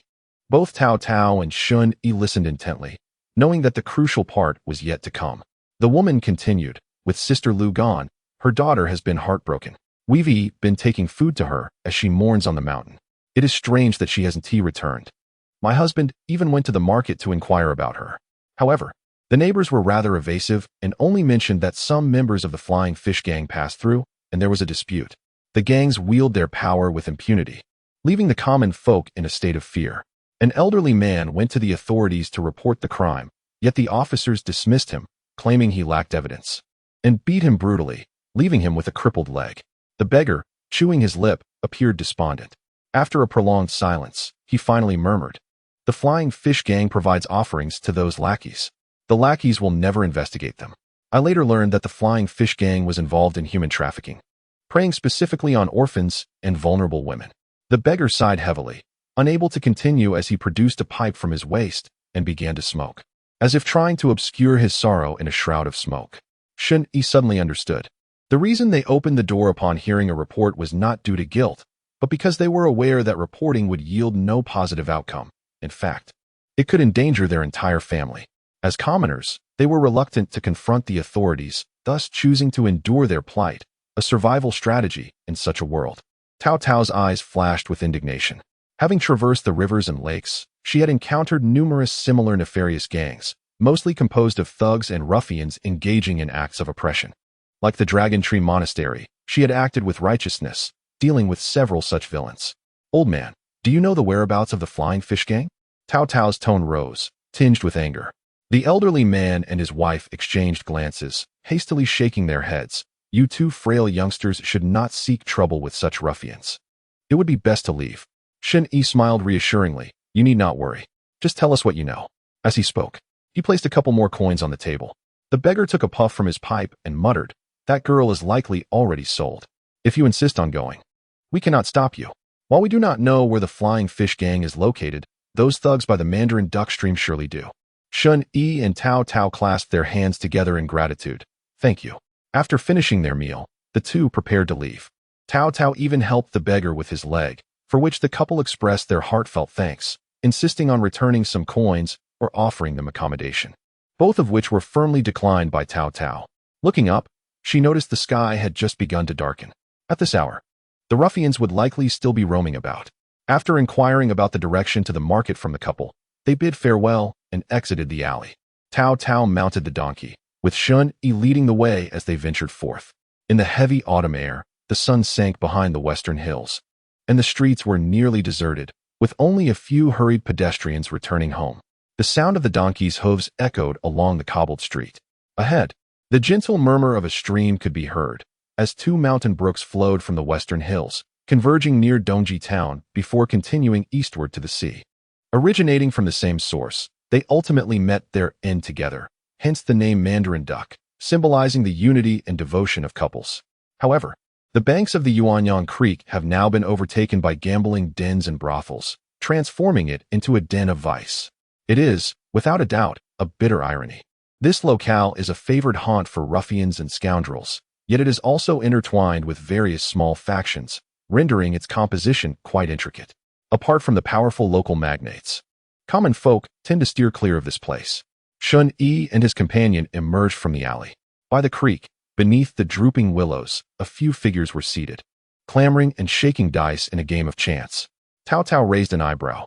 "Those must be the ones. Should we approach them directly?" Shen Yi squinted. He had already noticed their movements had ceased. A slight smile graced his lips. "No need for trouble. They will come to us." A pale scholar, a frail young scribe, and a black donkey wandered restlessly through the night, neglecting their homes to meander around Yuanyang Creek. They were either blissfully ignorant or driven by lust, seeking the thrill of the establishments.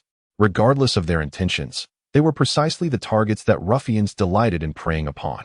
The figures swayed unsteadily as they approached the two, each appearing rather disheveled and peculiar, encircling them. The black donkey seemed perturbed, pacing nervously and exhaling in distress. "You too, do you know where you are? If you wish to pass, you must pay the toll." A sinister voice emanated from the leader of the thugs. In the next moment, it transformed into a chilling scream. Chapter 60. The Gambling Den. Wu. The scream abruptly ceased, as if it had been forcefully silenced. In truth, Shen Yi had swiftly grasped the leader's neck and twisted it with lethal precision. There was no system prompt. These thugs were not even martial artists. Curse it. Although the surrounding ruffians had seen blood, they had never encountered someone who would take a life so readily. In unison, they cursed, their blood boiling, and charged at the seemingly frail scribe. Bang, bang, bang. Shen Yi unleashed a flurry of punches and kicks, moving with the swiftness of lightning. The sharp sounds of his strikes echoed like the beating of war drums, relentless and thunderous. With each blow, the ruffians were sent flying, unable to utter a single cry, collapsing into unconsciousness. In mere moments, the figures surrounding them lay sprawled on the ground, with only one gaunt figure remaining, held aloft by Shen Yi by the neck. The intense pain and sensation of suffocation compelled the thug to grasp Shen Yi's iron-like arms with desperate hands, his legs thrashing in a futile attempt to gain space for breath. Shen Yi loosened his grip slightly. Cao Cao seized the opportunity to inquire, "If you wish to live, truthfully disclose the whereabouts of the Flying Fish Gang." Shen Yi tightened his grip once more, rendering the thug's mind a blank slate, consumed solely by the instinct to survive.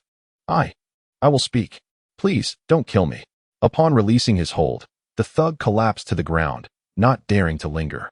He quickly looked up and said, "The headquarters of the Flying Fish Gang is in Yi City. They are engaged in trade, and their members are active in the surrounding villages and towns. The overseer of the Flying Fish Gang in Dongji Town is named Wu Da. He spends most of his time in the gambling den, so if you go now, he is likely still there. The group of us ventured out to seek amusement due to the overcrowded gambling den. We implore your mercy. Shen Yi cast a glance at Cao Cao. Noticing her lack of further inquiries, he swiftly delivered a resounding slap, rendering the man unconscious, before carelessly discarding him by the creek. The gambling den mentioned was not far ahead. Shen Yi and his companion could not be mistaken, for it was the only establishment of its kind in Dongji town, marked by 2 lanterns illuminating the pitch-black night. The sign read Donglai Gambling Den inside. The raucous sounds of revelry and shouts echoed, the sole source of noise in the surrounding stillness of the night. Shen Yi tethered the donkey to a wooden post at the entrance of the gambling den. Cao Cao wrinkled her nose, having already caught a faint scent of alcohol mingled with a foul odor. With a swift kick, she shattered the entrance door. A gust of chilly autumn wind sweeping into the establishment, transforming the previously boisterous interior into an eerie silence. Dozens of eyes turned towards them, filled with surprise, confusion, and disbelief. A frail scholar clad in a long robe pointed at the gathering of gamblers and proclaimed loudly, "Feiyu gang, where's Wu Da?" At Cao Cao's commanding call, the gamblers' expressions shifted to fury. How dare a mere scholar disrupt their revelry? Suddenly, a wine jar soared from within the hall, hurtling towards Cao Cao. As a burly man with a scarred face sat confidently at the furthest gambling table, his gaze filled with disdain. It was he who had thrown the jar. The patrons of the den sneered. This was the territory of the Feiyu gang, and no one in Dongji town dared to cause a stir here. They awaited the imminent downfall of the scholar. Yet, in the blink of an eye, Cao Cao vanished from sight. A hand emerged from behind, securely catching the wine jar. Remarkably, it was the slender book boy carrying a bamboo basket. Where had the scholar gone? The crowd gasped in astonishment. "Hey, from what you just said, you must be Wu Da?" A clear voice resonated within the hall, echoing directly into Wu Da's ear. The scholar had somehow appeared beside him. The surrounding patrons shrieked in terror, some stumbling back in panic, gazing at Cao Cao as if they had encountered a ghost. Wu Da, equally startled, recognized he was in the presence of a martial artist. "You." He slammed his hand on the table, preparing to rise abruptly, but Cao Cao swiftly pointed at his chest, freezing him in place. Suddenly, a tempest seemed to arise within the hall, extinguishing the lights and causing chaos amid anguished cries. Outside, the donkey brayed loudly, followed by the sound of its hoofs clattering. As the dust settled, when the attendant of the gambling den managed to relight the lamps, the scholar and the book boy had vanished without a trace. Likewise, the fearsome Wu Da of the Feiyu gang had also disappeared. In the thicket of Shishan, Cao Cao soared through the air, casually tossing a shadowy figure that crashed to the ground like a meteor. He was a robust and imposing figure. However, after plummeting from midair, Wu Da felt as if his very bones had shattered. The pain made him cry out in agony. Shen Yi arrived shortly thereafter, riding a black donkey. Cao Cao's lightness of foot left him awestruck. Despite Wu Da's considerable weight, which must have been at least 200 pounds, she effortlessly carried him, moving as gracefully as a feather. Pulling on the reins, he halted the donkey and approached, where Cao Cao had already begun her inquiries. "Excuse me, a few days ago, did the Flying Fish Gang capture a girl? She resides in Mudman Alley." At that moment, Wu Da's heart sank in terror. He realized he had stumbled into treacherous waters. The scholar's ethereal agility was unlike anything he had ever witnessed. It seemed almost miraculous, not to mention the presence of a young attendant. Although this individual had not yet taken action, the unintentional aura he exuded was enough to instill dread in Wu Da's heart. The Flying Fish Gang had been involved in the human trafficking trade for quite some time. Merely yesterday, they had dispatched a group of young women to Yi City. These girls were abducted from the surrounding villages, solitary and vulnerable, destined for selection by the brothels in Yi City. After a month or so of training, they would be ready to greet their first clients. He strained to recall the transactions of recent days.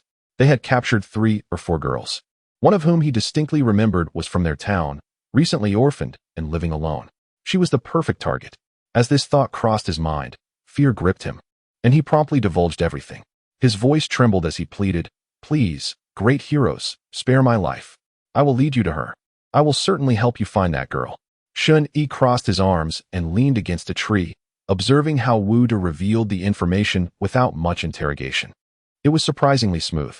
Yet, Cao Cao appeared anxious. Although Wu Da's words suggested the girl would not be in immediate danger after being sold, unforeseen events could always arise. She stepped forward and grabbed Wu De, saying, "Let us go to Yi City. If we cannot find her, the Flying Fish Gang will pay the price." Shen Yi raised an eyebrow. Cao Cao's demeanor was excessively tense. He sensed that this old acquaintance of his master's was concealing some secret, perhaps related to her identity. The night sky stretched like an ocean. Under the moonlight, the trio and their donkeys swiftly departed from Dongji town, heading northward. Chapter 61. Direct strike. After a night of rapid travel, by dawn the city gates of Yi City were in sight. The headquarters of the Flying Fish Gang was not located within the city, but rather in a hidden manner on the outskirts. The women abducted from surrounding villages were initially confined there for a time, their spirits tempered before the bi-monthly black market opened, where they would be sold to brothels or taverns. Thus, the trio circled the city before speeding towards the southeastern outskirts. By midday, Wu De, bound like a dumpling on the back of the donkey, felt both hungry and thirsty. The entire journey had him feeling as though his very insides were about to burst forth.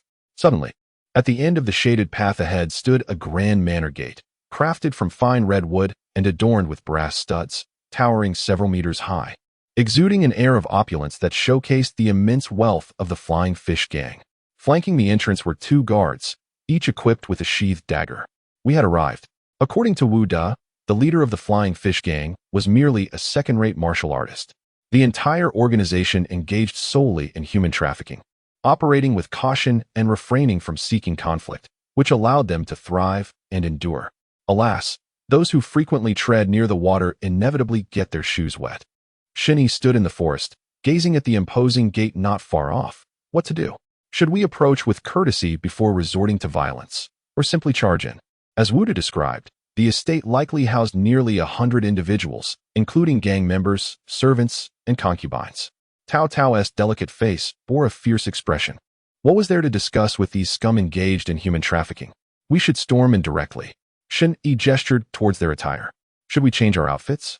Cao Cao paused, recognizing the wisdom in Shen Yi's words. The two rummaged through their bags and donned black garments, masking their faces to reveal only their eyes. Witnessing this, Wu De felt a chill of dread. Their intentions were to eradicate completely. However, he had been rendered mute, only able to emit pitiful whimpers, reminiscent of a lamb awaiting slaughter. Shen Yi pointed towards the distant manor, signaling, "I will make my entrance through the front gate. You will flank them from the rear with this scoundrel, creating chaos within. Capture the leader of the Flying Fish Gang first. I shall strike in approximately 15 minutes." Cao Cao nodded, grasping Wu De by the collar, her figure swiftly disappearing into the thicket. After waiting for what felt like an eternity, Shen Yi deduced that Cao Cao, with her speed, must have reached her position. He then emerged from the foliage, striding purposefully towards the grand entrance. "Halt! Who goes there?" Shen Yi's presence quickly alerted the guards. In broad daylight, a figure clad in black, masked, approached with an audacious stride, signaling ill intent. "Stop!" With a clash of steel, the two guards drew their long blades, brandishing them before their bodies. "I am the harbinger of death." Shen Yi's voice, muffled by the dark cloth, emerged with a gravelly resonance, akin to the whisper of a malevolent spirit. The guards' expressions shifted dramatically. One leaped forward, brandishing his sword, charging at Shen Yi. Shen Yi smirked, stepping forward with a fluid motion. His palm transformed into a fist, resembling an ephemeral shadow. With a thunderous impact, the guard was sent hurtling back at a speed surpassing his initial charge, crashing into the grand gate with a resounding crash, leaving a human-shaped indentation. Kill an insignificant martial artist and gain 1 month of cultivation time. These guards were of such a low caliber that they scarcely compared to the basic soldiers of the local garrison, barely having any martial training. The other guard, stunned, hastily reached for a concealed lever beside the door, pulling the alarm cord with urgency. The urgent clang of bells echoed throughout the estate. The guard attempted to flee, but in the next moment, Shen Yi materialized beside him, grasping his throat and swiftly snapping it with a chilling crack. Shen Yi forcefully pushed open the grand doors. The incessant tolling of bells resonated throughout the entirety of the Flying Fish Gang, signaling an unwelcome intrusion. A multitude of guards, armed with blades and clubs, surged towards the front courtyard, their eyes ablaze with fury, fixated upon the solitary figure of Shen Yi. There was no time for idle chatter. The members of the Flying Fish Gang roared in unison, transforming into a tide of bodies rushing towards Shen Yi. A flicker of exhilaration danced in Shen Yi's eyes. His arms stretched forth like those of a primate, his body slightly hunched, muscles crackling like thunder, resonating in unison. He resembled a drawn bowstring. And then with a swift motion, he surged forth like a meteor plummeting to the earth, crashing into the throng of attackers. The impact resounded with a thunderous boom. Within the confines of an exquisite pavilion in the estate, Peng Lianbiao, the corpulent leader of the Flying Fish Gang, was reclining in a rocking chair, perusing financial ledgers. He was preoccupied with thoughts of the month's anticipated earnings, pondering which officials from the local magistracy and town patrol he would need to appease, and how much he would allocate to his subordinates, with the remainder to be hoarded away in his own vault. The more he contemplated, the more pleased he became. As chaos reigned in the world, those engaged in illicit activities like his own thrived. Suddenly, the clear ringing of the bells interrupted his reverie. Who dared invade the sanctum of the Flying Fish Gang? Rising from his seat, he set aside the ledgers and hurriedly descended from the pavilion. At that moment, a young servant rushed in, panic etched across his face. Upon seeing Peng Lianbiao, he exclaimed in disarray, "Leader, it's terrible. A masked figure in black has breached our defenses." One person, Peng Lianbiao bellowed in outrage, "Where are my men? Are they all incompetent fools?" The servant, trembling with fear, nodded vigorously, "It's no use. That individual is too formidable. Unarmed, he has dispatched our brothers with mere punches and kicks. They have all perished. Our men are too frightened to approach, and many have fled. I just saw him reach the inner courtyard." A wave of alarm washed over Peng Lianbiao. What kind of hero had he provoked? Although he was a second-rate figure in the underworld, he had not engaged in combat for many years, and his actual fighting prowess had diminished significantly. Moreover, judging by the servant's description, even at his peak, he would have struggled to withstand this individual's might. Resolving himself, he turned without hesitation towards the rear courtyard. They would abandon this estate and retreat to the city to evade the impending danger. With the town patrol present, this intruder would surely not dare to act with impunity. The servant hurriedly followed, guiding Peng Lianbiao through the doors. They rushed along the pavilions and corridors, the anguished cries from the courtyard drawing ever closer, akin to a death knell. Peng Lianbiao urged, "Hurry, hurry." The two hastily arrived at the back garden, the exit just within reach. Suddenly, a fierce gust of wind howled by, and a shadow hurtled towards them like a projectile. Peng Lianbiao, possessing at least a modicum of skill, reacted swiftly, seizing the servant beside him and using him as a shield. Bang! The servant felt an immense force crash into him, akin to a small mountain, and immediately spewed blood, losing consciousness. Peng Lianbiao cast the servant aside, only then to discern that the figure that had collided with them was none other than Wu Da. His chest was caved in, ribs shattered, evidently nearing his own demise. Meanwhile, not far from the back door, a menacing figure, clad in black and shrouded in mystery, stood before him. Peng Lianbiao was taken aback. So swift was their arrival? Behind him, a thunderous roar drew ever closer, filling him with despair as he suddenly realized that it was not a single adversary approaching, but two. Chapter 62. Rescuing. With a deafening crash, the wall of the back garden was shattered by two silhouettes. Dust and debris swirled into the air. Shen Yi emerged from the gaping hole, resembling a fearsome beast. He advanced along the central axis, relentlessly pushing through the entrance, completely dismantling the headquarters of the Flying Fish Gang. In total, he had slain over 30 individuals, most of whom were mere inconsequential henchmen. The others were either unskilled servants or had fled at the first sign of danger. Shen Yi glanced at the system panel within his mind. Cultivation, remaining 9 years and 3 months. Each time, he would softly remind himself to remain vigilant and not to succumb to the allure of bloodshed. Raising his gaze, he spotted a corpulent figure in resplendent attire standing in the center of the back garden. Tao Tao stood resolutely at the rear door, with Wu Da's corpse and that of a servant piled together. Tao Tao pointed, declaring, "This is the gang leader, Peng Lianbiao." Shen Yi nodded slightly, stepping forward in a blur, his massive hand extending like a fan. In Peng Lianbiao's eyes, the black-clad man's colossal palm resembled an overwhelming force that threatened to obliterate him, crashing down toward his crown. Should it connect, his brain would surely burst, leading to an irrevocable demise. Peng Lianbiao cried out in terror, "What do you want?" "I beg for my life." Suddenly, the descending hand halted midair, yet the shadow of death loomed ominously above his forehead. Uttering a single misstep, could usher his untimely end. The girl you abducted. Where is she? A flicker of hope ignited in Peng Lianbiao's eyes. I will take you to her. You can take any of them. It's no problem to take them all. Just spare me. With a resounding clap, Shen Yi struck his shoulder, eliciting a frightened shudder from Peng Lianbiao, who found himself unable to utter another word. Lead the way. Shen Yi's command bore an undeniable authority. A dazed Peng Lianbiao shakily raised his hand, pointing toward the corner of the garden where a rockery stood. With a twist of his hand, Shen Yi caused Peng Lianbiao to feel a sharp pain in his shoulder, prompting him to wail as he led the two toward the rockery. Upon reaching its side, Peng Lianbiao turned a conspicuous round stone, and with a thunderous sound, the rockery cracked open, revealing a passage leading underground. Shen Yi nodded slightly to Cao Cao and gave Peng Lianbiao a gentle push. Go, continue to lead. The trio descended through the passage and opened a stone door, entering a spacious dungeon devoid of any special mechanisms. Shen Yi reasoned that it made sense. This was a place for holding captives, not a hiding spot for rare treasures. If too many traps were concealed, they could easily cause unintentional harm. Shen Yi and Cao Cao peered into the interior, illuminated by the glowing orbs nestled against the stone walls, revealing a series of cells partitioned by dirt and rock. Within nearly every cell, 2 or 3 curled figures remained silent, the unfortunate girls abducted by the Flying Fish Gang. Cao Cao directly inquired, "Are there any daughters of the Lu family from the Mud Figurine Alley in Dongji Town?" Her voice echoed down the dim corridor of the prison. The sound reverberated repeatedly, prompting rustling noises from within the cells. The girls, sensing that Shen Yi and Cao Cao did not belong to the gang, began to stand, intrigued by the commotion at the entrance.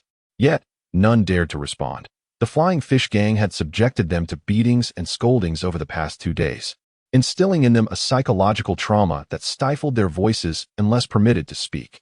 Cao Cao frowned and repeated her question. Peng Lianbiao, feeling a sense of relief, ingratiatingly remarked, "Young hero, the person you seek may not even be here." Just then, a voice as delicate as a whisper emanated from the depths of a cell. "I am here." Cao Cao shot a glare at Peng Lianbiao, swiftly vanishing into the shadows. Shen Yi heard a sharp crack, followed by the sound of chains clinking, indicating that Cao Cao had severed the locks and entered the cell.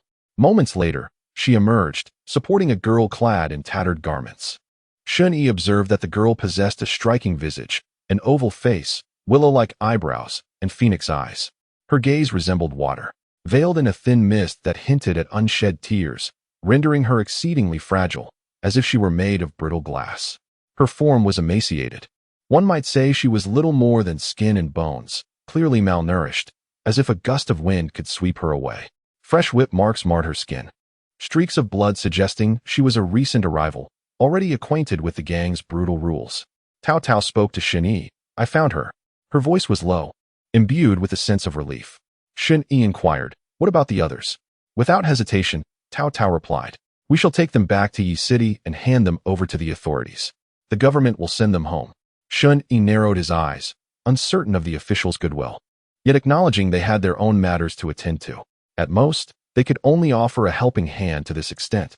Shen Yi opened the doors of the other cells, liberating all the girls, counting them one by one, 21 in total. Cao Cao led the girls back along the path they came, retracing their steps through the secret passage to the back garden. The gentle afternoon sunlight bathed their faces, evoking a sensation akin to returning from another world. Shen Yi, meanwhile, held Peng Lianbiao captive at the rear, standing in the shadows of the hidden chamber. Mere inches away from the warm sunlight, Shen Yi suddenly halted. His grip on Peng Lianbiao's shoulder tightened, causing him to wince in pain. Peng Lianbiao cast a lingering glance at the nearby white light, murmuring, "You never intended to let me go, did you?" Shen Yi nodded, affirming, "Indeed. A person as heartless as you is better suited to remain in the darkness beneath the earth." To this, Peng Lianbiao chuckled softly. He had relinquished any plea for mercy, for he had already discerned Shen Yi's unwavering intent to kill. Naivety. In this world, individuals like me constitute the majority. If one does not act for oneself, the heavens will surely deliver retribution. Shen Yi remarked, "Has it always been this way, thus making it just? I shall follow the dictates of my heart." With a sudden surge of strength, his hand struck. Peng Lianbiao gasped for breath, struggling to utter, "Naive." The yamen. It doesn't even. His neck was brutally twisted by Shen Yi, and with a thud, he collapsed into the darkness. Shen Yi turned, striding purposefully toward the illuminated entrance. With a thunderous sound, the door to the secret chamber sealed shut, entombing Peng Lianbiao's corpse in utter darkness. Eliminated a second-rate martial artist, gained 12 years of cultivation time. Remaining, 12 years and 3 months. Shen Yi emerged from the secret chamber. Cao Cao had already organized the group of young women. While the courtyard lay strewn with corpses, a grim testament to Shen Yi's slaughter. To avoid frightening them, the two of them decided to lead the group out through the back door. Shen Yi directed them along the official road toward Yi City, yet he, along with Cao Cao and the Lu family girl, did not intend to accompany them. Firstly, their large-scale mobilization could easily attract the attention of the authorities. Secondly, the annihilation of the Flying Fish Gang was undoubtedly a heinous act that would draw scrutiny from the officials. Neither Shen Yi nor Cao Cao wished to become entangled in such matters. Thus, they opted not to proceed to Yi City, instead plunging into the depths of the forest.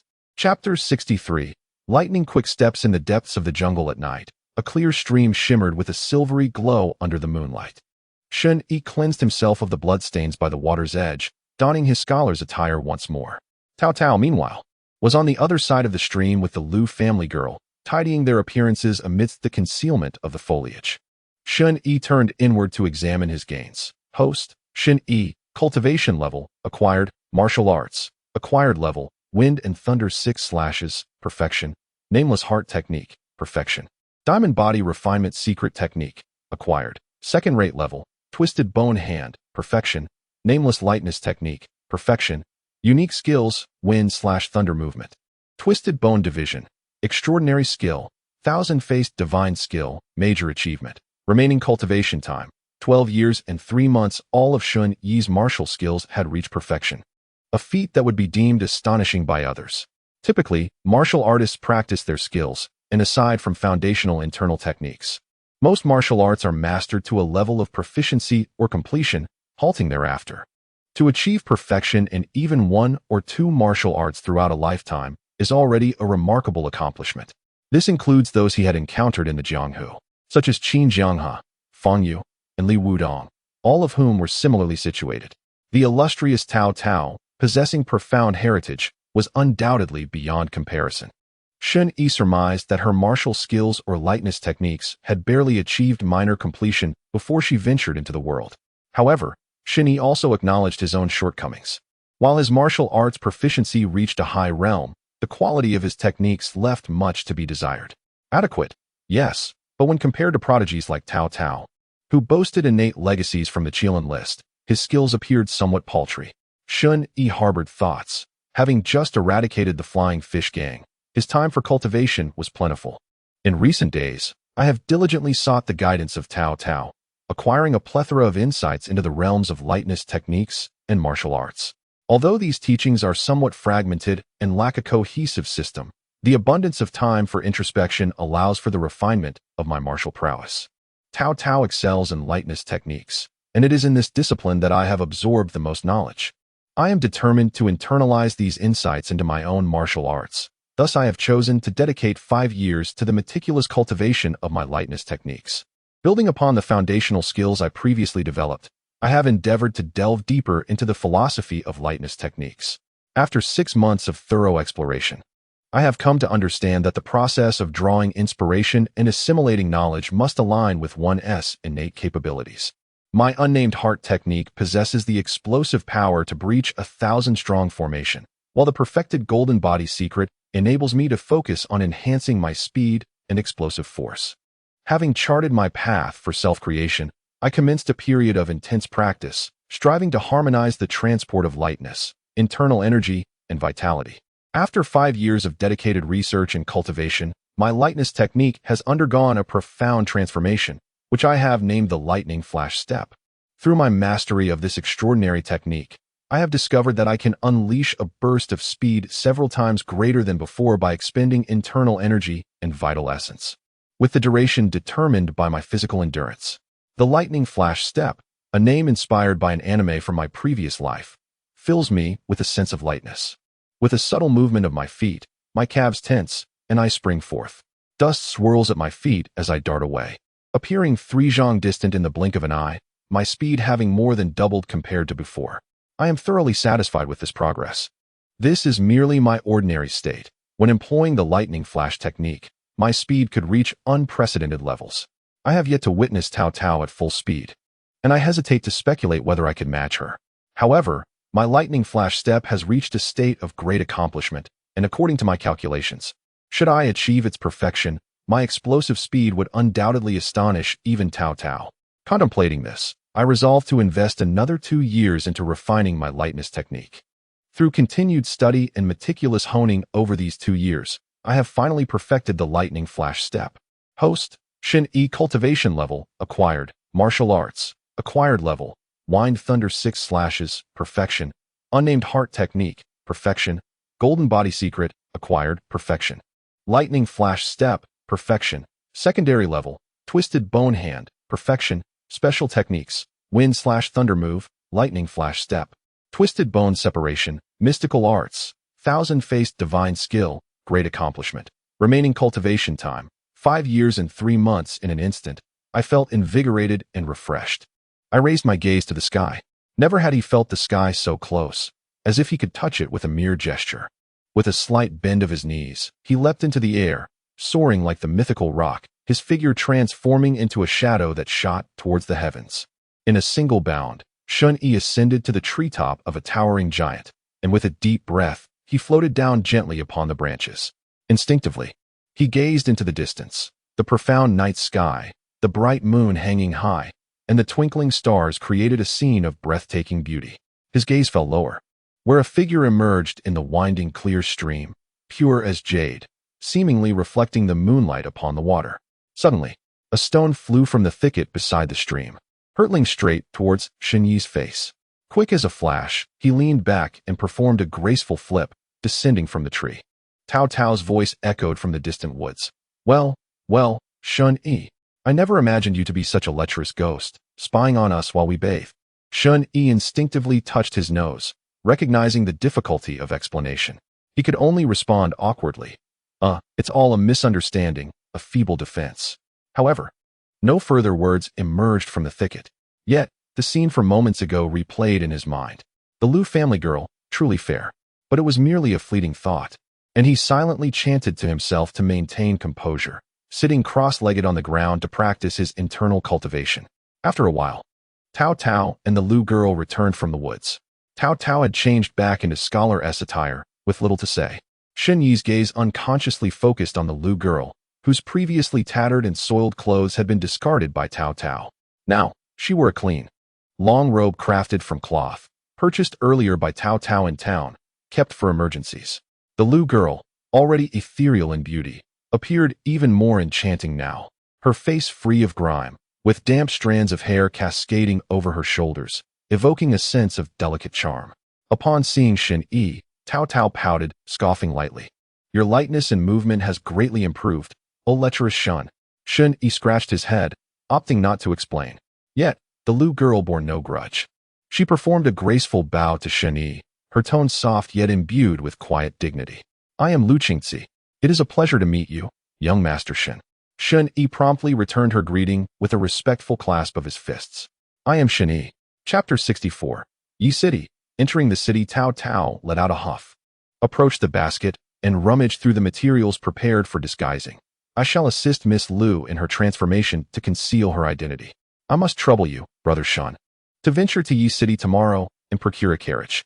Miss Lu's constitution is frail. The journey to the capital is arduous, and it would be best to travel by carriage. Of course, Shen Yi replied decisively, extending his hand towards Cao Cao. Money, please. Although he had funds, having spent his days in the wilderness without opportunity to spend, he still retained a considerable amount from what he had scavenged from the Shen Yi guard and the allowances given by Qin Jianghe. However, this was his personal money. Cao Cao's request was for official business, and he would not use his private funds for that purpose. Cao Cao puffed her cheeks, clearly vexed. She knew Shen Yi had money, and quite a bit of it. Her practiced demeanor upon entering the door immediately assessed the individual before her, discerning whether they possessed any lucrative prospects. She articulated with clarity, Brother Shen, you seem quite discerning. Shen Yi shrugged nonchalantly. Lu Qingzi stifled a giggle, seemingly surprised that the notorious Shen Yi, who had annihilated the Flying Fish Gang, was not devoid of humor. Consequently, the rigid image of Shen Yi as a merciless killer became more animated, easing Lu Qingxi's previously tense nerves. Suddenly, a plump purse arced gracefully through the air, only to be deftly caught by Shen Yi. Cao Cao remarked with irritation, "We must enter the city early tomorrow. Make haste and return promptly. Use any extra coins to procure some food." Shen Yi tucked the silver into his bosom, responding cheerfully that it was no trouble at all. After a long night of toil, the trio felt somewhat fatigued. They soon discovered a relatively clean cave nearby to rest, with Cao Cao and Lu Qingxi inside while Shen Yi positioned himself at the entrance. Listening to the soft whispers and chatter of the two young women within the cave became a form of white noise for Shen Yi, lulling him into a deep slumber. The following day, Shen Yi, unwavering as always, practiced his swordplay at the break of dawn, absorbing the rising purple energy into his body, honing his inner strength, and drawing wisdom from nature to cultivate his intent. According to Cao Cao, those who transcend the realm of external masters with exceptional insight can glean the most profound martial arts from the natural world. However, Shen Yi's foundation was still quite lacking.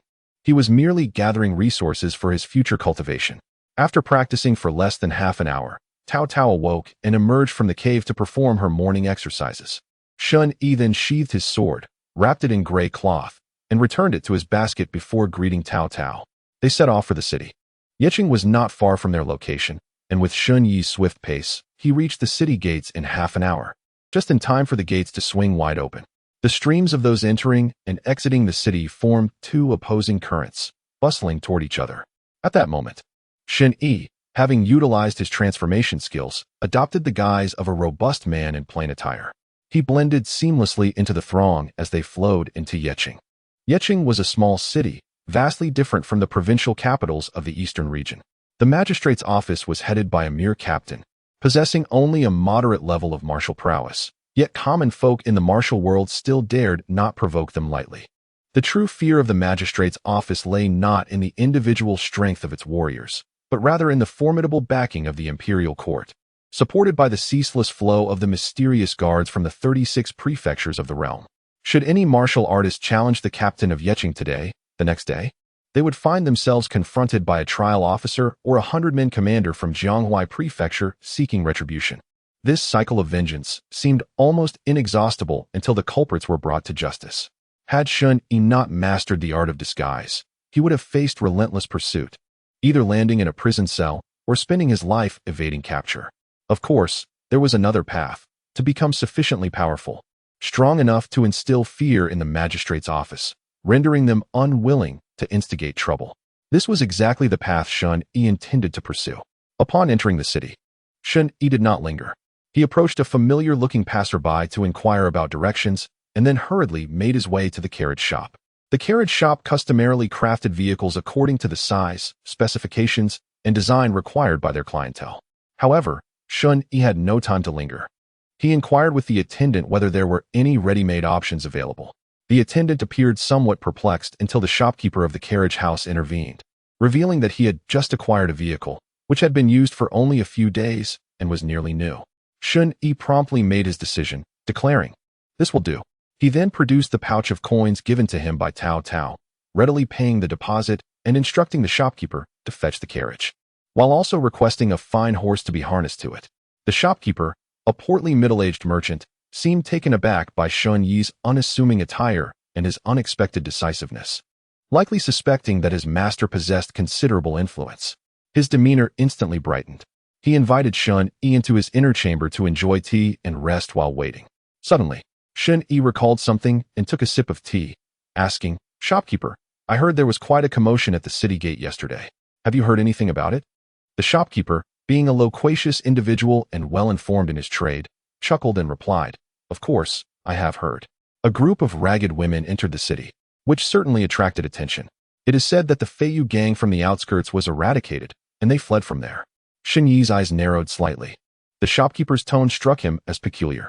Maintaining his composure, Shen Yi pressed on, "What has the government office said? Have you caught wind of any rumors?" The shopkeeper grinned. Although the feudal gang was involved in unsavory dealings, they managed to maintain good relations with the officials in this city. Now that the gang has been destroyed, the officials are undoubtedly furious, immediately ordering their subordinates and the local constabulary to investigate.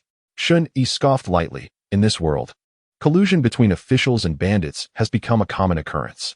The shopkeeper, with an air of calmness, seemed unfazed, stating, "The more chaotic the world becomes, the more vile the hearts of men. Among the officials, corruption runs rampant, and we common folk can only adapt to this environment." Shen Yi raised an eyebrow. "And what of those women?"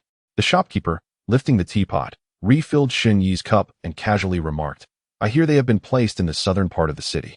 Shen Yi appeared quite surprised. What does the government plan to do with these women? Shouldn't they be sent back home? His words were measured and deliberate.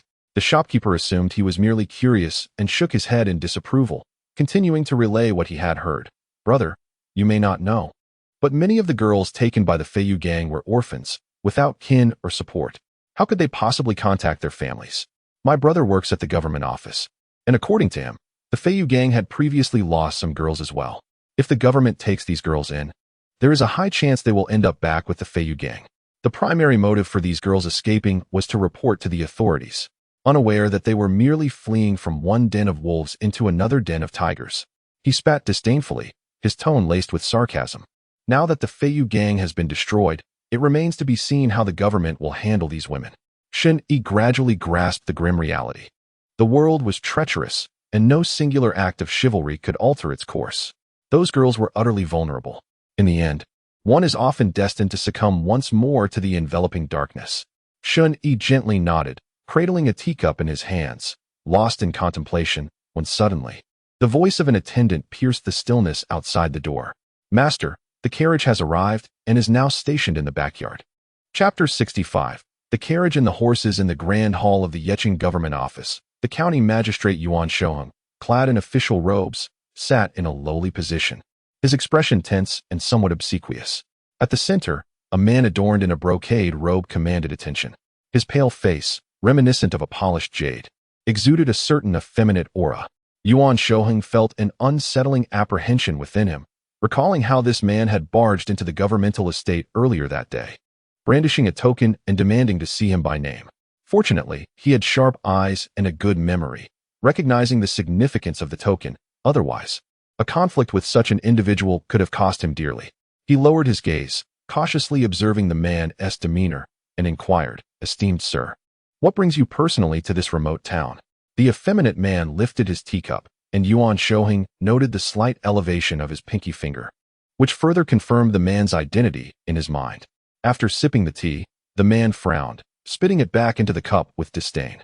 "Ugh, this has a distinctly earthy taste. Truly a backwater place." Yuan Shoheng could only force a smile. "Yeqing is indeed remote, and we have little fine tea to offer. Please forgive us, my lord." Clearing his throat, the effeminate man finally broached the matter at hand. "I have heard that the Flying Fish Gang was eradicated yesterday. Have you sheltered a group of women?" Yuan Shoheng's heart skipped a beat, and he nodded hastily. "Indeed, that is the case. May I inquire as to your purpose?" "My lord," the effeminate man replied, "take me to see them. I am searching for a woman." Yuan Shoheng's eyes widened in realization. He had suspected that the annihilation of the Flying Fish Gang was not without reason. It was unexpected that someone would come seeking answers so soon. Thankfully, he had merely sheltered the women and had yet to decide on their fate. He quickly clasped his hands together. "I shall escort you at once." With that, he called out to the constables, "Prepare the carriage. We are heading to the villa south of the city." Shen Yi drove the carriage, its wheels rolling steadily and the sound of hooves echoing along the cobblestone path. The innkeeper had not deceived him, although the carriage was simple in design. Its wooden finish and materials were relatively new, showing little wear. The innkeeper had also provided a robust black horse, well-trained and obedient, ensuring a smooth ride. Shen Yi felt quite pleased. He had purchased several garments from the fabric store and some provisions from the tavern, which he piled into the carriage before preparing to leave the city. Upon reaching the intersection, two squads of constables in uniform, wielding long blades, suddenly surged forth, dispersing the crowd and clearing a passage. Shen Yi's carriage was directed to the roadside, and he could hear the murmurs of the townsfolk. Judging by the commotion, it appeared the county magistrate was out on inspection. Seated at the reins, with one hand grasping the whip and the other holding the reins, Shen Yi waited patiently, unfazed by the unfolding events. Moreover, the main thoroughfare was obstructed, rendering haste futile. Soon, including Shen Yi, The pedestrians on either side beheld an exquisite carriage rumbling towards them. Accompanied by a white steed ridden by a middle-aged man adorned in a brocade robe, his long beard flowing. A voice of astonishment murmured among the crowd. The county magistrate is actually riding alongside. What illustrious figure might be seated within that carriage? Shen Yi, intrigued, lifted his gaze. He saw Yuan Shouheng, his countenance amiable as he waved to the citizens on either side, though his gestures went unanswered. The curtains of the carriage remained drawn, allowing a glimpse of a tall figure within, a man of fair complexion and striking features. Particularly, his eyes, radiant and intense, scanned the crowd like beams of sunlight, causing none to dare meet his gaze for even a fleeting moment. The effeminate man furrowed his brow slightly. A carriage resting by the roadside naturally drew attention. Yet he noticed a distinctive figure among the crowd, a robust coachman. Their eyes met briefly, and unlike the common folk, the effeminate man discerned no signs of unease or evasion in the coachman's gaze. Instead, it was marked by a tranquil certainty, unperturbed and steadfast. The shift of the coachman's gaze was not a retreat, but rather a natural diversion, as if he had no desire to linger. With a rumble, the two carriages brushed past each other. The effeminate man slowly turned his head, withdrawing his gaze. He paid little heed. In the realm of martial prowess, exceptional individuals were as numerous as fish in the river. A coachman skilled in martial arts was not uncommon, and even his master hailed from a lineage of martial excellence. There was no need to provoke unnecessary attention. Once the county magistrate's procession had passed, the street returned to its bustling state. Shen Yi's eyes sparkled with insight. The perception among martial artists is mutual. He was acutely aware that the individual seated within the recently passed carriage was undoubtedly a master of martial arts. A sense of vigilance arose within him. Although uncertain if the presence was directed at them, caution was always prudent. With this thought in mind, Shen Yi lifted the reins and steered the carriage towards the city gate. On the outskirts of the city, in the forested hills, Cao Cao and Lu Qingzi were impeccably attired, standing by the mountain path, eagerly awaiting. Before long, the sound of a carriage echoed from afar, and soon Shen Yi's carriage approached, halting beside them. Upon glancing, Shen Yi was somewhat taken aback. Lu Qingzi had transformed into a scholarly young gentleman, while Cao Cao assumed the role of a devoted attendant. Cao Cao explained that Lu Qingzi lacked experience in disguise, making the portrayal of a composed and mature young master more suitable. Yet, Shen Yi sensed a deeper reason underlying this choice. It was simple to surmise: identity. Lu Qingzi's status rendered it inappropriate for Cao Cao to masquerade as a servant. Thus, the decision to present him as a young master, while she played the attendant to complement the guise. However, Shen Yi refrained from exposing the intricacies of their situation. He assisted in stowing the book basket into the carriage. As Lu Qingzi settled inside, while Cao Cao mounted a small donkey, with a hearty call, Shen Yi urged, "Go." The carriage resumed its journey, turning down the winding mountain path. The verdant trees cast their shadows, and the air is imbued with freshness. The melodious chirping of birds and the fragrant blossoms fill the atmosphere. On the path, Lu Qingzi inquires of Shen Yi if he has managed to gather any news regarding the escape of the young women from the Flying Fish Gang. After a brief moment of silence, Shen Yi delicately conveys the innkeeper's words, resulting in an ensuing silence between the two. In contrast to those unfortunate souls, Lu Qingzi is fortunate. She has Shen Yi and Cao Cao seeking her, striving to carve out a path for her. Many others, however, find themselves utterly alone. As the innkeeper had stated, in the vastness of the world, they possess no refuge, and ultimately, they may have to succumb to the authorities in their struggle for survival. Shen Yi knows they cannot alter this fate. As Lu Qingzi gazes out from the carriage, her eyes wander over the trees and the azure sky, releasing a soft sigh. What kind of destiny awaits her in the capital? Will it be better or worse? Regardless, her life is destined for a profound transformation on this journey. The wheels roll onward, and the hooves clatter rhythmically as the group ascends from the mountain path to the expansive official road, heading north. Chapter 66. The inn and the beggar. The hooves tread upon the autumn waters, traversing endlessly. Shen Yi and his companions journeyed along the official road for several days, resting at inns or camping in the outskirts each night. This morning, however, the sky unexpectedly began to drizzle. An autumn rain brings a chill, and even the wind seems to carry a melancholic solitude. Shen Yi, adorned with a bamboo hat, navigates the carriage through the rain. Cao Cao has already nestled inside, tethering the donkey to the axle to allow it to follow along. After half a day, the rain intensified. Shen Yi, with keen eyes, noticed a wine banner fluttering by the roadside. Upon closer inspection, he discovered an inn nestled by the rural official road. Approaching through the downpour, he could discern the sign above the entrance, Countryside Inn. The two lanterns at the door emanated a warm, golden glow, offering a rare touch of warmth amidst the dreary weather. There is an inn ahead. Let us seek refuge from the rain, Shen Yi called out. Very well. Cao Cao replied quickly, aware of Shen Yi's arduous task of driving through the rain and the predicament of the horse and donkey trudging along. Shen Yi guided the carriage into the inn's courtyard.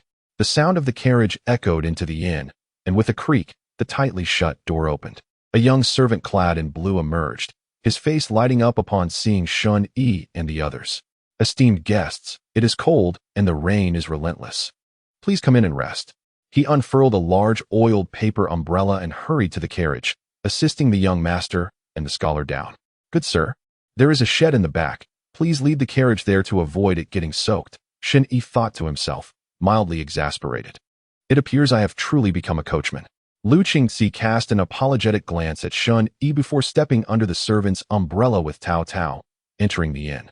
Shen Yi secured the carriage in the back, tethering the black horse and donkey to the trough and adding some fodder before entering through the back door of the inn.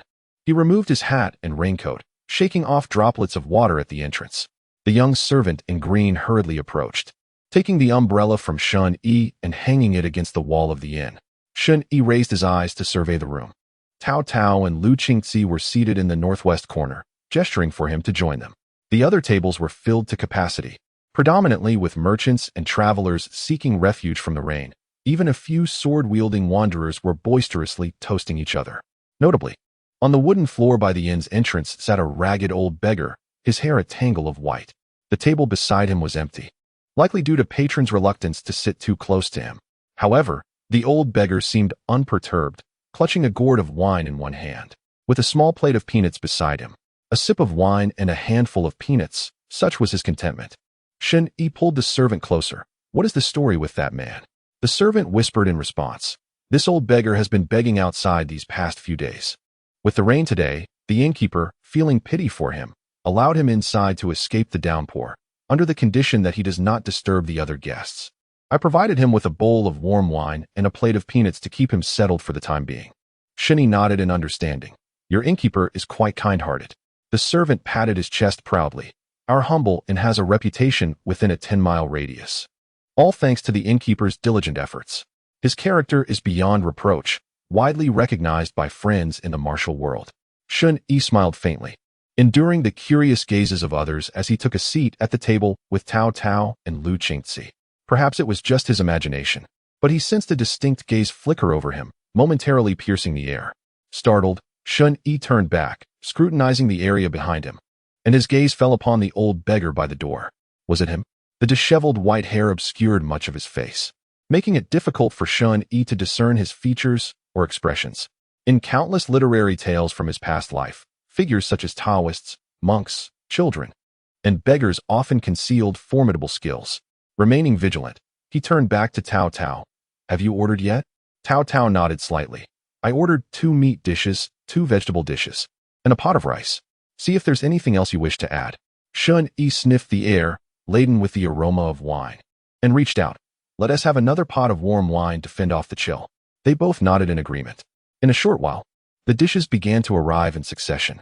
A steaming pot of wine was brought by the servant, along with a small stove. The servant poured a bowl for each of the 3, smiling as he said, Gentlemen, please enjoy at your leisure. The 3 raised their bowls and gently clinked them together. Shen Yi and Cao Cao each downed half a bowl in one go, the warmth rising and effectively dispelling the autumn chill. Though it was not Lu Qingxi's first experience with alcohol, she did not share the same boisterous spirit as Shen Yi and Cao Cao. She merely sipped delicately, and a flush of red crept onto her cheeks. Feeling hungry, Shen Yi hastily urged, Let us eat, let us eat. Suddenly, Lu Qingxi whispered, He is watching us. Shen Yi and Cao Cao turned their gazes in the direction of her voice. Lu Qingxi spoke of the old beggar whose wine had run dry. The empty bottle swaying and tumbling onto the floor, not a drop spilling forth. His gaze fixated on Shen Yi's table, rather than observing them. It seemed he was yearning for the steaming jug of liquor, his nose twitching as he instinctively leaned forward. He was undoubtedly a seasoned drunkard. Zhenfusi, witnessing the beggar's pitiful demeanor, felt a pang of compassion. Stealing a glance at Cao Cao and Shen Yi, she cautiously suggested, "Should we share some with him?" Shen Yi clicked his tongue. "Taozi, what is your perspective?" Cao Cao shot him a disdainful look. "He appears to be just an ordinary beggar." Yet Shen Yi, with a playful smile, remarked, "Since he is an ordinary man, what harm is there in sharing a bit of wine? Invite him to our table, Lu. Feel free to do so." Cao Cao glared at Shen Yi, her cheeks puffed out like a squirrel storing nuts. "You already have a plan in mind, and you're just teasing me here." With Shen Yi's approval, Zhenfusi gathered her courage, lifted the jug, and poured a bowl of warm wine. Approaching the old beggar, she slowly crouched down, offering him the drink. "Sir, I believe you would like this. Here you go." The old beggar chuckled heartily, accepting the bowl. Such a kind-hearted girl, pitying an old vagabond. Quite commendable. Zhenfusi smiled gently. "We have more wine here. If you finish this, I can fetch you another." The beggar raised the bowl and, without hesitation, gulped it down, shaking the empty vessel before grinning widely. "One bowl is hardly enough." He then stood up abruptly, striding over to Shen Yi's table, plopping down with an assertive gesture. "This lad says I can join you." Zhenfusi was taken aback. Her initial impulse was merely to offer a bit of wine to alleviate the beggar's craving. She hadn't anticipated his boldness. Whether Shen Yi's invitation to join was genuine or a jest remained unclear to her. However, it was indeed her act of kindness that had drawn the beggar to them. Onlookers nearby snickered at Zhenfusi, evidently familiar with the beggar's relentless pleas for alms. Yet Shen Yi turned to her with a slight smile. "Why are you dawdling? Come back and enjoy your meal." Chapter 67. An uninvited guest. Zhenfusi turned to witness the old beggar already adeptly wielding chopsticks, devouring the food voraciously. Cao Cao's expression darkened. Shen Yi raised his cup, a smile gracing his lips, quietly observing the beggar as he gorged himself, drinking deeply. Zhenfusi felt a twinge of anxiety. Was she mistaken in her actions, perhaps too freely displaying her compassion? After all, her own survival relied upon the protection of Cao Cao and Shen Yi. With a flutter of unease, Zhenfusi took her seat. Cao Cao, glaring at Shen Yi, noted that in such a brief moment, the old beggar had consumed nearly half the dishes on the table, while the warm liquor dwindled with each bowl he finished. Almost reaching its end, Zhenfusi had barely touched her meal. However, Cao Cao was no fool. Shen Yi's intentions must bear significance. The beggar was certainly no ordinary man.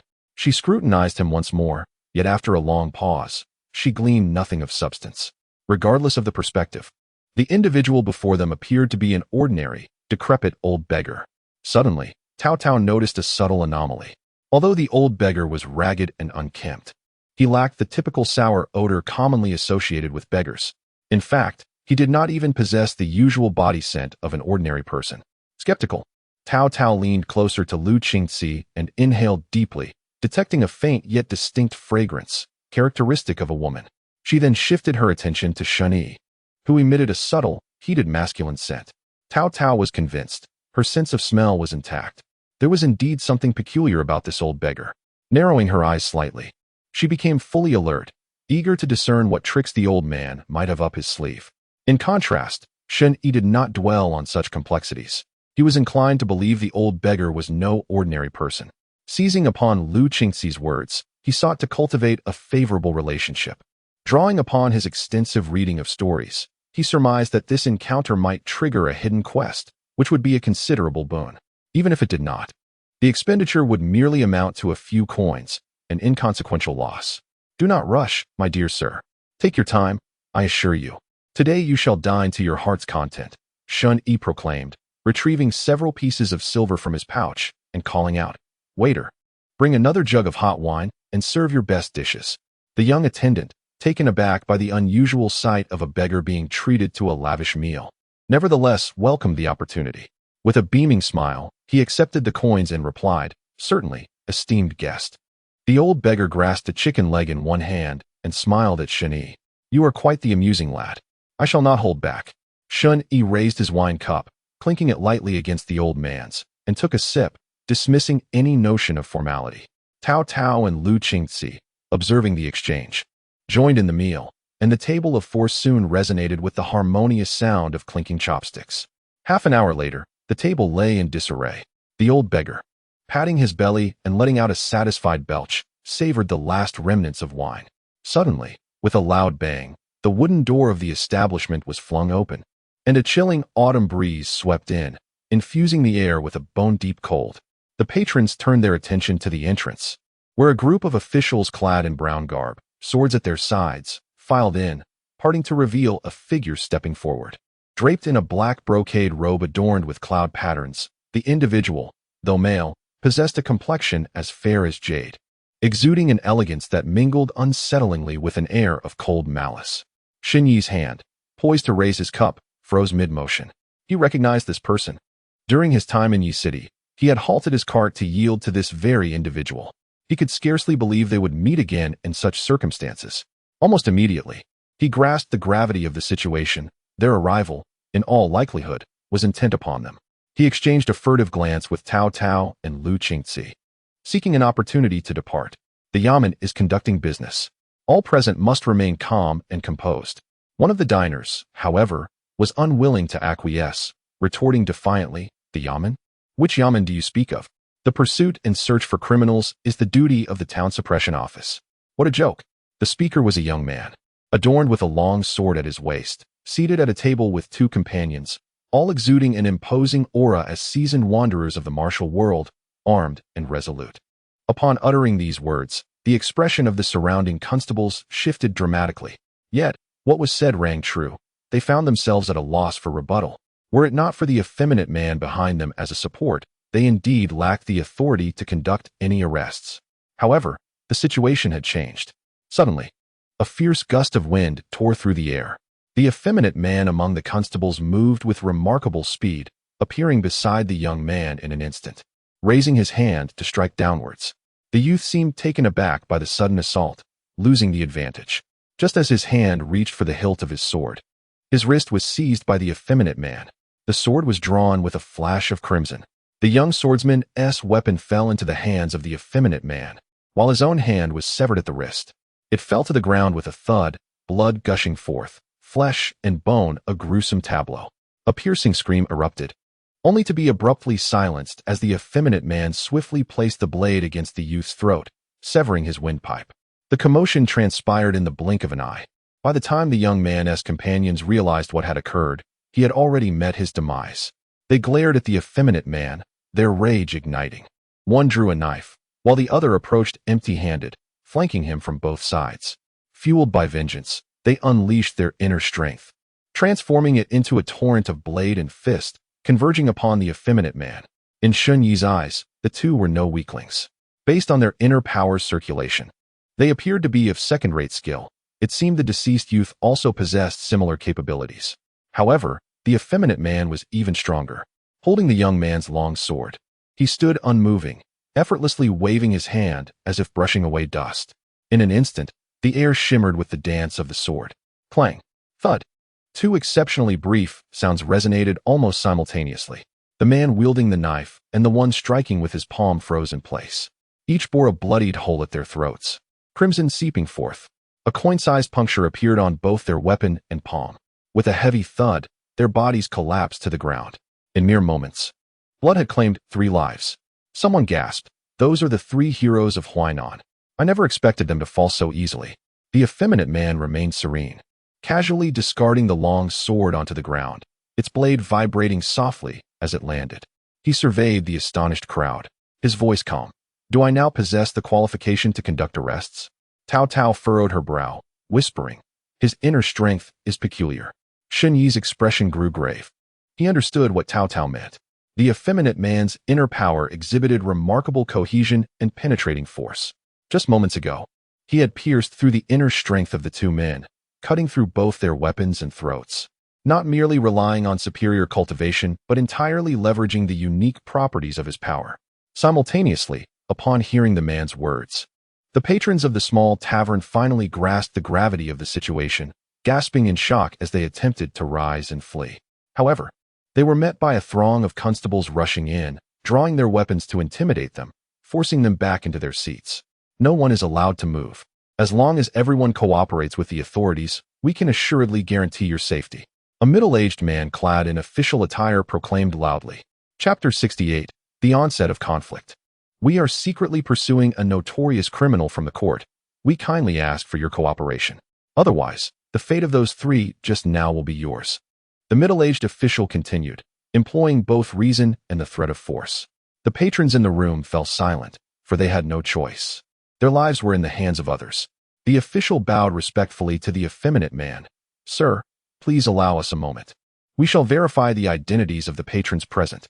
The effeminate man strolled to the only vacant table by the door, seated himself on a stool, and raised his hand. Immediately, a servant who had been hiding at the staircase appeared, eagerly bringing a teapot. He lifted the cup to his lips, taking a sip, while the entire room held its breath, listening to the sound of his delicate sipping. Let us commence. With his approval, the group of officials began their inquiries. Two officials formed a pair, meticulously questioning each table about the names, origins, destinations, and purposes of the individuals present. Shen Yi grasped his teacup, his fingertips tracing the rim, his mind racing. The officials' questions were easily deflected, but the real challenge lay with the effeminate man. As the officials conducted their inspection, the man's eyes, akin to venomous serpents, swept across the room, missing no detail. Shen Yi wondered if he would be recognized. Suddenly, the effeminate man's gaze settled on Shen Yi, lingering for a moment before flickering with a dangerous glint. Shen Yi grimaced. There was no luck. He had been recognized. The man, the coachman, squinted his eyes, narrowing his brow. What a remarkable coincidence. Then, his eyes gleamed. All coincidences foretold an inevitable conclusion. The effeminate man abruptly rose and strode towards Shen Yi and the others. The sound of his footsteps echoed like a morbid drumbeat, slowly drawing nearer. Cao Cao and Shen Yi each held a teacup, remaining inconspicuous, while the old beggar slumped over the table, drunkenly dozing. Lu Qingxi wore the most anxious expression. The man's footsteps seemed to echo in her chest, making her heart race. Under the dim light, the effeminate man's shadow gradually crept over the dining table, enveloping it in darkness. My friend, have we met in Yi City? His voice was soft, high-pitched, like a silver needle piercing the ear. Shen Yi suddenly came to a realization. His face, refined and elegant, bore an expression of understanding. He had likely deduced the effeminate man's identity. This individual hailed from the palace. With a cheerful smile, he replied, Is that so? I do not recall. The effeminate man lightly scoffed, glancing at the others seated with Shen Yi, and said coolly, State your names, your origins, and your purpose for being here. Be forthright. Cao Cao quickly responded, Reporting to you, my lord. We are from Jianghuai, traveling to the capital to participate in the Confucian examination. This is my young master. She pointed to Lu Qingxi and then to Shen Yi. That is my family's coachman, driving the carriage. Oh, the effeminate man's tone rose, clearly filled with skepticism. He slowly leaned closer to Lu Qingxi, asking, Is that so? Then why does this young man's heart race so fervently? Could it be that he harbors a guilty conscience? His words drew the attention of the officials nearby. Eager to ingratiate themselves, two of the officials rushed over, and upon noticing the book basket beside Cao Cao, exclaimed loudly, What is concealed within? Open it. Lu Qingxi's eyes widened. She vaguely recalled that the materials used for her disguise were taken from that very basket. However, Cao Cao remained remarkably composed. She lifted the basket and placed it on the table, stating calmly, Please, go ahead. Her tone was assured, as if she possessed ample confidence to withstand any search. At the effeminate man's nod, the two officials approached to open it. Inside the basket lay a few scholarly robes, some provisions, and several Confucian classics, nothing more. Lu Qingxi's racing heart gradually settled. Shen Yi cast a glance at Cao Cao, admiring her foresight. The bloodstained black attire, the materials for disguise, and Lu Qingxi's old clothing had all been buried by Cao Cao on the outskirts of Yi City, prepared for any encounter with the authorities. Yet, Shen Yi sighed. This was still far from sufficient. Given the effeminate man's manner, they were still a long way from distancing themselves from suspicion. Sir, there is nothing suspicious. The two officials reported with cupped hands. The effeminate man, his gaze indifferent, turned back to his original seat and waved his hand dismissively. Take them back and interrogate them slowly. Shen Yi sighed quietly. It was indeed unavoidable. Yes.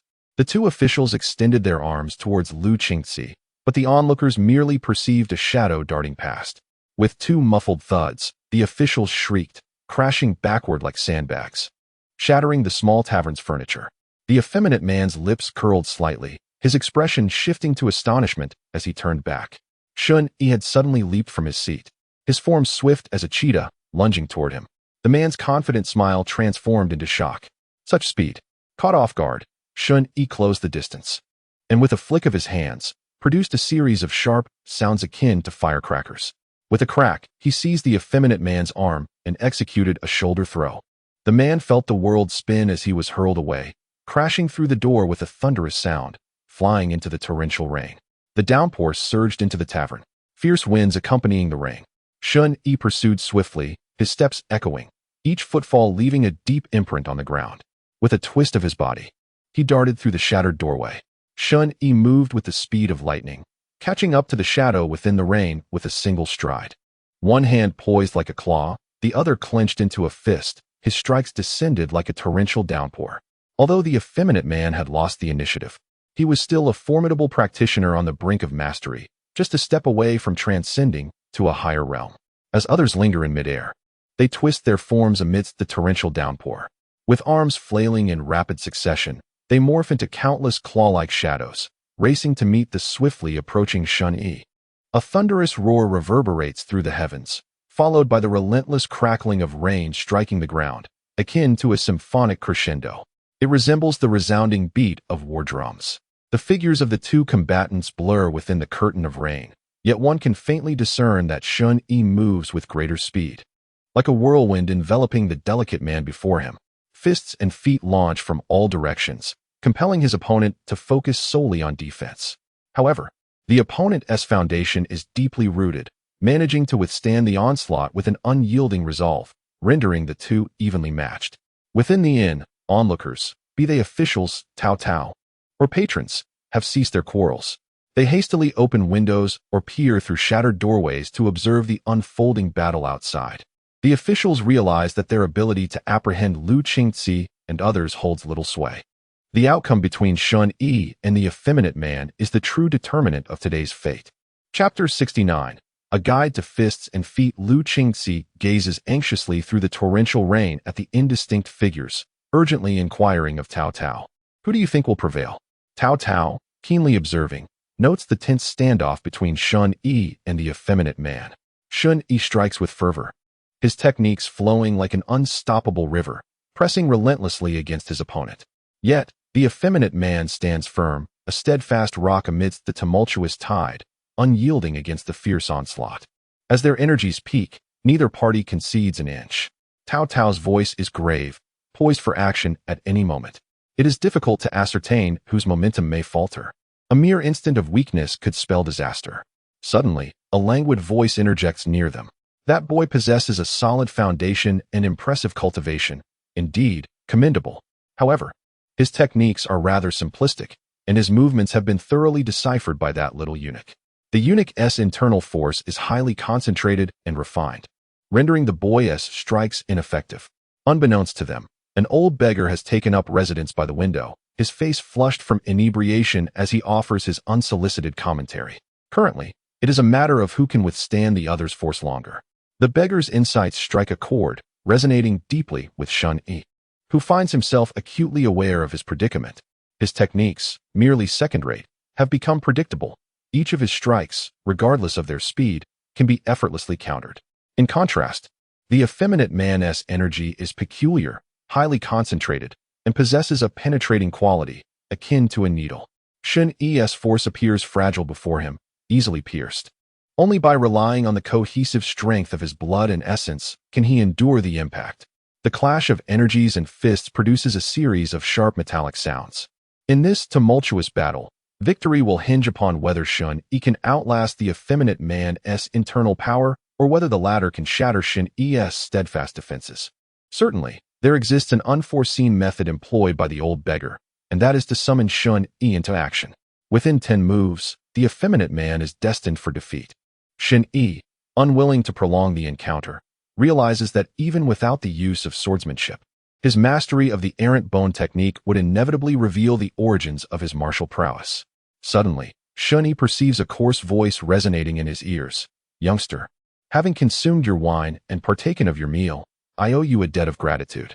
However, Although your foundation is solid, your aptitude is rather ordinary. Thus, I shall not take you as my disciple. I will, however, impart a few techniques as a gesture of goodwill." This voice, penetrating the torrential rain, reached Shen Yi with remarkable precision, indicative of profound internal strength and exquisite control. It was indeed the voice of the old beggar. The opponent was truly a concealed master. Shen Yi momentarily halted his momentum, pondering how the old beggar intended to impart his teachings amidst the chaos of battle. Inside the small tavern, Cao Cao witnessed the old beggar flick his fingers, condensing a forceful wind at his fingertips, which swiftly surged into the rain. Cao Cao was taken aback. Was this the manifestation of condensed qi? Such calmness suggested that the old beggar was a master beyond the realm of external qi. Amidst the rain, Shen Yi heard a subtle sound of air splitting. A forceful energy pierced through the rain, striking his elbow like a bolt of lightning. As Shen Yi executed a palm strike, he felt an unexpected force propelling him forward. His palm's trajectory transformed, sweeping from right to left towards the waist of the effeminate man. Shen Yi sensed a warm current surging through his elbow into his meridians, directing his internal energy, which then erupted from his palm like a tempest. The effeminate man was utterly unprepared for such a sudden change in tactics. By the time he attempted to defend himself, it was too late. With a dull thud, his abdomen was struck as if by a hammer, causing him to stagger back. Propelled a full yard away by Shen Yi's forceful blow, he gazed incredulously at Shen Yi, unable to comprehend how the rudimentary techniques had transformed into something so elusive and intricate. This marked Shen Yi's first instance of suppressing his opponent through technique. Shen Yi, equally astonished, recognized that this method of imparting instruction was utterly unprecedented and required not only exquisite control over internal energy, but also the ability to anticipate Shen Yi's movements without any form of communication. In essence, the old beggar had thoroughly grasped Shen Yi's capabilities. If the two were to engage directly, Shen Yi would surely be defeated in a single move. However, it was the effeminate man who now found himself at a disadvantage. Understanding the old beggar's method of guidance, Shen Yi wasted no time and launched a relentless assault on the effeminate man with a flurry of punches. Utilizing the errant bone technique's 12 forms, Shen Yi unleashed a torrent of strikes, each unique and relentless.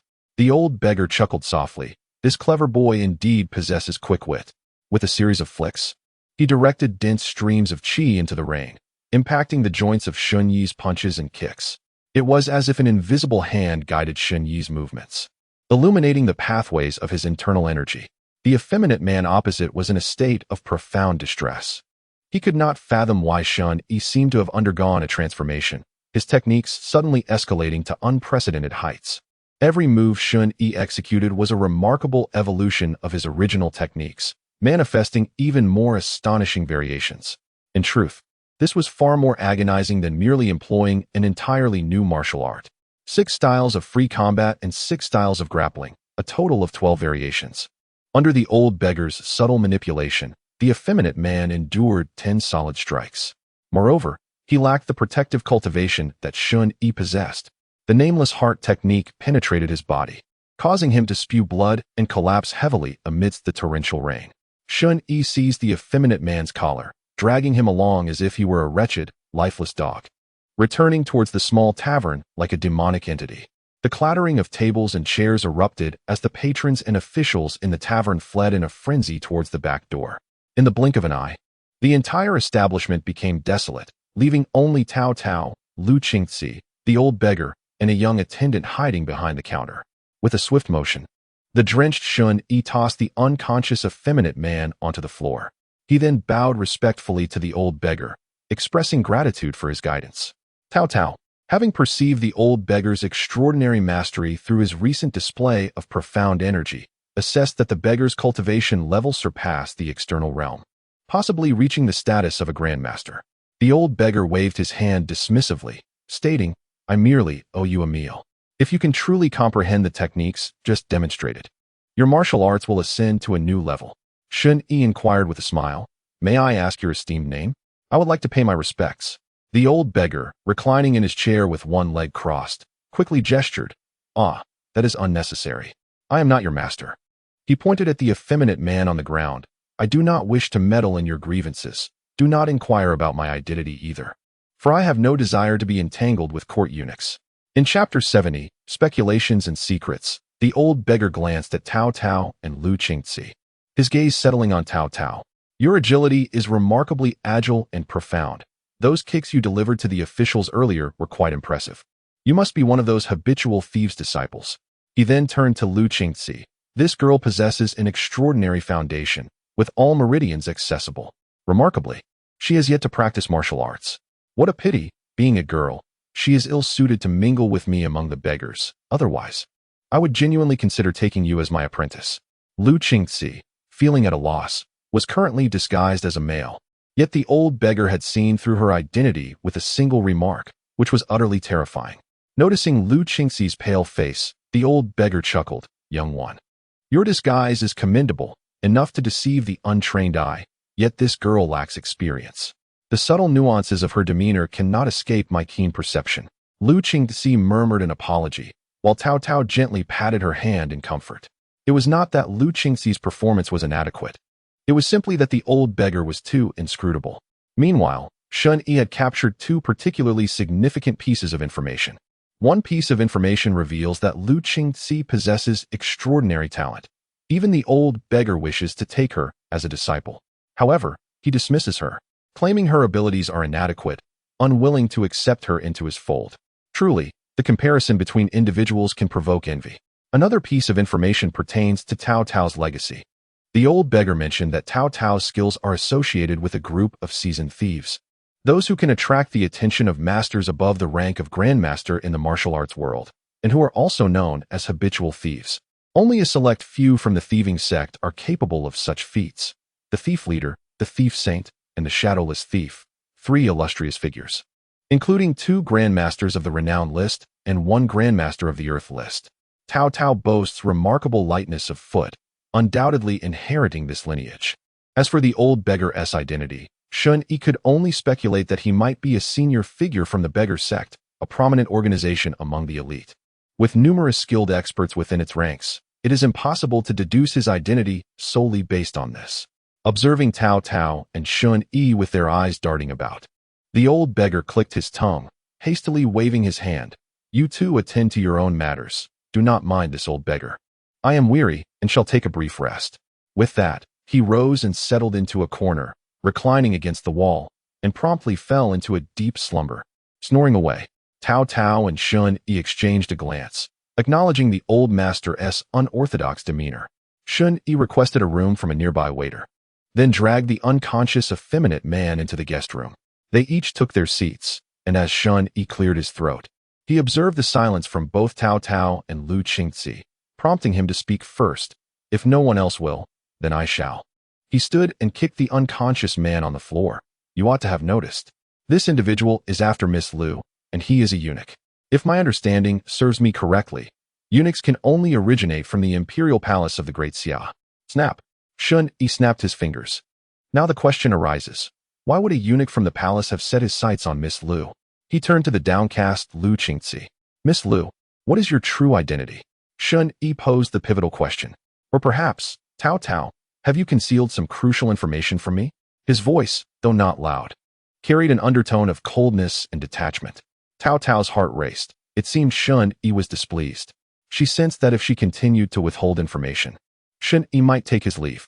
In truth, he would not abandon this transaction lightly, for the essence of innate cultivation is of utmost importance. Unless faced with life-threatening circumstances, he would not relinquish it. His stern demeanor was merely an attempt to elicit a reaction from Cao Cao and Lu Qingzi, and it appeared to be effective. Lu Qingzi's downcast gaze, hands clasped, exuded a pitiable aura as she occasionally stole glances at Shen Yi and Cao Cao. With a soft sigh, Cao Cao finally spoke. "Miss Lu is the daughter of the Duke of Dingbei, who has been forced into hiding. The Duke has a history of conflict with the Eastern Depot, so it is not surprising that palace figures would take an interest in her.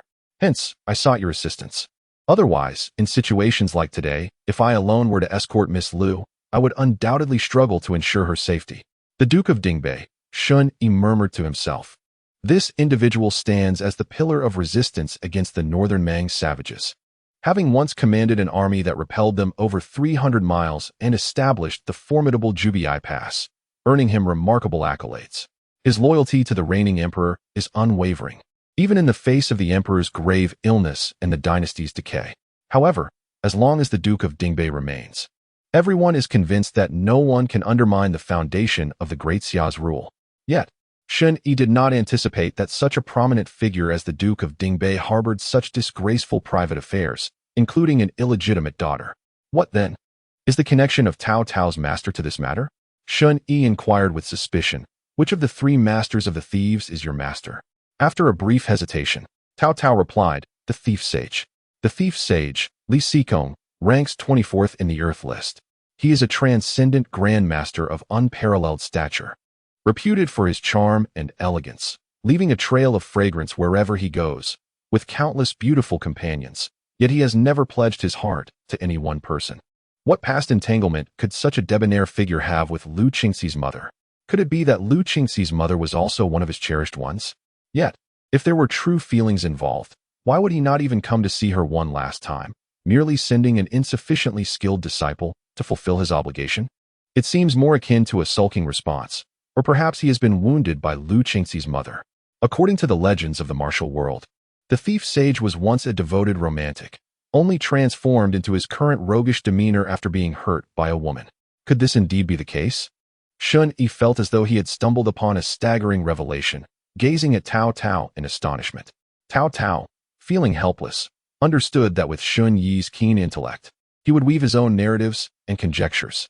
In truth, her master had merely mentioned a past connection with Miss Lu's mother during his youth, requesting her to accompany his daughter to her former rival's household, who happens to be an illegitimate child.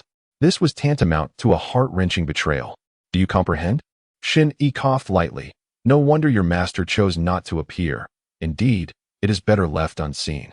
Lu Qingxi appeared contemplative, uttering little more. After all, upon reflection, her mother bore culpability in this scenario. Shen Yi kicked the eunuch at his feet, asking how to deal with him. Cao Cao pondered. We should interrogate him. Shen Yi half squatted down, channeling a surge of internal energy to awaken the effeminate man from his unconscious state. The man stirred awake, his 6 dark eyes fixed upon Shen Yi. The overwhelming pain from his shattered bones and joints surged like a relentless tide, causing him to cry out in agony. Shen Yi grinned. Speak, who sent you? I might consider granting you a swift end. The effeminate man merely paused momentarily, then shrieked, You dare? Do you know who I am? I am from the Eastern Depot. Shen Yi bluntly interrupted the effeminate man. I could tell you were from the moment you entered the inn. The effeminate man, choked and enduring excruciating pain, furiously declared, If I die here, the Eastern factory will not spare you. Shen Yi scratched his ear and retorted, Spare me the cliches. Let us speak of something substantive. He extended a finger and gestured. Who sent you? Are there others involved? What is your purpose? This time, Shen Yi spoke slowly, yet his tone was chillingly cold. The effeminate man sensed the palpable aura of impending death in his voice. He realized that the reputation of the Eastern factory held little sway here. He glanced up at Cao Cao and Lu Qingxi. It was rumored that the Duke of Dingbei had an illegitimate daughter in Jianghuai. Could one of you be her? Cao Cao nodded in affirmation. The effeminate man chuckled. So it is truly you. His intuition was correct, yet he was outmatched. Shen Yi frowned as the effeminate man evaded his inquiries. He seized the man's wrist, unleashing his internal energy, gripping it tightly as if grinding it.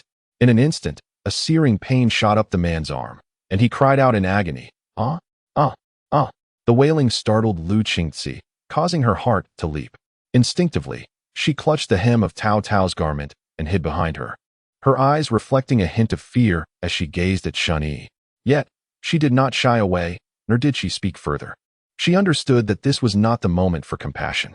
Shen Yi coldly stated, You will answer my questions. Otherwise, I shall not hesitate to allow you to experience the sensation of every bone in your body being crushed before you die. The effeminate man immediately cried out in pain. I have no accomplices. Master Cao sent me alone to investigate. My orders were to find the whereabouts of the Duke of Dingbei's illegitimate daughter.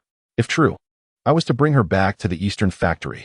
The effeminate man's face turned pale, cold sweat pouring down as he rapidly divulged Shen Yi's inquiries. Shen Yi nodded, slightly loosening his grip, and continued, From where does your information come? Why has there been no action until now? The effeminate man grimaced, the pain so intense that he had bitten his tongue, blood seeping from his mouth and staining his luxurious collar. Despite this, he clung to a flicker of hope for survival, tremblingly asking, "If I tell the truth, can I live?" Shen Yi remained silent. This was, of course, impossible. Allowing him to live would pose endless troubles for Shen Yi and his companions. The effeminate man understood this, yet he still refused to relinquish hope. "I can only promise you a swift end, to spare you from further torment." The effeminate man paused, then let out a hollow laugh. "Master Chao and the Duke of Dingbei are at odds. He surely has spies infiltrating the Duke's residence, and the information comes from there." Shen Yi comprehended. Lu Qingxi's mother intended to return the child, naturally needing to inform the Duke of Dingbei, which allowed the news to circulate clandestinely. The effeminate man collapsed to the ground, murmuring, "Is there anything else you wish to ask? Please, grant me a swift end." His voice carried a note of resignation and weariness. Shen Yi turned to Tao Tao and Lu Qingxi. Both shook their heads. The information imparted by the effeminate man was anticipated, merely further substantiated. A thunderous roar erupted outside. As the rain intensified, relentless in its downpour, Shen Yi rose and declared, "I shall take him out for disposal." The rain was torrential, and even if pursuers were on the trail, they would not arrive immediately. He seized the effeminate man, brushed aside the window with a swift motion, and leapt through, soaring into the vast curtain of rain. In the small inn's first floor, an old beggar, deep in slumber, stirred slightly, then turned over, continuing to snore like thunder. The autumn rain fell continuously, relentless. Shen Yi, carrying the effeminate man, dashed into the depths of the nearby thicket. After about a quarter of an hour of swift movement through the rain, he found a clearing among the trees.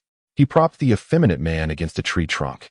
Soaked to the bone, the man's breath was erratic as the torrential rain beat upon him, seeping into his wounds, sending sharp pangs throughout his body. "Kill me. What are you waiting for?" Shen Yi crouched slightly, a grin spreading across his face as he inquired, "What internal cultivation method do you employ?" Indeed, from their earlier confrontation, Shen Yi had coveted the effeminate man's internal skill, its impressive penetrating power and highly concentrated energy. Even faced with the formidable energy of his own unnamed technique, it could pierce through like a dagger through paper. Should his internal energy possess such characteristics, the lethality of his swordplay would ascend to a new echelon. The effeminate man widened his eyes. "You wish to learn my internal skill?" Shen Yi nodded affirmatively. "This is the last matter. Teach me, and I can grant you a swift end." The effeminate man recognized the unspoken implication in Shen Yi's words. Refusal would lead to a fate worse than death. Suddenly, he burst into raucous laughter, unabashed. "This technique is the core secret of our Eastern Bureau, requiring castration for practice. What good would it do to teach you? Come, I would love to see if you would forsake your manhood for a mere technique." "Ha ha ha." Shen Yi's gaze sharpened. This was unexpected. Nonetheless, it mattered little. He would obtain it first. Even the Sunflower Manual must hold some merit. "Speak freely. Whether I practice it or not is my own affair." Despite the excruciating pain coursing through his body, the effeminate man continued to laugh heartily, as if knowing that this fleeting joy would be enough to accompany him to the afterlife with a smile. "Very well. Listen closely." A quarter of an hour later, a deafening roar echoed as the autumn rain poured down and thunder crashed. Rain mixed with the blood flowing from the man's lifeless eyes and pale visage. He had perished. Shen Yi delivered him to liberation. Martial arts, fragment of the mysterious secret classic, quality, innate, realm, uninitiated note. To practice this skill, one must first undergo castration, condensing a stream of mysterious energy, allowing for the spontaneous generation of internal energy, with subtle divine abilities within. Drenched to the skin, Shen Yi stood in the rain-soaked thicket, feeling an absurdity wash over him. The long-sought innate secret method had been acquired almost inadvertently. Yet the cost was merely a few inches of flesh. As the effeminate man stated, this secret manual was indeed authored by the masters within the palace, making it most suitable for the eunuchs to cultivate. If Shen Yi wished to attain the innate realm through this, he would first need to become a eunuch. Shen Yi shook his head, as he had no intention of doing so for the time being. Setting aside the fragmented pages of the Shen Yi secret classic, he immediately resolved to devote his 3 years of secluded training to the martial arts of fists and kicks. The old beggar's insights into the technique of the twisted bone hand remained vividly etched in his memory. He aimed to seize this moment and with fervor, elevate the twisted bone hand to a higher echelon. Chapter 72. On the road. You recall the intricate details imparted by the old beggar regarding martial techniques, the art of internal energies eruption, and the transitions of moves, as if they were before your eyes.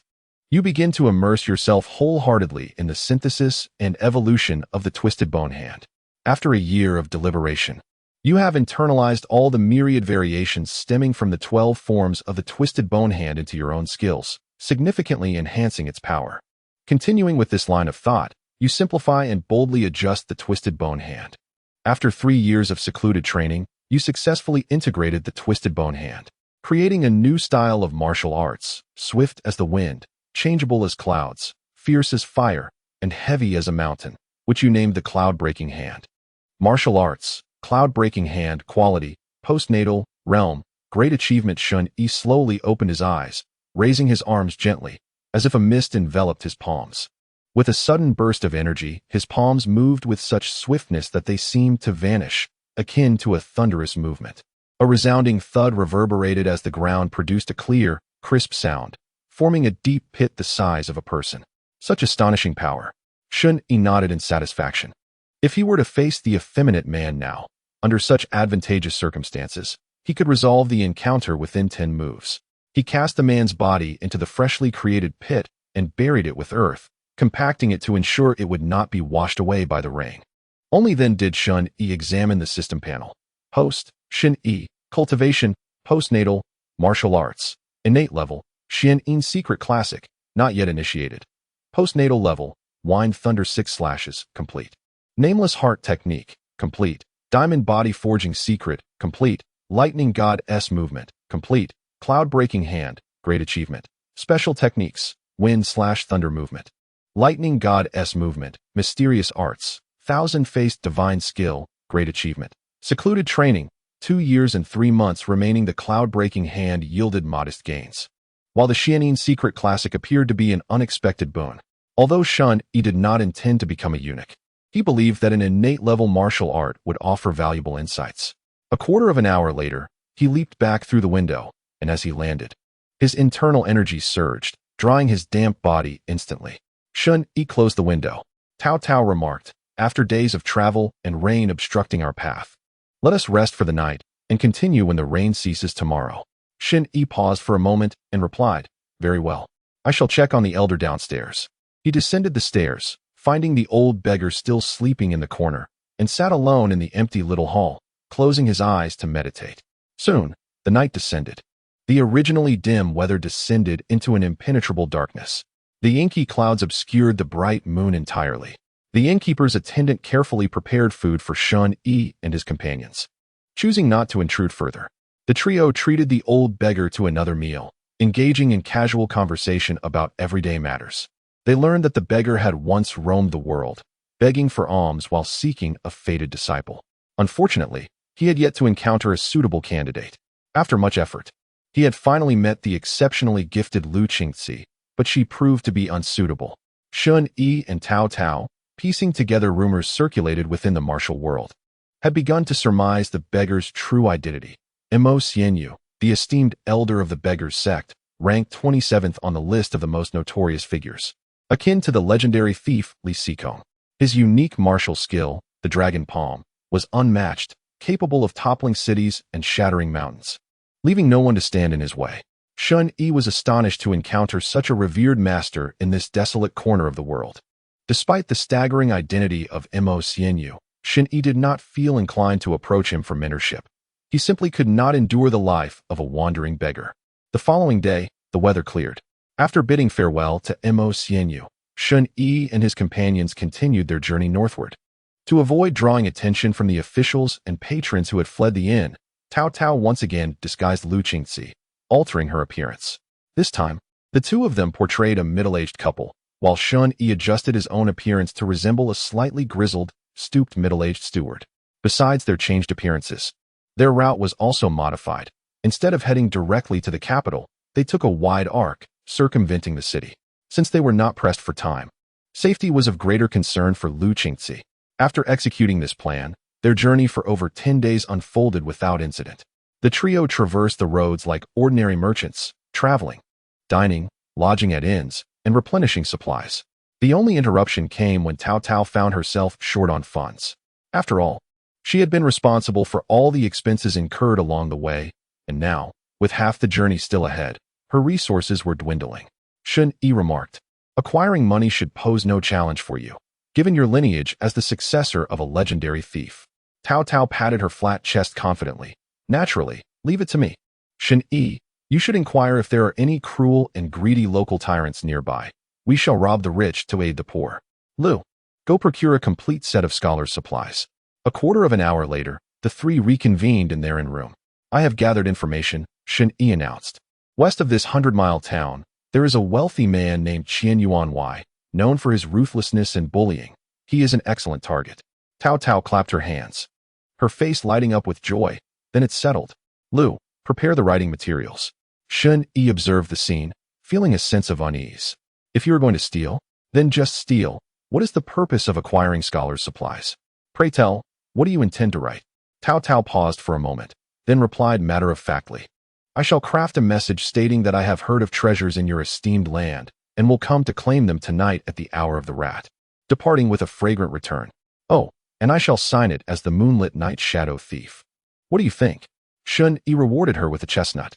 This girl, with her straightforward demeanor, was quite the lively spirit, yet, at that moment, she seemed to be a bit too brazen. A soft chuckle escaped Lu Qingzi as she covered her mouth. Cao Cao, hands pressed against her forehead, erupted in exasperation. "Shen Yi, what are you doing?"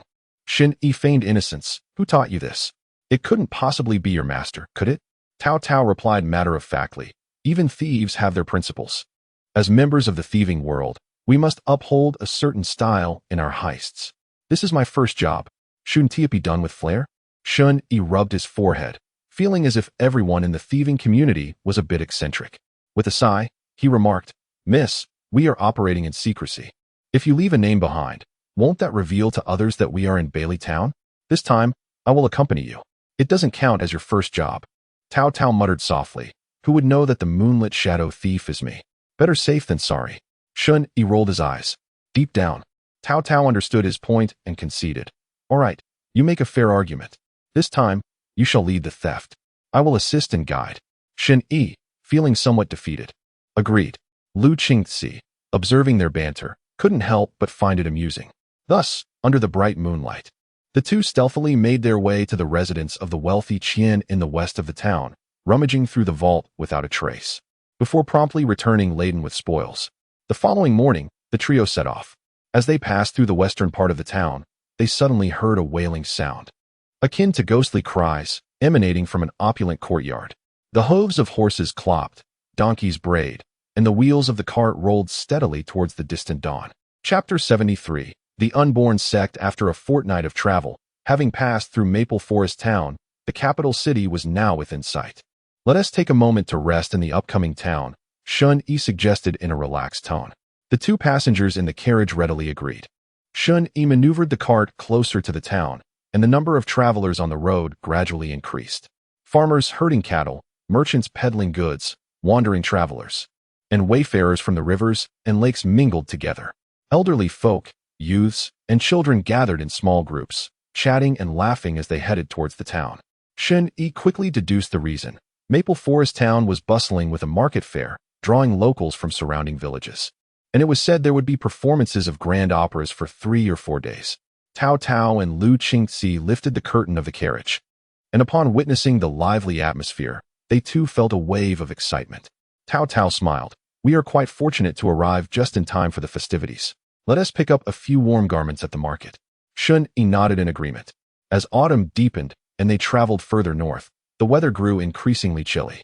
While Shen Yi and Cao Cao were fortified by their inner strength, rendering them largely unaffected by the cold, Lu Qingzi was not so fortunate, despite donning several layers.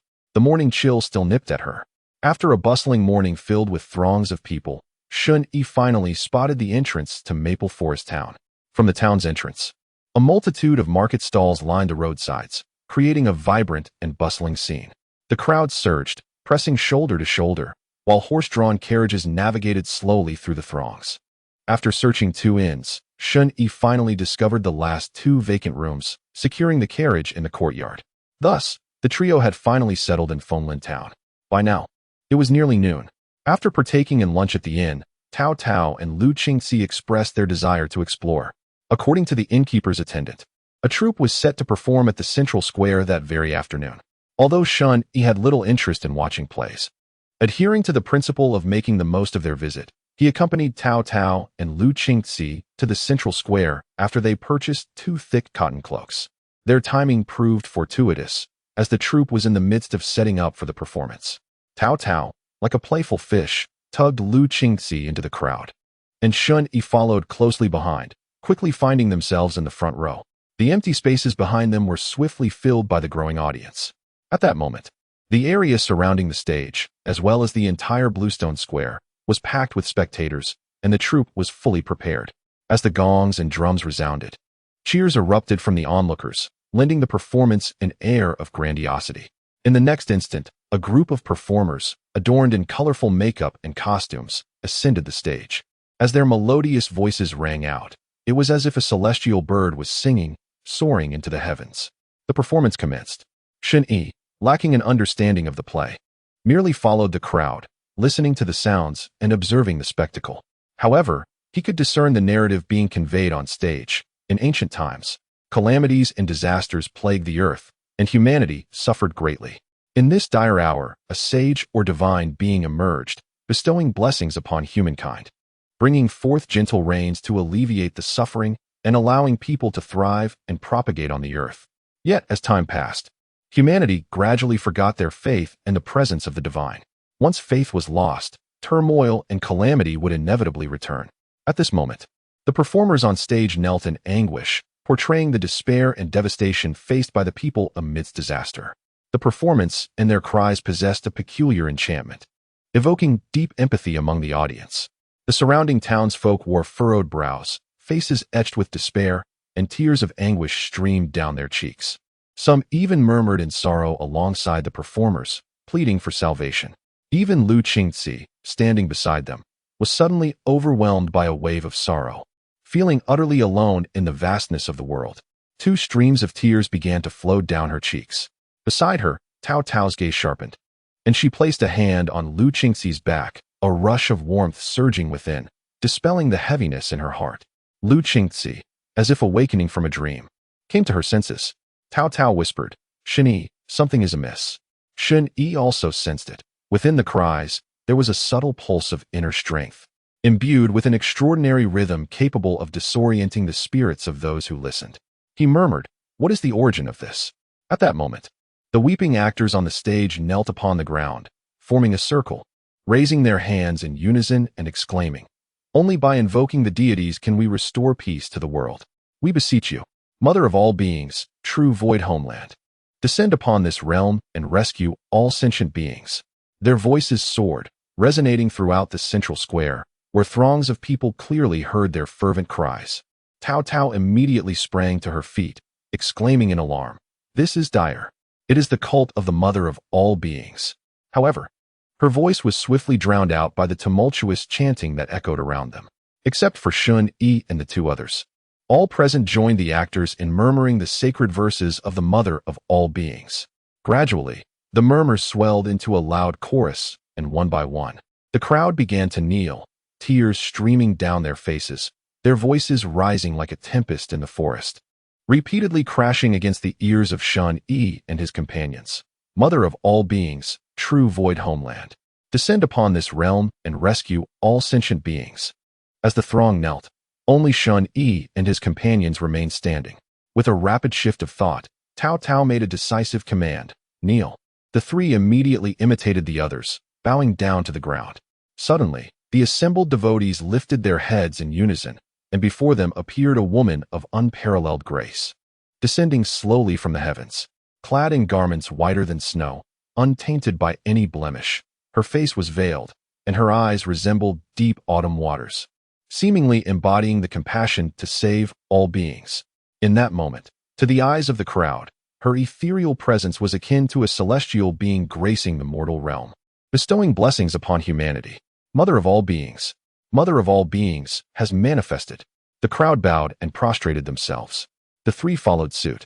Cao Cao whispered to Shen Yi, The cult of the mother of all beings deceives the heart and manipulates faith. It belongs to the ranks of the demonic sects and is a notorious cult. In recent years, as the situation has grown chaotic, they have garnered followers in remote villages beyond the reach of the court, their influence expanding, making them a primary target for government suppression. Shen Yi, growing increasingly uneasy, continued to bow while pondering the situation. He replied through thought, "There's something amiss, Tao Tao. If what you say is true, this is the heart of the capital. The cult of the mother of all beings is audacious to preach here. Do they not fear the local authorities descending upon them with force? Unless they have ulterior motives." Tao Tao's once vigilant heart tightened in sudden realization. "Are you suggesting?" Shen Yi interjected swiftly. "They are coming for us." Just then, an actor on stage sang in a dramatic tone, "Evil spirits have infiltrated, seeking to corrupt the true void homeland. Everyone, seize them on behalf of the mother of all beings. Embrace the true void." Shen Yi and his companions looked up to see a priestess on stage, wielding a three-ringed staff, pointing directly at them. The surrounding townsfolk, prostrate on the ground, suddenly turned their heads in unison, fixating their gaze upon them. A sight both eerie and unnerving. Shen Yi felt his inner strength surge like a tidal wave, and he declared in a deep voice, "Run." Chapter 74, The True Form Revealed. Just as Shen Yi shouted, the atmosphere shifted dramatically. The surrounding populace resembled wild beasts, prostrating themselves and suddenly lunging towards the three individuals. Shen Yi stamped his foot with fervor. The inner strength of the nameless heart technique surged forth with the intent to break the formation, pouring into the ground like an unstoppable tide. Boom! A shockwave radiated from Shen Yi, forming an invisible barrier that sent the onrushing throng crashing back as if colliding with an unseen mountain. The air was filled with anguished cries as they were thrown off balance and fell to the ground. Tao Tao, quick-witted and agile, swiftly caught hold of Lu Qingzi's arm, channeling her energy so that both of them became as light as feathers. In an instant, they leaped into the air, rising above the chaos. Although Lu Qingzi was untrained in martial arts, she could not resist Tao Tao's exceptional lightness, as Tao Tao deftly maneuvered them over the heads of the encroaching crowd. In the blink of an eye, they had escaped the sea of bodies. "Ah, capture them." The shaman on the stage danced frantically, gesticulating wildly.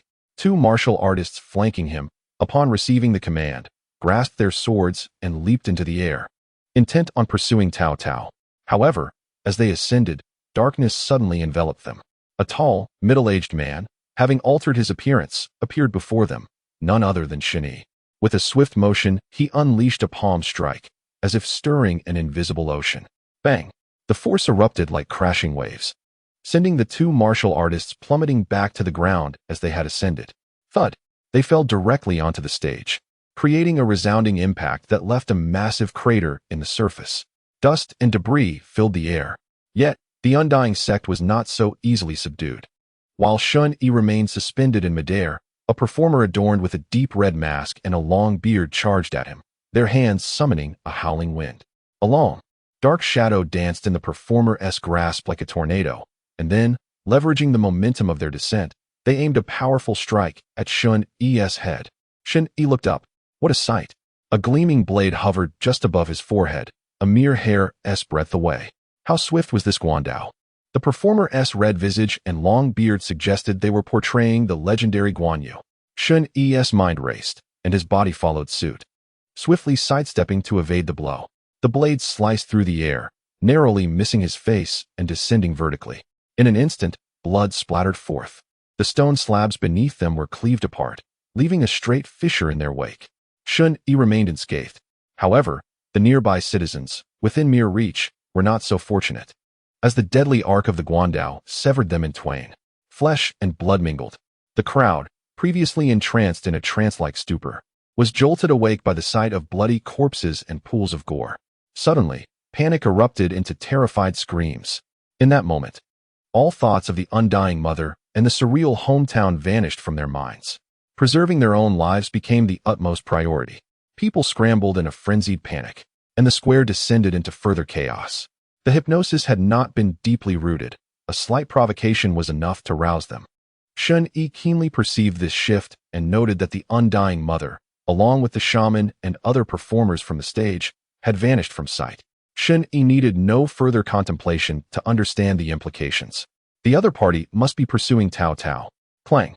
The blade danced with a fierce precision, casting layers of shadow akin to a mountain collapsing or a tsunami surging forward. Beside the flushed-faced second Master Guan, two martial artists wielding long swords approached from the side, attempting to sneak in a strike while Shen Yi was distracted. Without hesitation, Shen Yi swiftly dodged, leaping off the ground with a sudden burst of speed, propelling himself away into the distance. The strength of second Master Guan was formidable. His blade's momentum was as overwhelming as a landslide. His internal energy had been honed for decades, standing on the threshold of the innate realm, possessing a depth of skill that surpassed Shen Yi's. Not to mention, he had two companions assisting him. This was not the time for a prolonged battle. The safety of Lu Qingci was uncertain. Pursuing while seeking an opportunity was the prudent course of action. Shen Yi moved with incredible speed, executing the lightning movement technique, akin to a shadow darting to the street's edge, startling even second Master Guan. Observing the bewildered expressions of second Master Guan and the two martial artists, Shen Yi halted, spreading his palms and beckoning Guan. Come on, chase me. Such provocative behavior was utterly audacious. Second Master Guan spat in disdain. You two go meet with the Saintess. I shall not rest until I have dealt with this brat.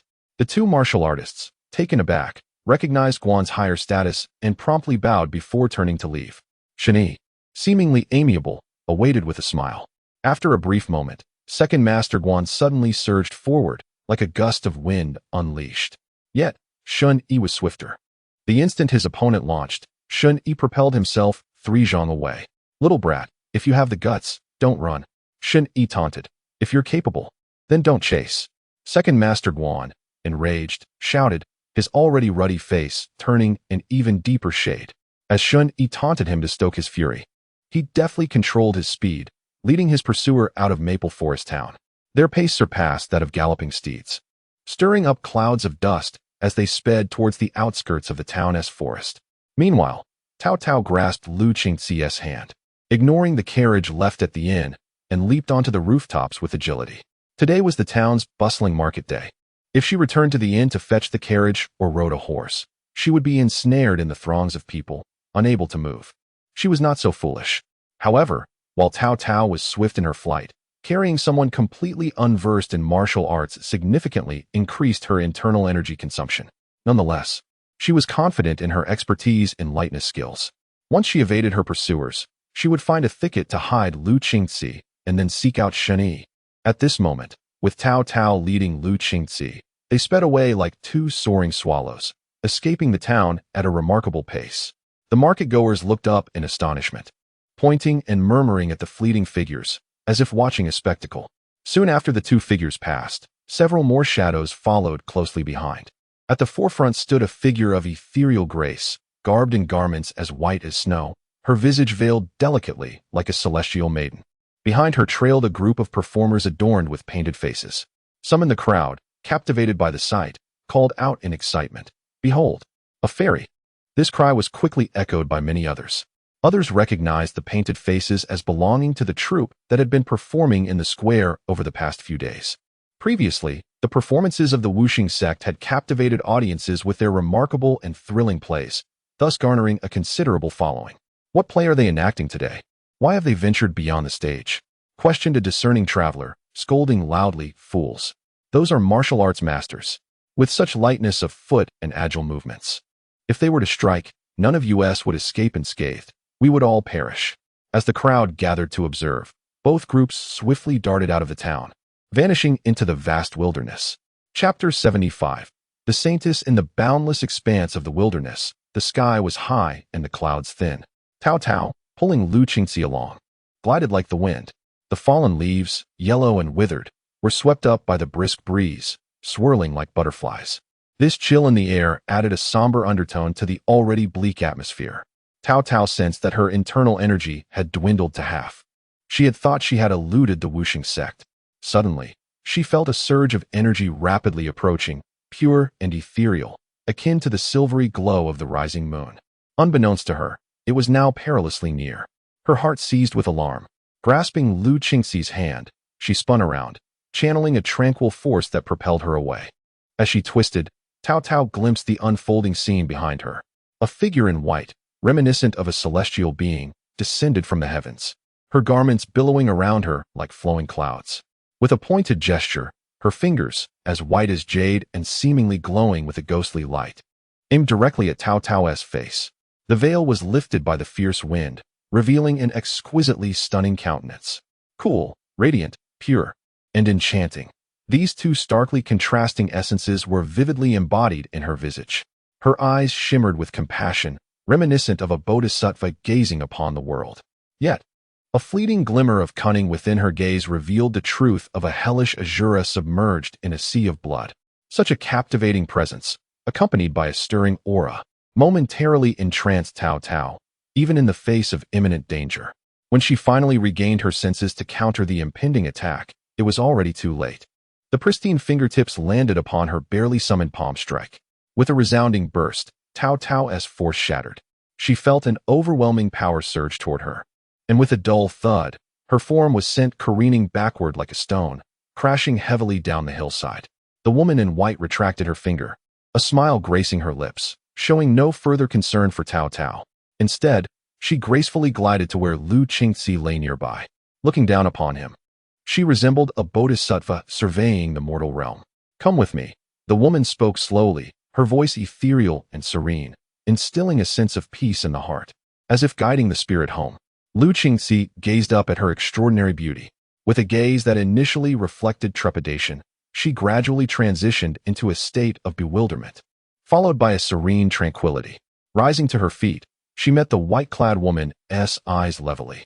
The woman in white inclined her head slightly before turning and departing with measured steps. Like a marionette, Lu Qingxi obediently followed in her wake. Suddenly, a gust of wind swept in, heralding the arrival of several latecomers, masked performers. Upon noticing Lu Qingxi trailing behind the woman in white, they comprehended that their scheme had succeeded and bowed respectfully. One among them inquired with deference, "What shall be done with the other? Shall we eliminate them?" The woman in white smiled gently and shook her head. "That is not permissible. Should this individual perish, the members of the thief sect will set their sights on the holy sect, invoking further complications." The others understood implicitly. It was well known that the thief sect was notorious for their vengeful nature within the martial world. It was said that when the disciples of the thief sect suffered at the hands of the Five Poisons sect in the southwest, their leader personally intervened, stealthily pilfering the Five Poisons sect's prized treasures, the azure-scaled divine whip and the mysterious pill. Subsequently, the azure-scaled divine whip was hung on the walls of the martial discussion platform in the White Emperor City, followed by extensive proclamations throughout the realm, humiliating the Five Poisons sect. The martial discussion platform in White Emperor City held a tradition of hosting the Grand Martial Assembly every 3 years, inviting martial artists below the Grandmaster level from across the 9 provinces. Any participant who triumphed in 7 matches would receive rewards prepared by the White Emperor City and could select a favored weapon from those displayed on the walls of the platform. Indeed, the walls were adorned with extraordinary weapons, crafted by renowned artisans or remnants of those who had previously challenged the White Emperor City and failed. It was unprecedented for a thief to hang weapons there. Yet, the White Emperor City did not take issue with it, now that the divine weapons were displayed. Even the Five Poisons sect was bound to adhere to the established rules. As for why they did not attempt to reclaim their treasures directly, the Five Poisons sect had not even contemplated such a course of action. The White Emperor himself held dominion there, a figure of immense power capable of obliterating the Five Poisons sect with a mere gesture. Thus, the Five Poisons sect was compelled to comply with the rules. Regrettably, the sect had recently fallen into decline, lacking any exceptional talents, leaving the azure-scaled divine whip to dangle on the city walls for several years. Since that incident, people have approached members of the thief sect with caution, not to mention the less formidable. Even those of considerable strength were reluctant to provoke them. After all, when faced with a den of thieves, one could never predict the cunning schemes they might devise or the tricks they might employ.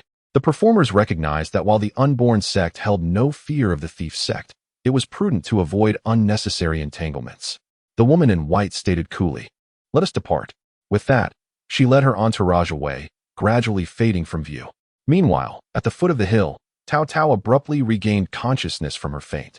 She patted her chest, relieved to find her injuries were not severe. The woman had tempered her strength significantly after shattering Tao Tao's palm strike, demonstrating restraint.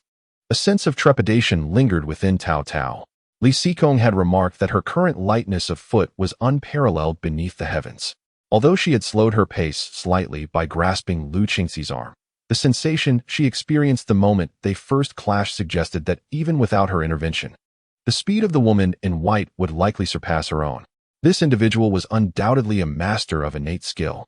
Tao Tao furrowed her brow. She had initially assumed the other party merely played the role of an ordinary disciple of the Wuxing sect. But now it was evident that this young woman had already entered the realm of innate mastery, indicating a far from simple identity. A particular person crossed her mind, Gu Zisong, the saintess of the Wuxing sect, ranked 27th on the Qilin list. She was one of the meteoric talents that had recently risen within the demonic sect. It was unexpected that she would take matters into her own hands. Tao Tao's thoughts raced. Could it be that the Wuxing sect intended to use Lu Qingxi as leverage against the Duke of Dingbei? She rubbed her temples. Lu Qingxi had been taken. She could not afford to remain passive. Although the thief saint would not hold her accountable, she felt a deep sense of responsibility for failing to accomplish this task. Moreover, over the past half-month, she and Lu Qingxi had forged a friendship. When a friend is in trouble, one must exert every effort. Only then could she remain true to her conscience. Tao Tao rose, determination gleaming in her eyes. Li Xikong had once said that if one cannot handle a situation, they should seek assistance. As thieves, adaptability is essential. She darted forward, following the trail left by Gu Zisong and her companions. Meanwhile, Shen Yi was far less graceful than Tao Tao or Gu Zisong. Accompanied by the flushed-faced Guan Yi, he dashed through the town, creating chaos among the market-goers. Eventually, they burst into the fields and wilds. Shen Yi fully harnessed the flow of his vital energy, akin to the thunder of spring, unleashing a surge of power from within. He sprinted forward, his form resembling that of a leopard, covering several yards with each stride. And in mere moments, he plunged into the thicket. Behind him, Guan Yi pursued with his broadsword in hand, yet he failed to close the distance. Further incited by Shen Yi's repeated taunts, causing him to shout in frustration, "You little rascal, if you have the guts, don't run." Upon entering the forest, Shen Yi halted abruptly, standing tall and grinning. "All right, I won't run anymore." Chapter 76. In the name of the prodigy, Guan Yi regarded Shen Yi's unusual behavior with suspicion, gradually decelerating. The forest was dense and shadowy, with sunlight filtering through the leaves, casting flecks of light that danced in a play of shadows, perfectly suited for an ambush. Guan Yi cautiously surveyed his surroundings, sneering. "What has made the little rascal so bold? Do you have allies?" Shen Yi chuckled, a series of crisp crackles emanating from him as he returned to his youthful and audacious visage. He shed his linen robe, tossing it aside, revealing a fitted green tunic. A black blade, still sheathed, hung prominently at his waist. "Just one person, the younger generation, Shen Yi. May I inquire your esteemed name, senior?" Guan Yi's expression turned serious as he sensed a sharp blade's aura coalescing around Shen Yi. They had been tracing Lu Qingxi's whereabouts since Zhenghuai, piecing together clues from various hints early on.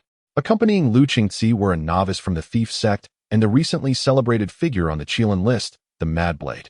Shen Yi, with both hands firmly gripping the handle of his broadsword, he shifted his stance, channeling an overwhelming aura of confrontation. Wuxing Jiao, deputy consul of the Southwest Dao of Zhongjuan, Zhao Dingping. Among these seasoned veterans, nothing irked them more than the rise of these young prodigies on the Qilin list. After all, it took them years of toil and struggle to reach their current stature, only to witness others glide past, as if traversing flat ground. Hence, he relentlessly pursued Shen Yi, determined to prove that the decades of his hard-earned prowess could not possibly be eclipsed by a newcomer just ascending the Qilin list. Clang. Following the exchange of names, no further words were necessary. The two figures remained motionless, yet their formidable sword energies clashed like dragons and tigers in a thunderous collision, stirring up a tempest that swept the leaves aloft. As their combined might reached its zenith, an explosive surge erupted. With a sharp sound, both figures abruptly vanished from their original positions. Zhao Dingping leaped high into the air, his broadsword spinning and dancing in his hands, as if conjuring a whirlwind. Then, with a powerful strike, he descended from the heavens. The blade's edge was keen and its momentum tremendous, truly possessing the force to cleave mountains as it descended upon Shen Yi. Shen Yi, responding in kind, leaped upward, revealing the long-sheathed cold knight with a resounding, crisp blade cry, as if rejoicing at its long-awaited return to the light. With the cold knight in hand, he met the broadsword with a diagonal slash. What appeared to be a simple strike collided thunderously with the broadsword's unstoppable momentum. In that fleeting moment of silence, an infinite force erupted from the edge of the cold knight, exploding into a blinding white thunderbolt that resonated in the clear sky. Clang! The two energies clashed, sending shockwaves rippling outward, scattering the leaves caught in the tempest into mere dust. As the smoke and dust settled, a shattered blade spiraled down, embedding itself at an angle into the earth. The broadsword had been cleaved in two by Shen Yi's single strike. With a thud, Zhao Dingping plummeted from the air like a kite, with its strings severed, kicking up clouds of dust. A grotesque gash marred his chest, deep enough to reveal bone. Shen Yi's recent strike, fueled by the convergence of blood and energy, wielded with the forged will of countless battles, unleashed a force capable of obliterating the frail. Not only did it sever Zhao Dingping's broadsword, but it also shattered his internal energy, leaving behind a fatal wound that guaranteed no survival. Shen Yi landed gracefully, gently caressing the cold knight as if soothing a long-lost companion, before rotating the blade and sheathing it away. Any final words? Shen Yi's voice was devoid of emotion, as if this were merely a simple act of drawing and sheathing his sword. The act of taking a life had become a gradual familiarity for him. Zhao Dingping coughed violently, with each spasm releasing torrents of blood. He took a deep breath. He murmured softly, "The Qilin list truly lives up to its reputation. I have underestimated the talents of the world." With that, Zhao Dingping closed his eyes completely and passed away. Upon slaying a postnatal warrior, he gained a period of secluded cultivation, 5 years and 9 months. Remaining time for secluded cultivation, 8 years. In truth, Shen Yi had become rather indifferent to the increase in cultivation time, for his innate talent was not so lacking as to require a decade or two merely to advance a minor realm. His greater concern lay in acquiring more profound martial secrets, combat experience, or a broader understanding of martial arts. Only in this manner could he enhance the substantive effects of his secluded cultivation. He briefly searched Zhao Dingping's corpse, finding nothing but a theatrical costume and a few scattered coins.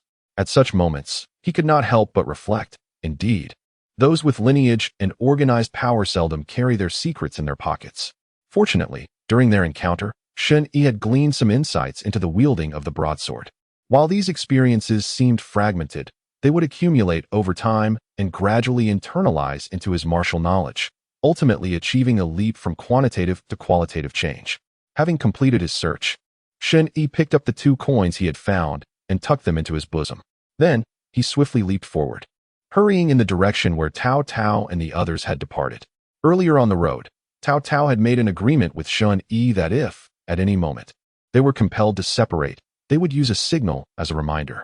Anyone who detached from the group and managed to shake off trouble would follow the signal to converge with Lu Qingzi. Shen Yi recalled this clearly and adhered strictly to the arrangement. However, after traveling several miles along the official road from Fenglin town, he found no sign of any markings. Shen Yi pondered, could it be that they were pursued too urgently? Perhaps even Tao Tao had no time to pause and leave a marker. He then turned onto a forest path, carefully exploring in the general direction. At last, he discovered a notable indentation on a tree trunk, clearly man-made, indicating a direction toward the southwest, which was away from the capital. A thought stirred within him. Could the situation have changed? Without delay, he continued swiftly along the marked path, remaining vigilant for any signs of directional shifts. After a day and night of relentless pursuit, Shen Yi began to feel mentally fatigued. Finally, as the sun set, a small town appeared in the distance. He once again gathered his spirits and hastened toward the town. As day transitioned to night, the bustling streets of Anyuan town gradually grew silent. Pedestrians returned home in succession, seeking meals and rest. Those still lingering on the streets were either wealthy young masters seeking entertainment at the taverns or vagabonds and ruffians without purpose. Naturally, in such tumultuous times, beggars were not uncommon on the streets. The lively Luyu Street, where the Chui Tower stood, was the most vibrant area at night, frequented by numerous pleasure seekers. In stark contrast to this bustling and lavish marketplace, a narrow alleyway just a street away housed a few scattered figures of those begging. In truth, They would only need to dare to peek out from the alley. The guards of the Itsue Tower stood vigilant, wielding their clubs to ensure that the beggars did not disturb the refined patrons. However, the reason the beggars lingered nearby at night was the hope that a benevolent soul would grant them a few coins. Such rewards were far more enticing than the threat of a beating. At this moment, a small, emaciated beggar crouched at the alley's entrance, his gaze fixed intently upon the Itsue Tower, as if awaiting a stroke of fortune. A crisp chime resonated. "Little beggar, may I inquire about something? Is there a maiden by the surname Liu residing within the Itsue Tower?" The beggar looked up, his eyes widening in delight upon recognizing the dashing figure clad in exquisite robes before him. Shen Yi. Chapter 77. Awaiting arrival. Though Cao Cao was overjoyed, she made a concerted effort to keep her voice low, fully aware that she must not attract attention. Shen Yi swiftly slipped into the shadowy alley. Cao Cao discreetly retreated, trailing behind him into the dark, deserted corner. Shen Yi beckoned her from the shelter of the wall. Had it not been for her keen eyesight, she might have missed his presence entirely. What has transpired?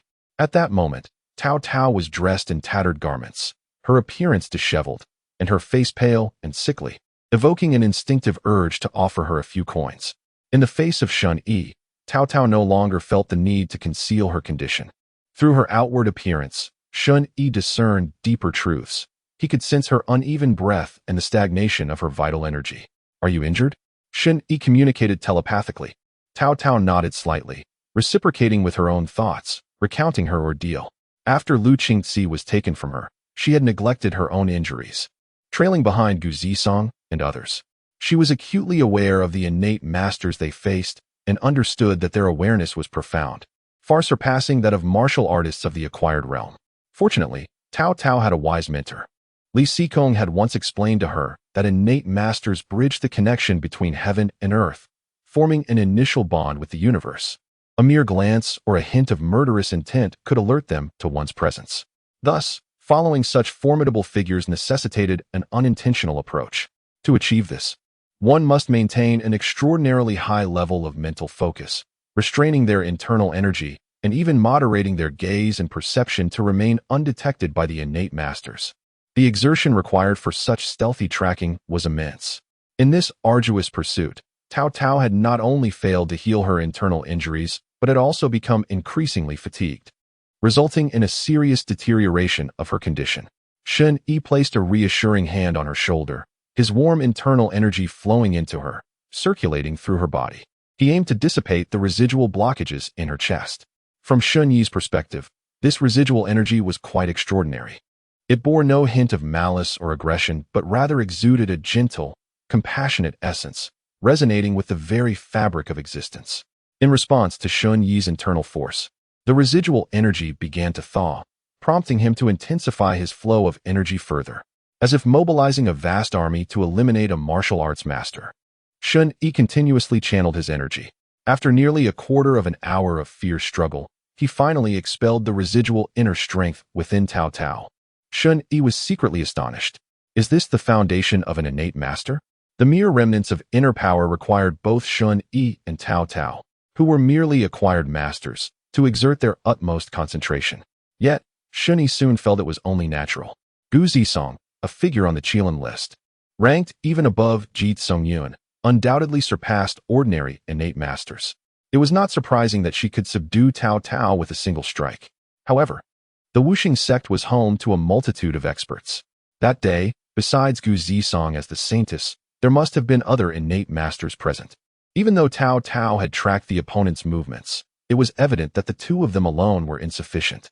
You crouch in front of the Itsue Tower. This must be the stronghold of the Wuxing sect. Let me be clear, if you intend to storm the Itsue Tower, I shall not accompany you. Cao Cao understood Shen Yi's choice and bore no resentment. They had only known Yi Qingzi for half a month. Not enough for Shen Yi to risk his life for her. I am certainly not that Navi, Cao Cao replied. I have already sent a message to my master, who has responded, instructing me to follow along. He mentioned in his letter that we have fulfilled our duty. He has entrusted someone to relay messages to Duke Dingbei, and it is best for him to handle his own affairs. Shen Yi was enlightened. This was the proper course of action. It would be utterly absurd to send two young apprentices into such a den of danger. Suddenly, Shen Yi recalled something and hurriedly asked, "Wait. We did not escort Duke Dingbei's man to his residence. Does your earlier promise of innate secret techniques still hold? Tao Tao replied. Duke Dingbei oversees the Daxiao Martial Pavilion within the court, encompassing various esteemed martial arts from all schools and sects, including the various legacy texts from the Town Protector's office and the Eastern Depot. I initially thought that returning Miss Liu would surely earn you enough merit to gain entry to the pavilion. Although this task remains incomplete, we have certainly contributed significantly and should be able to propose our request for entry. Shun Tiwi? As Tao Tao spoke, her confidence waned, her voice growing softer. Shen Yi looked at her suspiciously. So you leveraged Duke Dingbei's influence to hatch your own plans, and now that things are going awry, you finally come clean? Perhaps feeling her sincerity was lacking, Tao Tao immediately raised her hand in an oath, declaring, I have consulted my master, and I swear that even if Duke Dingbei's request fails, I will impart to you the key to stepping into the innate realm within our sect. In gratitude for your protection along the way, Shen Yi sighed in relief. At least Tao Tao adhered to the principle of honor among thieves. Standing in the dark alley, he gazed at the distant Itsue Tower, adorned with music and dancing. So we wait now, Tao Tao said solemnly. Shen Yi joined Tao Tao's band of vigilantes, circling around the Itsue Tower to keep watch. Their focus was to discern any anomalies among the comings and goings of the tower's visitors, to see if the Wuxing sect would attempt to relocate Lu Qingci once more. Fortunately, all remained tranquil. There is no need to overly concern oneself with Lu Qingci's safety. Wuxing sect has taken Lu Qingci with the intention of leveraging a hold over the Duke of Dingbei, and thus will certainly treat her well, likely even as an esteemed guest. 2 days later, in the morning, Shen Yi and Tao Tao encountered 7 individuals from the Duke of Dingbei's estate, all clad in simple hemp garments, their bundles noticeably bulging, presumably concealing weapons. What astonished Shen Yi was the profound aura emanating from each of these 7, an enigma he could not easily fathom. This indicated that even the least skilled among them possessed abilities comparable to his own. Shen Yi murmured, Truly the Duke of Dingbei's estate, its foundation is indeed formidable. Tao Tao shared a similar sentiment. The Duke of Dingbei, emerging from military ranks, is often overlooked by the martial world.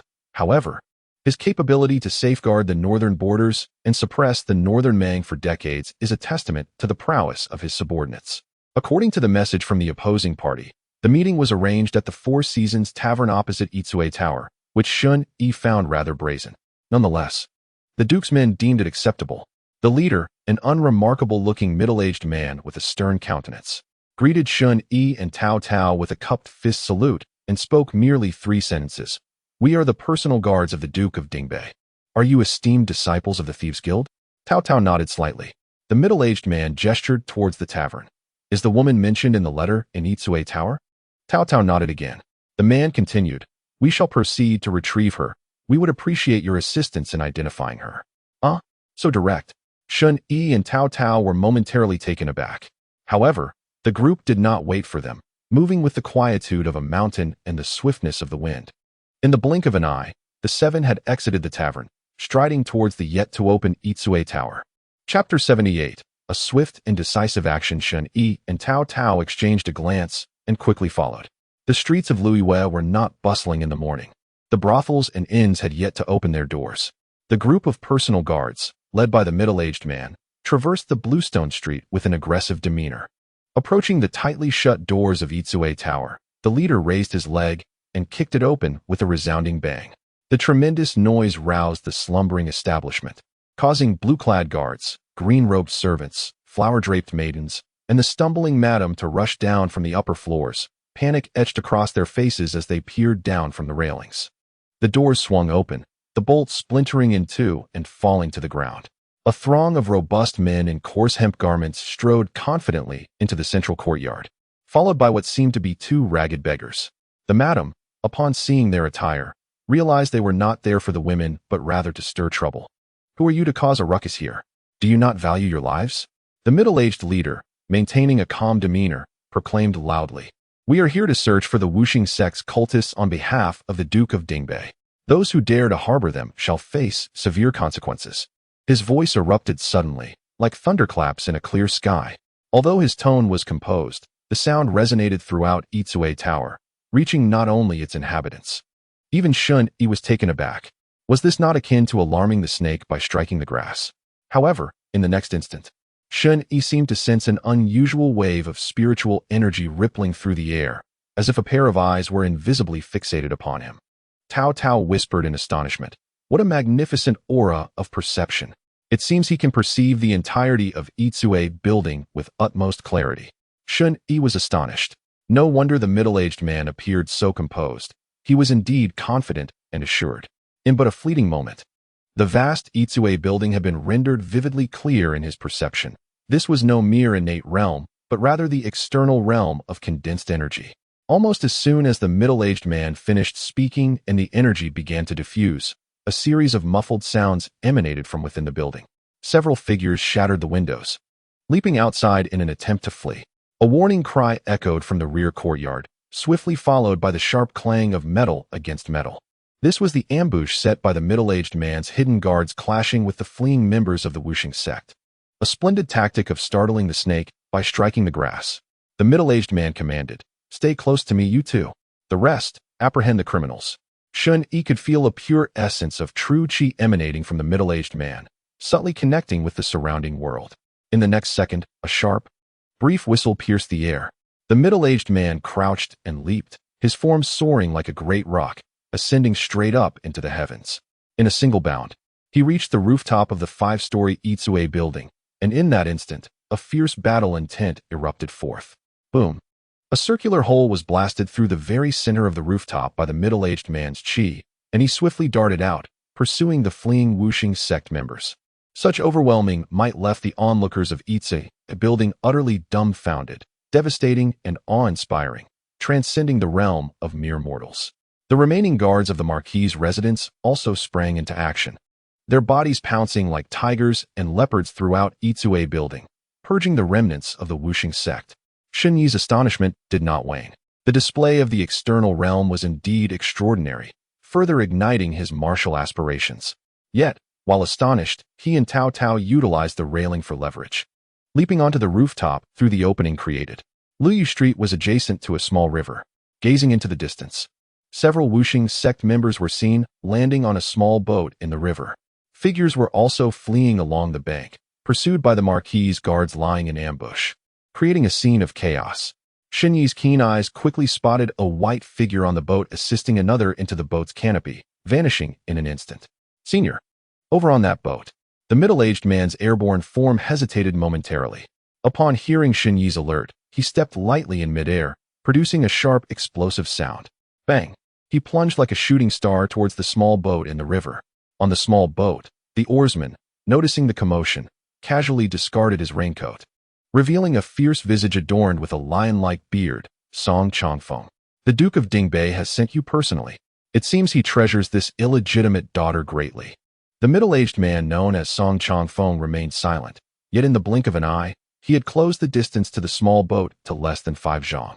The ferocious villain, resembling a raging lion, let out a cold snort. A powerful force surged through him, causing the river water surrounding the small boat to bubble as if boiling. Tao Tao, who was flying behind the middle-aged man, gasped in astonishment. "That is the Lion of Madness, Jin Ming, a master of the demonic path at the outer realm." Shen Yi murmured, "This is no longer our stage." In apparent response to the lion's arrogance, 3 silver short rods materialized in the middle-aged man's hand as if by magic, transforming instantaneously into a brilliant silver spear. With a sharp flick of the spear in the air, a formidable aura of piercing intent surged forth, coalescing into a glimmering point of cold light at the spear's tip. "Come on," roared the lion, his voice echoing like a lion's long howl, channeling a wave of true power towards Song Changfeng, suspended in the air. Yet, Song Changfeng merely retracted the spear's tip, then unleashed it like a dragon. The two forces collided in the void with a thunderous roar, and in Shen Yi's eyes, the energies seemed to solidify. It was as if a colossal lion was battling an indomitable silver spear. However, in the next moment, the spear pierced through the lion with unyielding force. The lion's roar abruptly ceased, replaced by a series of coughs. The spear's momentum sent the lion crashing backward, colliding with the boat's canopy with a resounding thud. Immediately, Jin Ming, bloodied in the chest, and Gu Zisong, clad in white, burst forth through a hole in the canopy, darting toward the shore. "Song Changfeng, since you desire someone, then go fetch them from the King of Hell." Jin Meng turned and struck with a palm, the force as fierce as a lion's roar. Although Song Chongfeng swiftly wielded his spear to block, deflecting much of the power, the small black boat was still shattered by the overwhelming force, and a shadowy figure cried out, plummeting into the river with a splash. Song Chongfeng's gaze sharpened. He ceased pursuit of the lion and the holy maiden of the unborn sect. His form gradually descended onto the river's surface as though walking on solid ground. The spear in his hand whirled, releasing a gentle force akin to a sweep of water, causing a stream to surge forth from the river. Within the waters was a figure enveloped in blue, her silhouette graceful and her features delicate, revealing Lu Qingzi. Tao Tao exclaimed, "Senior, this is Miss Lu." Song Chongfeng nodded slightly, and as the water dissipated, the spear's force transformed into a gentle whip, carefully laying Lu Qingzi on the shore. However, having just been affected by the lion's power and now startled from the fall into the water, her face was ashen and she remained unconscious. Chapter 79. Unconsciousness. Returned to the capital, Song Chongfeng gracefully settled beside Lu Qingzi, placing a hand over her, channeling his profound and pure inner strength into her, temporarily suppressing her injuries. Lu Qingzi coughed violently, expelling the accumulated water from her chest and abdomen, and her complexion began to regain some color. Yet, she remained unresponsive. Tao Tao and Shen Yi hastened to her side, with Tao Tao anxiously asking, "Senior, how is Miss Lu?" Song Chongfeng replied calmly, "She is currently unharmed. However, the fierce energy of the raging lion is overwhelming. I can only temporarily suppress it, and to eradicate it entirely, I must rely on medicinal and dietary assistance." Tao Tao's face was etched with concern. Shen Yi gazed at the unconscious Lu Qingzi, a flicker of inexplicable emotion passing through his heart. "We must return to the capital immediately." The two, steadfast in their protection, urged, "Please accompany us back to the residence. My lord has rewards to bestow." Upon hearing the matter of importance, Shen Yi instantly perked up.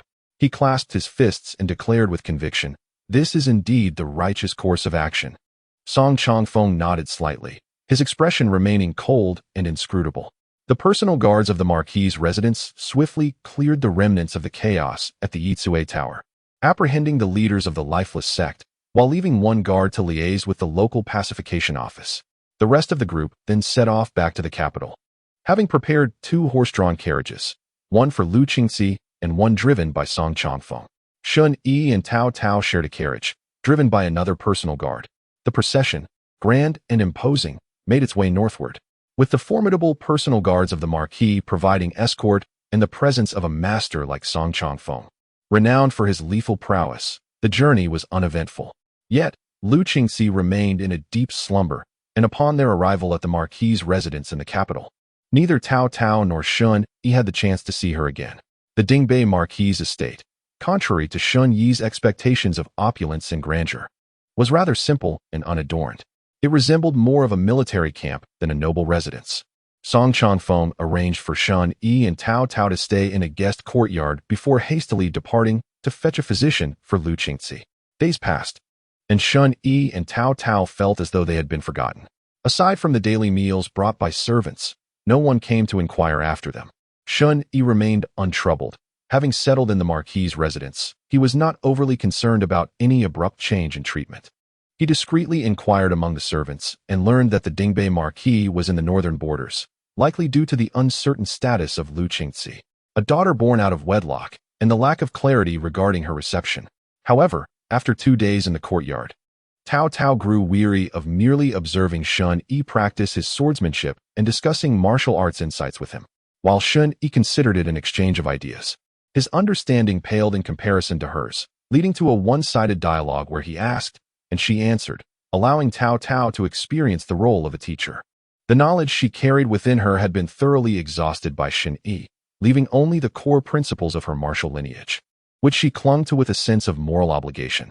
For Shen Yi, although he had not extracted any new innate secret arts from Tao Tao, he had indeed fortified his understanding of martial fundamentals and experiences from the Jianghu. He even absorbed a significant amount of martial knowledge beyond the innate realm, albeit these were not Tao Tao's own experiences, but rather the profound insights of Li Xikong. Thus, every word Tao Tao spoke regarding the realms beyond the innate stage was etched in his memory. He harbored a vague intuition that even if he did not acquire the innate secret arts during this journey, he could still cultivate a set of innate techniques through self-realization. Given the accumulation of experiences over time, in addition to self-study and martial arts exchanges, Shen Yi devoted his 3 years of seclusion to mastering martial techniques, successfully evolving the Zhiyun hand to a state of perfection. At this point, his palm technique unfolded like the clouds and rain in the mountains, exhibiting both a myriad of transformations and the ferocity of a tempest. He also comprehended a remarkable skill named Fuyan Fanshan. Subsequently, he spent another year perfecting the Qian Mian Shin Gong taught by Tao Tao, achieving a true embodiment of 1,000 faces, each more exquisite than the last. Now, Shen Yi's system had undergone some changes. Host, Shen Yi cultivation level, acquired, martial arts. Innate level, Shen Yi secret classic, not yet entered. Acquired level, Feng Lei Lu Zhan, perfected. Nameless heart technique, perfected. King Kong body refining secret technique, acquired edition, perfected. Lightning God step, perfected. Zhiyun hand, perfected. Ultimate skills, wind/thunder movement. Lightning God step, strange door. Qian Mian Shin Gong, perfected. Seclusion, 4 years remaining. Shen Yi felt a sense of tranquility, experiencing a profound satisfaction in the continuous progress he was making. Meanwhile, on the other side of the courtyard, Tao Tao rested her chin on her hand, leaning over the stone table, watching Shen Yi meditate with a sense of ennui. Ah, truly a martial arts fanatic, she mused, suddenly standing up. Shen Yi, how about we take a stroll? I inquired with the servants, and although there are many restricted areas in the manor, there is a back garden that we can explore. We might also gather some news about Miss Lu. Having just made a breakthrough, Shen Yi felt that venturing out would be beneficial. After all, should any unforeseen circumstances arise, it would be prudent to have an escape route. The two quietly exited the small courtyard, and as Tao Tao took a few steps, she began to glance around, her demeanor shifty and secretive. However, Shen Yi understood that this was merely a habit of their thieving sect. Whether or not they would steal was secondary to ensuring their retreat was secure, aligning perfectly with Shen Yi's thoughts. Emerging from the courtyard, they walked along the flagstone path heading north and soon encountered a lush garden, abundant with greenery and flourishing plants. Upon entering, they beheld pavilions and towers, arranged in an orderly fashion, with babbling brooks and vibrant flowers. Shen Yi looked around, unable to suppress a sigh. The entire duke's residence is plain and simple, resembling a military camp. Only this back garden gives me the impression of a nobleman's estate. Tao Tao nodded in agreement. Suddenly, they spotted a figure standing atop a distant rock formation, poised like a javelin, with her long hair tied in a high ponytail cascading over her shoulders. She wore a soft red armor adorned with a fluttering cape. Her eyes, sharp and piercing, exuded a fierce battlefield intensity, lacking the gentleness typically associated with women. Beside her stood a silver spear, gleaming with a brilliant sheen. Though she remained motionless, she emanated a searing aura, showcasing her edge. Shen Yi could not help but admire. What a woman who stands shoulder to shoulder with men. Yet she stood atop the rock, seemingly gazing upward in a stupor, exposed to the blazing sun without any shade, leaving one to ponder her intentions. Tao Tao, what do you think she is doing? Shen Yi asked, following her gaze. As I lifted my gaze, my pupils quivered in astonishment, and I could not help but exclaim, is this not akin to envisioning the great sun? With the majestic imagery of the rising sun, one hones and forges their own martial intent. This individual is also at the external gang stage. They are already traversing the path of mastery. A wave of shock washed over Shen Yi. The Duke of Dingbei's residence was truly extraordinary, for one could encounter a formidable external gang warrior merely by wandering about. And such youth. They appeared scarcely older than Shen Yi himself. Tao Tao gently tugged at Shen Yi's arm and whispered, let us depart, so as not to disturb their practice. Chapter 80. Xie Xiaolu. In response to Tao Tao's suggestion, Shen Yi wholeheartedly agreed. The unseen pressure emanating from the woman in red was even more profound than that of Song Chongfeng. As the two prepared to tiptoe away, a clear and chilling voice suddenly resonated from atop the rockery, akin to the resounding crack of a gunshot, halting both Tao Tao and Shen Yi in their tracks. They stood frozen in place. Was this not the person escorting that young lady? Shen Yi and Tao Tao turned in unison. Shen Yi noticed that Tao Tao's expression had stiffened, unable to articulate a word. Reminiscent of his own experience in a previous life when the teacher caught him daydreaming in class.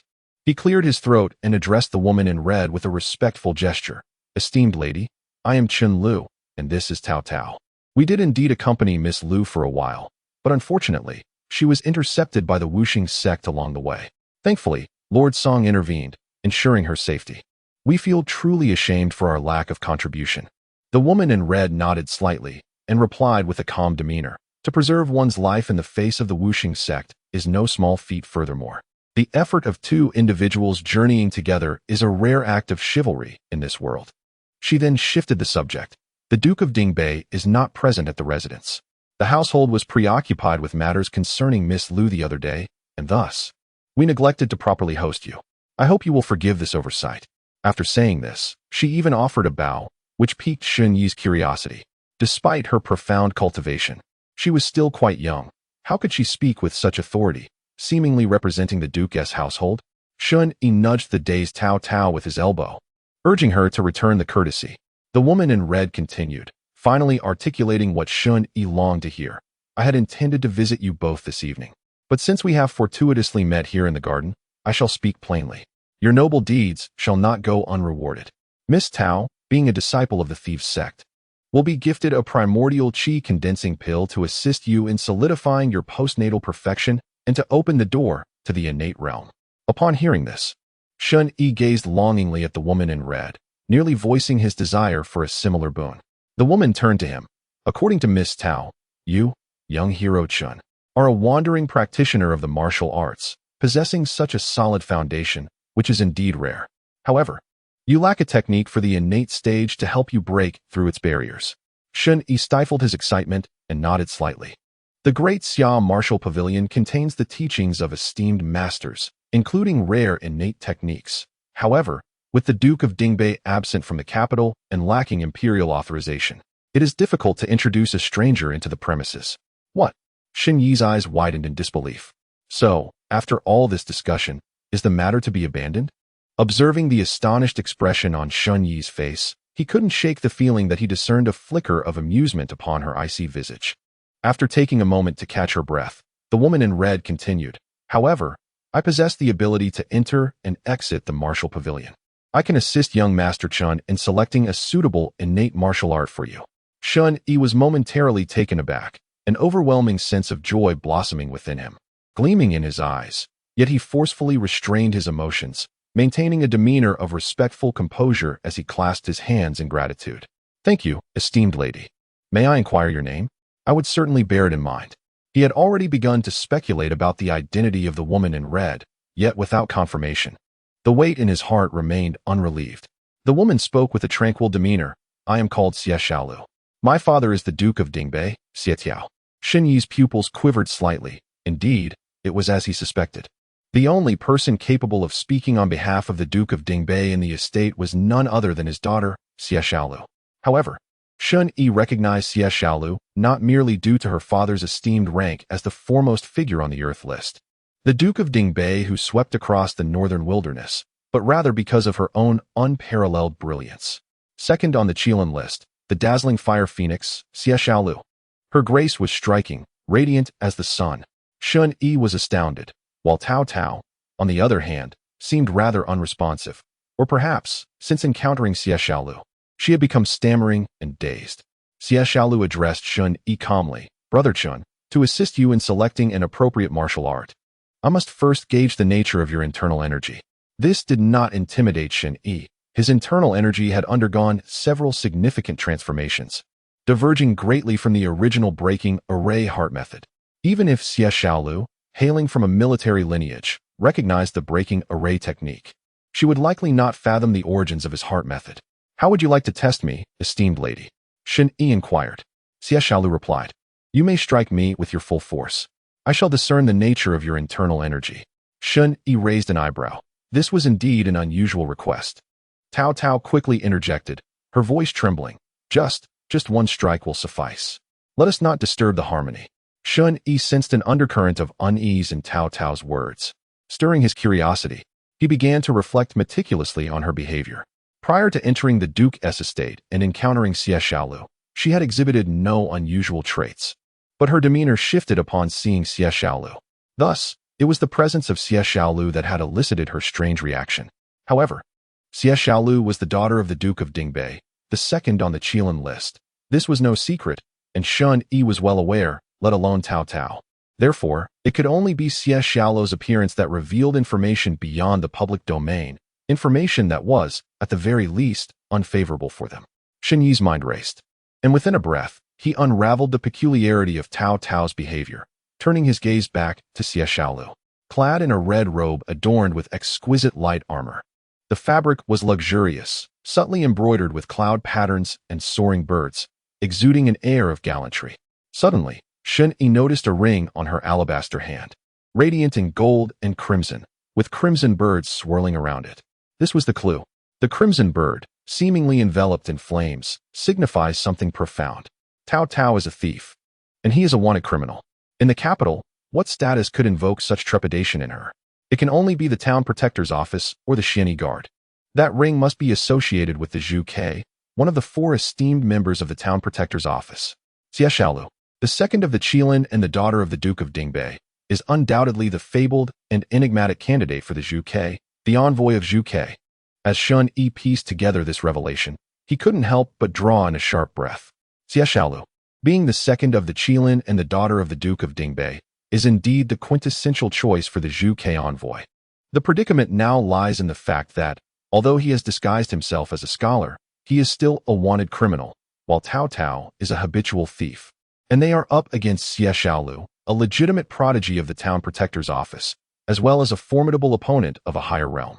If they do not panic, who will? To make matters worse, Xie Xiaolu has also perceived the underlying tension. Cao Cao is indeed a bit anxious, yet she ought not to be. Even if she and Xie Xiaolu are like cat and mouse, her identity has been laid bare. Xie Xiaolu would certainly not disregard the reputation of the Duke of Dingbei by apprehending a benefactor of his. Miss Cao Cao, why are you so agitated? Shen Yi quickly signaled with his eyes.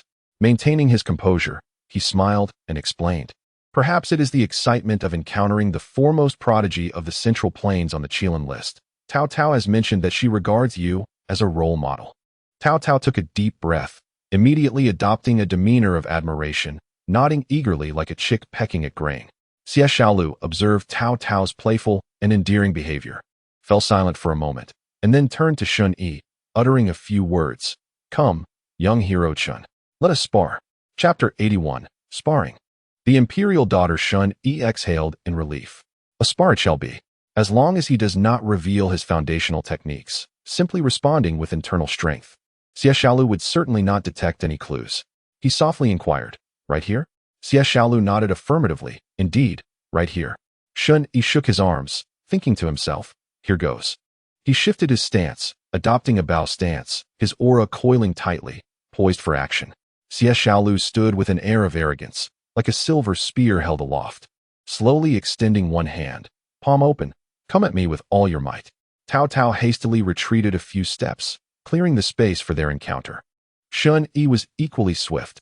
As soon as Xie Xiaolu's words fell, his figure flickered, and a gust of wind surged forth.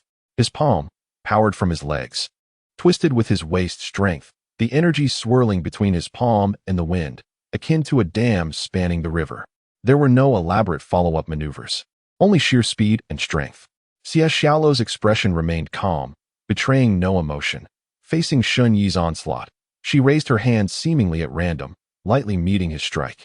There was no grand display, merely a swift motion. So quick was her response that it appeared she had anticipated his move, as if having waited for ages. The two palms collided abruptly. What should have been a resounding explosion turned into an eerie silence. Cao Cao unconsciously rubbed her ears, questioning whether she had lost her hearing, only to ultimately ascertain that the issue lay not with her, but rather in the clash of their palm energies, which collided without producing a sound. To an outsider, it appeared as though Shen Yi and Xie Xiaolu were merely pressing their palms together, seemingly calm and tranquil. Yet, Shen Yi's experience was entirely different. His internal energy, cultivated through the nameless heart technique, surged along his arms as waves of power, relentlessly crashing towards Xie Xiaolu. However, this force seemed to vanish into the abyss, stirring not a single ripple, much like a lone individual engulfed by an endless army, collapsing without resistance. Though the opposing forces remained still, Shen Yi understood that should they choose to retaliate, it would be devastating, reducing him to ashes in an instant. A spark ignited within Shen Yi's mind. Xie Xiaolu was employing the breaking formation heart technique. In the blink of an eye, he observed Xie Xiaolu's palm quiver slightly, and he felt a force lifting his palm energy away, compelling him to withdraw. Xie Xiaolu remarked, "Young Master Chen possesses a solid foundation. His internal power flows like an unending tide, concealing within it a potential for explosive force. It is a commendable internal skill, remarkably aligned with the breaking formation heart technique taught in our army and the garrison command. If I were to select the innate chapters of the breaking formation heart technique for young Master Chen, would it be agreeable? Perhaps due to Shen Yi's newfound awareness of Xie Xiaolu's identity. What would have otherwise been a straightforward statement now made him ponder whether she had discerned something and was subtly probing him. After a brief pause, Shen Yi clasped his hands in respect and replied, "You may assess as you see fit, my lord." Xie Xiaolu nodded slightly and fell silent. With matters concluded, Shen Yi wished to hasten his departure with Cao Cao, his mind racing with caution, mindful not to display any weaknesses.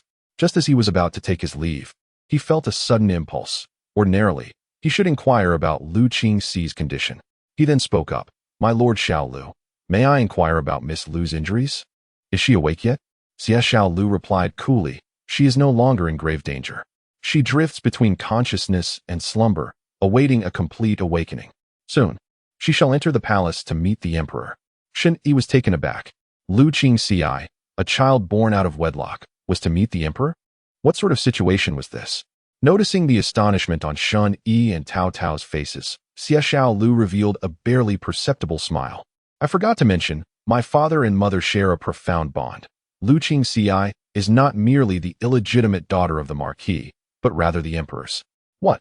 Shen Yi and Cao Cao's eyes widened even further. Lu Qingxi was a princess of the great Xia? Thus, her name should rightfully be Xia Qingxi. The amusement in Xie Xiaolu's expression deepened, as she seemed to relish the shock of others. This revelation was known only to the emperor, her father, the Duke of Dingbei, and Lu's mother. However, once she entered the palace, the entire world would soon be aware. Shen Yi murmured, "The emperor's heirs are few. After the passing of the prince some years ago, he has had no successors. Considering the ailing emperor and the ensuing disorder within the dynasty, the recent arrival of a princess in the Eastern Palace may serve as a means to stabilize the realm. Alas, this appears to be a desperate measure on the emperor's part. Otherwise, why would he acknowledge a long-forgotten illegitimate daughter?" Xie Xiaolu cast a glance at Shen Yi. Chen Xiaoxia's gaze was piercing, analyzing the situation with remarkable acuity, effortlessly unveiling the complexities at play. It would indeed be a pity if he did not pursue scholarly endeavors. However, the identity of Miss Lu renders casual encounters impractical, unless she personally summons me. Otherwise, I would hesitate to intrude. Shen Yi and Cao Cao exchanged a knowing look and simultaneously bowed, stating, "Understood, we shall take our leave." Xie Xiaolu nodded in acknowledgement, turning to face the jade pond in the garden, where he stood lost in thought. Cao Cao and Shen Yi hurriedly departed, escaping the imposing aura that surrounded Xie Xiaolu. Finally exhaling a sigh of relief, Cao Cao patted her chest and whispered, "I was terrified. Do you know who that individual was? He is the Grand Commander of the capital's garrison, the Vermilion Bird Envoy of the Shen Yi Guard." Shen Yi interjected. As Cao Cao was about to elaborate, she suddenly widened her eyes in surprise and asked, "How do you know that?" Shen Yi replied with an impassive expression, "Your anxiety was quite evident. Could I not deduce something amiss?" With a bit of reflection, the conclusion is nearly inevitable. Shen Yi's explanation was succinct. Yet Cao Cao recognized the remarkable composure required to ascertain such identity in such a short span of time. What fortitude and mindset that entails. Perhaps Xie Xiaolu was right. Your perceptiveness is so keen that you should indeed pursue studies in military strategy, which may lead to even greater accomplishments. Shen Yi shook his head. "No need for that. I only wish you would stop putting me in precarious situations. With your unstable disposition, how can you aspire to be a great thief?" Cao Cao protested softly. "I was merely concerned for your safety. If your identity were to be revealed, I would bear the consequences." Shen Yi scoffed. "Then you ought to remain composed." Cao Cao, realizing her misstep for nearly exposing Shen Yi's secret, quietly apologized. Shen Yi waved his hand dismissively. "If you truly feel remorseful, why not teach me your lightness skills? How about it?" Cao Cao immediately grew wary, lamenting, "I am not being stingy. You must wait until I return to plead with my master. If he permits it, I promise to share everything.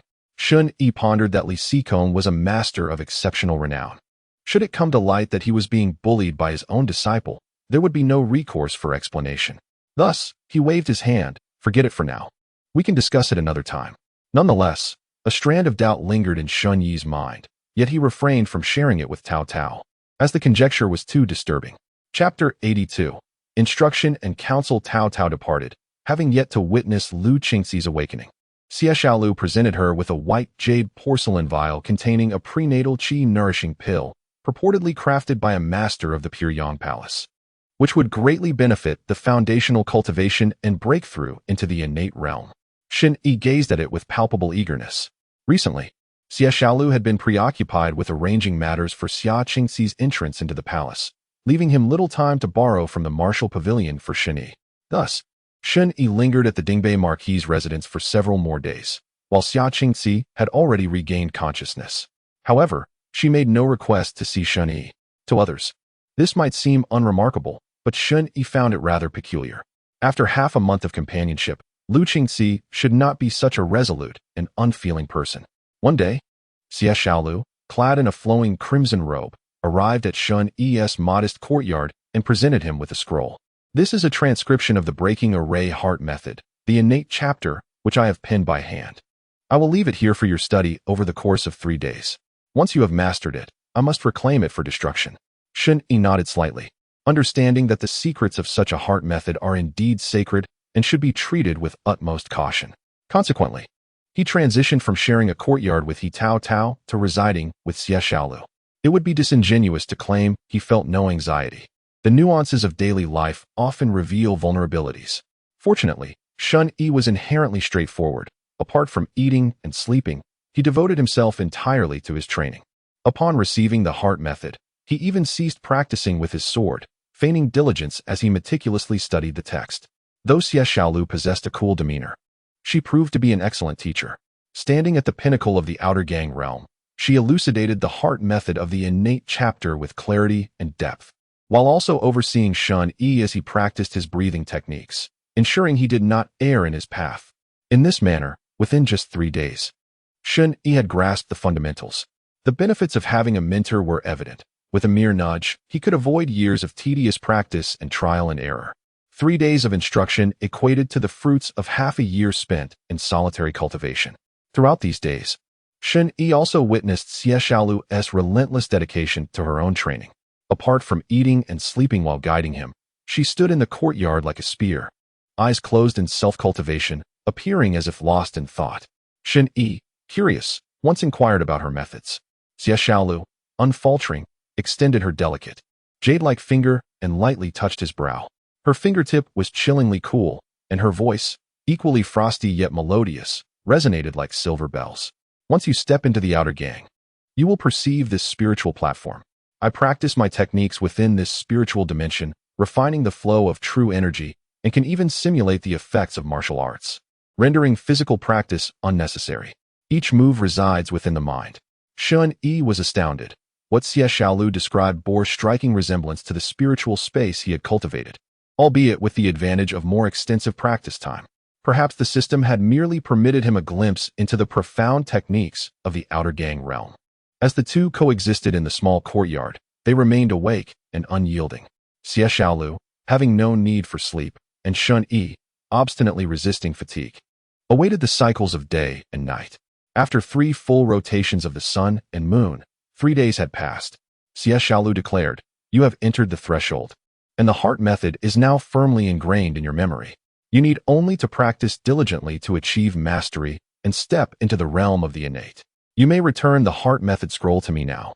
Shen Yi carefully gathered the scroll laid upon the stone table, folding it with care before offering it back to Xie Xiaolu, expressing his gratitude sincerely. "Thank you, Lady Xiaolu, for your guidance." Xie Xiaolu felt a peculiar sensation, as if Shen Yi regarded her as some venerable elder. She nodded and tucked the book into her bosom. A rather strange matter arose. His meridians appeared to be obstructed or narrow, a condition typically resulting from late practice of internal martial arts leading to the atrophy of one's channels. However, his foundation in internal strength was profound, suggesting he must have trained in martial arts from a young age, which should not have resulted in such an issue. Shen Yi was rendered speechless. Xie Xiaolu had pinpointed the truth. He indeed began his martial training late, but with a systematic approach. He was able to establish a solid foundation. Moreover, the issue with his meridians had manifested early during his secluded training. At that time, he was still in a phase of rapid advancement and had yet to encounter an insurmountable barrier. Thus, he temporarily overlooked it. Shen Yi inquired, "What should I do? Does this hinder my breakthrough to the innate level?" Xie Xiaolu pondered for a moment before responding thoughtfully. To break through the innate level, one must repeatedly temper the bones with internal strength, ultimately relying on the accumulation of profound internal power to shatter the constraints of the two bridges of heaven and earth. Given your current state of meridians, achieving this breakthrough will likely require an effort far greater than that of an ordinary person, enduring multiple times the pain, and ultimately risking damage to your meridians, resulting in long-term consequences that may be difficult to remedy. Shen Yi narrowed his eyes and clasped his fists together. Aside from forcibly breaking through, are there alternative methods to resolve this? Xie Xiaolu contemplated for a while, mulling over her thoughts, and after a pause, she slowly replied, "The I Ching can refine the marrow and reshape the meridians." Shen Yi pressed further, "Where might one acquire this?" Xie Xiaolu replied, "Such methods do not exist. But in this vast world, there are indeed wondrous medicines and extraordinary techniques that can yield the effects of refining the muscles and marrow. I have heard my father mention a unique skill at Tianqin Temple known as the I Jin Shi Sui Jing, which begins by thoroughly disrupting and reshaping the body's meridians, precisely addressing your condition. However, to learn this technique, one might need to become a monk.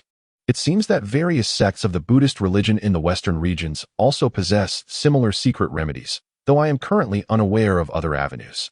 Xie Xiaolu had shared much. Since their acquaintance, Shen Yi had never heard her elaborate with such detail. In fact, not only had Shen Yi never witnessed it, but even the servants of the colleagues from the Zhenfu division, and even the Duke of Dingbei himself had never seen Xie Xiaolu exhibit such patience.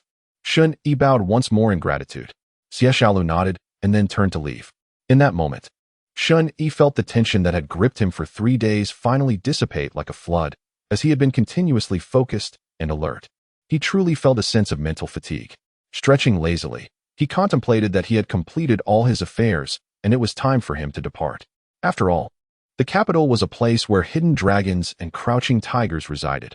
Remaining there felt akin to a mayfly gazing at the vast sky, making him acutely aware of his insignificance. Moreover, there was always the lurking danger of exposure and demise. Yet, before he took his leave, he needed to confirm one last matter. Therefore, when the servant arrived with the meal, he asked him to convey a message to Princess Xia Qingci at her separate residence. As their farewell approached, he stated, "I have an item brought from Dongji town to deliver to Princess Xia. I humbly request an audience with her."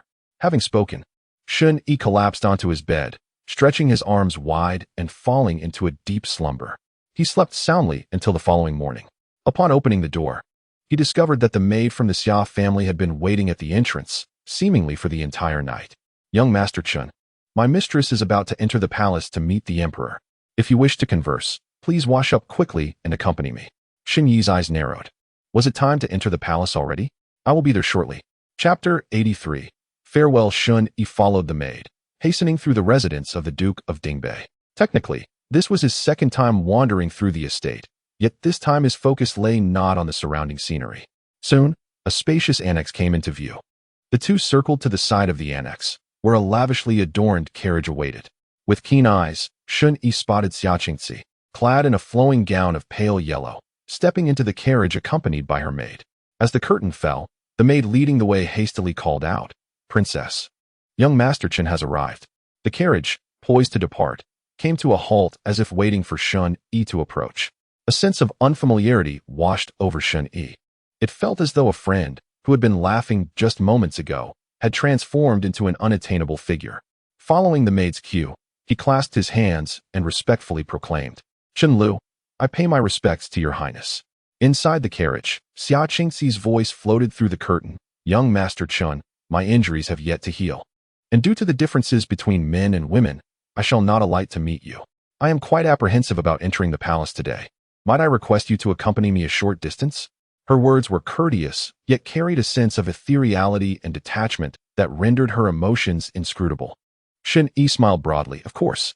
The carriage rumbled forth, and as the window curtain was gently lifted, Xia Qingxi's exquisitely delicate and seemingly fragile visage came into view. Young master, do you have something to present to me? With a slight smile, Shen Yi stepped alongside the rumbling carriage, matching its pace. Do you recall the neighbor from Mud Doll Alley in Dongji Town? There was a boy named Xiaohu. He was quite close to you as a child. When you were abducted, he provided us with vital clues. From his pocket, Shen Yi produced a rather crude wooden carving, vaguely resembling a human form. The craftsmanship left much to be desired. I carved this. It is an image of you. He said that if I found you, I should give you this wooden sculpture as a memento. Xia Qingxi extended her delicate, fair arm from the window, taking the wooden carving from Shen Yi's hands and gently caressing it. Xiaohu, I remember him. Such a lovely child. Thank you, young Master Chun, for this meaningful gift. Shen Yi paused for a moment and, using a secretive technique, whispered, then, where is the true Lu Qingxi? Is she still alive? He distinctly sensed a slight stiffness from within the carriage, as Xia Qingxi leaned out the window, her large eyes wide with confusion as she gazed at him. Shen Yi turned his gaze ahead, looking into the distance. The grand entrance to the Marquis's residence was now within sight. Shen Yi continued to transmit his voice. You were already aware of Lu Qingxi's identity as the princess. Back in Anyuan town, you intentionally allowed yourselves to be surrounded by the northern Marquis's estate, seizing the opportunity to execute your plan of switching the crown prince. To avoid revealing any flaws to us, you had the line strike you, using the pretense of healing as a means to shut yourselves off from us until you successfully entered the palace. Had you not suspected that I might possess certain artifacts detrimental to you, you likely would not have deigned to meet me. Xia Qingxi remained silent, having already returned to an upright and composed posture. Shen Yi continued, I actually do not care who assumes the role of princess. I merely believe that Lu Qingxi, caught in this web, should not meet such a befuddled demise. By the way, the child from the neighbor's house in Mudman Alley is not called Xiaohu, but rather Go Hua. This wooden carving is not his handiwork, for he lacks the skill to wield a knife. It was crafted by me. So, will you still put on a brave front? Gu Zisong, the saintess of the Wuxing sect. Shen Yi articulated each syllable with precision, his aura rising with such intensity that it emanated a sharpness akin to a blade. The atmosphere was thick with a heavy silence. Suddenly, a light chuckle pierced through the tension, as if an invisible force had intervened in Shen Yi's fervor, causing his intensity to wane. Young Master Shen, your carving skills are rather unremarkable, Gu Zisong responded through a private transmission, thereby acknowledging her identity. Miss Lu is indeed a beauty who captivates the hearts of heroes. Garnering such concern from you. Shen Yi remained silent, aware that Gu Zisong's words indicated a choice of candor. I have made an agreement with Miss Lu. She will return to the Wuxing sect as the saintess, while I shall enter the palace as the current princess. I have bestowed upon her nearly all of my innate abilities, and I have engaged a master of medicine to alter my appearance, thus allowing us to evade Song Chongfeng's scrutiny. Shen Yi was rendered speechless. The exchange of identities had culminated in such an unexpected outcome. Gu Zisong, ostensibly the princess of the great Xia, secretly harbored the essence of a demoness, destined to unleash chaos upon the great Xia court. In contrast, Lu Qingxi would assume the role of the saintess, standing above countless others within the Wuxing sect. It appeared to be a favorable resolution. Yet the only ones to suffer might be the emperor of the great Xia and the court itself. What awaited them was not a savior for the dynasty, but perhaps its very grave digger. Shen Yi was merely astonished that Lu Qingxi could acquiesce to such a preposterous decision, one fraught with potential peril. Gu Zisong chuckled lightly, responding with an air of nonchalance. After all, we are of the demonic sect. We navigate through emotions and reason, and moreover, Lu Qingxi is ties to us. Young Master Shen, what say you? Will you expose me? Shen Yi pondered for a moment before responding with a smile. If I were to expose you, would you allow me to escape unscathed? I would merely expose myself to the scrutiny of the town protector's office. The intrigues of the court and the rise and fall of the dynasty concern me not. Gu Zisong smiled slightly. Thank you. At this point, the grand door was nearly within reach, and Shen Yi could no longer follow. He posed one final question. How did you come to know Lu Qingxi's true identity? This intelligence is likely unknown even to the Eastern Depot. Otherwise, why would they dispatch merely a eunuch of the latter realm to probe? Gu Zisong remarked. The Eastern Depot is indeed unaware, and neither are the various princes. Moreover, Lu Qingxi's mother was originally one of our holy sect. What? This was yet another astonishing revelation. Shen Yi's face was one of utter disbelief. Gu Zisong raised an eyebrow slightly. The inception of this scheme was set by our sect for the emperor, but regrettably, there are two unforeseen elements. One is that Lu Yuan truly fell in love with the emperor. The other is that the emperor is genuinely cold-hearted, drifting away quietly after his fleeting romance. Shen Yi's expression grew strained. So, the emperor is nothing but a heartless scoundrel. Lu Yuan, disheartened and with child, retreated into seclusion. Not only the emperor, but we could not locate her either. It was not until recently that Lu Yuan sent word to the sect, indicating her impending demise, that we resolved to re-strategize this scheme. Shen Yi was somewhat perplexed. She communicated with Duke Dingbei, with Li Xikong, and also with you. What precisely does she intend for Lu Qingxi? Gu Zisong replied. That must be determined by Lu Qingxi herself. This is also Lu Yuan's dying wish. Haha. Shen Yi was rendered speechless. Choose for herself? Is your sect truly so accommodating? Gu Zisong chuckled softly. After all, Lu Yuan was the previous saintess. Her words carry weight.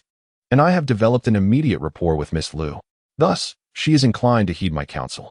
The intrigues of the court are fraught with peril, compounded by the presence of a father who has forsaken his family.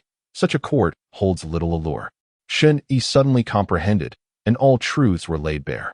This elaborate scheme, spanning decades, had unwittingly evolved in a far more dreadful manner. As Shen Yi pondered, a startling thought struck him. Was the demise of the crown prince perhaps influenced by you? Gu Zisong chuckled lightly. The emperor has long been plagued by illness. The crown prince lacks virtue and is inept, and the princes harbor divergent intentions. We merely serve to stir the waters. She paused before continuing. Since we are not to interfere with one another, I have one piece of advice for you.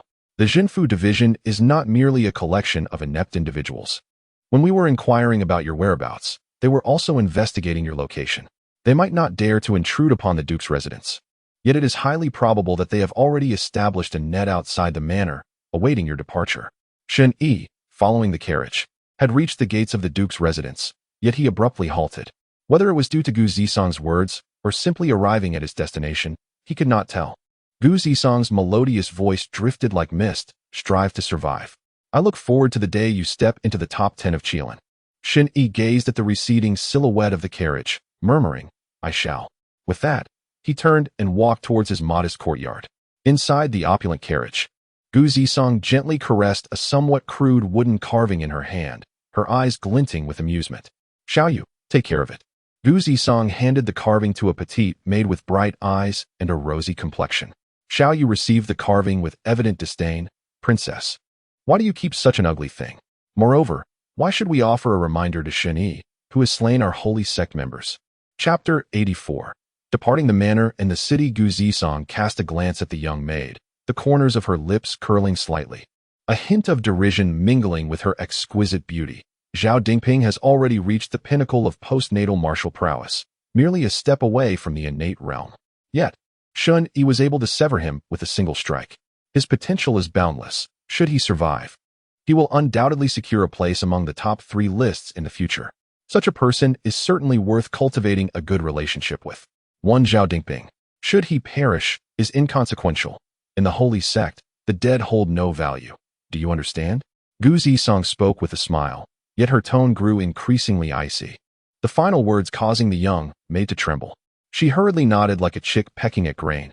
I understand, Your Highness. Gu Zisong looked at the wooden carving in Xiaoya's hands. Put it away. Consider it a memento before my entrance into the palace. Her gaze gradually sharpened. For this court was a stage rife with intrigue and undercurrents, a perfect arena for her to showcase her talents. Xia Qingxi's secret entry into the palace had yet to stir any waves. Shen Yi had recuperated in the courtyard of the Marca residence for another 3 days. His daily needs were met within the confines of the courtyard, and he had not ventured outside, nor had Xie Xiaolu visited. He had replenished his spirit and refined his vital energy, achieving the zenith of postnatal perfection. Thus, on the evening of the 3rd day, Shen Yi presented his resignation to Xie Xiaolu. As the sun dipped below the horizon, Xie Xiaolu came to see him off, adorned in a fiery red attire, her cape resembling flames. She seemed to merge with the remnants of the setting sun, as if the lingering glow extended to the heavens. Her strikingly graceful visage was further accentuated by the warm red hues, leaving Shen Yi utterly captivated. Xie Xiaolu accompanied Shen Yi to the grand entrance of the Marquis residence. Shen Yi clasped his fists. "Lady Xiaolu, I shall take my leave now. Our paths may cross again amidst the mountains and rivers. We shall meet in the Jianghu another day." Xie Xiaolu replied, "Though my cultivation surpasses yours, we are peers, and there is no need for formalities." Shen Yi smiled gently and nodded. "Indeed, Lady Xiaolu." As he turned to depart, Xie Xiaolu suddenly called out to him, "Chen Xiaoxia, should you wish to remain at the Marquis residence, we shall ensure your safety, no matter the duration." Shen Yi paused, taken aback, and after a moment, he turned back with a broad smile, sincerely stating, "Thank you. Lady Xiaolu, may I offer a word of advice? The court's struggles are treacherous. I hope you will not be ensnared by them in the future." Having spoken, Shen Yi promptly turned and strode away. Xie Xiaolu's words left him with an undeniable certainty. His identity had been compromised, or at the very least, it had raised suspicions. Yet, she still extended her goodwill. At this moment, she spoke in defense of the righteous from the standpoint of the Dingbei Marquis residence. However, once he stepped beyond the gates of the Marquis estate, only the duties of the town protectorate remained.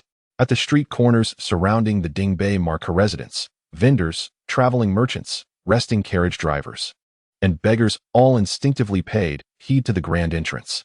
Suddenly, a scholar clad in green emerged from the Marquis residence, a book basket slung over his back, striding forth with an air of nonchalance. A few vigilant spies, invigorated by the sight of their target, swiftly sprang into action as the elusive fish finally appeared, ready to be ensnared. The moment Shen Yi stepped out of the door, he sensed several piercing gazes sweeping over him, prompting him to scoff. Are they merely lying in wait? Without a backward glance, he plunged into the throngs of bustling pedestrians. His pace was brisk, each movement executed with remarkable finesse. Skillfully utilizing the shadows and the cover of passers-by, he deftly navigated through the crowd, leaving his pursuers in a state of frustration, momentarily losing sight of him. Fortunately, a number of them maintained their watch from various angles, ensuring they did not entirely lose track of his whereabouts. A subtle smile graced Shen Yi's lips as he made his way towards the lively marketplace ahead. With each step he took, a series of crisp sounds echoed around him, and his form seemed to swell with each stride. As he neared a street corner, he pivoted and swiftly pulled off the blue garment he wore, tossing it to a beggar by the roadside, revealing a fitted black outfit beneath. He even placed his scholar's basket beside the beggar and gestured for silence. When Shen Yi emerged from the alley on the other side, he had transformed into a burly figure, rugged in appearance, bearing no resemblance to the scholarly youth he had been moments before. He brushed past a flustered vendor, exchanging glances with onlookers who were scanning the area, only to divert their attention once more, as though casting a stone into the sea, causing no ripples whatsoever. Nonchalantly, he strolled out of the marketplace, easily slipping away from the encirclement.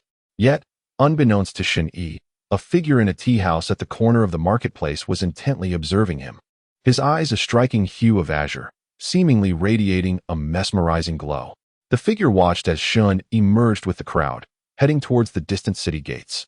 Having evaded his pursuers, Shen Yi's immediate priority was to exit the city, for remaining in the capital was fraught with peril. Upon reaching the city gates, he found himself amidst a throng of people, the flow of those entering and exiting resembling two parallel rivers coursing in opposite directions. Shen Yi followed the departing crowd, moving at a leisurely pace. After a brief inquiry from the gate soldiers, he was permitted to leave without hindrance, which struck him as almost surreal. The soldiers, momentarily taken aback by his presence, urged him on. "Hurry up, there are others behind you." Trusting their words, Shen Yi strode forward, only a few steps away from passing through the lengthy archway, where he could already see the last rays of the setting sun streaming through. Suddenly, a clattering sound erupted as an iron net, woven from chains, plummeted from the darkened archway above.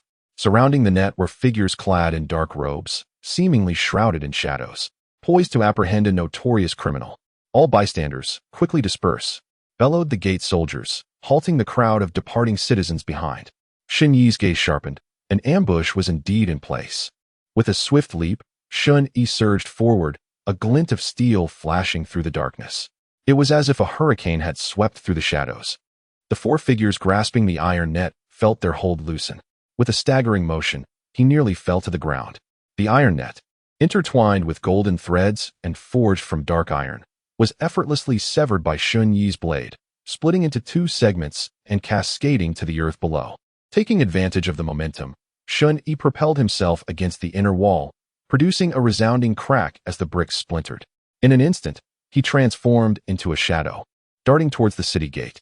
However, the path ahead was not clear. It was obstructed by a sudden, imposing figure, resembling a wall itself, standing resolutely at the gate. In his hand, the embroidered spring knife danced, creating a flurry of blade shadows. The knife shadows coalesced, detaching from the blade and morphing into a torrent of cutting energy, aimed directly at Shen Yi, suspended in midair. Shen Yi's pupils constricted sharply as the chilling night swirled around him. The knife shadows entwined, producing a cacophony of clashing metal. In that fleeting moment, blood erupted forth, and deep gashes marred Shen Yi's clothing. He plummeted to the ground, the frigid night casting a pointed shadow on the formidable figure before him. 100-man in dark attire? A congenital master? The towering figure spoke with a resonant voice. I am Wang Qianxiu, the 100-man of the Eastern Counties Town Patrol, under orders to apprehend the rebel Shen Yi. Chapter 85. The blade strikes the congenital. Only those who are not congenital masters can assume the role of a 100-man in dark attire. Shen Yi had fled from the Eastern Counties Town Patrol, eluding capture, and had ventured northward, gaining notoriety throughout the martial world. With each instance of Shen Yi's rising fame, it was akin to repeatedly dragging the Eastern Counties Town Patrol into the light, branding them as incompetent and driving away their prodigy. Chu Qingyang could not withstand such public scrutiny. Thus, he dispatched 200 men to pursue Shen Yi with all their might, determined to apprehend him in one fell swoop. These 200 men were no ordinary foes. Utilizing the intelligence network of the town patrol, they diligently gathered clues, ultimately piecing together Shen Yi's movements. Their gaze fixed upon Shen Lu, who was visiting the Duke of Dingbei's residence. However, offending the Duke was not an option. They reported to the capital's headquarters, laying a meticulous trap outside the Duke's estate, awaiting Shen Yi's departure to spring upon him and seize him at once. Now, at the city gate, 100 men stood guard at both entrances. Inside and outside the gate, a throng of dark-clad guards rushed to encircle him, leaving Shen Yi in a state akin to a caged bird, unable to take flight. Yet, even if flight seemed impossible, a bird with wings would never relinquish the chance to soar. Shen Yi strode purposefully toward the gate.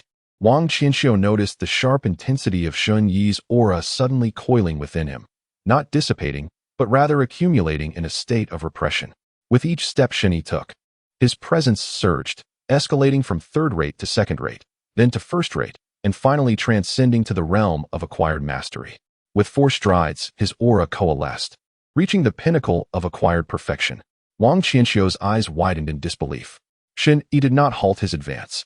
His momentum continued to ascend. Each of his steps resonated with a thunderous boom as his aura seemed to shatter some unseen barrier, erupting forth and leaving countless fissures in the ground beneath him. He had broken through to the congenital realm. Wang Qianxiu was taken aback. He had never witnessed anyone achieving a breakthrough in the heat of battle, especially to the congenital stage. He shouted urgently, "Everyone, attack! Kill him!" At that moment, Shen Yi took a deep breath. Drawing upon his inner cultivation, he forcefully broke through his innate limitations, achieving a profound state of unity between his internal and external energies, connecting with the heavens and the earth. The surging primal energy flooded into his body, cleansing and transforming his inner strength into authentic innate qi. Shen Yi knew this was not the time for hesitation. The real challenge of his escape was just beginning. His vital energy surged, akin to boiling magma, coursing through his limbs. The innate qi flowed like a torrential river, gathering in his legs and conjuring an invisible whirlwind. With a sudden push from his calves against the ground, a resounding thud echoed as the earth cracked beneath him, forming a spiderweb-like deep pit. In an instant, he moved like a flash of lightning, darting forth and closing the distance to Wang Qianxiu. The cold blade of his weapon, Han Yi, unsheathed with a flourish, releasing a brilliant arc of light.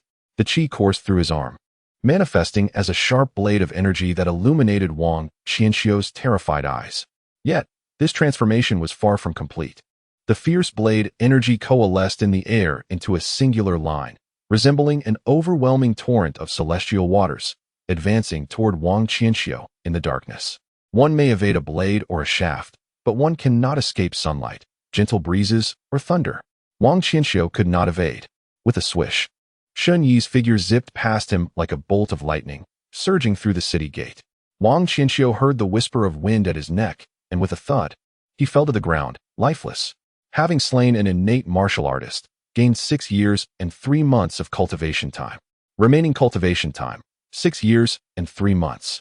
Shen Yi had just broken through his innate barriers, channeling all remaining 4 years of cultivation time into the mastery of his internal techniques. He did not abandon his existing unnamed heart technique in favor of solely practicing the innate chapters of the array-breaking technique. Instead, he chose to assimilate and refine, extracting the essence of the unnamed heart technique and integrating it into the array-breaking art. Shen Yi was immensely grateful for the 3 days spent with Xie Xiaolu, which had profoundly enriched his understanding of the array-breaking technique and the innate key points, allowing him to accumulate knowledge and achieve success in one decisive moment.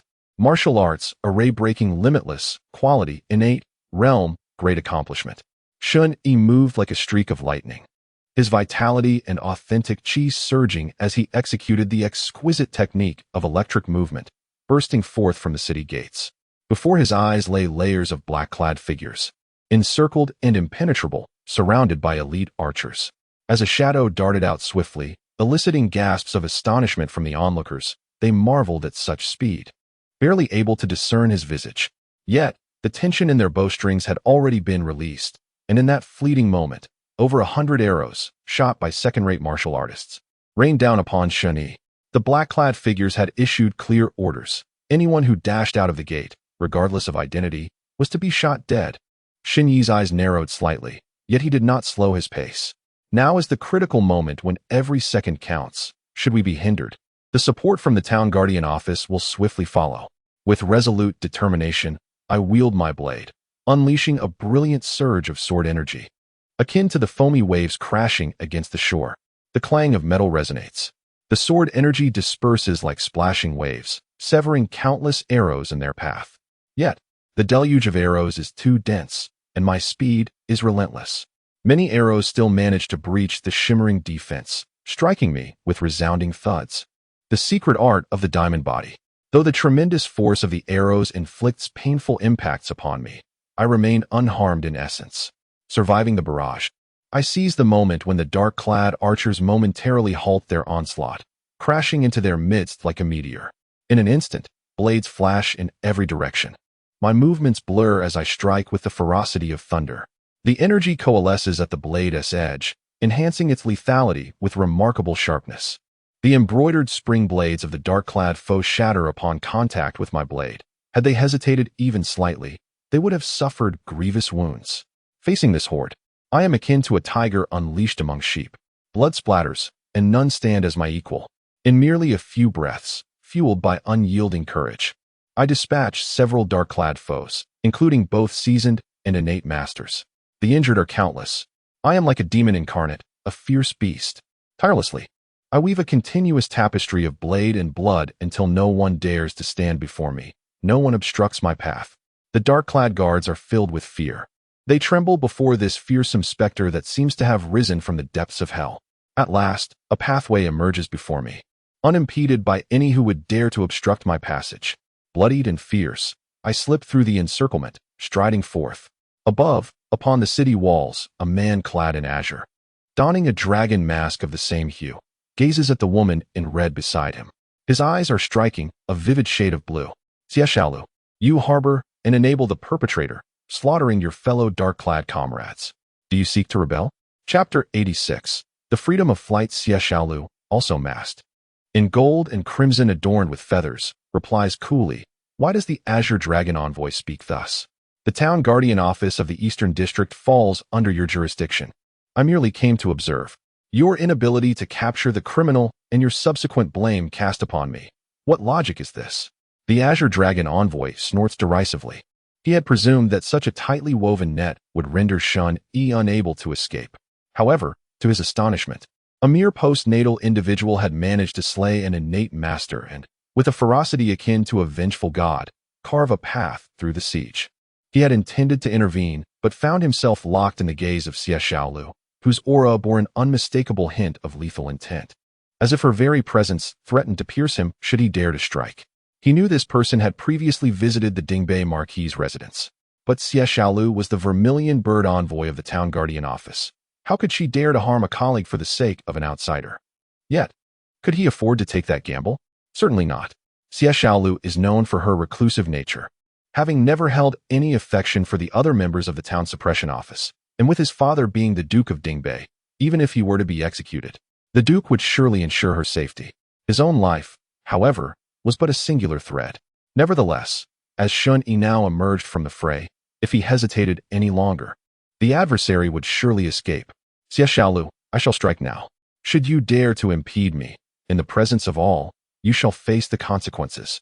With that declaration, the man in green swiftly ascended into the air, and in a blink, he was already several dozen paces away. The gathering of black-clad figures below erupted in joyous exclamations. It is the esteemed Azure Dragon Envoy. Sir, swiftly apprehend that fugitive. At that moment, Shen Yi had already surged far beyond 100 paces. A crystalline sound echoed through the air, a clear and sonorous note reverberating. The sound wave rippled outward, akin to a gentle ripple upon water, audible even to the fleeing Shen Yi. Within that resonance lay an intense and formidable sword intent. An external expert. The man in green gracefully descended upon the treetops, and from his waist, a sword as pristine as jade was propelled by his internal energy, springing forth with sudden force. With a single hand, he grasped the sword, spinning with a feigned thrust. In an instant, a streak of azure sword energy erupted from the sword's edge, spanning 100 paces and aiming directly at Shen Yi's back. Shen Yi, sensing the impending danger, felt a sharp pain shoot through his back. He hastily turned, wielding his blade, Cold Night, to parry the attack. Clang! The force of wind and thunder coalesced at the blade's edge, transforming into a sweeping blade aura. Clang! The blade aura shattered. The Cold Night swirled, his blood and energy coalescing as he strained to deflect the residual force of the azure sword energy. Yet his palms suffered grievous wounds.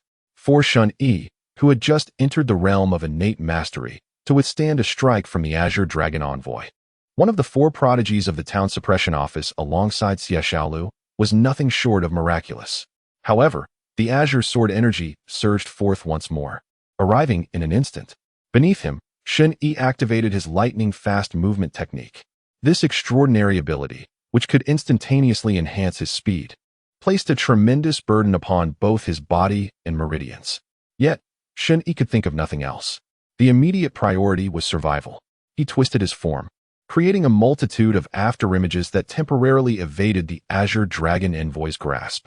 The azure sword energy whizzed past him, crashing into a distant tree trunk with a resounding thud, piercing through 9 massive trees before finally dissipating. The man in green hovered among the treetops, chuckling lightly. This is becoming interesting. He lightly touched the treetop, his form resembling a darting azure dragon as he raced toward Shen Yi, his hand gesturing forth, the white jade sword shooting out with force. It was like a white rainbow streaking across the vast sky. Let us see how you will defend against this. Upon the city walls, Xie Xiaolu gazed expressionlessly at the shadow atop the treetops, biting her lip. Meanwhile, as Shen Yi retreated rapidly, he felt once more that he had been ensnared, unable to escape no matter how he twisted and turned. The man in green descended like a dragon from the sky, an instinctive sense of danger surging within him. Shen Yi took a deep breath, channeling his innate true energy throughout his body, while externally invigorating his blood to fill his limbs and bones, seeking every ounce of strength within. Since evasion was futile against this strike, he would have to confront it. In an instant, a tempest arose, accompanied by a thunderous roar from the silence. The wind slashed, and the thunder rumbled. In the pitch-black cold of night, the exquisite white jade sword was unleashed with a flourish. The long blade roared while the sword hummed in response. The fierce confrontation of blade and sword, black and white, rendered everything else dim, transforming the scene into a monochromatic ink painting. Clang!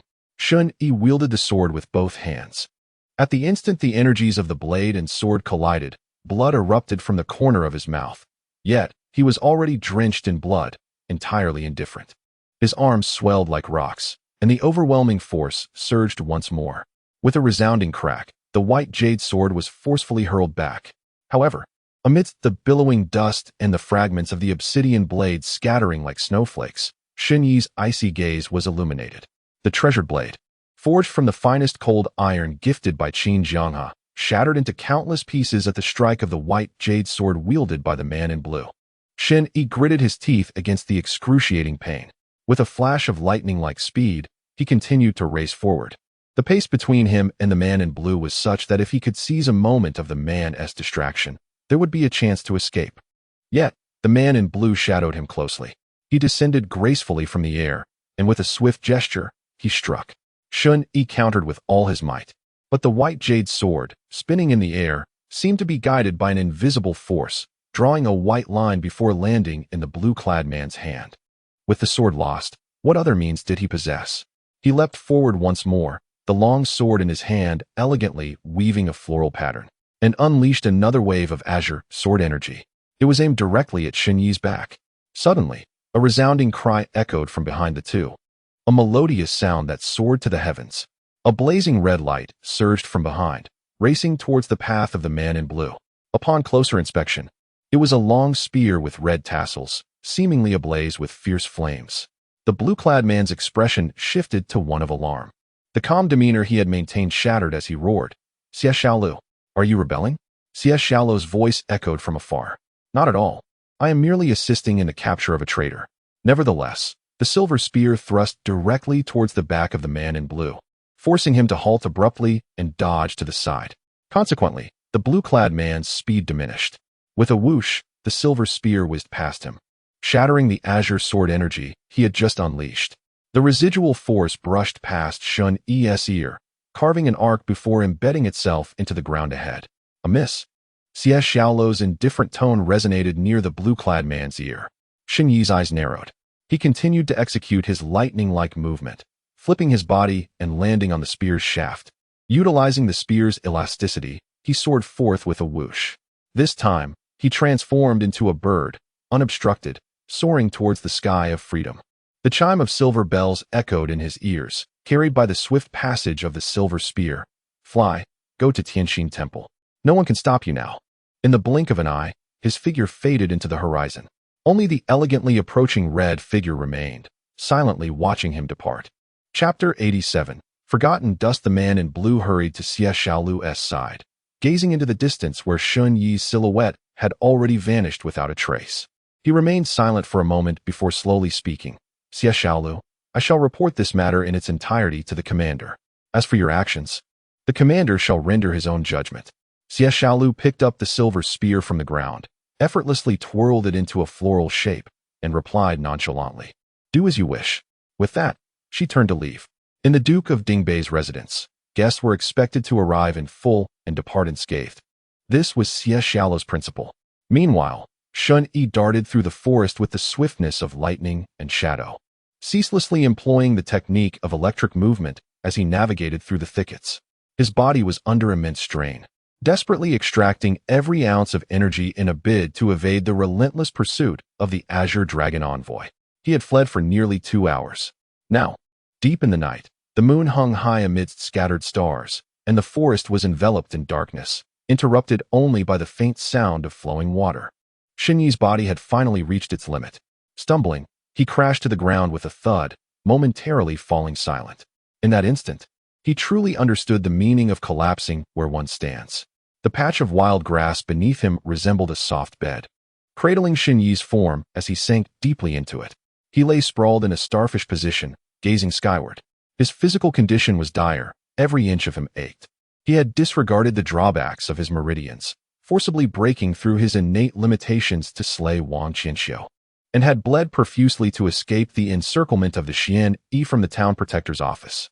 Subsequently, with only the initial stages of innate cultivation, he had faced the strikes of the Azure Dragon envoy, a paragon of the external realm. The burden and injuries to his meridians had reached a critical point, resembling a fragile glass vessel riddled with cracks. Should he attempt to channel his energy again in the near future, it was highly likely that his meridians would shatter irreparably, beyond even the aid of the divine. Moreover, his physical form bore numerous muscular injuries, exacerbated by the prolonged exertion of electric movement. leading to an overwhelming fatigue that rendered him devoid of strength. Shen Yi gasped for breath, reflecting on the perilous encounter at the city gate, a rush of exhilaration surging within him at having narrowly escaped death. Of course, he would not forget Xie Xiaolu's kindness. Had she not been present to lend timely assistance, he would have perished beneath the blade of the Azure Dragon Envoy. Furthermore, Xie Xiaolu had illuminated a path for him to heal his meridian injuries or to ascend to a realm beyond innate cultivation. He must first resolve the shackles binding his meridians. Thus, his journey to Tianqin Temple was imperative, but for now, he must prioritize recuperation. Shen Yi's mind sank into the sea of consciousness. Summoning the system. Host, Shen Yi, cultivation, innate, martial arts, innate level, boundless array breaking, great accomplishment. Mystical secret canon, uninitiated, acquired level, 6 slashes of wind and thunder, perfection. Vajra body refinement secret technique, acquired volume, perfection. Lightning god movement, perfection. Cloud folding hand, perfection. Ultimate skills, wind/thunder movement, lightning god movement, mystical arts, 1,000 faces divine skill, perfection. Potential cultivation, remaining 27 years and 6 months.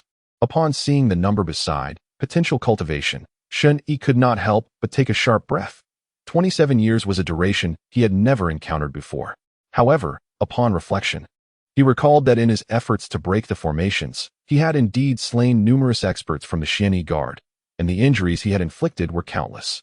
Now, with ample time for potential cultivation, he felt no need to lament and promptly chose to utilize the 6 months of potential cultivation to restore his physical condition.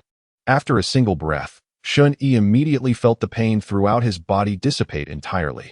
His vital energy surged anew, akin to seedlings sprouting in spring, brimming with vibrant life. Possessing the Vajra body refinement secret technique, not only did it temper his flesh, but it also enhanced the speed of healing and recovery from injuries. In merely 6 months of potential cultivation, all the various gruesome external wounds upon him had healed. Yet, concerning the internal injuries and the damage to his meridians, the recovery process could only be described as minimal. For most martial artists, once their meridians suffered damage, unless they possessed specific miraculous medicines or techniques, they would be rendered useless for life. Even with diligent effort to nourish the meridians and repair the damage, it could take several decades. Thus, a significant portion of one's life would have already elapsed, rendering the repair of the meridians almost meaningless. However, Shen Yi was different. He had time for potential cultivation. So aside from the methods suggested by Xie Xiaolu, he had another straightforward approach, spending several decades, or even over 100 years, to nurture the meridians gradually with vital energy and true qi. Yet, such a method was rather foolish. Therefore, Shen Yi prioritized a visit to Tianqin Temple. If he could not acquire the I Jin Fa Sui Sutra, he would then consider the latter option. After all, in these chaotic times, it was not impossible to accumulate a century's worth of potential cultivation. With his determination set, Shen Yi rose, supporting himself with his hands on the ground, and made his way toward the faint sound of flowing water. Half an hour later, he had washed away the blood that covered him. However, his tattered clothing had been soaked in blood, turning a deep brown that could not be restored to its original hue. He drew the weapon cold knight from its sheath, only to find the dark blade shattered, broken completely, leaving only the hilt connected by a few inches. Shen Yi let out a sigh. This sword had accompanied him through countless miles, quenched in blood, and vanquished many formidable foes. Now, it had fulfilled its purpose and could retire. By the stream, he dug a small pit and buried Cold Knight within. Then, he snapped off a branch, sharpened it with his hand to create a straight marker, and placed it atop the mound of earth as a memorial for the sword. He lay beside the blade's grave and fell into a deep slumber. Soon, a fortnight passed, and the time for the Tianji list to be published arrived. All sects and wandering heroes eagerly awaited the announcement from the Duke of Dingbei's residence. Recently released from confinement, Xie Xiaolu cradled the exquisitely framed Tianji list and casually leafed through its pages. She skimmed past the 3 lists of heaven, earth, and humanity, knowing that the masters above rarely acted recklessly. Changes in the rankings were infrequent. Even when they occurred, they were far removed from the concerns of ordinary wanderers of the martial world. She directly turned to the page featuring the Qilin list. First on the Qilin list was Duguao, and second was Xie Xiaolu herself. A faint smile graced her lips as she gazed into the northern wasteland, lost in thought. Subsequently, Her eyes wandered further down the list. The 36th position was held by Ji Tsungyun, while the 47th was occupied by Shen Yi. Xie Xiaolu's eyes sparkled with interest as she read the accompanying commentary. On October 21st, Shen Yi, at the western gate of the capital, decisively defeated Wang Qianxiu, a 100-man commander from Dongjuan's town protectorate, breaking through the encirclement of the Shen Yi. Moreover, he single-handedly withstood the dual swords of the 4 celestial envoys of the town protectorate, elegantly retreating into the void, later disappearing without a trace. Suspected to be gravely injured and in hiding. This is truly a testament to breaking through the gates of innate prowess, overcoming countless foes without losing brilliance. Though the concealed dragon may be momentarily trapped, he shall eventually emerge from the depths. The world trembled at such news. At that moment, within the serene hall of Tianxin Temple, a congregation of monks knelt in the ritual of receiving precepts. The abbot of the Discipline Institute, wielding a razor, approached a refined young man, gently pressing his hand upon his head. Chen Lu, you have entered the temple for half a month. Your mind is astute, your sincerity genuine, and your heart devoted to the Buddha. Today, the Buddha, in his compassion, graciously allows you to enter the temple for cultivation. I hope you will uphold the precepts, embrace the Dharma, and ultimately attain enlightenment. With a kind gaze, the abbot continued, Today, I shall shave away your 3,000 entanglements. From this moment forth, you shall retreat into the realm of emptiness, forgetting worldly concerns. Do you wish to reconsider? The young man replied calmly, no regrets, as his hair fell to the ground. The soothing sound of the Buddha's teachings resonated. Today, I grant you the Dharma name Wuqing. Chapter 88. News from all corners. The tidings of the Tianji list spread across the vast expanse of the 9 provinces. In Dongjuan's Qinghe, at the Broken Blade Hall, Qin Jianghe received the Tianji list from Ji Tsungyun, flipping through it with a single hand, astonished to find a familiar name leap into the top 50. Brother Shen's courage and progress are indeed extraordinary. His eyes brimmed with admiration and astonishment. Ji Tsungyun, hands clasped behind his back, smiled. At this rate of advancement, it won't be long before he catches up to me. There was no hint of jealousy in his words, only admiration and ease. Qin Jianghe's expression shifted to one of concern. According to the Qilin list, his breakthrough must have come at great cost, which is indeed worrisome. Ji Tsungyun chuckled softly. I will have the brothers in our sect keep an eye on his movements. Should he encounter difficulties, they will certainly lend their support. Qin Jianghe clasped his hands together. Thank you, abbot. In the south, nestled within a serene and picturesque valley, stood a beautifully designed estate. Dressed in a pale yellow gown, Tao Tao entered the hall respectfully, carrying a pot of tea. Inside, a refined young man in elegant attire sat, possessing a pair of arched brows and sparkling eyes. His appearance enhanced by a delicate beard.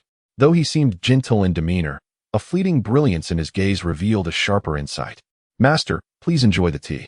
Li Sikuan placed the tome on the table, raised his cup, and leisurely gestured to the book. Behold the latest Tianji list. Take a look.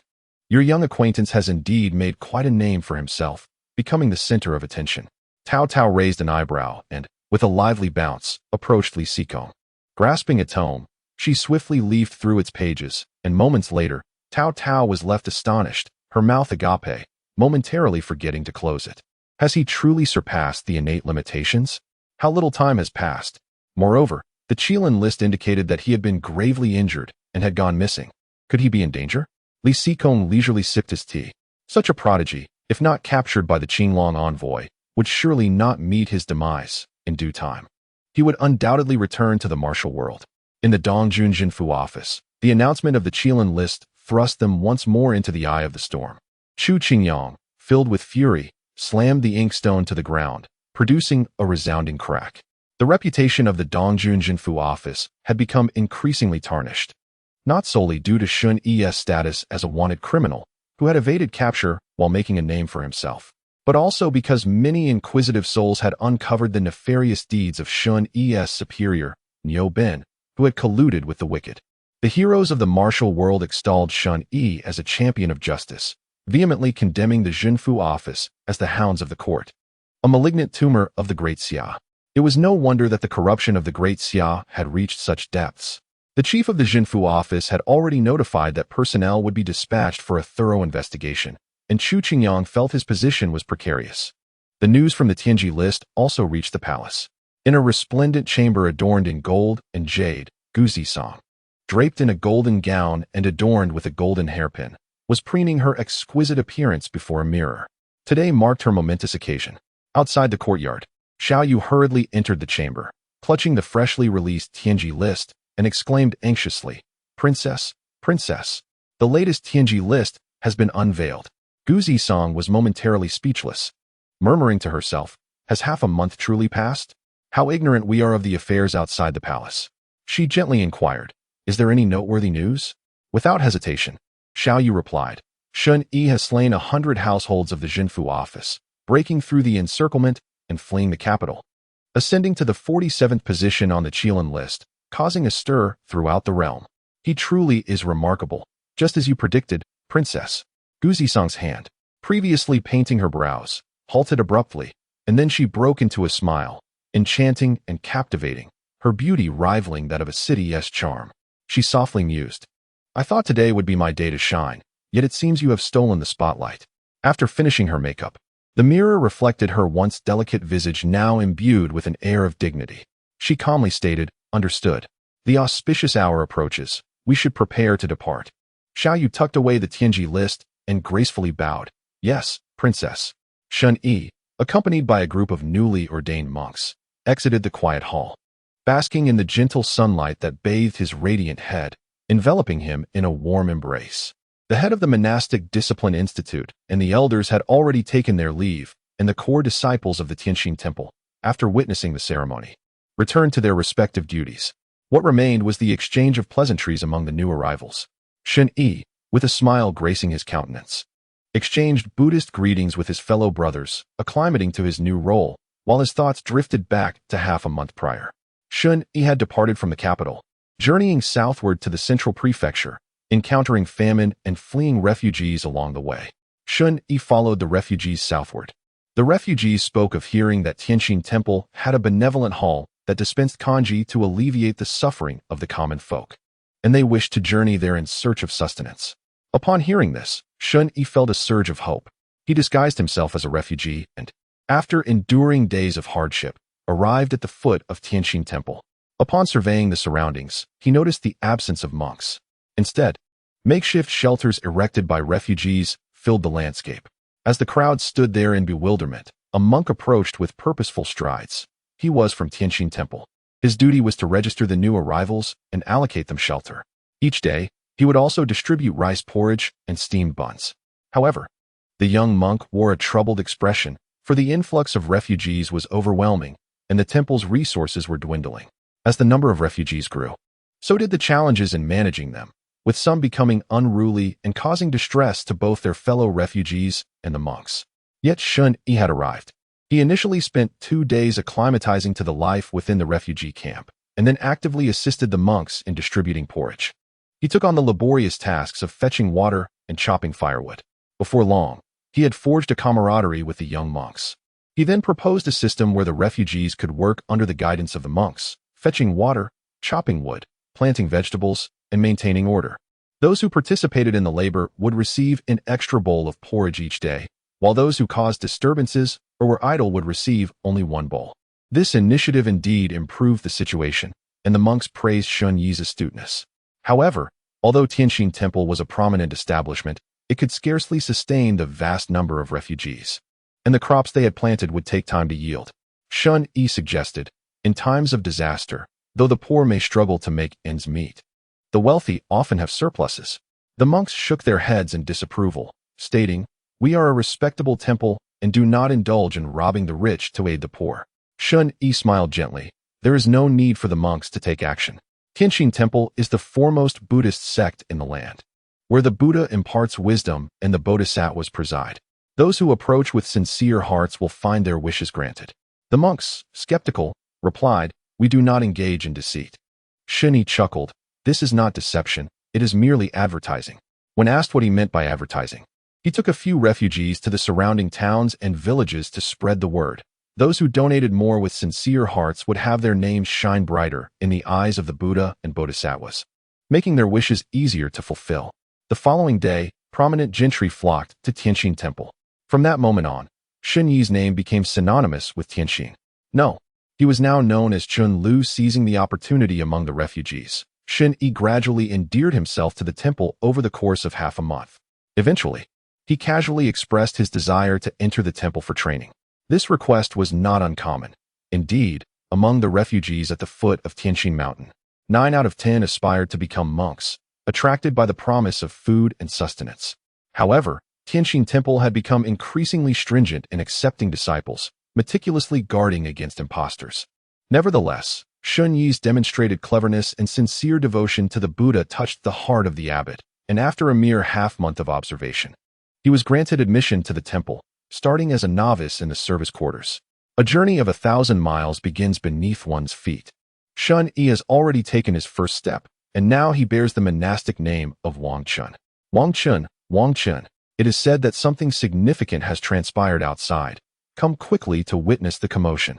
A youthful monk with thick brows and large eyes dashed towards Shen Yi with exuberance. This was the little monk Wang Yu from the miscellaneous affairs courtyard.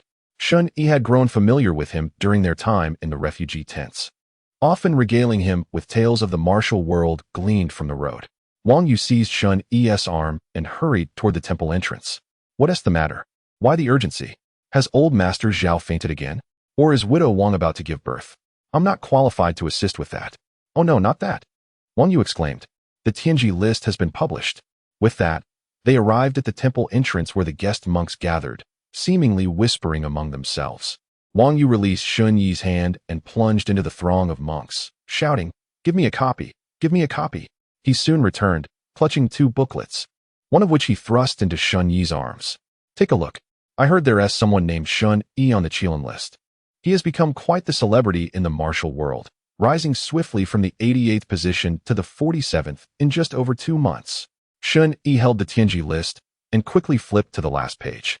Indeed, he found an extensive account of his exploits meticulously recorded for all to see. He could not help but murmur, "It seems my ties with the town suppression office have grown increasingly entangled." The little monk peered over the list, suddenly pointing with delight. Our brother Wuxin from the Demo courtyard has ascended 1 rank. He is now 5th on the Qilin list. Following Wang Yu's finger, Shen Yi glanced down to see Wuxin's commentary. Recently, he had traveled to the southwestern region of Sichuan, ascending Qingqing Mountain to discuss Buddhism with the contemporary Daoist master for 3 days and nights, his teachings resonating throughout the land, thus amplifying his renown in the southwest. This description was indeed quite cryptic. Judging by the rankings, it seemed Brother Wuxin had the upper hand. Wang Yu nodded enthusiastically, like a chick pecking at grain. I heard Brother Wuxin and Daoist Qing Feng are celebrated as the dual paragons of Buddhism and Taoism. It is said he exchanges ideas at Qingqing every year and continues to wander, spreading the Dharma to enlighten the world. I have been at the temple for 2 years, and I only saw Brother Wuxin once last year. He did not stay long before departing again. The little monk's eyes sparkled with hope. I wonder when I too can achieve success and travel the world, promoting the Dharma like Brother Wuxin. Shen Yi gently ruffled Wang Yu's smooth head, shaking his head in response. One must not rush in the pursuit of enlightenment. When the right conditions arise, sudden realization may come unexpectedly. Wang Yu's eyes widened with excitement. Is that true? Really? Shen Yi, feigning nonchalance, replied, All right, I was just teasing you. Enough of that. Just then, he opened the second booklet. A report from the Imperial Court, which bore a significant announcement at the top. The Princess of Daxia, Xia Qingzi. The acknowledgement of lineage and the establishment in the Eastern Palace, coupled with the title of City of Splendor, occupies a significant portion of the official gazette. This underscores the gravity of the information. Shen Yi clicked his tongue in disbelief, unaware that it was akin to a cuckoo occupying a magpie's nest. Presently, with the Emperor of the Great Xia gravely ill and without an heir, various princes are eagerly eyeing the throne. Xia Qingzi has emerged into the limelight. Whether this will restore stability and suppress the ambitions of the princes, or further plunge the realm into chaos, remains uncertain. However, should Xia Qingzi manage to survive this struggle and ascend the throne as empress, one wonders, will it be her own dominion or that of the Wuxing sect? Who can say? As Shen Yi turned the page, he encountered another official announcement. The General of Pacification had dispatched personnel to the Eastern District for inspection. The inspector was none other than the esteemed envoy of the general, Xia Xiaolu, yet this did not attract much attention. The envoys of the general, adorned in masks, concealed their true identities from all. The folk of the martial world only knew their names were inscribed upon a list, and that was sufficient. Nevertheless, the shifting tides of the martial world held no relevance for Shen Yi, who resided peacefully in the Tianqing Temple, detached from worldly affairs. He observed the rise and fall of fortunes, watching the clouds roll by in serene contemplation. Shen Yi had become a recluse, embracing a life of forgetfulness. Beyond daily organizing labor for refugees, distributing porridge and food, and mediating neighborhood disputes, his responsibilities had expanded to include various temple affairs. Naturally, among the disciples of the labor department, the majority were tasked with menial chores. Yet, given the vastness of Tianqing Temple, the disciples were assigned different areas of responsibility. Shen Yi, leveraging the goodwill he had garnered and his eloquence, successfully secured the areas of the Sutra Repository and the Demo Courtyard. He learned that the Sutra Repository housed not only 3,000 Buddhist scriptures, but also the martial secrets of Tianqing Temple. Undoubtedly, the Yijing Jing was among them, though, as with all tales, such repositories were typically guarded by unparalleled masters. The Sutra Repository of Tianqing Temple was no exception.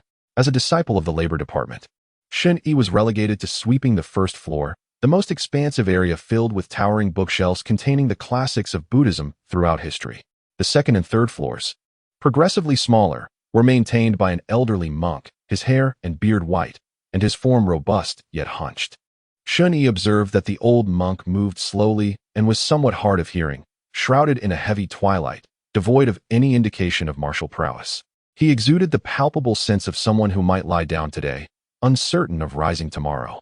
However, Shen Yi, in his previous life, had perused a multitude of texts. Even if he could not discern any anomalies, he was 100% certain that this sweeping monk was indeed a true sweeper, a hidden powerhouse within Tianqing Temple. As for the Demo Courtyard, it was the place where the temple imparted its ultimate techniques. Shen Yi contemplated whether he could discreetly observe and perhaps learn a technique or two, or perhaps uncover clues regarding the Yijing Jing. To his astonishment, the elders and leaders of the Demo Courtyard did not shy away from teaching martial arts to the disciples, even in public view. Despite Shen Yi standing quietly for a quarter of an hour under the pretense of sweeping, the great monk did not send him away. They simply smiled and remarked, "To master the martial arts of Tianqing Temple, one must first attain a profound understanding of Buddhist teachings. If you wish to practice the martial arts of the Buddhist order, you must begin with the study of Buddhism." Initially, Shen Yi was perplexed. However, it soon became clear to him, particularly after he clandestinely compiled and organized the first martial technique in the Dharma Institute. Martial arts, Vajra palm, quality, innate, realm, uninitiated remarks, a unique palm technique of Tianqing Temple, requiring a solid foundation in Mahayana Buddhism. It possesses astonishing power to subdue demons. Chapter 90. To practice martial arts, one must first cultivate Buddhism. Shen Yi, skeptical, dedicated 6 months to intensive study and introspection. Indeed, the feedback from his practice revealed that the Vajra palm technique, while simple and archaic in its moves, was less intricate than second-rate techniques. Yet, its deeper implications remained elusive. In short, the message was clear: to practice martial arts, one must first cultivate Buddhism. It is no wonder that the schedule of the labor hall included evening sessions in the quiet hall for the study of Buddhist scriptures and comprehension of Buddhist principles. For those who were illiterate, the monks would provide unified instruction in reading and writing. It is crucial to note that the elders delivering teachings in the quiet hall would not disclose the connection between Buddhism and martial arts to the newcomers. At Tianqing Temple, sincerity and righteous intention are paramount, allowing one to act in accordance with the natural flow. As monks attain a certain level of understanding in Buddhist teachings, they can leave the labor hall to further their studies in the Arhat hall, subsequently advancing to the Dharma Institute. Shen Yi gradually delineated the trajectory of martial cultivation within Tianqing Temple, where the unity of Buddhism and martial arts flourished, cultivating both skill and heart. This epitomized the true grandeur of a great sect. Tianqing Temple does not concern itself with the intentions of individuals. Without a foundation in Buddhist teachings, one cannot forcefully practice and will merely achieve mediocre techniques. Even those with exceptional insight, capable of manifesting some degree of power, will ultimately succumb to demonic deviations without the pacification of Buddhist wisdom. The cases of Xiao Yuanshan and Murong Bo serve as prime examples. with clarity in his heart. Shen Yi understood his path forward. He entered the quiet hall to read Buddhist scriptures. Thus, he settled into his role as a novice in the labor hall, rising with the sun and resting at dusk, distributing porridge in the refugee tents, cleaning the scripture pavilion, secretly learning in the Dharma Institute, and studying scriptures in the quiet hall. This cycle became second nature. 3 months later, as the famine began to recede, many refugees chose to leave Tianxin Temple, returning to their homes to live their lives. The foot of Tianxin Temple gradually became tranquil, devoid of the previous clamor. Meanwhile, Shen Yi, seizing the opportunity to learn while cleaning the Dharma Institute, had once again organized a martial technique, the Dragon Claw Hand. This too was an innate level secret technique, requiring an entry into Buddhist teachings. However, Shen Yi's progress in Buddhism remained minimal. At the very least, he confirmed one thing. He was not a person of profound Buddhist nature as described by the other monks. Legend has it that the renowned Wuxin sat in meditation for a day and a night to attain enlightenment and could engage in discussions with the elders of the quiet hall. When Shen Yi inquired with the elder of the quiet hall about the typical duration for an ordinary person to achieve enlightenment and ascend to the Arhat hall, he received the response, 3 to 5 years. Thus, Shen Yi cradled the scriptures, choosing to devote 3 years of secluded cultivation to the study of Buddhist texts. In an instant, his consciousness was drawn into the realm of meditation. Until now, he had focused solely on martial arts. And this was his first encounter with the profound teachings of Buddhism. Within the meditative space, 3 years swiftly elapsed as Shen Yi diligently perused the scriptures in the quiet hall, contemplating their true essence. When he finally opened his eyes again, a serene tranquility radiated from his gaze. In the presence of a congregation of monks reciting scriptures, Shen Yi slowly rose, palms joined in reverence, softly chanting the name of the Buddha, Amitabha. The elder responded, "I have attained understanding." The assembly of monks murmured in confusion, while the elder of the quiet hall remained unfazed. Year after year, a few individuals fancied themselves enlightened. However, true awakening in the quiet hall did not hinge upon the quantity of scriptures read or the depth of Buddhist philosophy grasped. It was cultivated through the daily immersion in the teachings, nurturing a genuine sense of Buddhist wisdom. This was an undeniable truth. Even formidable practitioners of the demonic path could not feign their way into Tianxin Temple, for the essence of Buddhism could not be deceived. It either existed or it did not. Though there were no expectations that Shen Yi had genuinely attained enlightenment, the necessary formalities must still be observed. The elder, draped in his robe, rose gracefully and stepped forward, exuding an ethereal presence, appearing silently before Shen Yi. The surrounding monks gasped in astonishment. Such celestial prowess was only spoken of within the temple, never witnessed. Yet Shen Yi remained with his hands joined and a tranquil smile, unperturbed, his eyes revealing no hint of disturbance.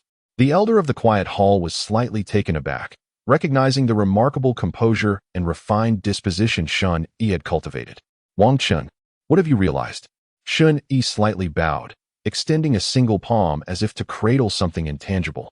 "I have realized that the Buddha resides within the heart." He pointed not to his heart, but to the center of his brow. The elder of the quiet hall shuddered as the tranquil lake of his Buddhist heart seemed to ripple with sudden intensity. "Please, be seated." The elder nodded slightly, settling before Shen Yi's writing desk. Shen Yi likewise lowered himself to sit. The surrounding monks engaged in hushed discussions. Has Wang Chen truly attained understanding? Is the elder about to engage him in a discourse on Buddhism? What constitutes a discourse on Buddhism? Previously, I had heard a storyteller in the town mention that we monks must learn to speak in ambiguous terms that are difficult to comprehend. Alas, such words often serve to mislead. To propagate the teachings of Buddhism, one must convey profound concepts in simple and clear language. Only then can the path be truly broad and accessible. However, I have witnessed that the elder of the quiet hall's discourses differ. They do not utter a single word, and one cannot discern when they begin or end. At that moment, the elder of the quiet hall brought his palms together, producing a soft sound, Amitabha. In an instant, it was as if a radiant light of the Buddha blossomed between his hands, enveloping Shen Yi in an intangible wave of spiritual energy. Shen Yi felt as though the world before him suddenly brightened, transporting him to a transcendent realm filled with dazzling Buddha light and ethereal clouds, a sensation that struck him as both familiar and strange. As if the system had drawn him into a profound space of meditation, there was a remarkable similarity. Suddenly, before Shen Yi, a resplendent golden Buddha materialized, and a majestic voice resonated. Forget the mundane. Your Buddha nature begins to take form. Look to your diligent practice, and you shall attain enlightenment. This voice permeated the air, echoing like thunder, cleansing Shen Yi's body and mind, and in an instant, he comprehended his current situation with clarity. He gradually turned his gaze inward. There existed a nebulous light of Buddha, fluctuating and unstable, as if a mere breeze could scatter it. This represented his understanding of Buddhism. Of course, this was merely the first step into the realm of the Dharma. Only through diligent practice and contemplation could one, like Elder Jingtang, refine the essence of Buddha into the form of the Buddha itself, forging an unwavering and enlightened heart. However, Shen Yi did not aspire to be a Buddha. He transformed into a seed of Bodhi, nestled within the soil of consciousness. It is said that the Buddha meditated beneath the Bodhi tree for 49 days, achieving enlightenment. I wish to emulate the Buddha. One day, the Bodhi shall grow into a tree bearing fruit, and a delicate Buddha heart shall emerge. Thus it is. The Buddha's voice resounded, and the golden realm of the Buddha faded away. When Shen Yi opened his eyes, he beheld the kind and gentle visage of Elder Jingtang. Forget the mundane. You may proceed to the Arhat courtyard. The following day, Shen Yi reported to the Arhat courtyard. By this time, it had been over 4 months since his arrival at Tianxin Temple. He had acquired the skills of the Vajra Palm and the Dragon Claw, and had entered the realm of Buddhist teachings. The remaining time for his profound practice was 24 years. The martial world remained tumultuous. The angry Tide Gang had been repelled by the giant whale gang. Ji Songyun, once silent, suddenly made a stunning impact, slaying the 4 guardians of the giant whale gang, showcasing his prowess in the external gang realm. On the Kirin list, he rose to the 21st position. Chapter 91. The passage of time. Xie Xiaolu was responsible for supervising the Eastern Counties Pacification Office. 24 senior officials, including the pacification envoy, Chu Qingyang, were dismissed from their posts and expelled from the Shen Yi Guard of the Pacification Office, left to wander the martial world. Some, indignant at Xie Xiaolu's ruthless actions, gathered a group of dismissed individuals, intending to rise in rebellion. Under the cover of night, they launched a surprise attack in the county's alleys, only to be met with Xie Xiaolu's single gun, annihilating them all.